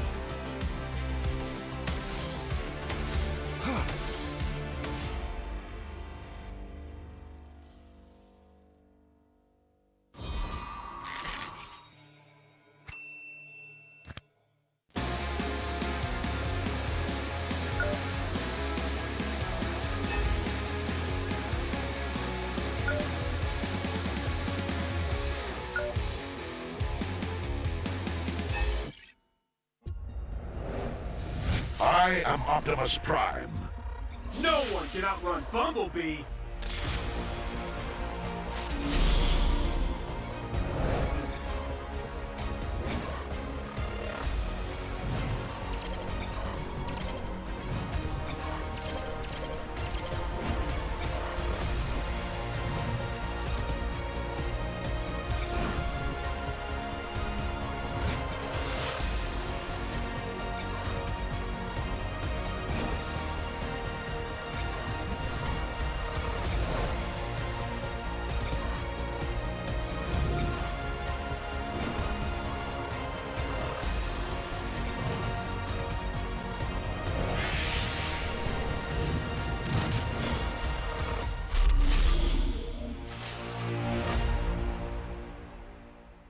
him. What's up, everyone? Welcome to the latest episode of Hero Spotlight, featuring Arlet, the Lone Lancer. Arlet is a highly mobile fighter that weaves through battle like a vengeful wraith. Hero skills. First skill, Dauntless Strike. Arlet slams down his spear, dealing physical damage. Closer targets will be stunned momentarily, while those further away will be stunned for the full duration. Second skill, Vengeance. Arlet charges at a target with his spear, dealing physical damage. If the target is marked by Demon Gaze, this skill is guaranteed to crit and reset its cooldown. It will also restore Arlet's HP. Ultimate Final Slash. Arlet performs a wide, sweeping attack, dealing physical damage to targets and displacing them to the end of the swing. Passive skill, Demon Gaze. Arlet's demonic eyes will periodically mark a nearby enemy hero. Demon Gaze will also mark enemy units near Arlet that are affected by control effects from any source. Pro tips. Dauntless Strike is best used from a short distance, positioned to catch enemies at the end of the AoE for the full stun effect. Vengeance is Arlet's primary source of damage and sustain. If an enemy is just out of reach, stun minions and use Vengeance to leapfrog and quickly cover the gap. When low on HP, Arlet can mark a group of minions with his stun and chain cast Vengeance to quickly recover. Final Slash is a powerful displacement ability that can push enemies out of position for picks or unleashed at the perfect moment to catch the entire team. Combo tips. During the laning phase, wait for your passive to mark the enemy hero. Then strike them with Vengeance, followed by Dauntless Strike to stun and reapply the mark. Use Vengeance again and weave in a basic attack before finishing with another Vengeance. When going into a team fight, look for opportunities to use Vengeance on marked enemies. Use Final Slash to mark and group up enemies and tear into them with skill resets. Use Dauntless Strike to stun low enemies and finish them off with Vengeance. Tactics. Arlet is a formidable hero in the early and mid-game. By repeatedly marking the enemy, he can use Vengeance multiple times in quick succession to wear down his opponent while healing himself. After gearing up in the late game, Arlet becomes an even deadlier force, with more defense on top of his mobility and the constant healing from Vengeance resets. Arlet can sustain himself through the fight to continue dishing out damage. For his role as a fighter, we recommend this equipment build to bolster his damage and self-sustain. Choose the fighter emblem to further enhance his survivability, and for battle spells, we recommend Petrify to synergize with his passive and Vengeance skill. Arlet, the Lone Lancer, coming February 14th. 30% off during launch week. Get his Wandering Spear skin for only 51 diamonds the first 2 weeks. And until next time, we'll be seeing you in the Land of Dawn. Arlet, Lone Lancer, official release 0214. Pain is the proof that I'm still alive.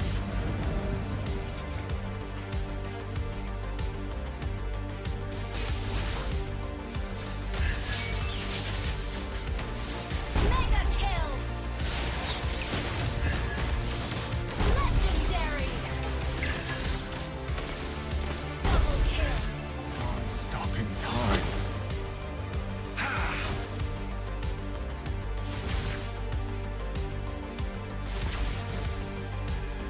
Feel what I feel. Feel what I feel.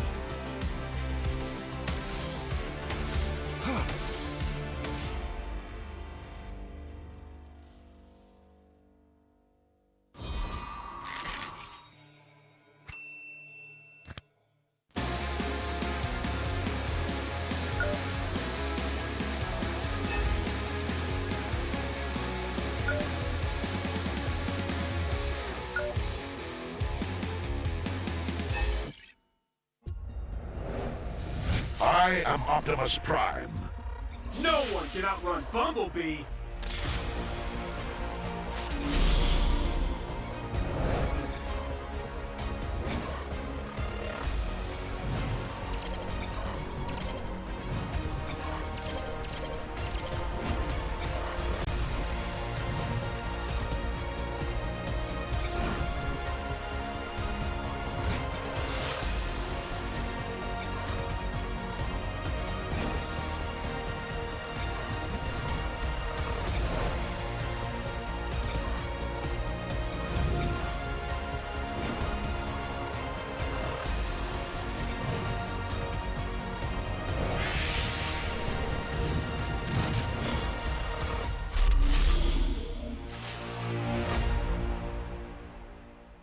OSIM.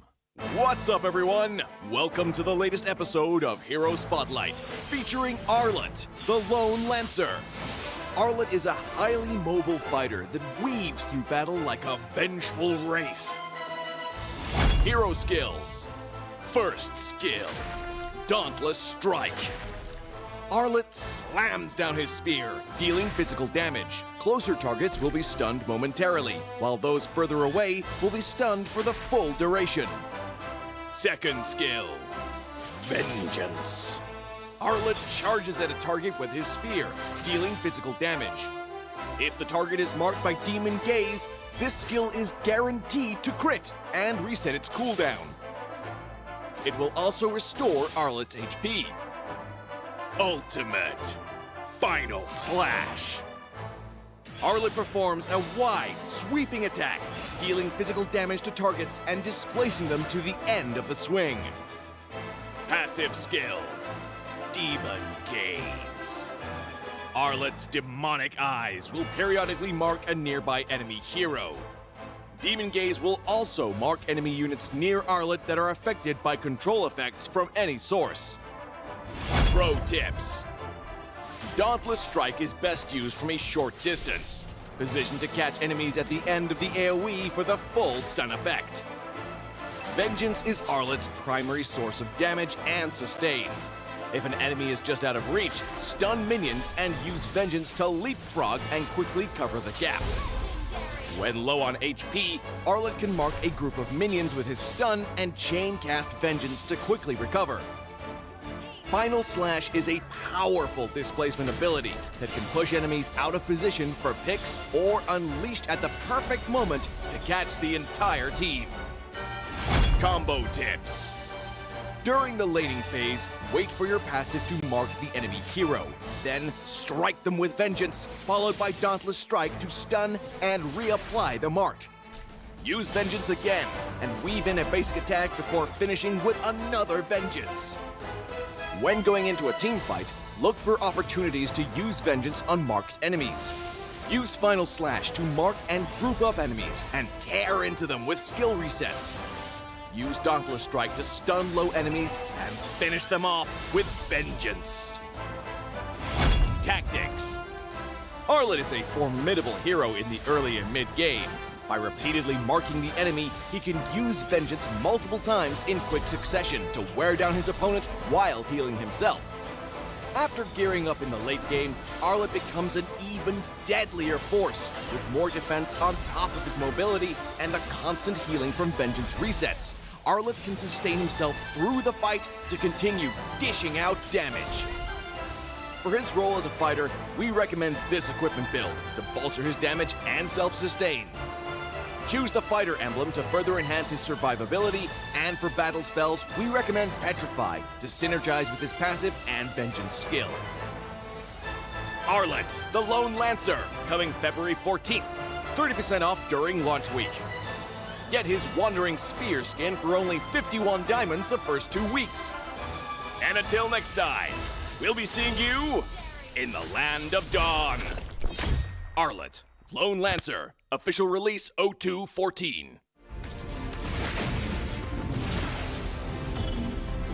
Pain is the proof that I'm still alive.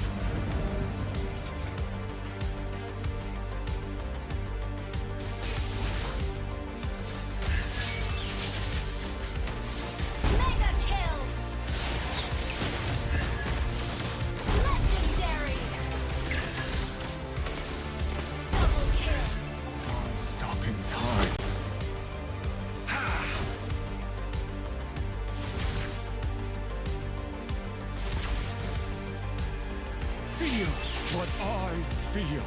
Feel what I feel.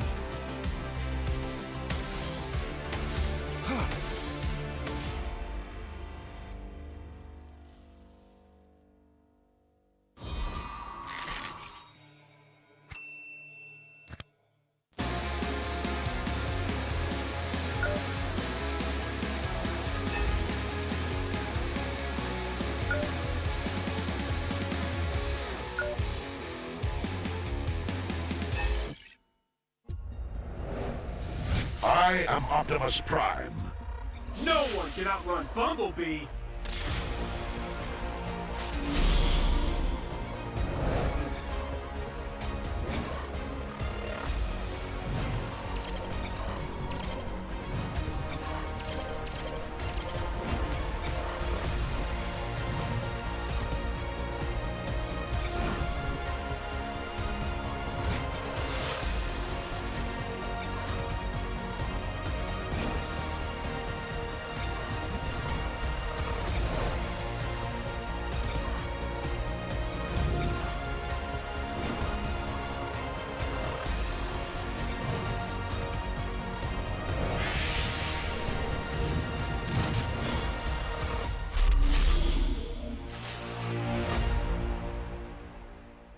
OSIM. What's up, everyone? Welcome to the latest episode of Hero Spotlight, featuring Arlet, the Lone Lancer. Arlet is a highly mobile fighter that weaves through battle like a vengeful wraith. Hero skills. First skill, Dauntless Strike. Arlet slams down his spear, dealing physical damage. Closer targets will be stunned momentarily, while those further away will be stunned for the full duration. Second skill, Vengeance. Arlet charges at a target with his spear, dealing physical damage. If the target is marked by Demon Gaze, this skill is guaranteed to crit and reset its cooldown. It will also restore Arlet's HP. Ultimate Final Slash. Arlet performs a wide, sweeping attack, dealing physical damage to targets and displacing them to the end of the swing. Passive skill, Demon Gaze. Arlet's demonic eyes will periodically mark a nearby enemy hero. Demon Gaze will also mark enemy units near Arlet that are affected by control effects from any source. Pro tips. Dauntless Strike is best used from a short distance, positioned to catch enemies at the end of the AoE for the full stun effect. Vengeance is Arlet's primary source of damage and sustain. If an enemy is just out of reach, stun minions and use Vengeance to leapfrog and quickly cover the gap.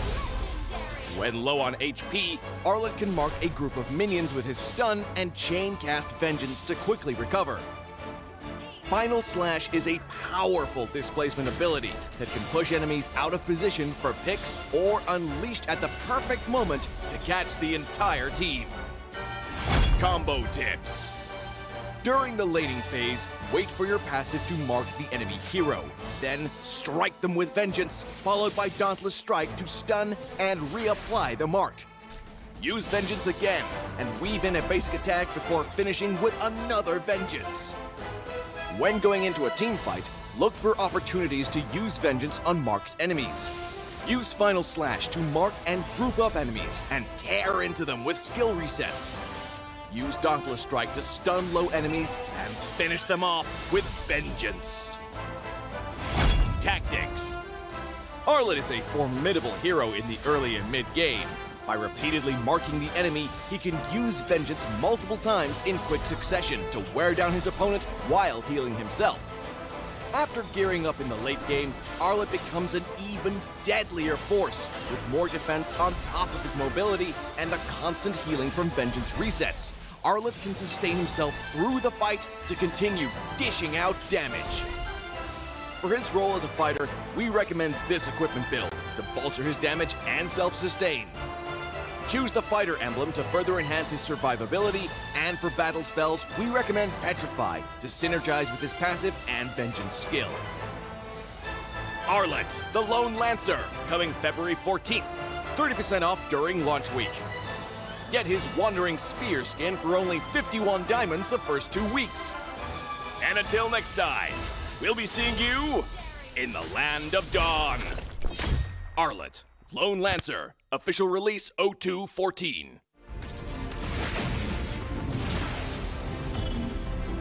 Pain is the proof that I'm still alive.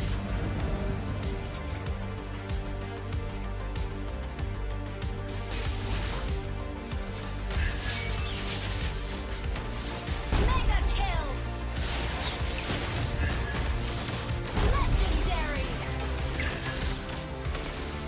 Double kill! I'm stopping time.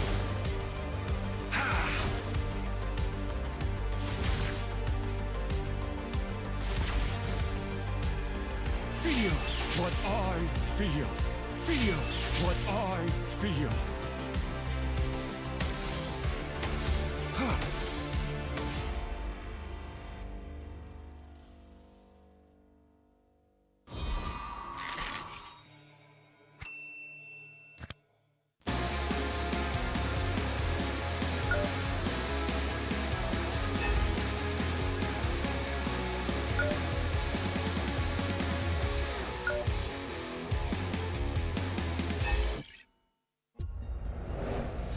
I am Optimus Prime.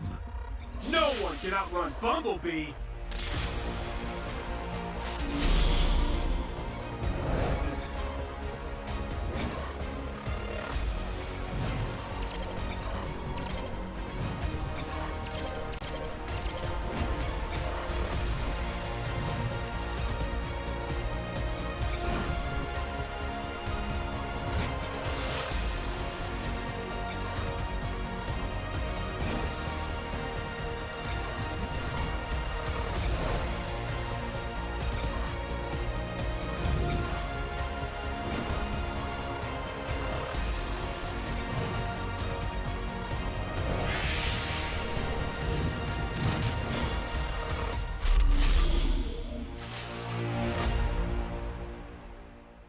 OSIM.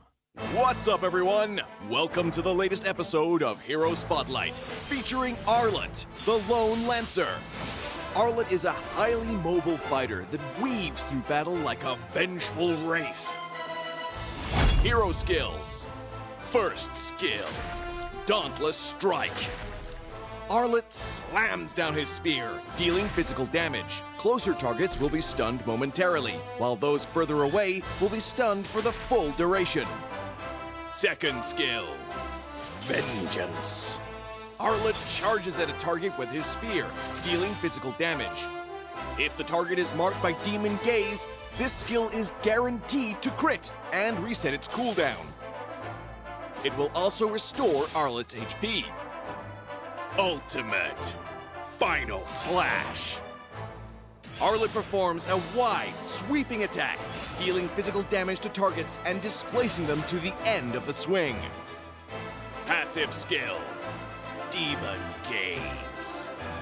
Arlet's demonic eyes will periodically mark a nearby enemy hero. Demon Gaze will also mark enemy units near Arlet that are affected by control effects from any source. Pro tips. Dauntless Strike is best used from a short distance, positioned to catch enemies at the end of the AoE for the full stun effect. Vengeance is Arlet's primary source of damage and sustain. If an enemy is just out of reach, stun minions and use Vengeance to leapfrog and quickly cover the gap. When low on HP, Arlet can mark a group of minions with his stun and chain cast Vengeance to quickly recover. Final Slash is a powerful displacement ability that can push enemies out of position for picks or unleashed at the perfect moment to catch the entire team. Combo tips. During the laning phase, wait for your passive to mark the enemy hero. Then strike them with Vengeance, followed by Dauntless Strike to stun and reapply the mark. Use Vengeance again and weave in a basic attack before finishing with another Vengeance. When going into a team fight, look for opportunities to use Vengeance on marked enemies. Use Final Slash to mark and group up enemies and tear into them with skill resets. use Dauntless Strike to stun low enemies and finish them off with vengeance. Tactics. Arlet is a formidable hero in the early and mid-game. By repeatedly marking the enemy, he can use vengeance multiple times in quick succession to wear down his opponent while healing himself. After gearing up in the late game, Arlet becomes an even deadlier force, with more defense on top of his mobility and the constant healing from vengeance resets. Arlet can sustain himself through the fight to continue dishing out damage. For his role as a fighter, we recommend this equipment build to bolster his damage and self-sustain. Choose the fighter emblem to further enhance his survivability, and for battle spells, we recommend Petrify to synergize with his passive and vengeance skill. Arlet, the Lone Lancer, coming February 14th. 30% off during launch week. Get his Wandering Spear skin for only 51 diamonds the first 2 weeks. And until next time, we'll be seeing you in the Land of Dawn. Arlet, Lone Lancer, official release 02/14. Pain is the proof that I'm still alive.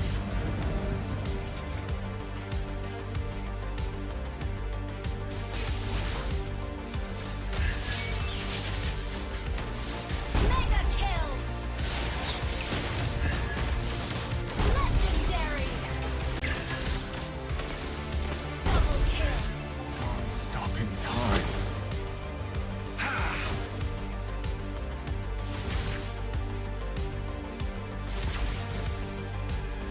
Feels what I feel. Feels what I feel.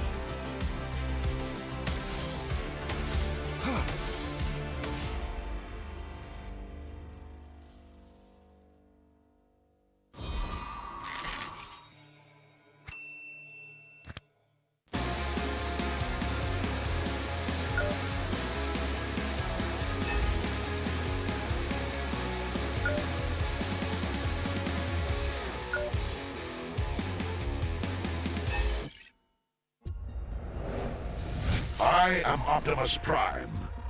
No one can outrun Bumblebee.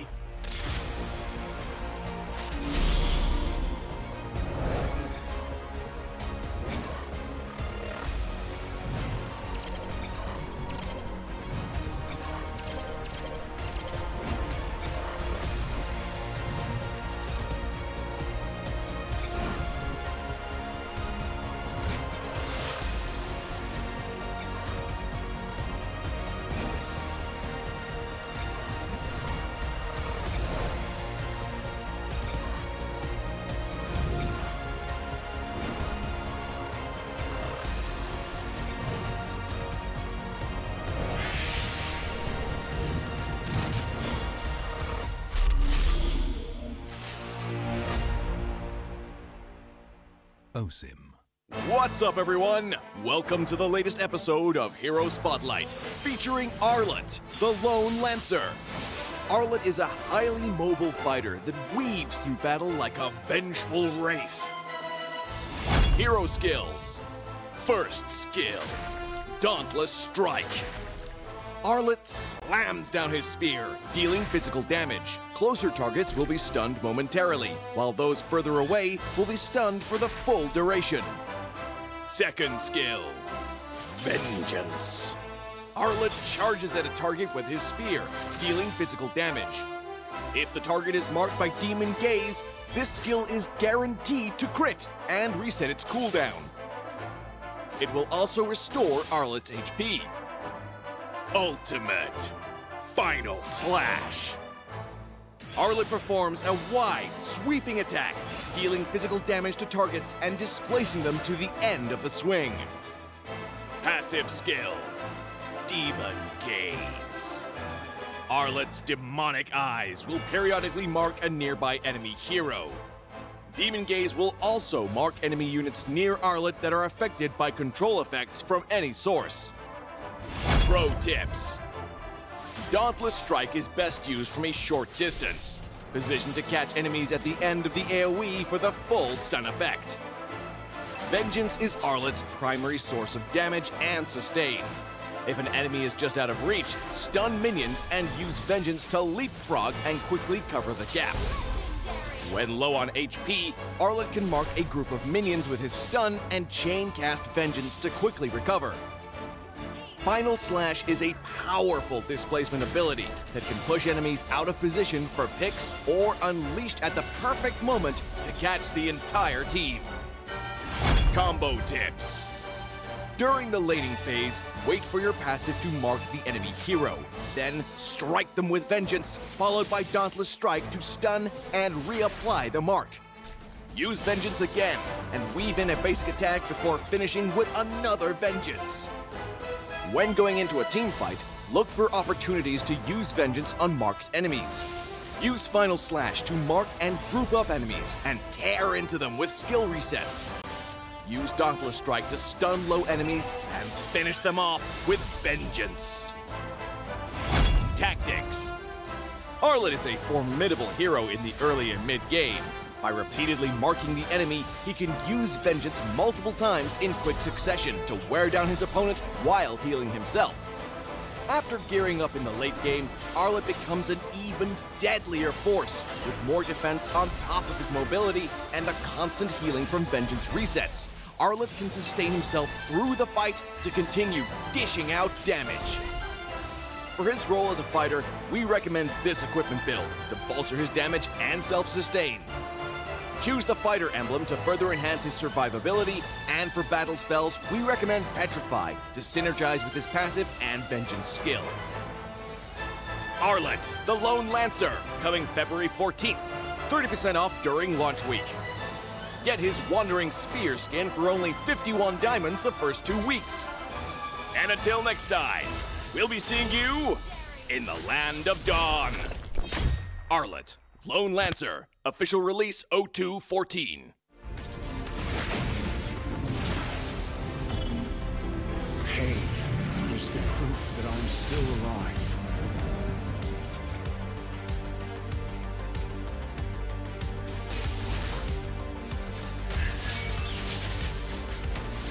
Mega kill! Legendary! Double kill!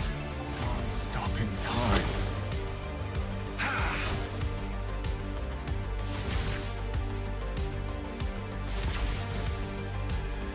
Feel what I feel. Feel what I feel.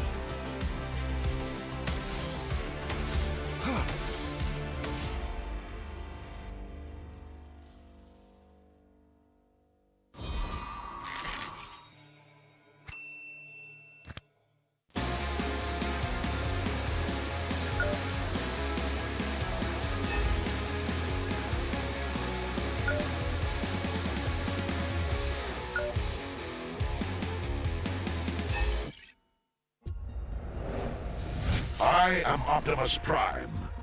No one can outrun Bumblebee.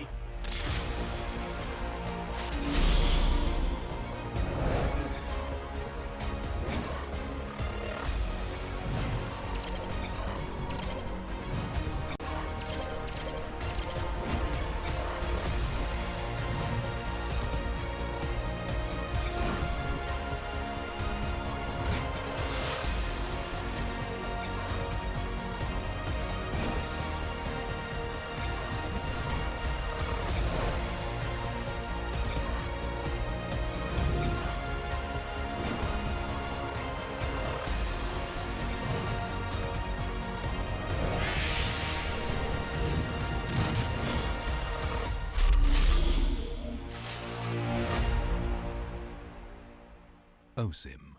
What's up, everyone? Welcome to the latest episode of Hero Spotlight, featuring Arlet, the Lone Lancer. Arlet is a highly mobile fighter that weaves through battle like a vengeful wraith. Hero skills. First skill, Dauntless Strike. Arlet slams down his spear, dealing physical damage. Closer targets will be stunned momentarily, while those further away will be stunned for the full duration. Second skill, Vengeance. Arlet charges at a target with his spear, dealing physical damage. If the target is marked by Demon Gaze, this skill is guaranteed to crit and reset its cooldown. It will also restore Arlet's HP. Ultimate Final Slash. Arlet performs a wide, sweeping attack, dealing physical damage to targets and displacing them to the end of the swing. Passive skill, Demon Gaze. Arlet's demonic eyes will periodically mark a nearby enemy hero. Demon Gaze will also mark enemy units near Arlet that are affected by control effects from any source. Pro tips. Dauntless Strike is best used from a short distance, positioned to catch enemies at the end of the AoE for the full stun effect. Vengeance is Arlet's primary source of damage and sustain. If an enemy is just out of reach, stun minions and use Vengeance to leapfrog and quickly cover the gap. When low on HP, Arlet can mark a group of minions with his stun and chain cast Vengeance to quickly recover. Final Slash is a powerful displacement ability that can push enemies out of position for picks or unleashed at the perfect moment to catch the entire team. Combo tips. During the laning phase, wait for your passive to mark the enemy hero. Then strike them with Vengeance, followed by Dauntless Strike to stun and reapply the mark. Use Vengeance again and weave in a basic attack before finishing with another Vengeance. When going into a team fight, look for opportunities to use Vengeance on marked enemies. Use Final Slash to mark and group up enemies and tear into them with skill resets. Use Dauntless Strike to stun low enemies and finish them off with Vengeance. Tactics. Arlet is a formidable hero in the early and mid-game. By repeatedly marking the enemy, he can use Vengeance multiple times in quick succession to wear down his opponent while healing himself. After gearing up in the late game, Arlet becomes an even deadlier force, with more defense on top of his mobility and the constant healing from Vengeance resets. Arlet can sustain himself through the fight to continue dishing out damage. For his role as a fighter, we recommend this equipment build to bolster his damage and self-sustain. Choose the fighter emblem to further enhance his survivability, and for battle spells, we recommend Petrify to synergize with his passive and Vengeance skill. Arlet, the Lone Lancer, coming February 14th. 30% off during launch week. Get his Wandering Spear skin for only 51 diamonds the first 2 weeks. And until next time, we'll be seeing you in the Land of Dawn. Arlet, Lone Lancer, official release 0214. Pain is the proof that I'm still alive.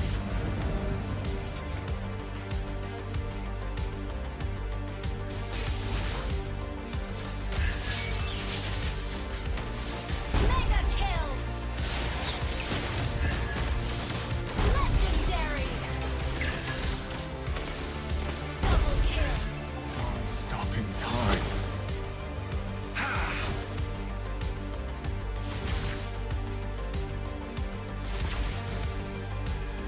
Feel what I feel. Feel what I feel.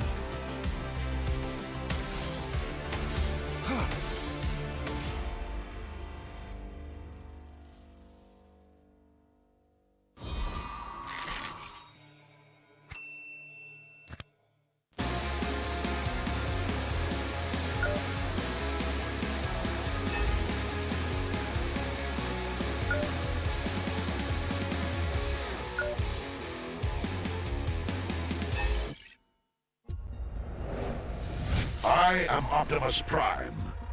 No one can outrun Bumblebee.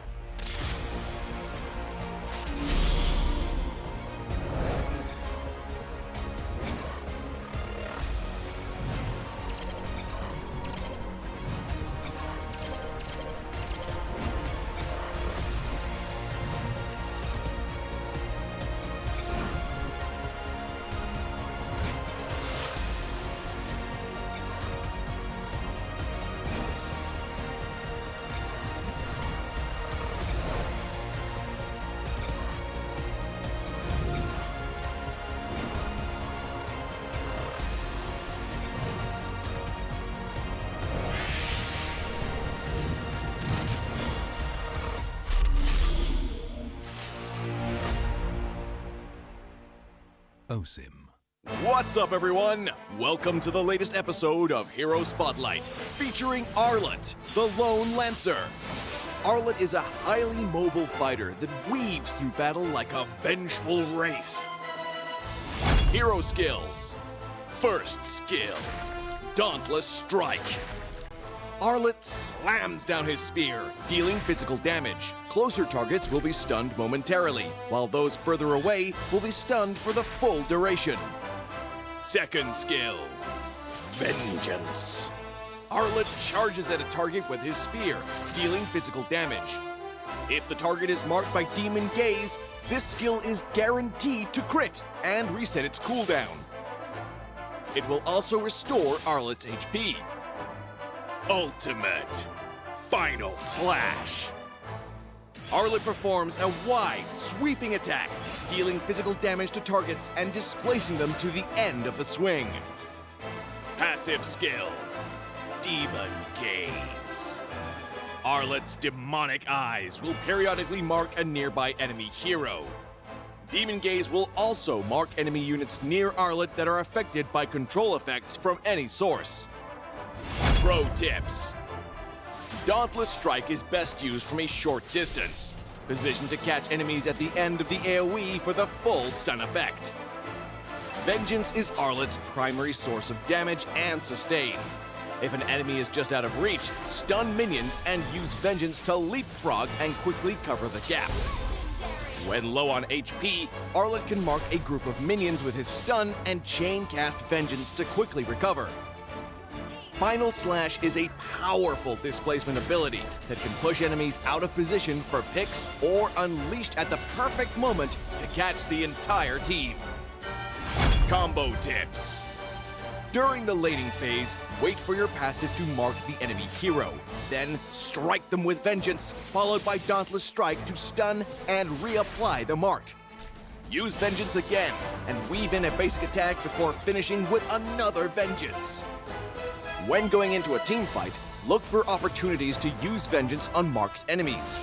Use Final Slash to mark and group up enemies and tear into them with skill resets.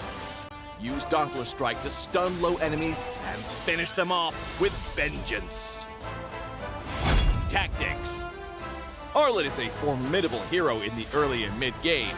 By repeatedly marking the enemy, he can use Vengeance multiple times in quick succession to wear down his opponent while healing himself. After gearing up in the late game, Arlet becomes an even deadlier force, with more defense on top of his mobility and the constant healing from Vengeance resets. Arlet can sustain himself through the fight to continue dishing out damage. For his role as a fighter, we recommend this equipment build to bolster his damage and self-sustain. Choose the fighter emblem to further enhance his survivability, and for battle spells, we recommend Petrify to synergize with his passive and Vengeance skill. Arlet, the Lone Lancer, coming February 14th. 30% off during launch week. Get his Wandering Spear skin for only 51 diamonds the first 2 weeks. And until next time, we'll be seeing you in the Land of Dawn. Arlet, Lone Lancer, official release 0214. Pain is the proof that I'm still alive.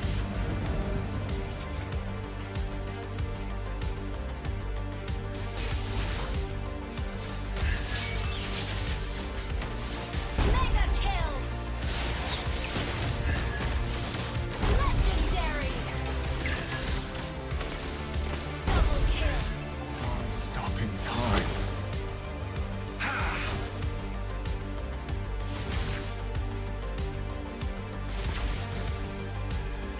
Feel what I feel. Feel what I feel.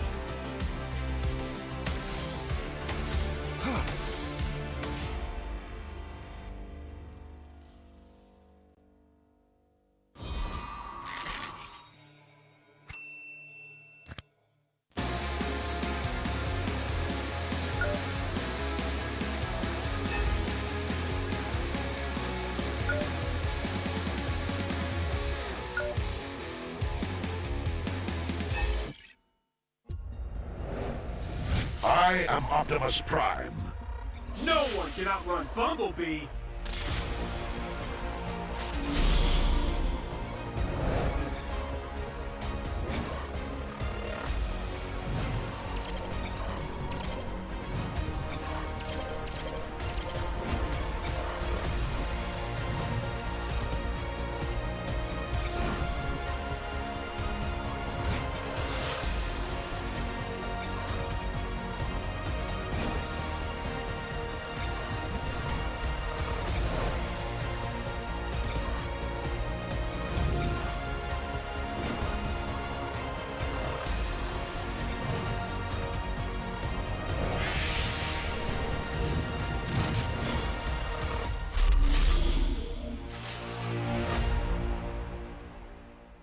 OSIM.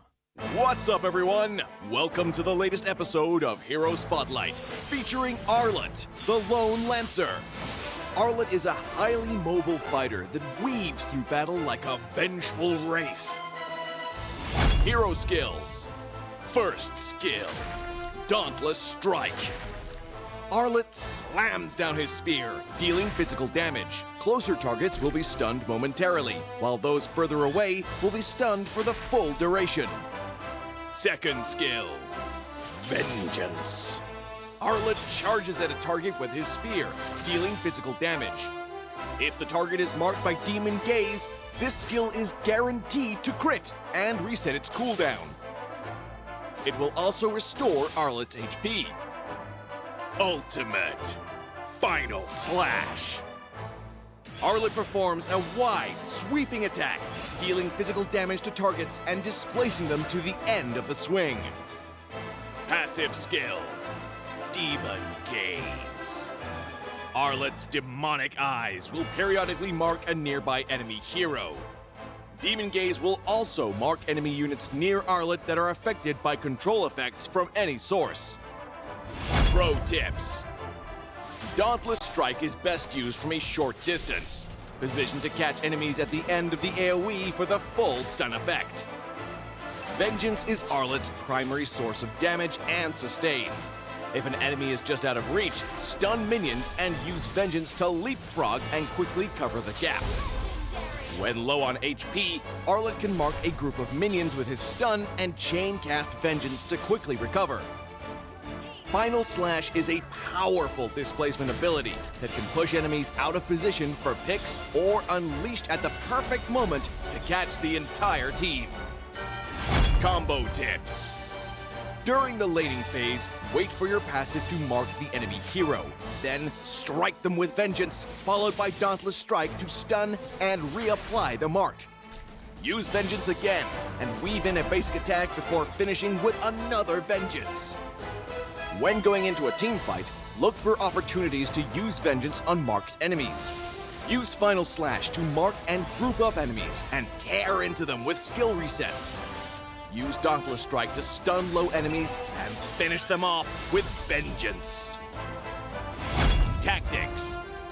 Arlet is a formidable hero in the early and mid-game. By repeatedly marking the enemy, he can use Vengeance multiple times in quick succession to wear down his opponent while healing himself. After gearing up in the late game, Arlet becomes an even deadlier force, with more defense on top of his mobility and the constant healing from Vengeance resets. Arlet can sustain himself through the fight to continue dishing out damage. For his role as a fighter, we recommend this equipment build to bolster his damage and self-sustain. Choose the fighter emblem to further enhance his survivability, and for battle spells, we recommend Petrify to synergize with his passive and Vengeance skill. Arlet, the Lone Lancer, coming February 14th. 30% off during launch week. Get his Wandering Spear skin for only 51 diamonds the first 2 weeks. And until next time, we'll be seeing you in the Land of Dawn. Arlet, Lone Lancer, official release 0214. Pain is the proof that I'm still alive.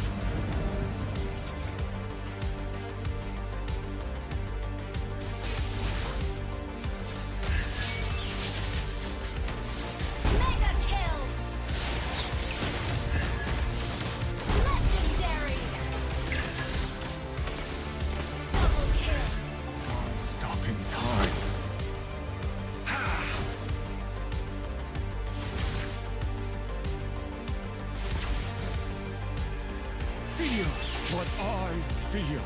Feels what I feel. Huh.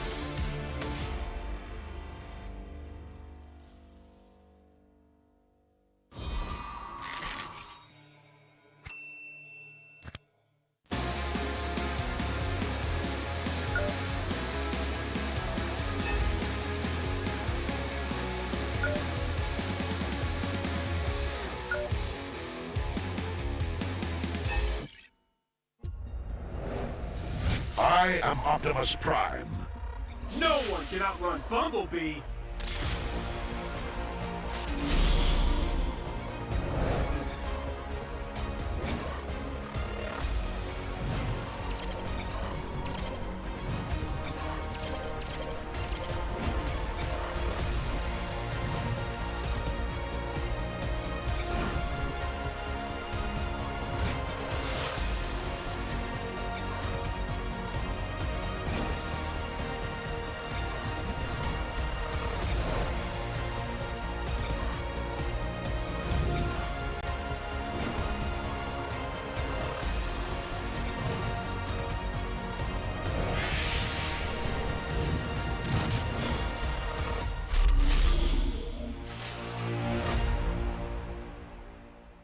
OSIM. What's up, everyone? Welcome to the latest episode of Hero Spotlight, featuring Arlet, the Lone Lancer. Arlet is a highly mobile fighter that weaves through battle like a vengeful wraith. Hero skills. First skill, Dauntless Strike. Arlet slams.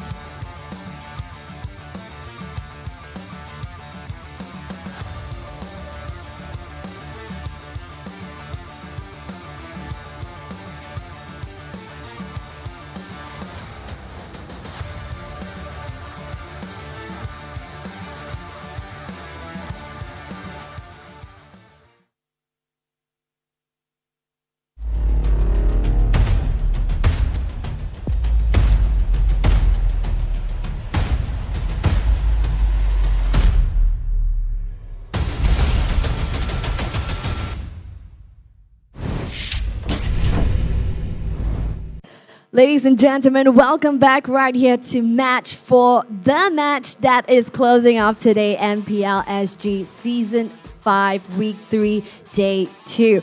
Now, ladies and gentlemen, this is a game not to be discounted as well. It is one to watch. Why? We have Revival going against Evil. What makes this match so interesting is because Revival is just sitting right at the edge of that upper bracket right there. Do they really want to secure the upper bracket spot? We'll have to see. Whereas the other team that's contending Revival is gonna be Evil. Now, Evil is it's a team that's really unpredictable, and as of right now, they have nothing to lose, and probably they're gonna go guns a-blazing later on at the Land of Dawn. We shall see. Now, meanwhile, right here, thank you so much, ladies and gentlemen, as our live audience right here today for joining us here on this wonderful Sunday. Now, any videos or photos that you take, remember to hashtag us at hashtag our pride, our passion to show support for our boys, and tag us at mpl.sg.official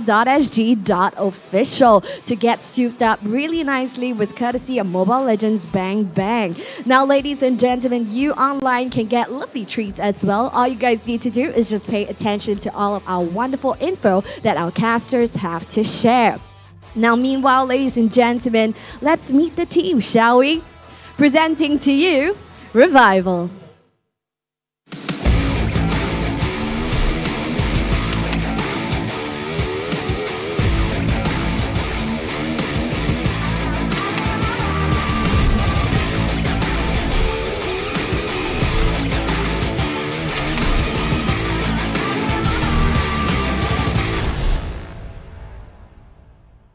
As Revival's getting comfy right there at their battle stations, let's meet the team that's gonna go head-to-head with them right here from match 4. Ladies and gentlemen, presenting to you, Evil.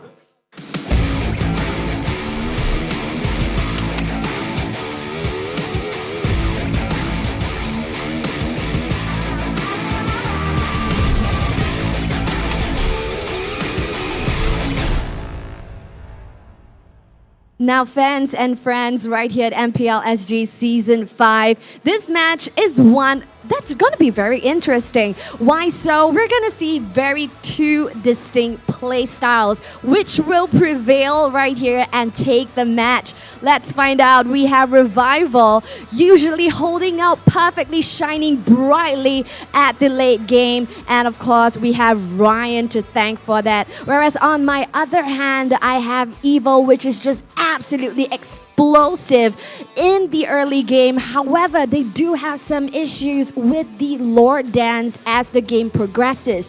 What will happen? Who you have your coins in game on? I'm gonna hand my time over to the casters. Take it away, friends. Thank you very much, Earl. Of course, once again, ladies and gentlemen, welcome back to MPL Singapore Season 5. My name is Jace. Joining me right here is Kin and Churros at the Vertigo seat. Will be your casters. They'll be bringing you this particular series. And oh boy, Evil going up against Revival. Again with the Vertigo seat. Again with the Vertigo seat. The spear against the shield, right? So the shield, obviously Revival, they're a very defensive team, and Evil, a very offensive team. What do you think about the two of them? Oh man, this is going to be a very interesting match. I mean, like Cheryl said, it's all down to play styles. Very, very distinct. The sword being Evil, they can be very aggressive. But then we know the turtle style that was pretty much made by Revival. It's going to be really interesting how Evil plays to this. Yeah, definitely. Like, it's about how Evil can maintain composure, try to crack into the defenses of Revival. Revival, on the other hand, you know, we joke about this in last season, right? They like to revive throughout the ranks. But before that, let's take a look at the team lineup for both these two teams. We're starting from Evil first. Yep, Evil going to be fielded with Coconut, Melon, Twist, Powerful, as well as Carrot. The familiar faces that you guys have seen from last season all the way until here. So the Evil fans are definitely going to be packing the arena today, waiting for another victory. Yeah, I actually like this team being in the underdog position, but really, they have to play around Powerful, right? Because the fact of the matter is Powerful can be aggressive, but the rest of the team has to back him up. And this only shows that their aggressive playstyle goes with the fact that they can and they need to work on their communication just a little bit more. Yep, communication is definitely key for Evil. I've heard some good news from Carrot starting to step up in the communication, but on the other side of the aisle, Revival. Well, we have the gold lane played by Sammy, mid lane Swirl, EXP lane Ryan, which is is a really good player right there. Nan in the jungle, Kirby in the roam position. I mean, my name's Ryan, so yeah, I'm gonna call you out right there. Turo's name is Ryan. All right, but yeah, let's go back into this. They are. They coined the term turtle style, right? So Revival, I don't know if they're going to be playing in a turtle kind of position because it's who sets the tempo first in this game. Correct. Like if you're ahead, I don't see why you need to turtle up. But Revival known to turn around games when they know they're going to lose and they just turtle up and wait for your enemy team to be impatient. When Evil becomes impatient, you bet Revival is gonna just jump up. But we're gonna take a look at the keys to victory right now for both of these two teams. What do they exactly need to win against each other? Yep, that's right. Starting out, we are going to take a look at Evo. Definitely, they want to find that chink in the armor, right? So they make sure that Powerful and Carrot can control the early game. This is definitely what we are expecting out of Team Evo. And they need to make sure that they funnel all of this advantage and farm into Coconut's lane as well. We know with the correct farm, Coconut can really pop off and blast away at that armor that Revival is going to offer. And of course, that last portion, we're talking about it, the spear and the shield, they need to be very careful of Revival's turtle style. And, it's a test of a team's patience, and it's a test of a team's understanding of how Revival wants to play their users against them. Yeah, but that's also because Evil, Powerful, they have a fixed strategy in the early game. They will rotate accordingly. And then after that, they'll puncture. But once they hit the later part of the game, they can get a bit shabby. And that's why Revival, they can draft late game heroes, and then they can climb back. Take us through the key to victory for Revival, Ryan. You messed up my name yet again. I don't care. But right now, let's take a look at keys to victory. Aid Kirby in picking off Alchemy. Now, Kirby is very, very instrumental in being in the roam position. What he needs to do is try to give a lot of intelligence to the rest of the team. But for side of Revival, they really need to contest Powerful's comfort picks.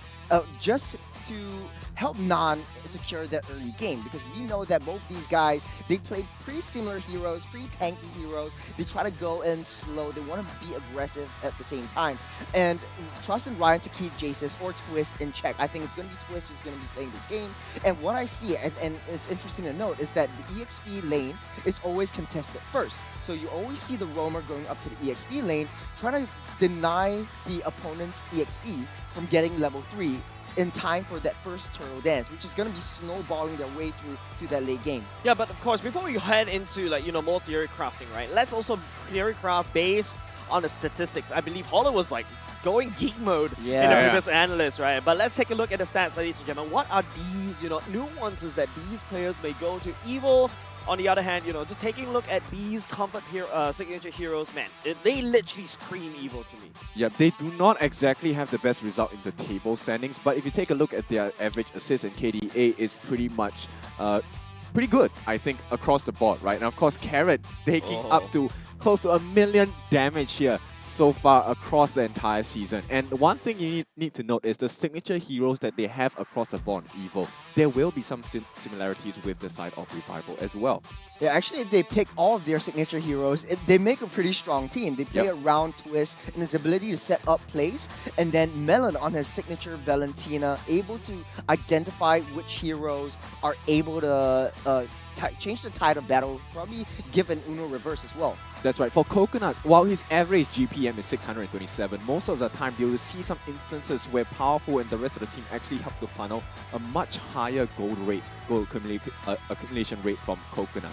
But of course, we have to take a look at their opponents as well. Definitely. Now you see a very hard and aggressive team, with the Melissa and stuff like that. But okay, Sammy actually likes the Melissa as well, so expect that to be hot commodity.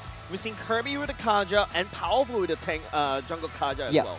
Yeah, of course. I mean, we've seen Kaja, we've seen Fredrin on both sides of the table. Fredrin is going to be hot commodity for these two teams as well. Fredrin has a little bit of a slight nerf based on his damage, his early game damage, so I don't know if both of these teams want to rely so much on this tank jungle. Yeah. I feel like, Nan can always go back to the Akai jungle. There's a lot of choices for Nan, but at the same time, Swirl on the other hand, that signature hero, the one thing that was keeping this turtle strategy alive is unfortunately banned. So are they going to have to look at an Estes or even a Yi or even a Farsa? Well, this is interesting because the fact of the matter is they like to play as a team fight composition. And the thing that beats team fight compositions is dive compositions. And dive is something that EVO is very, very fond of. They like to go straight to that back line. They like to dive onto one singular target. And that is what basically they do very, very well. Yep, of course, with the last match of the day, right, it is very critical that they must keep their minds clear. I think they need to, perhaps they will ban out the Fredrin altogether. Yeah, but you mentioned about the last match of week number 3. I would say, the regular season is going to end very soon. Yes. And this is one of the last few chances that you are able to get points. And remember what Cheryl was talking about.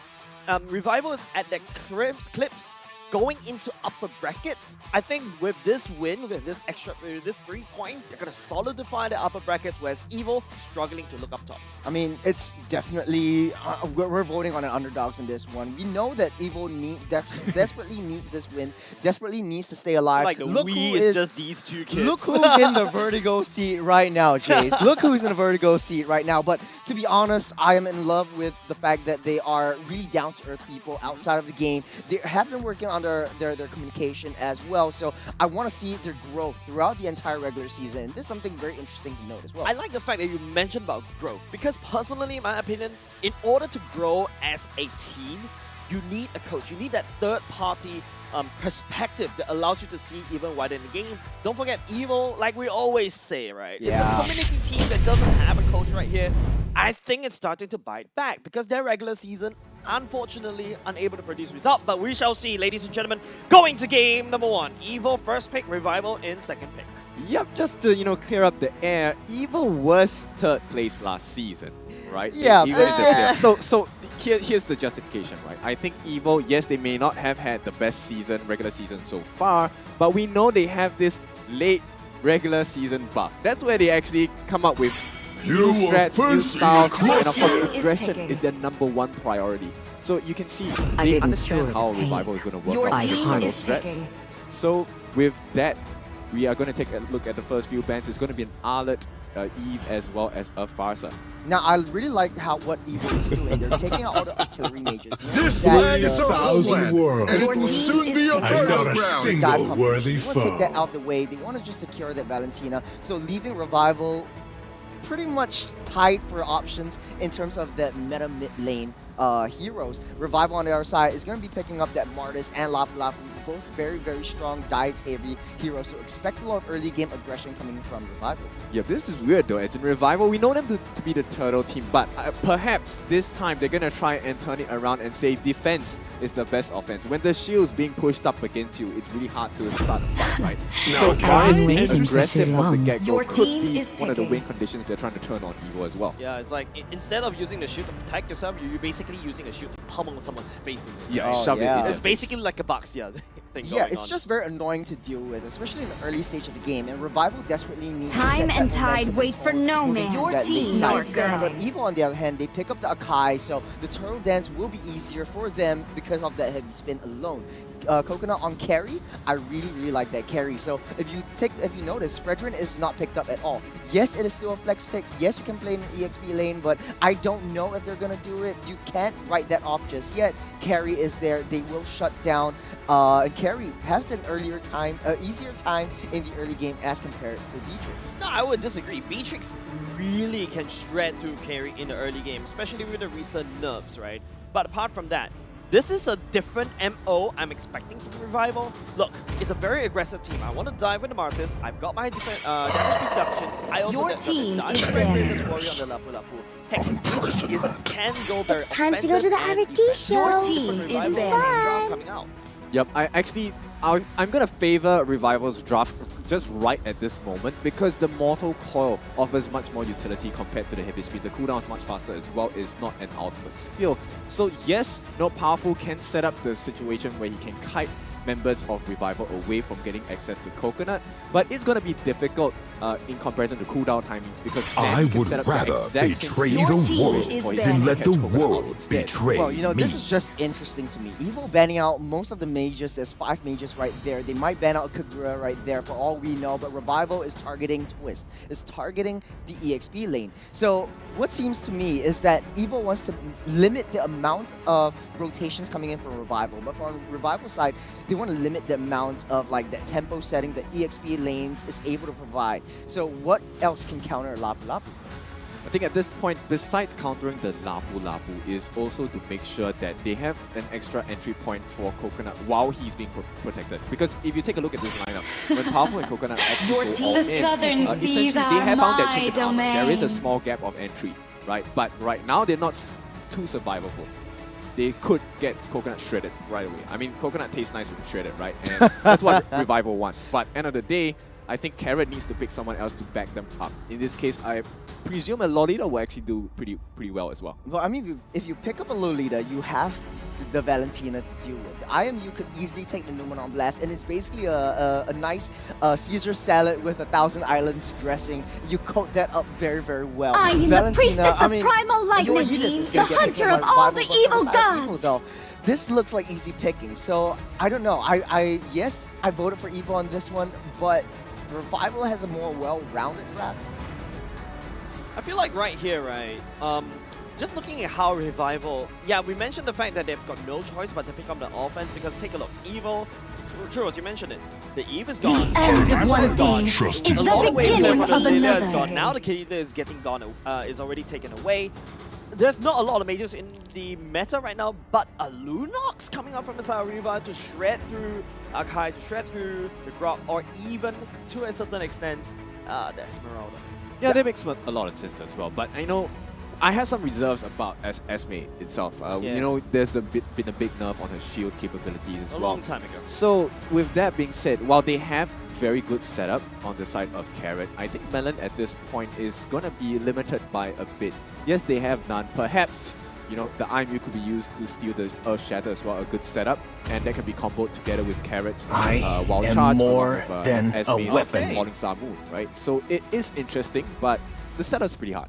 Actually, I do like the Esmeralda pick because of the huge early game damage buff. So you expect a lot of early game rotations coming in from Twist. But then again, Julian off the bets for all this time. I think what Revival is lacking a lot of is crowd control. Layering in the right crowd controls at the right time. Julian, once he hits his 3 combos, that is the window of opportunity that Evo can capitalize on and take the rest of Revival out. But it's all down to execution, execution, execution. The draft is set. The game is set. We are minutes away from the Land of Dawn. Minutes away. I would say seconds away, ladies and gentlemen. A different Revival that we have seen. A very aggressive one. You top that up with Julian. This team comes scream kills. Whereas on the other side, you see Evo on the other hand, they've got a wall, they've got like a panda that can spin away. Slightly 5 defensive seconds draft. till So the it's a bit of a enemy reaches the switcheroo happening, but ladies and gentlemen, Smash we're them. talking about adaptation. We're going to game number 1 between Evo and Welcome Revival. to Will Mobile Evo Legends. triumph or Revival revive even stronger into the week number 4? Yeah, with the last game of the day as well as the last game of the week itself, points are very important for both Evo and Revival. Correct. Evo definitely wants to get out of that bottom half, while Revival wants to stay in the upper half for sure. Yeah, Revival, remember, this is the game where they solidify their standings. Don't forget, Revival was the team that taken down Bleed in a 2-0 fashion. A lot of hopes is being ridden on Revival to make sure they take down Evo and then secure the lead. However, Evo, they need to scrape any points at all, because after that, you know, it's all about, you know, staying, like, just pure survival right now. That's right, and here we see, you know, Kirby not exactly surviving too well in this early game stage, but that's to be expected, right? We know that Evo's lineup, early game, they do have some significant advantage against the side of Revival. But now the question is, we know that Revival is a team that is very adept at surviving. It's not a real problem for them, and that's where the challenge for Evo comes in. Can you deal enough pressure to really crack them mentally so you can set up good plays for your team? Yeah, but looking at Evo's lineup, right, there's a very heavy team fight. There's a lot of CCs in the heavy spin. They've also got a wall charge. Revival, on the other hand, yeah, I think Churros was talking about this, right? The reliable CC3, just worry about hold on a second. Flies in the air by Kirby. No follow-up coming out from Evil for now. They're looking at the turtle instead. Yep, they have to be very careful at this early stage about the skills that they throw, right? Every missed skill is an opportunity for the other team to really just ramp up the gears and really jump in. Yeah, that's correct. And it's just counting cooldowns. This is basically down to the micro. Now, both these two junglers, they're going to meet at the turtle pit. I'm going to say hi a little bit and forcing the turtle to the side. Yep, it has to be a standoff here because the teams need to make sure that their waves are properly accounted for before they start their rotation. Yep, so already at level 4 right now. Melon actually took down the Decimation away from Nan. But technically speaking, hold on, Kirby was the one that pulled the trigger first. Twist will get flown in the air for now. Nan with the multiplier will try to spin around, but the turtle gets forgotten right here. Swirl coming in, looking for a pickup at the same time. Karen finds a wall charge on top of Kirby. Kirby flickers away. First one goes over to Melon. The Heavy's been going in at the same time, trying to push Revival right underneath the turret at the same time. Nan coming in. He does have the decimation, but he's actually underneath the turret instead. Melon just spams recall just for show. Yep, in the first battle of the spear and the shield, you know, gets kicked down. And right here, it looks like Swirl is not having a good time as well. Now, saving grace is while they have given away 3 kills, the turtle is still available for the taking. Yeah, but that's big momentum going into the side of Evil, right? Like, Melon's already 2 kills. The first skill is going to do a lot more damage. And on top of that, Twist on the Esmeralda. Mind you, in this particular meta, it's a very damaging Esmeralda. So Revival's got to be really careful going into this. But Revival seems like, even though Evil's the one that won the fight, they still take the turtle. Yeah, it looks like the pacing of Revival is a bit faster than what I've expected out of them. I expect Evil to be the ones making a big face here and making sure that they slow down Revival instead. Yeah, it's just the fact that, Revivals, I feel like they have the more efficient path. Like Evil, on the other hand, they're just trying to look for, Kings in armor that we're talking about, just trying and stab every single part of the armor and making sure that there's some little hole right there and just penetrate through. Revival for now, they're actually technically equalized that early game. Yeah, and I want to mention the emblem so far. Wait, Kirby. Oh, no way for him to run. He gets wall blocked right there. Yep, that's a fast one from Evil, but that's to be expected, right? But the thing here is about the late game. That's what I'm concerned about. Right, so Sammy, he has the Weapons Master on his hands for that emblem. And, Sammy on the Beatrix, 15% additional damage from the items. That's going to be quite a big one. Speaking about Sammy, he's getting shoved all the way back to your first skill. Karen's like, no, you better stay right there. But now coming from the flank at the same time. Melon's already here. I'm not too sure why Melon holds on to the Martyr's ultimate, looking for the execute. That's kind of cute. Yep, to be honest. But at the same time, if he can offer a kill onto Sammy, right, this thing actually goes much faster. Now, the one thing I want to highlight is this tenacity on Kirby. Kirby is going to do so much for the team with this tenacity, right? Once he drops to 40%, additional physical defense as well. And it reduces the damage, right? And you can see, you mentioning that this is a very fight-heavy composition from the side of Revival. Yep. And I think I'm going to cut myself there on the top lane. Twist is just being nuisance.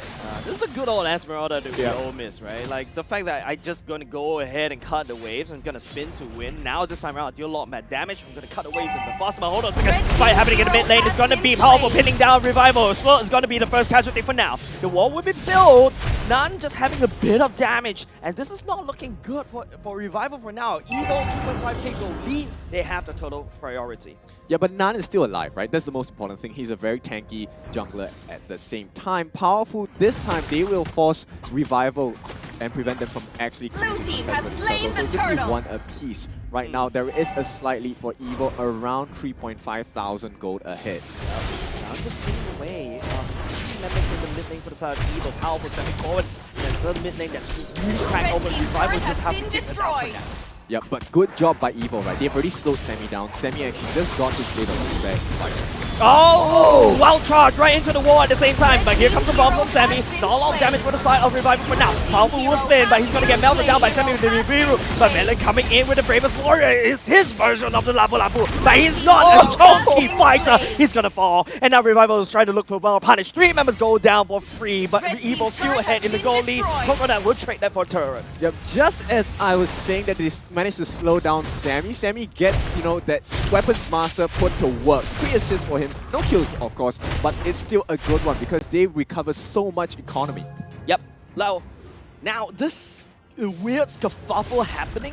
Evo does have a bit of goal lead. Tell us what kind of items, whether Evo's ahead in the items. I think Evo at this point, they're not exactly too far ahead, but the carry is. Oh, the Coconut, I think that's a flicker already blown. Kirby just nasty and keeping him alive for now, but it's Revival looking at the target. The objective's already taken, but they need to sacrifice the jungler. Right, so both very good plays by both of the marksmen from both teams here. Evo, right, with carry already has the hands on the Golden Staff along with the Explosive Scythe, and this time with the addition of the Electro Flash, that slow is going to be very, very good for him to start fight. End it really fast as well. That's a very fast golden Staff towards the sideline, because maybe Coconut is just like running out of control, and this spell's problem, right? You don't really want your carry to start picking up these items. It's going to spread through everybody quickly now. Revival, what is the way to get back? I'm looking at Sword. He has more responsibility right now. Find carry and end him at all costs. He actually should go to look for that whole group of Evo. Let's take a look at his skill set, right? He actually chose that Petrify, and it's going to work very well with his chains as well. Enhanced chains, if you land it with the whole team, it gives you about 1.5 to 2 seconds of total immobility for the team, and that's the time where Revival should count. Yeah, but Kin, you're training in your survivability with the flicker, right? But hold on a second, the turret goes down to round. It's a little bit low right here. That's an unsigned Sword already used, so there's no follow-up for the side of Revival. No punishment. Evo will step into the enemy jungle. For now, Revival has to give up the turtle. Yep, in fact, they're going to push them back a little bit further here. The tier 2s are going to start being exposed by Evo, and this is expected of Team Evo. We know they're going to take the lead, but I didn't expect the lead to be so small. It's only 3.5 at this point. 4 kills right in between the teams. Yeah, but Evo, I would say, Melon will start to melt people. Coconut will start to melt people. On the other hand, Revival is the one that has the early game advantage as well. But hold on a second, it's going to be Kirby throwing Carrot all the way up back. The wild charge right into the wall. Kirby gets stunned all the way back out. Goes into human form. The wall will be built. But Melon comes into play. Will not be able to find Kirby at all. Yep, this decision by Evo is much better, but the Beatrix is getting chased Sammy. Oh, Quiz. This is classic Tom and Jerry happening. That's definitely right there. But hold on a second, there's more fight happening. Nan has to get on the way. The wall will be built once again, but powerful. Oh, he pins his Nan right underneath his turret at the same time. He had butts all the way out. So he's coming in for the re-engage at the same time. So try to throw damage in, but your damage dealer is already dead.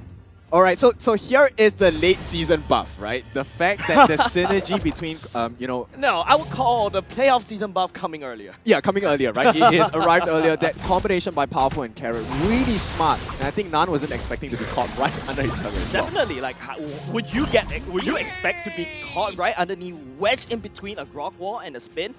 I wouldn't expect that. And the fact that Powerful is tanky enough, no pun intended, powerful enough to tank through all that turret damage. Yep, and of course Melon supporting the team in the best way. He's now on the top of the damage dealt chart as well. 32,500 damage across the board for the Team Evo.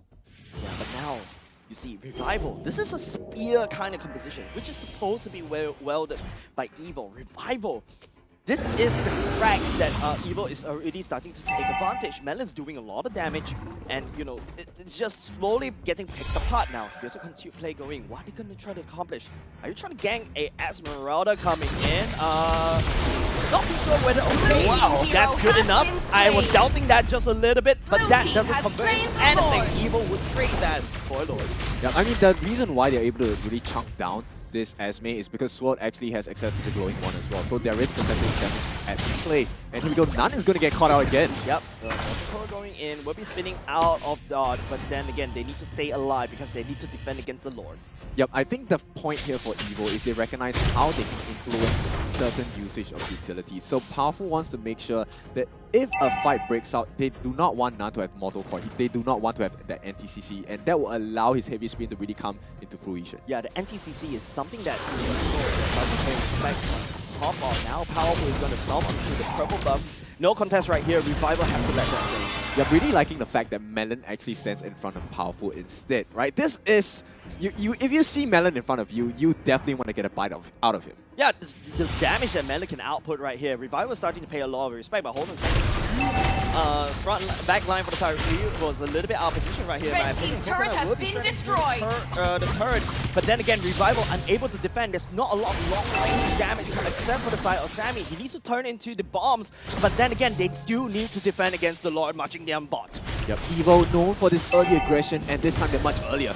Yep, much earlier. Everything going in. We'll be pushing Revival away from the defense. It's going to be the Lord that's uncontested right underneath the turret, and now the fight ensues. Throw coming in with the damage at the same time, but it's going to be Kirby that falls. Spender coming in, shotgun Soil right on the bat, and now it's going to be Revival trying to punish the damage from Evo, but Evo, they're alive, and they will be triumphed. Yep, I want to just highlight this Valentina, my goodness, Melon, making sure that this Arcane Shade used to the optimum usage here, making sure that he's in front, and when he's being chunked down, he actually just uses the Arcane Shade to draw them even deeper into the backlines of Evo, and that's really pounce on them. Yeah, but now your turtle strat is gone. Revival has an open bottom lane, but taking a look at items, is there anything that Revival can use against Evo? I think it's really difficult because if you take a look at Evo, right, they already have 2 Radiant Armors, essentially have nullified that magic damage. Yes, he has the glowing one, but the amount of magic resistance they have on the side, on the Grok, and as well as... Let's take a look at the fight. Kirby flickered all the way to safety. That's good news for now. Any person that survives us is good news. But Evo, 6.7k gold. You're talking about the Radiant Armor, right? Not only just it counters Swirl, it already counters Kirby as well. So now it's all on Sammy to shred through Evo's side of the draw. That's right, but Sammy is so far behind in terms of gold, right? Sammy now only at 8.2k. 8.3 with the updated. Coconut is about 1,000 plus gold ahead already, and Carry with Farm, he should have the trifecta. Later we'll take a look at the items again. Coconut should have the trifecta already, and that's a difficult thing to deal with because you have Powerful who is able to sit on the front lines against Revival. Yeah, Revival needs to fight front to back with the flank of Sammy, right? But Evo, on the other hand, if you fight front to back against a Grok, one wall charge would be the end of you. Sword unable to find Assassination on top of Coconut is starting to cost Revival. But now, it's like game thrown out. I don't think there's nothing Revival can do. Evo will be able to take the Sword uncontested. Yeah, we have to keep our eyes on Kirby as well. Kirby needs to farm up more, but he needs more magic resistance. At this point, he's unable to stand up against Melon, and that's a problem because Kirby is the initial setup. The Earth Shadow will allow the team to really compose themselves to have a good position to get the fight started and bring it across to Evo as well. Yep, 8k gold lead with an enhanced Lord marching down, and open wound for Revival to stem that bleeding. No pun intended. They're the ones that managed to stem the bleed.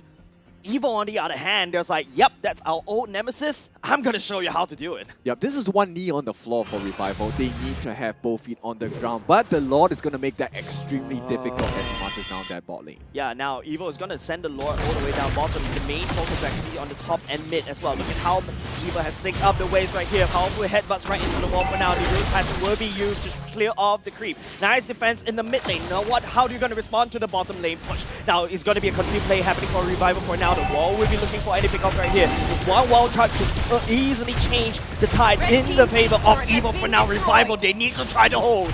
Yep, there's another wave coming crashing in, and here we go, Evo setting it up.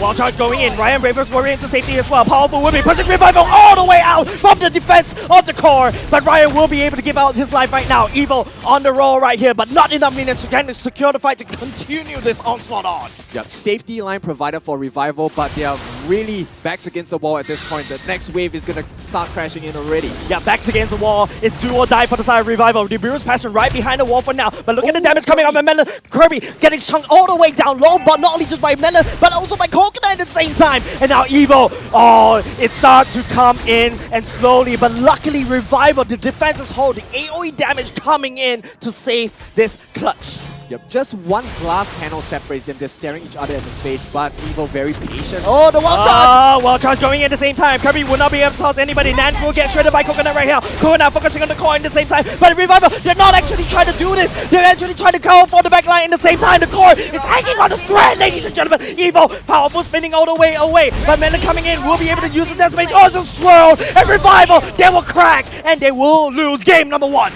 Yep. Spear against the shield. The spear makes it out in this first round. Victory! Evo proving too much for Revival to be taken away. Oh man, I mean, Evil, this is a pretty much different Evil from what we've seen in previous games.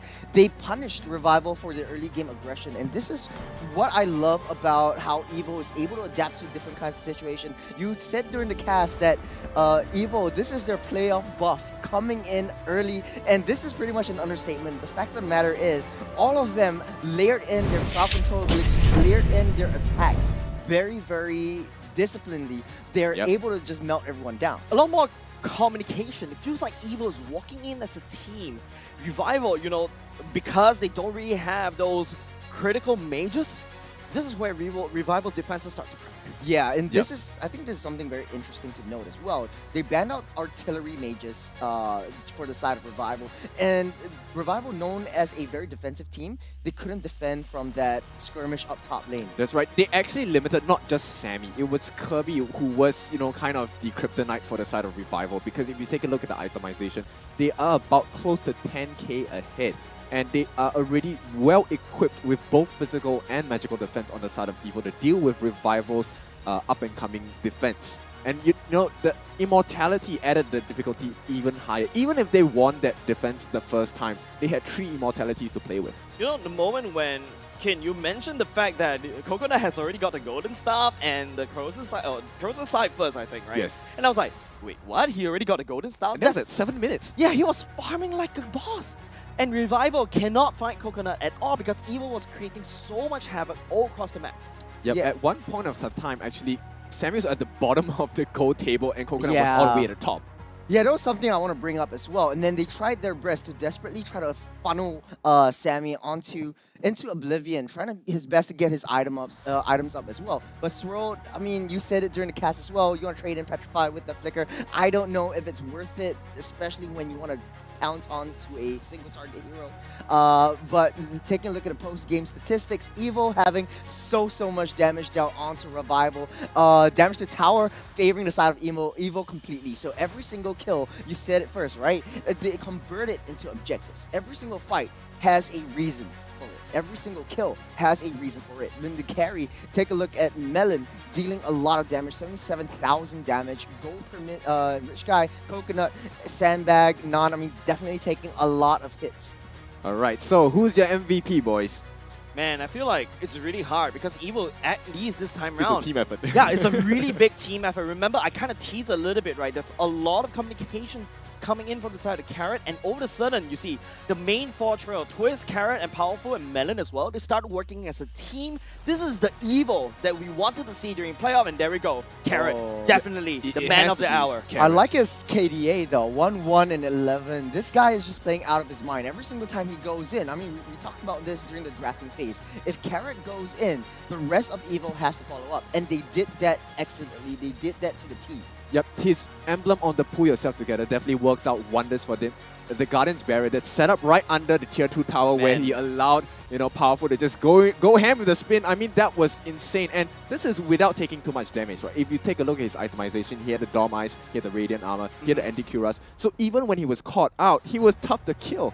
Yeah, I think it's Swirl getting checkmated right there. Yeah. Right? Now you're forced into a Julian. Now you don't really have a big AoE artillery mages. The Lilia was like one of the last few mages that I would have thought, but Powerful is there to take it away. But let's take a look at the highlights and see how this whole fight evolved into this. Now this is really interesting, and I'm excited to just break down everything. See how Carrot goes in, and then the rest of the team immediately follows up. And this is what I talk about dive composition. Twist, having the Esmeralda, having the Falling Star Moon, just go straight to that backline, go straight to all of the priority heroes in different stages of game. Carrot goes in, and then Falling Star Moon quickly follows up. This is no time wasted for Evil at all. Yep, that combination was very beautiful. Heroes, I keep seeing people flying all over the place. Right? Carrot's just like flinging like Revival like rats. Yep, exactly. And I just want to mention that Esme, right? Falling Star Moon didn't exactly look very flashy, but it was very important because it continued that composition itself and that combination. See, Twist comes in at the important times, also to allow them to get away, and that was not an offensive jump. Yeah, it's sort of like a utility Esmeralda, where it's like either I go in and secure a kill, or I defend Coconut with my life. When you just take a look at the scoreline, Coconut still 5-0-2. Just basically a perfect game for Coconut. No one is basically untouchable. No one can touch Coconut. They know that they need to take Coconut down in order to win. That's the win condition, but they can't. Yep, I was a bit concerned here. You know, you were talking about Coconut going for the tower and the crystal itself, but nobody else was fighting the crystal. They were just, okay, let's just kill them instead. Yeah, I'm looking at this, right? Coconut has gone from like the bottom side, walked all the way. He's like trying to kite back and forth, expecting people to come at him, but no one's going after Coconut. Why? Yeah, it's just waiting for the minions to come in because they cleared out the minions very, very fast with Bennett, with the Bennett ultimate from Sammy. So just Coconut was just waiting for that right time for the rest of the team to just back off and then refight. So they stayed there for a very, very long time, 2 minutes to be exact. Yep, they were so comfortable in that position. All right, it was all around the base. I mean, for Coconut to be able to just circle around and have no care in the world, it's really a joy for him, and it's a very big pleasure for him to end the game in such a way. I like the fact that you literally prepared that segue for all of us. Of course, if you want to be as comfortable as Coconut farming out of your mind, get yourself a OSIM Uthrome B gaming massage chair. Yes, massage chair. And yeah, guys, you want to turn it on. You can turn it on, but of course, but it's the main thing that it has a built-in massage system. It's built to energize and reinvigorate your mind and body, level up your performance with its patented B hand massage technology, ergonomy features designed with, of course, all of you comfort in mind. Gaming comfort and style with the Uthrome V Transformers Edition designs, the one that you see all of us sitting on. And remember, OSIM is here to provide you for your well-being, even if when sometimes, pubs in-game. Yes, it gets very stressful, right? Your backs are heavy. Now, the question you should ask yourself is not whether I should buy one of these. The question is, which one should you buy? Are you an Autobots or are you a Decepticon guy, right?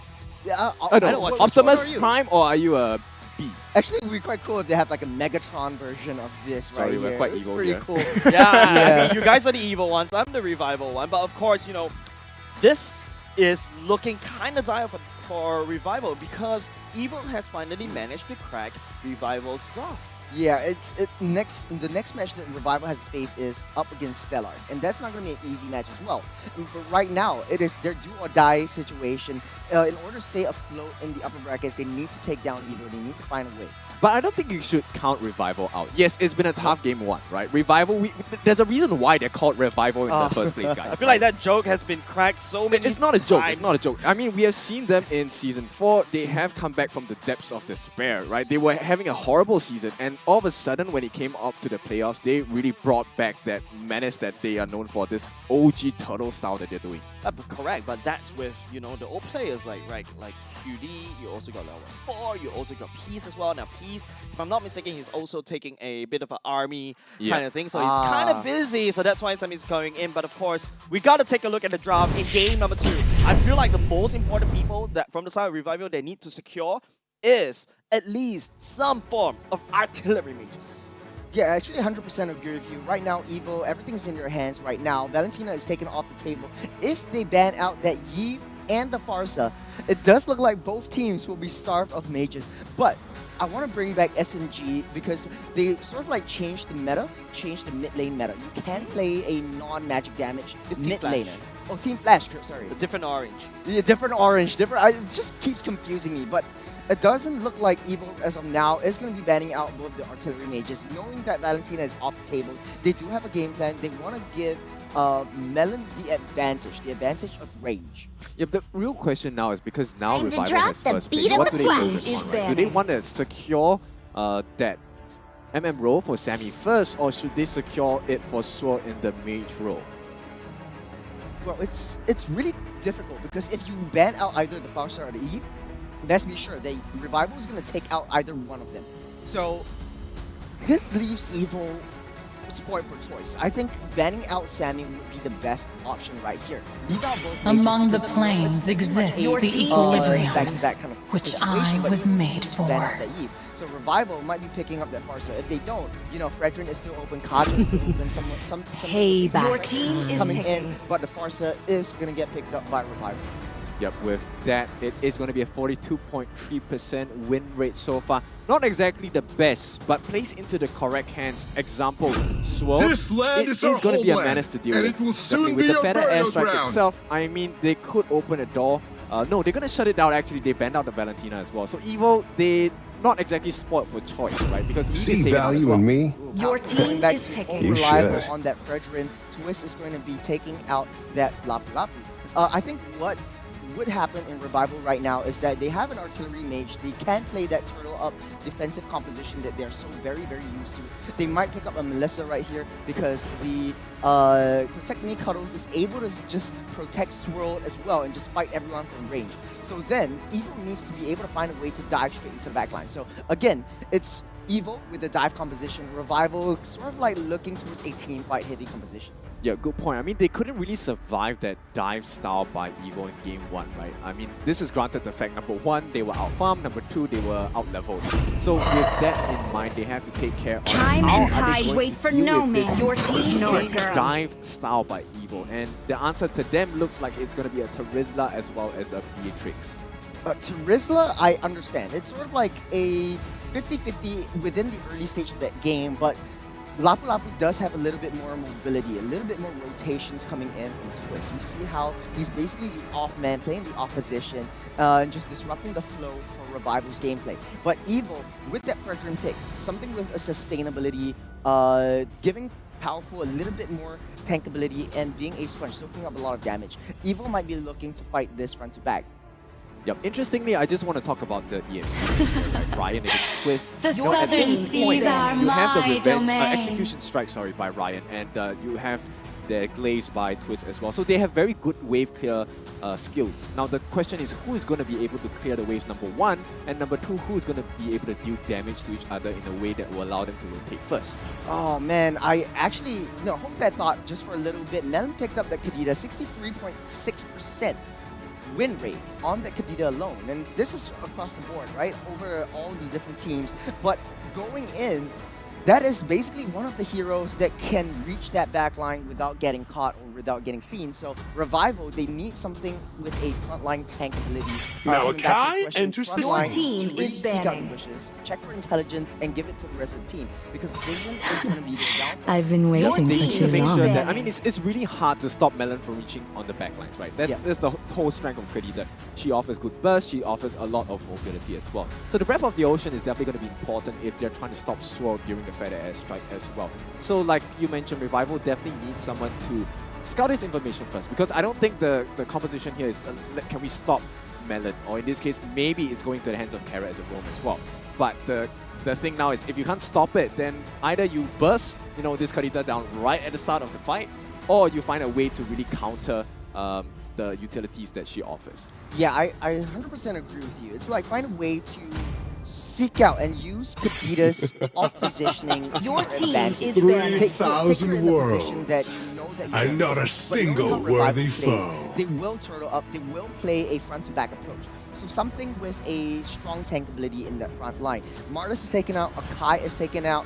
It does look like the tank meta for Revival seems a little bit limited in terms of options. Well, I like the fact that EVO is trying to take away they want it to be an honest fight. Well, they're called EVO, right? They want it to be an honest fight because they've taken away the Martis, they've taken away the Arca as well. So no displacement skills, right? There's no Mortal Coil to get out of the NTCC, there's no Heavy Spin to really displace any of the members on the side of EVO as well. And of course, with that being said, the Headbutt, Heavy Spin Headbutt is a good combination as an escape tool as well. So they want to make sure that, hey, Revival, if you're going to fight us, right, you're going to fight us all the way.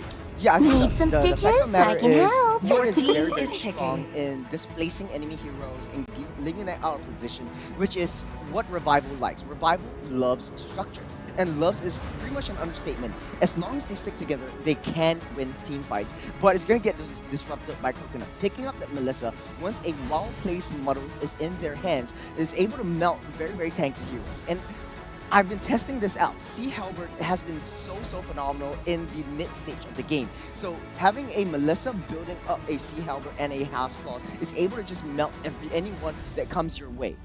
Yep, whoever gets their hands on this Kadita is going to be a very integral part of the fight for Team EVO. Revival, I believe this Khadita is going to be the game changer. While of course that does not mean Revival has to just draft purely to counter this Khadita. Friend, they have fighters, countrymen, allow me the honor of introduce with a challenge of Lancelot and Franco as well. To be honest, I like this thought process from Revival. If they get the hook in, it's great, right? Together with the Bloody Hunt as well. But the problem is, it's really hard to hook the proper targets on the side of Team Evo as well. Well, I mean, I do like the Lancelot because not as an assassin slayer. So the Lancelot is pretty much a 50-50. You can play Lancelot as an assassin, but build him as a tank. But the side of Kirby, he does pick up the Franco. You don't need to hook anyone. You just need to blindly hook, check the brushes, because that is where Melon likes to hide. That's where Melon is. So this is probably like a retaliation to the Khadita pick. Kara's going to solidify the last draft with Kufra. And from what I know, Kufra is pretty much, they didn't have much success with Kufra. Every single time Kara jumps, he likes to go very far. It's up to the side of Evo whether or not they're able to back up his setups. Well, with the Divecom, I presume this Kufra is going to be important on setting up the fight as well. But, you know, what do you think about this game? Is it going to be a 2-0 or is it going to be a 1-1 with Revival coming back? Well, they do. Revival has taken their comfort heroes. They have taken their comfort strategies. So I think I'm going to be siding onto Revival for this game. 5 but seconds it's all down till to the enemy reaches the I'm going to have to battlefield. agree with that, Smash Jules. Ladies them. and gentlemen, it's all about that execution. In game number 2, Welcome Revival to going Mobile up Legends. against Evil. Will Evil finally go in with a solid 2-0, not them getting swept down? Or will Revival come in and say, no, we're going to fight you all the way into a game number 3? The potential match point here, and Evo definitely want to win this. They have not won a single game in this regular season yet, and this will be a great way to start their campaign for the playoffs A as single well. match, right? A single series of the realm. But of course, you know, I always have my doubts with a Khadita, but hold on a second, that's Khadita healing all the way, coming in super clutch. Yeah, perfect situation to make Melon make use of his skills as well. Continual stun as Swan and Kirby gonna be a nuisance to the side of Evo as well. Yeah, this roaming duo coming up from the side of Revival is gonna do a lot of damage, right? You got Kirby to pull people back, and then you got Swirl. There's also in the built-in innate CC, but I'm liking what Evo is doing, right? This kind of wave clear coming up, but hold on a second. All these hooks are coming really good, and Swirl will pick up first blood. Yep, this is not exactly what I expected. Revival getting the first kill. This is a different kind of aggression this time. And if you take a look at the EXP lane as well, Terizla against Lapu Lapu, it looks like this Terizla, Mr. Ryan, is having a decent time as well. Yep, definitely winning in the EXP lane. That's very good, crucial, right? Nan coming in to help to clear the mid lane for now, helping getting Swirl getting to level 4 because in the mid lane it's getting cleared very quickly. A lot of fights are being centered around the mid lane for now. Yep, it's very important. You know, the way that Kirby is playing his Franco now, he's waiting for the commitment of skills before he lands that hook. Yep. Powerful dashing all the way back out. 7 seconds on the turtle clock. Evil, on the other hand, does not have the turtle priority. Oh, definitely. But of course, with that being said, they will try to scout information out and they want to make pressure happen on this bot lane as well. Evo will have their licks on this turtle. It's going to be a turtle dance, but Ryan is the first one to rotate for his team. Yep, Nan coming in already, dragging the turtle all the way to their side. Ryan is actually providing so much front guard vision at the same time. Kara charges over, but Ryan coming in and cancels the charge instead. The Feather Extract coming in. Twitch will come in with the Bravest Warrior at the same time. Well, Nick is all the way to safety. The turtle is actually forgotten, and he goes back. The reset happening. A flop coming in for the side of Revival. 4 men already going down, and that turtle fight.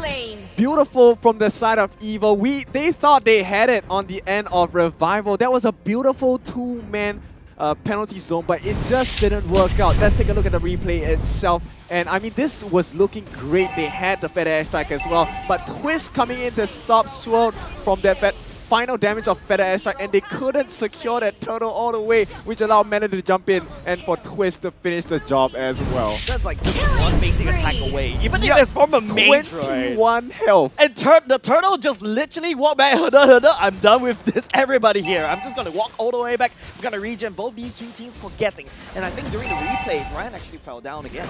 Yep, and with that being said, Evo, back in the game plan, they have a 5-3 start here. Bonking Ball at the same time. Bloody Hunt will go in. Sammy taking a lot of damage from Coconut. Muddles at the same time. Coconut with the Protect Me Muddles is actually wrecking a little bit havoc for Revival to just basically go all the way up. But Evil, on the other hand, you know, it's just I feel like it's gonna be Oh, a Coconut. bit, but here we go. Kirby lands on the hook at the same time for now. Carrot is charging all the way. There's a 4-man right there. Evil, it depends on how Melon goes. Kirby will be able to spot out Melon for now, but no Bloody Hunt at the same time. Melon will be able to buzz Kirby all the way down. No way for him to run. Yep, this is a good defense though by Evo. They may have lost one of their Coconut members, but in this case, they could get a return kill, and Nan is going to be the one that is responsible for that death here. He will give away a kill to Evo, and so the lead still continues for Evo. Yeah, like Evo, after that solid total fight, right? Revival, on the other hand, is basically scratching for scraps, right? Anything that Evo can allow them to get. Coconut is part of them, but Revival, right now, they just need to go back and focus. This Lancelot tank jungle needs some time to grow. Revival needs to nurture it. Yep, but of course, with all of that being said, it doesn't look like it's a good situation for Revival, but I want to focus on Sword. 3-1-0. Evo needs to be careful about the way they itemize. They need some magic defense as well. Sword is, with that badass strike, could set up something super painful for his team to win over this advantage. I like how Carrot's not overextending. This is not their MO. Don't forget, Evo this time around is a very different Evo. The upper bracket buff, no, not upper bracket buff. The player buff is actually coming a lot earlier. They're starting to, dot their I's, cross their T's, and take a look at the items. Yep, a lot of steel leg plates here, a lot of physical defense going to the side of Revival based on the draft that they have on Team Evo. I think only Melon offers some magic damage at this current point. So, I mean, it makes sense. They want to have some survivability. They need to push and stretch the limits of their heroes at this point. I don't think this is one way you want to stretch your limits, though. Nan gets blown up into pieces by Melon, and that's 5 seconds away for the total fight. Well, definitely nonetheless here, as Revival going to be caught again. Oh, once again, Carrot bouncing around. It's going to be swirled right in the bush. Will not be able to do any better airstrike, but will be able to pick off Coconut at the same time. Revival will desperately try to wave clear for now to buy some time for Nan to get to the turtle pit.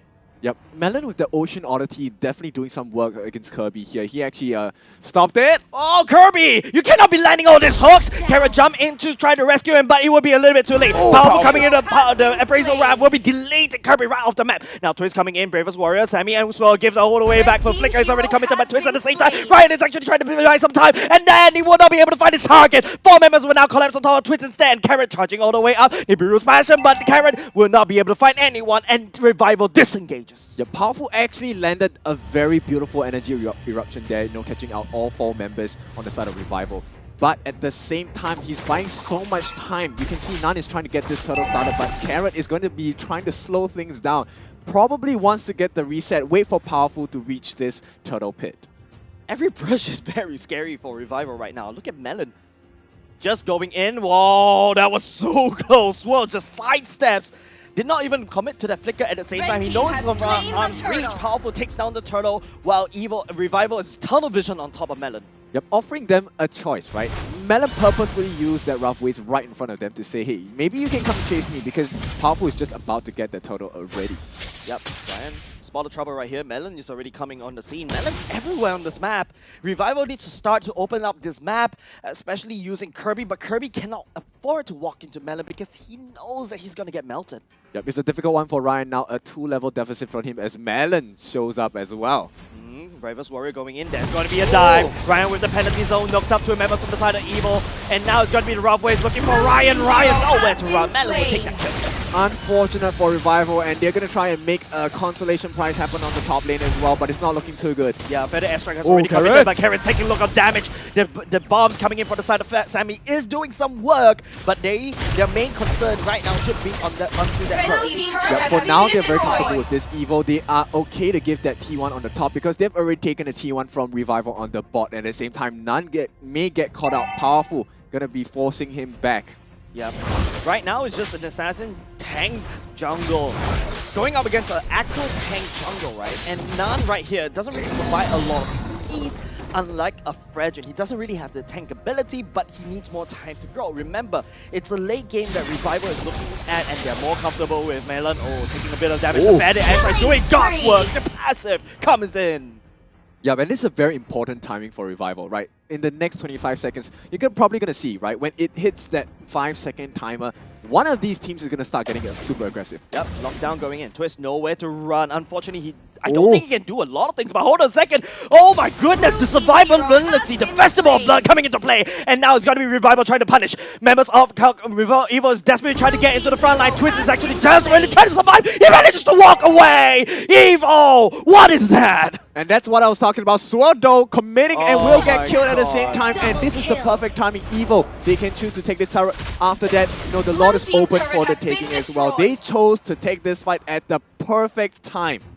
Twist bought so much time for Evo to apply reinforcements and also pick up, I believe, Sword right underneath the turret at the same time. Man, Evo is rolling right here. Revival needs to try to find a showstopper, but oh no, Coconut will be able to take down Kirby. Unfortunately, that's not really good for Revival. And the signal is going to be late. Nan is going to be lying in wait, but Melon spots him out immediately, going to force him and kite him away. Just 4 members left on the side of Revival. A level 9 Mage Kadita pushing away a level 12 jungler, but here we go. It's going to be the Mothers actually spreading the damage all the way about. The Thorn Rose coming in. Nan would not be long for the world at the same time. The stun coming in. Vanity Zone committed by Ryan just to get out of dodge, and it's going to be a free lord over the side of Evo. Yep, this time it's even faster from the side of Evo. 9 minutes and 40 seconds only, but Revival already so much more on the back foot compared to game 1.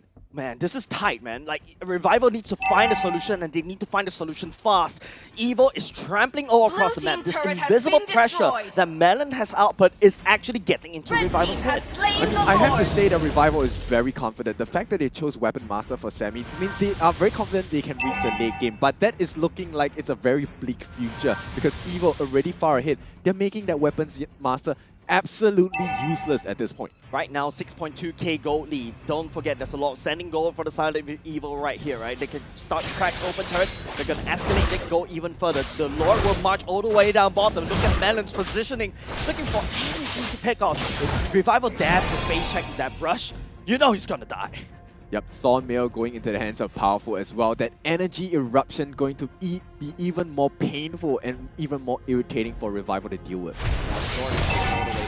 Members from the side of Evil all the way in that rush. But look at Nan, he's taking a lot of damage right here. He tries to make a play, but will not be able to stick. Evil, on the other hand, they're focusing their efforts elsewhere. Mid lanes are already cracked open, and now the Lord is marching all the way down bottom. Powerful and Twist is only setting it up. They're looking for some cracks, but don't forget, it's all about how Carrot's setting up. Speaking about Carrot charging it up, and now it could be time to execute, but luckily Revival, they pull it back. Yep, there is a ray of hope here. Sammy actually got his hands on the Malefic Roar at 11 minutes. So there is some saving grace so far. They just need to hang on for a little bit longer, right? Once they hit that 48k mark on the side of Revival, that's where they actually start that actual turnaround. Yeah, now this is Revival's comfort zone, right? 3 turrets in my base. At least it's not a wide open base like game number 1. Evo, remember, if I'm not mistaken, the first Lord actually cracked open the bottom lane already. Revival, at least with the help of Swirl, will be able to defend for now. Now, it's all about managing resources. Evo slowing the pace down. They know they have the lead. They don't want to throw it away to Revival. Yep, it's going to be a different kind of game for Kirby at this point. It's going to be a game of fishing. Can they stay long enough in the base and close enough in the base to be able to hook someone in? Nan, okay, punctures all the way out. That's safe. Nan cannot afford to basically just give up just like that. Kirby's using the hook just to face check, and that's not really good for Revival right now. They just need to stay in base, wait it out, maybe wait until COVID ends or something. Yep, it's still very far away from the late game finance here. 31,000 on the side of Revival, and you know, the only thing that they are going to be looking for at this point is maybe Kirby waiting for the cooldown on that flicker and hopefully getting a hook flicker back into the entirety of their lineup. Yep, but they don't have information. Revival right now, they don't really have a lot of information. Evil with Melon, he, as a mage, is actually kind of outstanding. You can just walk in the bush and everyone gives you a lot of respect. Carrot can also open the bush. Evil has full control of the map. It's a very dark map that Revival don't want to venture out. And to add things that will make it worse, Melon actually just bought the Conceal. So right now, that was all without Conceal and no surprises per se. Now if Melon gets his way, we could be looking at Revival getting smacked in the face with an uppercut. Now Lord has spawned. There's a dark jungle right there. Revival's not going to venture all the way out. They prefer to hunker all the way down safe. And this is exactly how Revival used to love to play, right? Evo right now will be working on the Lord. Now we take a look at the items. Yep, the trifecta almost complete. Oh no, already complete on Coconut. He has the corrosion scythe, sword along with that golden staff. And adding on to that, it is going to be the win of nature as well. Yep, Sammy's going to be not doing any damage for Coconut if he activates the wind chimes right now, right? Like, it's going to be looking very tough. It's going to be, you know, Sammy hopefully using the AoE bombs to try to hunker it down. But don't forget, this Lord can actually charge. Revival needs to make sure that they do this Lord fight in front of the base before he charges, but that's easier said than done. There's always a Kara jumping on you, there's always a Melon that could jump on you. Yep, so right now, Dire Hit, there's no more gold gain on that, so it's no longer viable for them to really play around with that. So Kirby now, he has this very important thing to do. He needs to land his hooks, right? So at this point, with the Lord marching down, is this the final stand for them? Final stand. Lord charges all the way up. It's gonna be half HP already gone. Kara charging in all the way up at the same time. At the same time, it's gonna be a bit of a prong attack happening. Evil is already starting to leak and they start to break through the floodgates. Now the concealed play coming out from Revival. The Lord is actually working on through the core. Look at the damage coming out from the Lord. And the members of Revival doesn't even have enough damage to deal with it. Yep, same situation as Game 1 Revival. This is very tense for them. Yep, this is very tense. Just dancing it around, just waiting for the waves. Evil focusing on the crosshairs all the way down bottom instead. There's need to make a play right now, and this could be it! Twist coming in with the stun at the same time. Bloody Hunt will be on top of powerful, and the Melon will not be able to connect with the damage, but now Swirl going in will be able to wave clear just a little bit. The Feather Airstrike providing for some form of cover. Sammy will be able to defend. Evil will take away 2 turrets. Yep, successful defense so far, but now Powerful actually just got his hands on a Winter Truncheon. And you know, if it wasn't so difficult to really chunk down the rest of Evil, now it's almost impossible. I don't know what to feel, kid. Like, this Evil is devilish. They are looking for the 2-0 clean sweep. Not on them, they're back with a vengeance. That's right, Revival, known for that turtle style, is not really working out at this point. Evil looks to be very strong with their offense so far. The armor is not holding its own so far. Yeah, and this just Evil, you know, like these commitment, twist, flicker play all the way in. Melon is providing so much pressure. Revival is slowly respecting him, and just take a look at the goal lead. 11k goal lead. How long can Revival hold? Not sure, because Powerful actually just changed one of his items into the Curse Helm. And now this might not seem like a lot, but here's the concept behind it. He actually wants to make the wave clear even faster for the side of Team Evil when they spawn, which will allow them more life, more health pool on the side of their own creep, which will allow that onslaught to be even longer. Right here, don't forget, Twist does have the immortality. If Revival jumps into it, you need to use and commit a lot of resources just to take Twist down. That's when Lennon can come in for the re-engage. And now the Lord has spawned. They have to make a play. Conceal play will be activated. Look at Twist. He's just running it away. Revival will not be able to catch anyone for now. Yep, right now Revival, they just need to catch any singular member. They need to relieve this pressure, and you know, they are not going to even try to contest this Lord, because that would be a losing formula. Any point of time now, you need to fight that over for the side of Revival. Holy Crystal, a Malefic Rod, 12k gold lead, ladies and gentlemen. Evil, this Lord fight could be it. And Revival, I think they need a miracle from everything above just to defend against this. Well, we know that Revival are miracle workers, looking at last season, how they have come back from the dead. This time, can they actually do it? Revival, this may be the last stand. The Lord is marching down the center lane already. The Lazarus Pits must work. Revival need to find a way to enter. They need to try to clear this as quickly as possible. Evil is slowly clenching in. It's a very slow Vice grip. The Sword will already come in with the Feather Airstrike. Twist will be jumping all the way into Ryan. Ryan is definitely trying, but Powerful gets a presence instead. Now we'll be able to take down Kara at the same time. Sword already used the Feather Airstrike, so not a lot of damage. Coconut looking a bit low. The Lord is actually one chunk, and Evil will finally get the 2-0. Real buffs here for Team Evil, and with that, they secure their first series of the regular season. Well done to them. I mean, the boys are not even sweating at this point. Oh, they're just looking so happy. They needed this win. It's just not, it's not like, leave the schedules out of it. Leave the upper brackets, lower brackets out of it. This is a confidence boost. All through the regular season, they've been doing less than optimally, less than favorably, but this time, this is their time to shine. This is the time where they start to climb the ranks, ladies and gentlemen. We teased about this. The playoff buff coming in early, like Christmas coming in early, man. That's right. I mean, that was a good present to open as well, but that was a horrible experience for Revival. Yeah, I just want to break down the game just a little bit for you guys. Just take a little break. Just hear me out, right? So Revival had everything going for them. They had that Beatrix. They want to push that Beatrix to that late game on Sammy, right? And they also have Swirl on the far side. This is a very defensive composition. They want to give up the Lord. But the fact of the matter is, Evo, they identify that they need dive heroes. They need to go straight to that backline, disrupt Farsa's ultimate, disrupt all of their incessant crowd controls, and then just clear them out. Yeah, and the fact that you have the Kirita to just help it out, but let's take a look at the items, man. Oh, I actually have a lot to say. Like, Ken actually pointed out that Melon, at 12-minute mark, bought the dire hit. So at 8 minutes, the Roam gold deficit is not viable anymore. So you buy that dire hit boots to play for that late game. The longer the late game goes, you basically have like 2 Roam items in 2 Roam sort of like active items in the side of Evil. So this is small little optimizations really starting to show like a really pro team now. Another thing that I don't see from the side of Revival is that there's not a lot of Athena shield except for Kirby. I was expecting Nan to kind of skip the Thunderbelt or even down to the War Axe, right? You need something to survive against the Melon Omega Burst. And not only just that, Ryan as well, going in for the Dom Eyes and Oracle. I think Oracle could have been swapped over to Athena shield. Yeah, it's all about the magic defense because Melon has been such a nuisance in their back line. Sammy should have sold their brute force leggings into either a silenced robe just to have a little bit of magic defense. That's right. So with that, let's take a look at the other stats for Evo. I'm sure the damage dealt is probably super insane. The carry, Mr. Swirl, though, he dealt majority of the damage from Revival.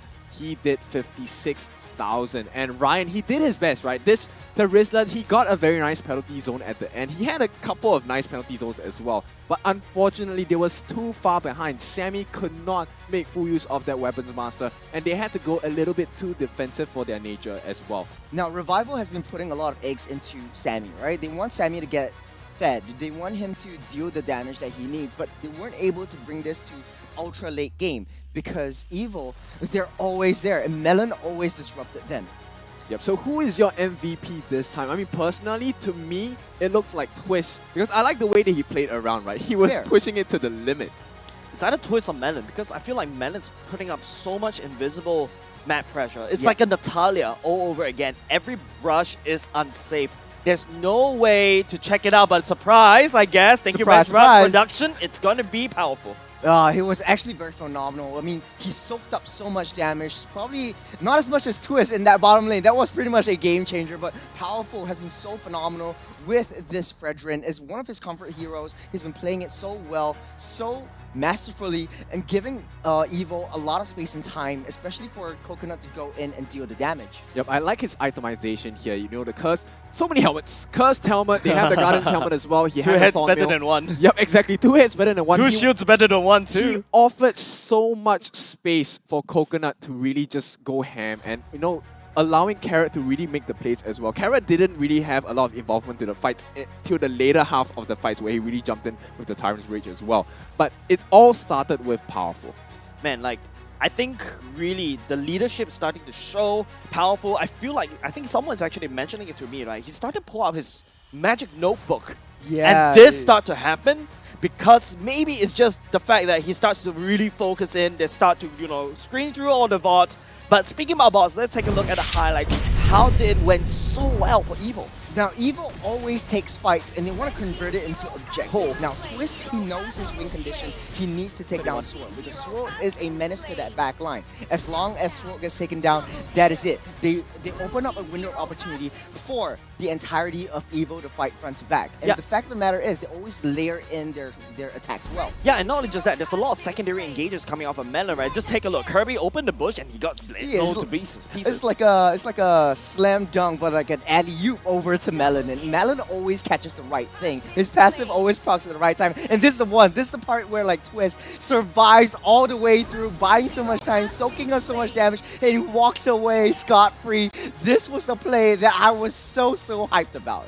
Yeah, but very interestingly, if you take a look at the fights, right, most of the time, they just ignore Swirl. You see, Swirl was having his feather airstrike all the way, but they just cleared up the entirety of the front lines for Revival, and I mean that was a win condition, right? When you have no one left to protect your backline, it's a buffet, it's a free fall. Yeah, and the fact of the matter is, like, Powerful even had that quick fingers to swap his immortality to a Winter Truncheon on that fight. And this one, they targeted the throne directly. They secured that game. You know, macro aside, strategy aside, this was a really fun game to watch. Man, this is like Evil finally hitting the power spike, right? It's like, you know, for marksmen, you and I, you should know, right? You pick up a golden staff, you pick up a demon hunter sword, go on, wind of nature. Oh yeah, let's go and fight. This Evil going on and fight. But all in all, this is a wonderful match to watch. And of course, you know, I'm looking at their counterparts. Remember, the lower bottom two, Alchemy and also Evil, I need to pull them back because if Evil can do it, all hopes of Alchemy to also do it as well. But Revival, on the other hand, the fight's not over yet. They have a lot more to go. They still have another day to go. Hopefully they can regain their losses. And with that said, we're going to talk to the player that will make this happen. And of course, over to you, Cheryl. Thank you so much, guys. I really need to take a seat. This is just too much, my friends. Now, guys, what I feel watching this match itself, I feel like it's a villain origin story. All throughout regular season, we have seen Evil, other teams taking one game, one match from them, taking, and now Evil has had enough and they doubled down on Revival with a clean sweep 2-0. I just can't. And right now, I have MVP right here, Powerful right beside me. We're just so proud. I'm so proud as well. I have so many questions for you, Powerful. I waited 6 days for you, you know. Oh my. Okay, so first off, the question I have for you is, what happened? Like, I feel that the main turnaround was, I don't know what happened to Carrot. Did you slice him, juice him? He just came back, full blown. I guess I have always been watching Carrot gameplay, and I told him that he have to be more daring because he always hesitate because he always wait for us to be ready lah. But I told him that just go for yourself. If we didn't follow him up, it's our fault. So don't need to ask if we are ready or not. Yeah. Right, and it's very evident because right now, once he gained that confidence in that Hilda match that we actually saw yesterday, he really opened up the map, giving you guys so much room for initiation. So will we be seeing more of this aggressive gameplay that now you guys are synonymous with? Of course. I think we are gonna be a lot more aggressive in the next few games because gain back the momentum. Right, we are looking forward to that. And you guys are known for a reason. I don't know why, but you climbed all the way from the lower bracket last season to the top 3. So we all know you had it in you. And honestly, I right now on stream have to take my word back. Because before I introduce you guys, I actually mentioned that you guys were great, explosive in early game. But you guys lose out to Lord Dancers. But this is not what we saw today. What is this new Evil? Tell me more, I need to know. We always watch back our own game and we figure out where we are lack of. Yeah, and because we have a new lineup now so a bit shaky at the start But now I think we call back the momentum I think we are ready for playoff. So proud. And I do have another question for viewers that are watching right now that doesn't have any context. Evil is a very, very special team. All the players you see there, that's all the support that they have, of course, other than their fans. This is, if I'm not wrong, coach, analyst, everything, all in one. MVP for so many different reasons. And with that, how do you approach the draft? Rather, online friends that are viewing on all the different platforms, I myself feel that somehow you have managed to outdraft Revival. Even the Lancelot couldn't do anything about that Melissa right there. Tell me more about your thinking, your thought process. So the first few game, I guess, is my fault since I'm the one that draft. I didn't really prepare and wrote down. So at some point when I was drafting, I was quite lost. I was like, wow, what should I do here? What should I do here? So I think the drafting for the first few games is my fault. And after that few weeks, this is the first week I bought my book. I bought my book, I do my homework. Yeah. So what happened for today's draft is whatever I wrote down is exactly the same. That's why the draft was working. It was exactly the same. Right, so we're very excited for that little book of yours. I believe other teams have that little book, and now you have your powerful book as well. We're really looking forward. Now, what's gonna happen next? You're gonna have one more game. And what's really exciting as well is you guys actually denied, or rather halted, that Revival's comfortable position in that upper bracket. Because I don't know what you guys are powering on. Vengeance? I don't know. So, how do you feel knowing that right now you guys denied that comfortable position of Revival? I think normal. I mean like no hard feelings lah, but it's just we have to win lah. We can't just we have to play our own way to keep climbing up also lah. Right. And so just another question, perhaps moving forward into playoffs, right? You guys had a very rocky start, and it's not easy because it's just the 5 of you. So who is the one that says like, hey guys, this is just another day in the park, we still have more matches coming up? Who's the one that recalibrates everybody and pushes them on? I think most of the time is me or else Carrot lor. Because always we train, then it's like very shaky lah. I mean, players are tired also lah, so we need to try to make their brain wake up lah. Right. Yeah, you guys definitely woken up from your deep slumber right here today. Now, I do have a final question for you. I'm sorry there's so many because I've been holding in for 6 days already. I have to let it all out. So, the final question is, you guys are a community team. You are an inspiration to so many of the players that are watching right now at home in the live audience today. With a team with no coach and no analyst, and you're doing so well, brilliantly.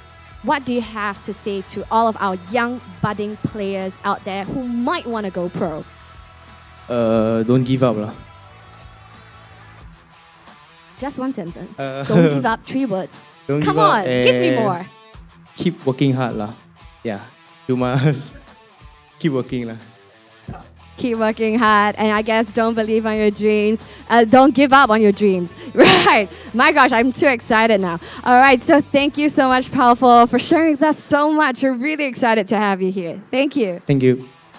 All right. Wow. What a good feeling, ladies and gentlemen. Fantastic stuff. And that was Powerful right here. First time interview right here from Team Evil. And we're very excited to see them. If you know their track record, there's nowhere but up for them from here. All right. So, ladies and gentlemen, this concludes our day today right here, week 3, day 2. Now, without further ado, just in case you have missed out on all of the action today, these are the current standings.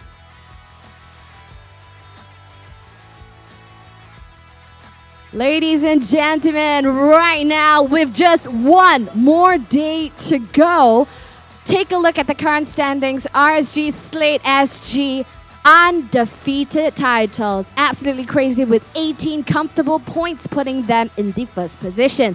Whereas tied now neck to neck, we have Team SMG SG with 12 points to their name, and of course Bleed eSports with 12 points to their name as well. Whereas for Revival, they are stagnant, not moving, and of course it really depends what would happen on week 4, day 1. It depends on them if they get that upper bracket. Contesting Revival, right behind their tails, we have Team Flash SG with 8 points as well. And let's not forget Stellark SG with 7 points. And right now catapulting them to the 7th position, making that gap even further from Alchemy SG. Evil with 5 points to their name, while Alchemy SG has 2. Wow, what a shift, isn't it, friends? So yes, ladies and gentlemen, what an exciting day that we had today. So without further ado, I can't. All right, next week is going to be our very last day right here at our round robin cycle. And with that, let's take a look at the match schedule. So yes, ladies and gentlemen, for week 4, day 1 to end of the regular season, for match 1, we're going to see Stellark going head-to-head against Revival at 10 a.m. Can Revival cement themselves in the upper brackets? This is the match to watch. And of course, we also have match 2, where Alchemy SG is going head-to-head with Team Evil at 1 p.m. Now, ladies and gentlemen, the match that you all have been waiting for. Match 3 is going to be our highlight match right here happening at 4 p.m. That's going to be our defending champions, RSG Slate SG, going against Bleed eSports. And of course, closing off the show of our regular season, match 4, that will be happening at 7 p.m. That's going to be Team Flash crossing swords with Team SMG SG. Wow, what an exciting lineup to actually close off the regular season. So yes, remember to join us on all of your favorite platforms such as Facebook, YouTube, and Twitch. Now, ladies and gentlemen, especially for those of you who have joined us online, thank you so very much for spending your Sunday right here with us. We really appreciate your support. Remember, any photos and videos or even clips that you have taken off of YouTube, remember to tag us at hashtag #OurPride, to show support to all of our boys that are playing right here now. And of course, ladies and gentlemen, MPL SG Season 5 wouldn't have been possible without all of our wonderful sponsors. MPL SG Season 5 is powered by Moonton and Zangwei Productions. Our official partners, Frank Bio CBC and Garnier Men. Our partners in eSports, My Republic, OSIM, and Suntech City Mall. So yes, ladies and gentlemen, our final day closing up the regular season and cementing the overall standings is going to happen next week on Saturday, 1st April. So yes, tune in on all of your favorite platforms, or if you want to find out how to get live audience tickets, remember to check us out on mpl.sg.official. It's me, Cheryl Yao, your host. I'm signing off, and I'll see you next Saturday.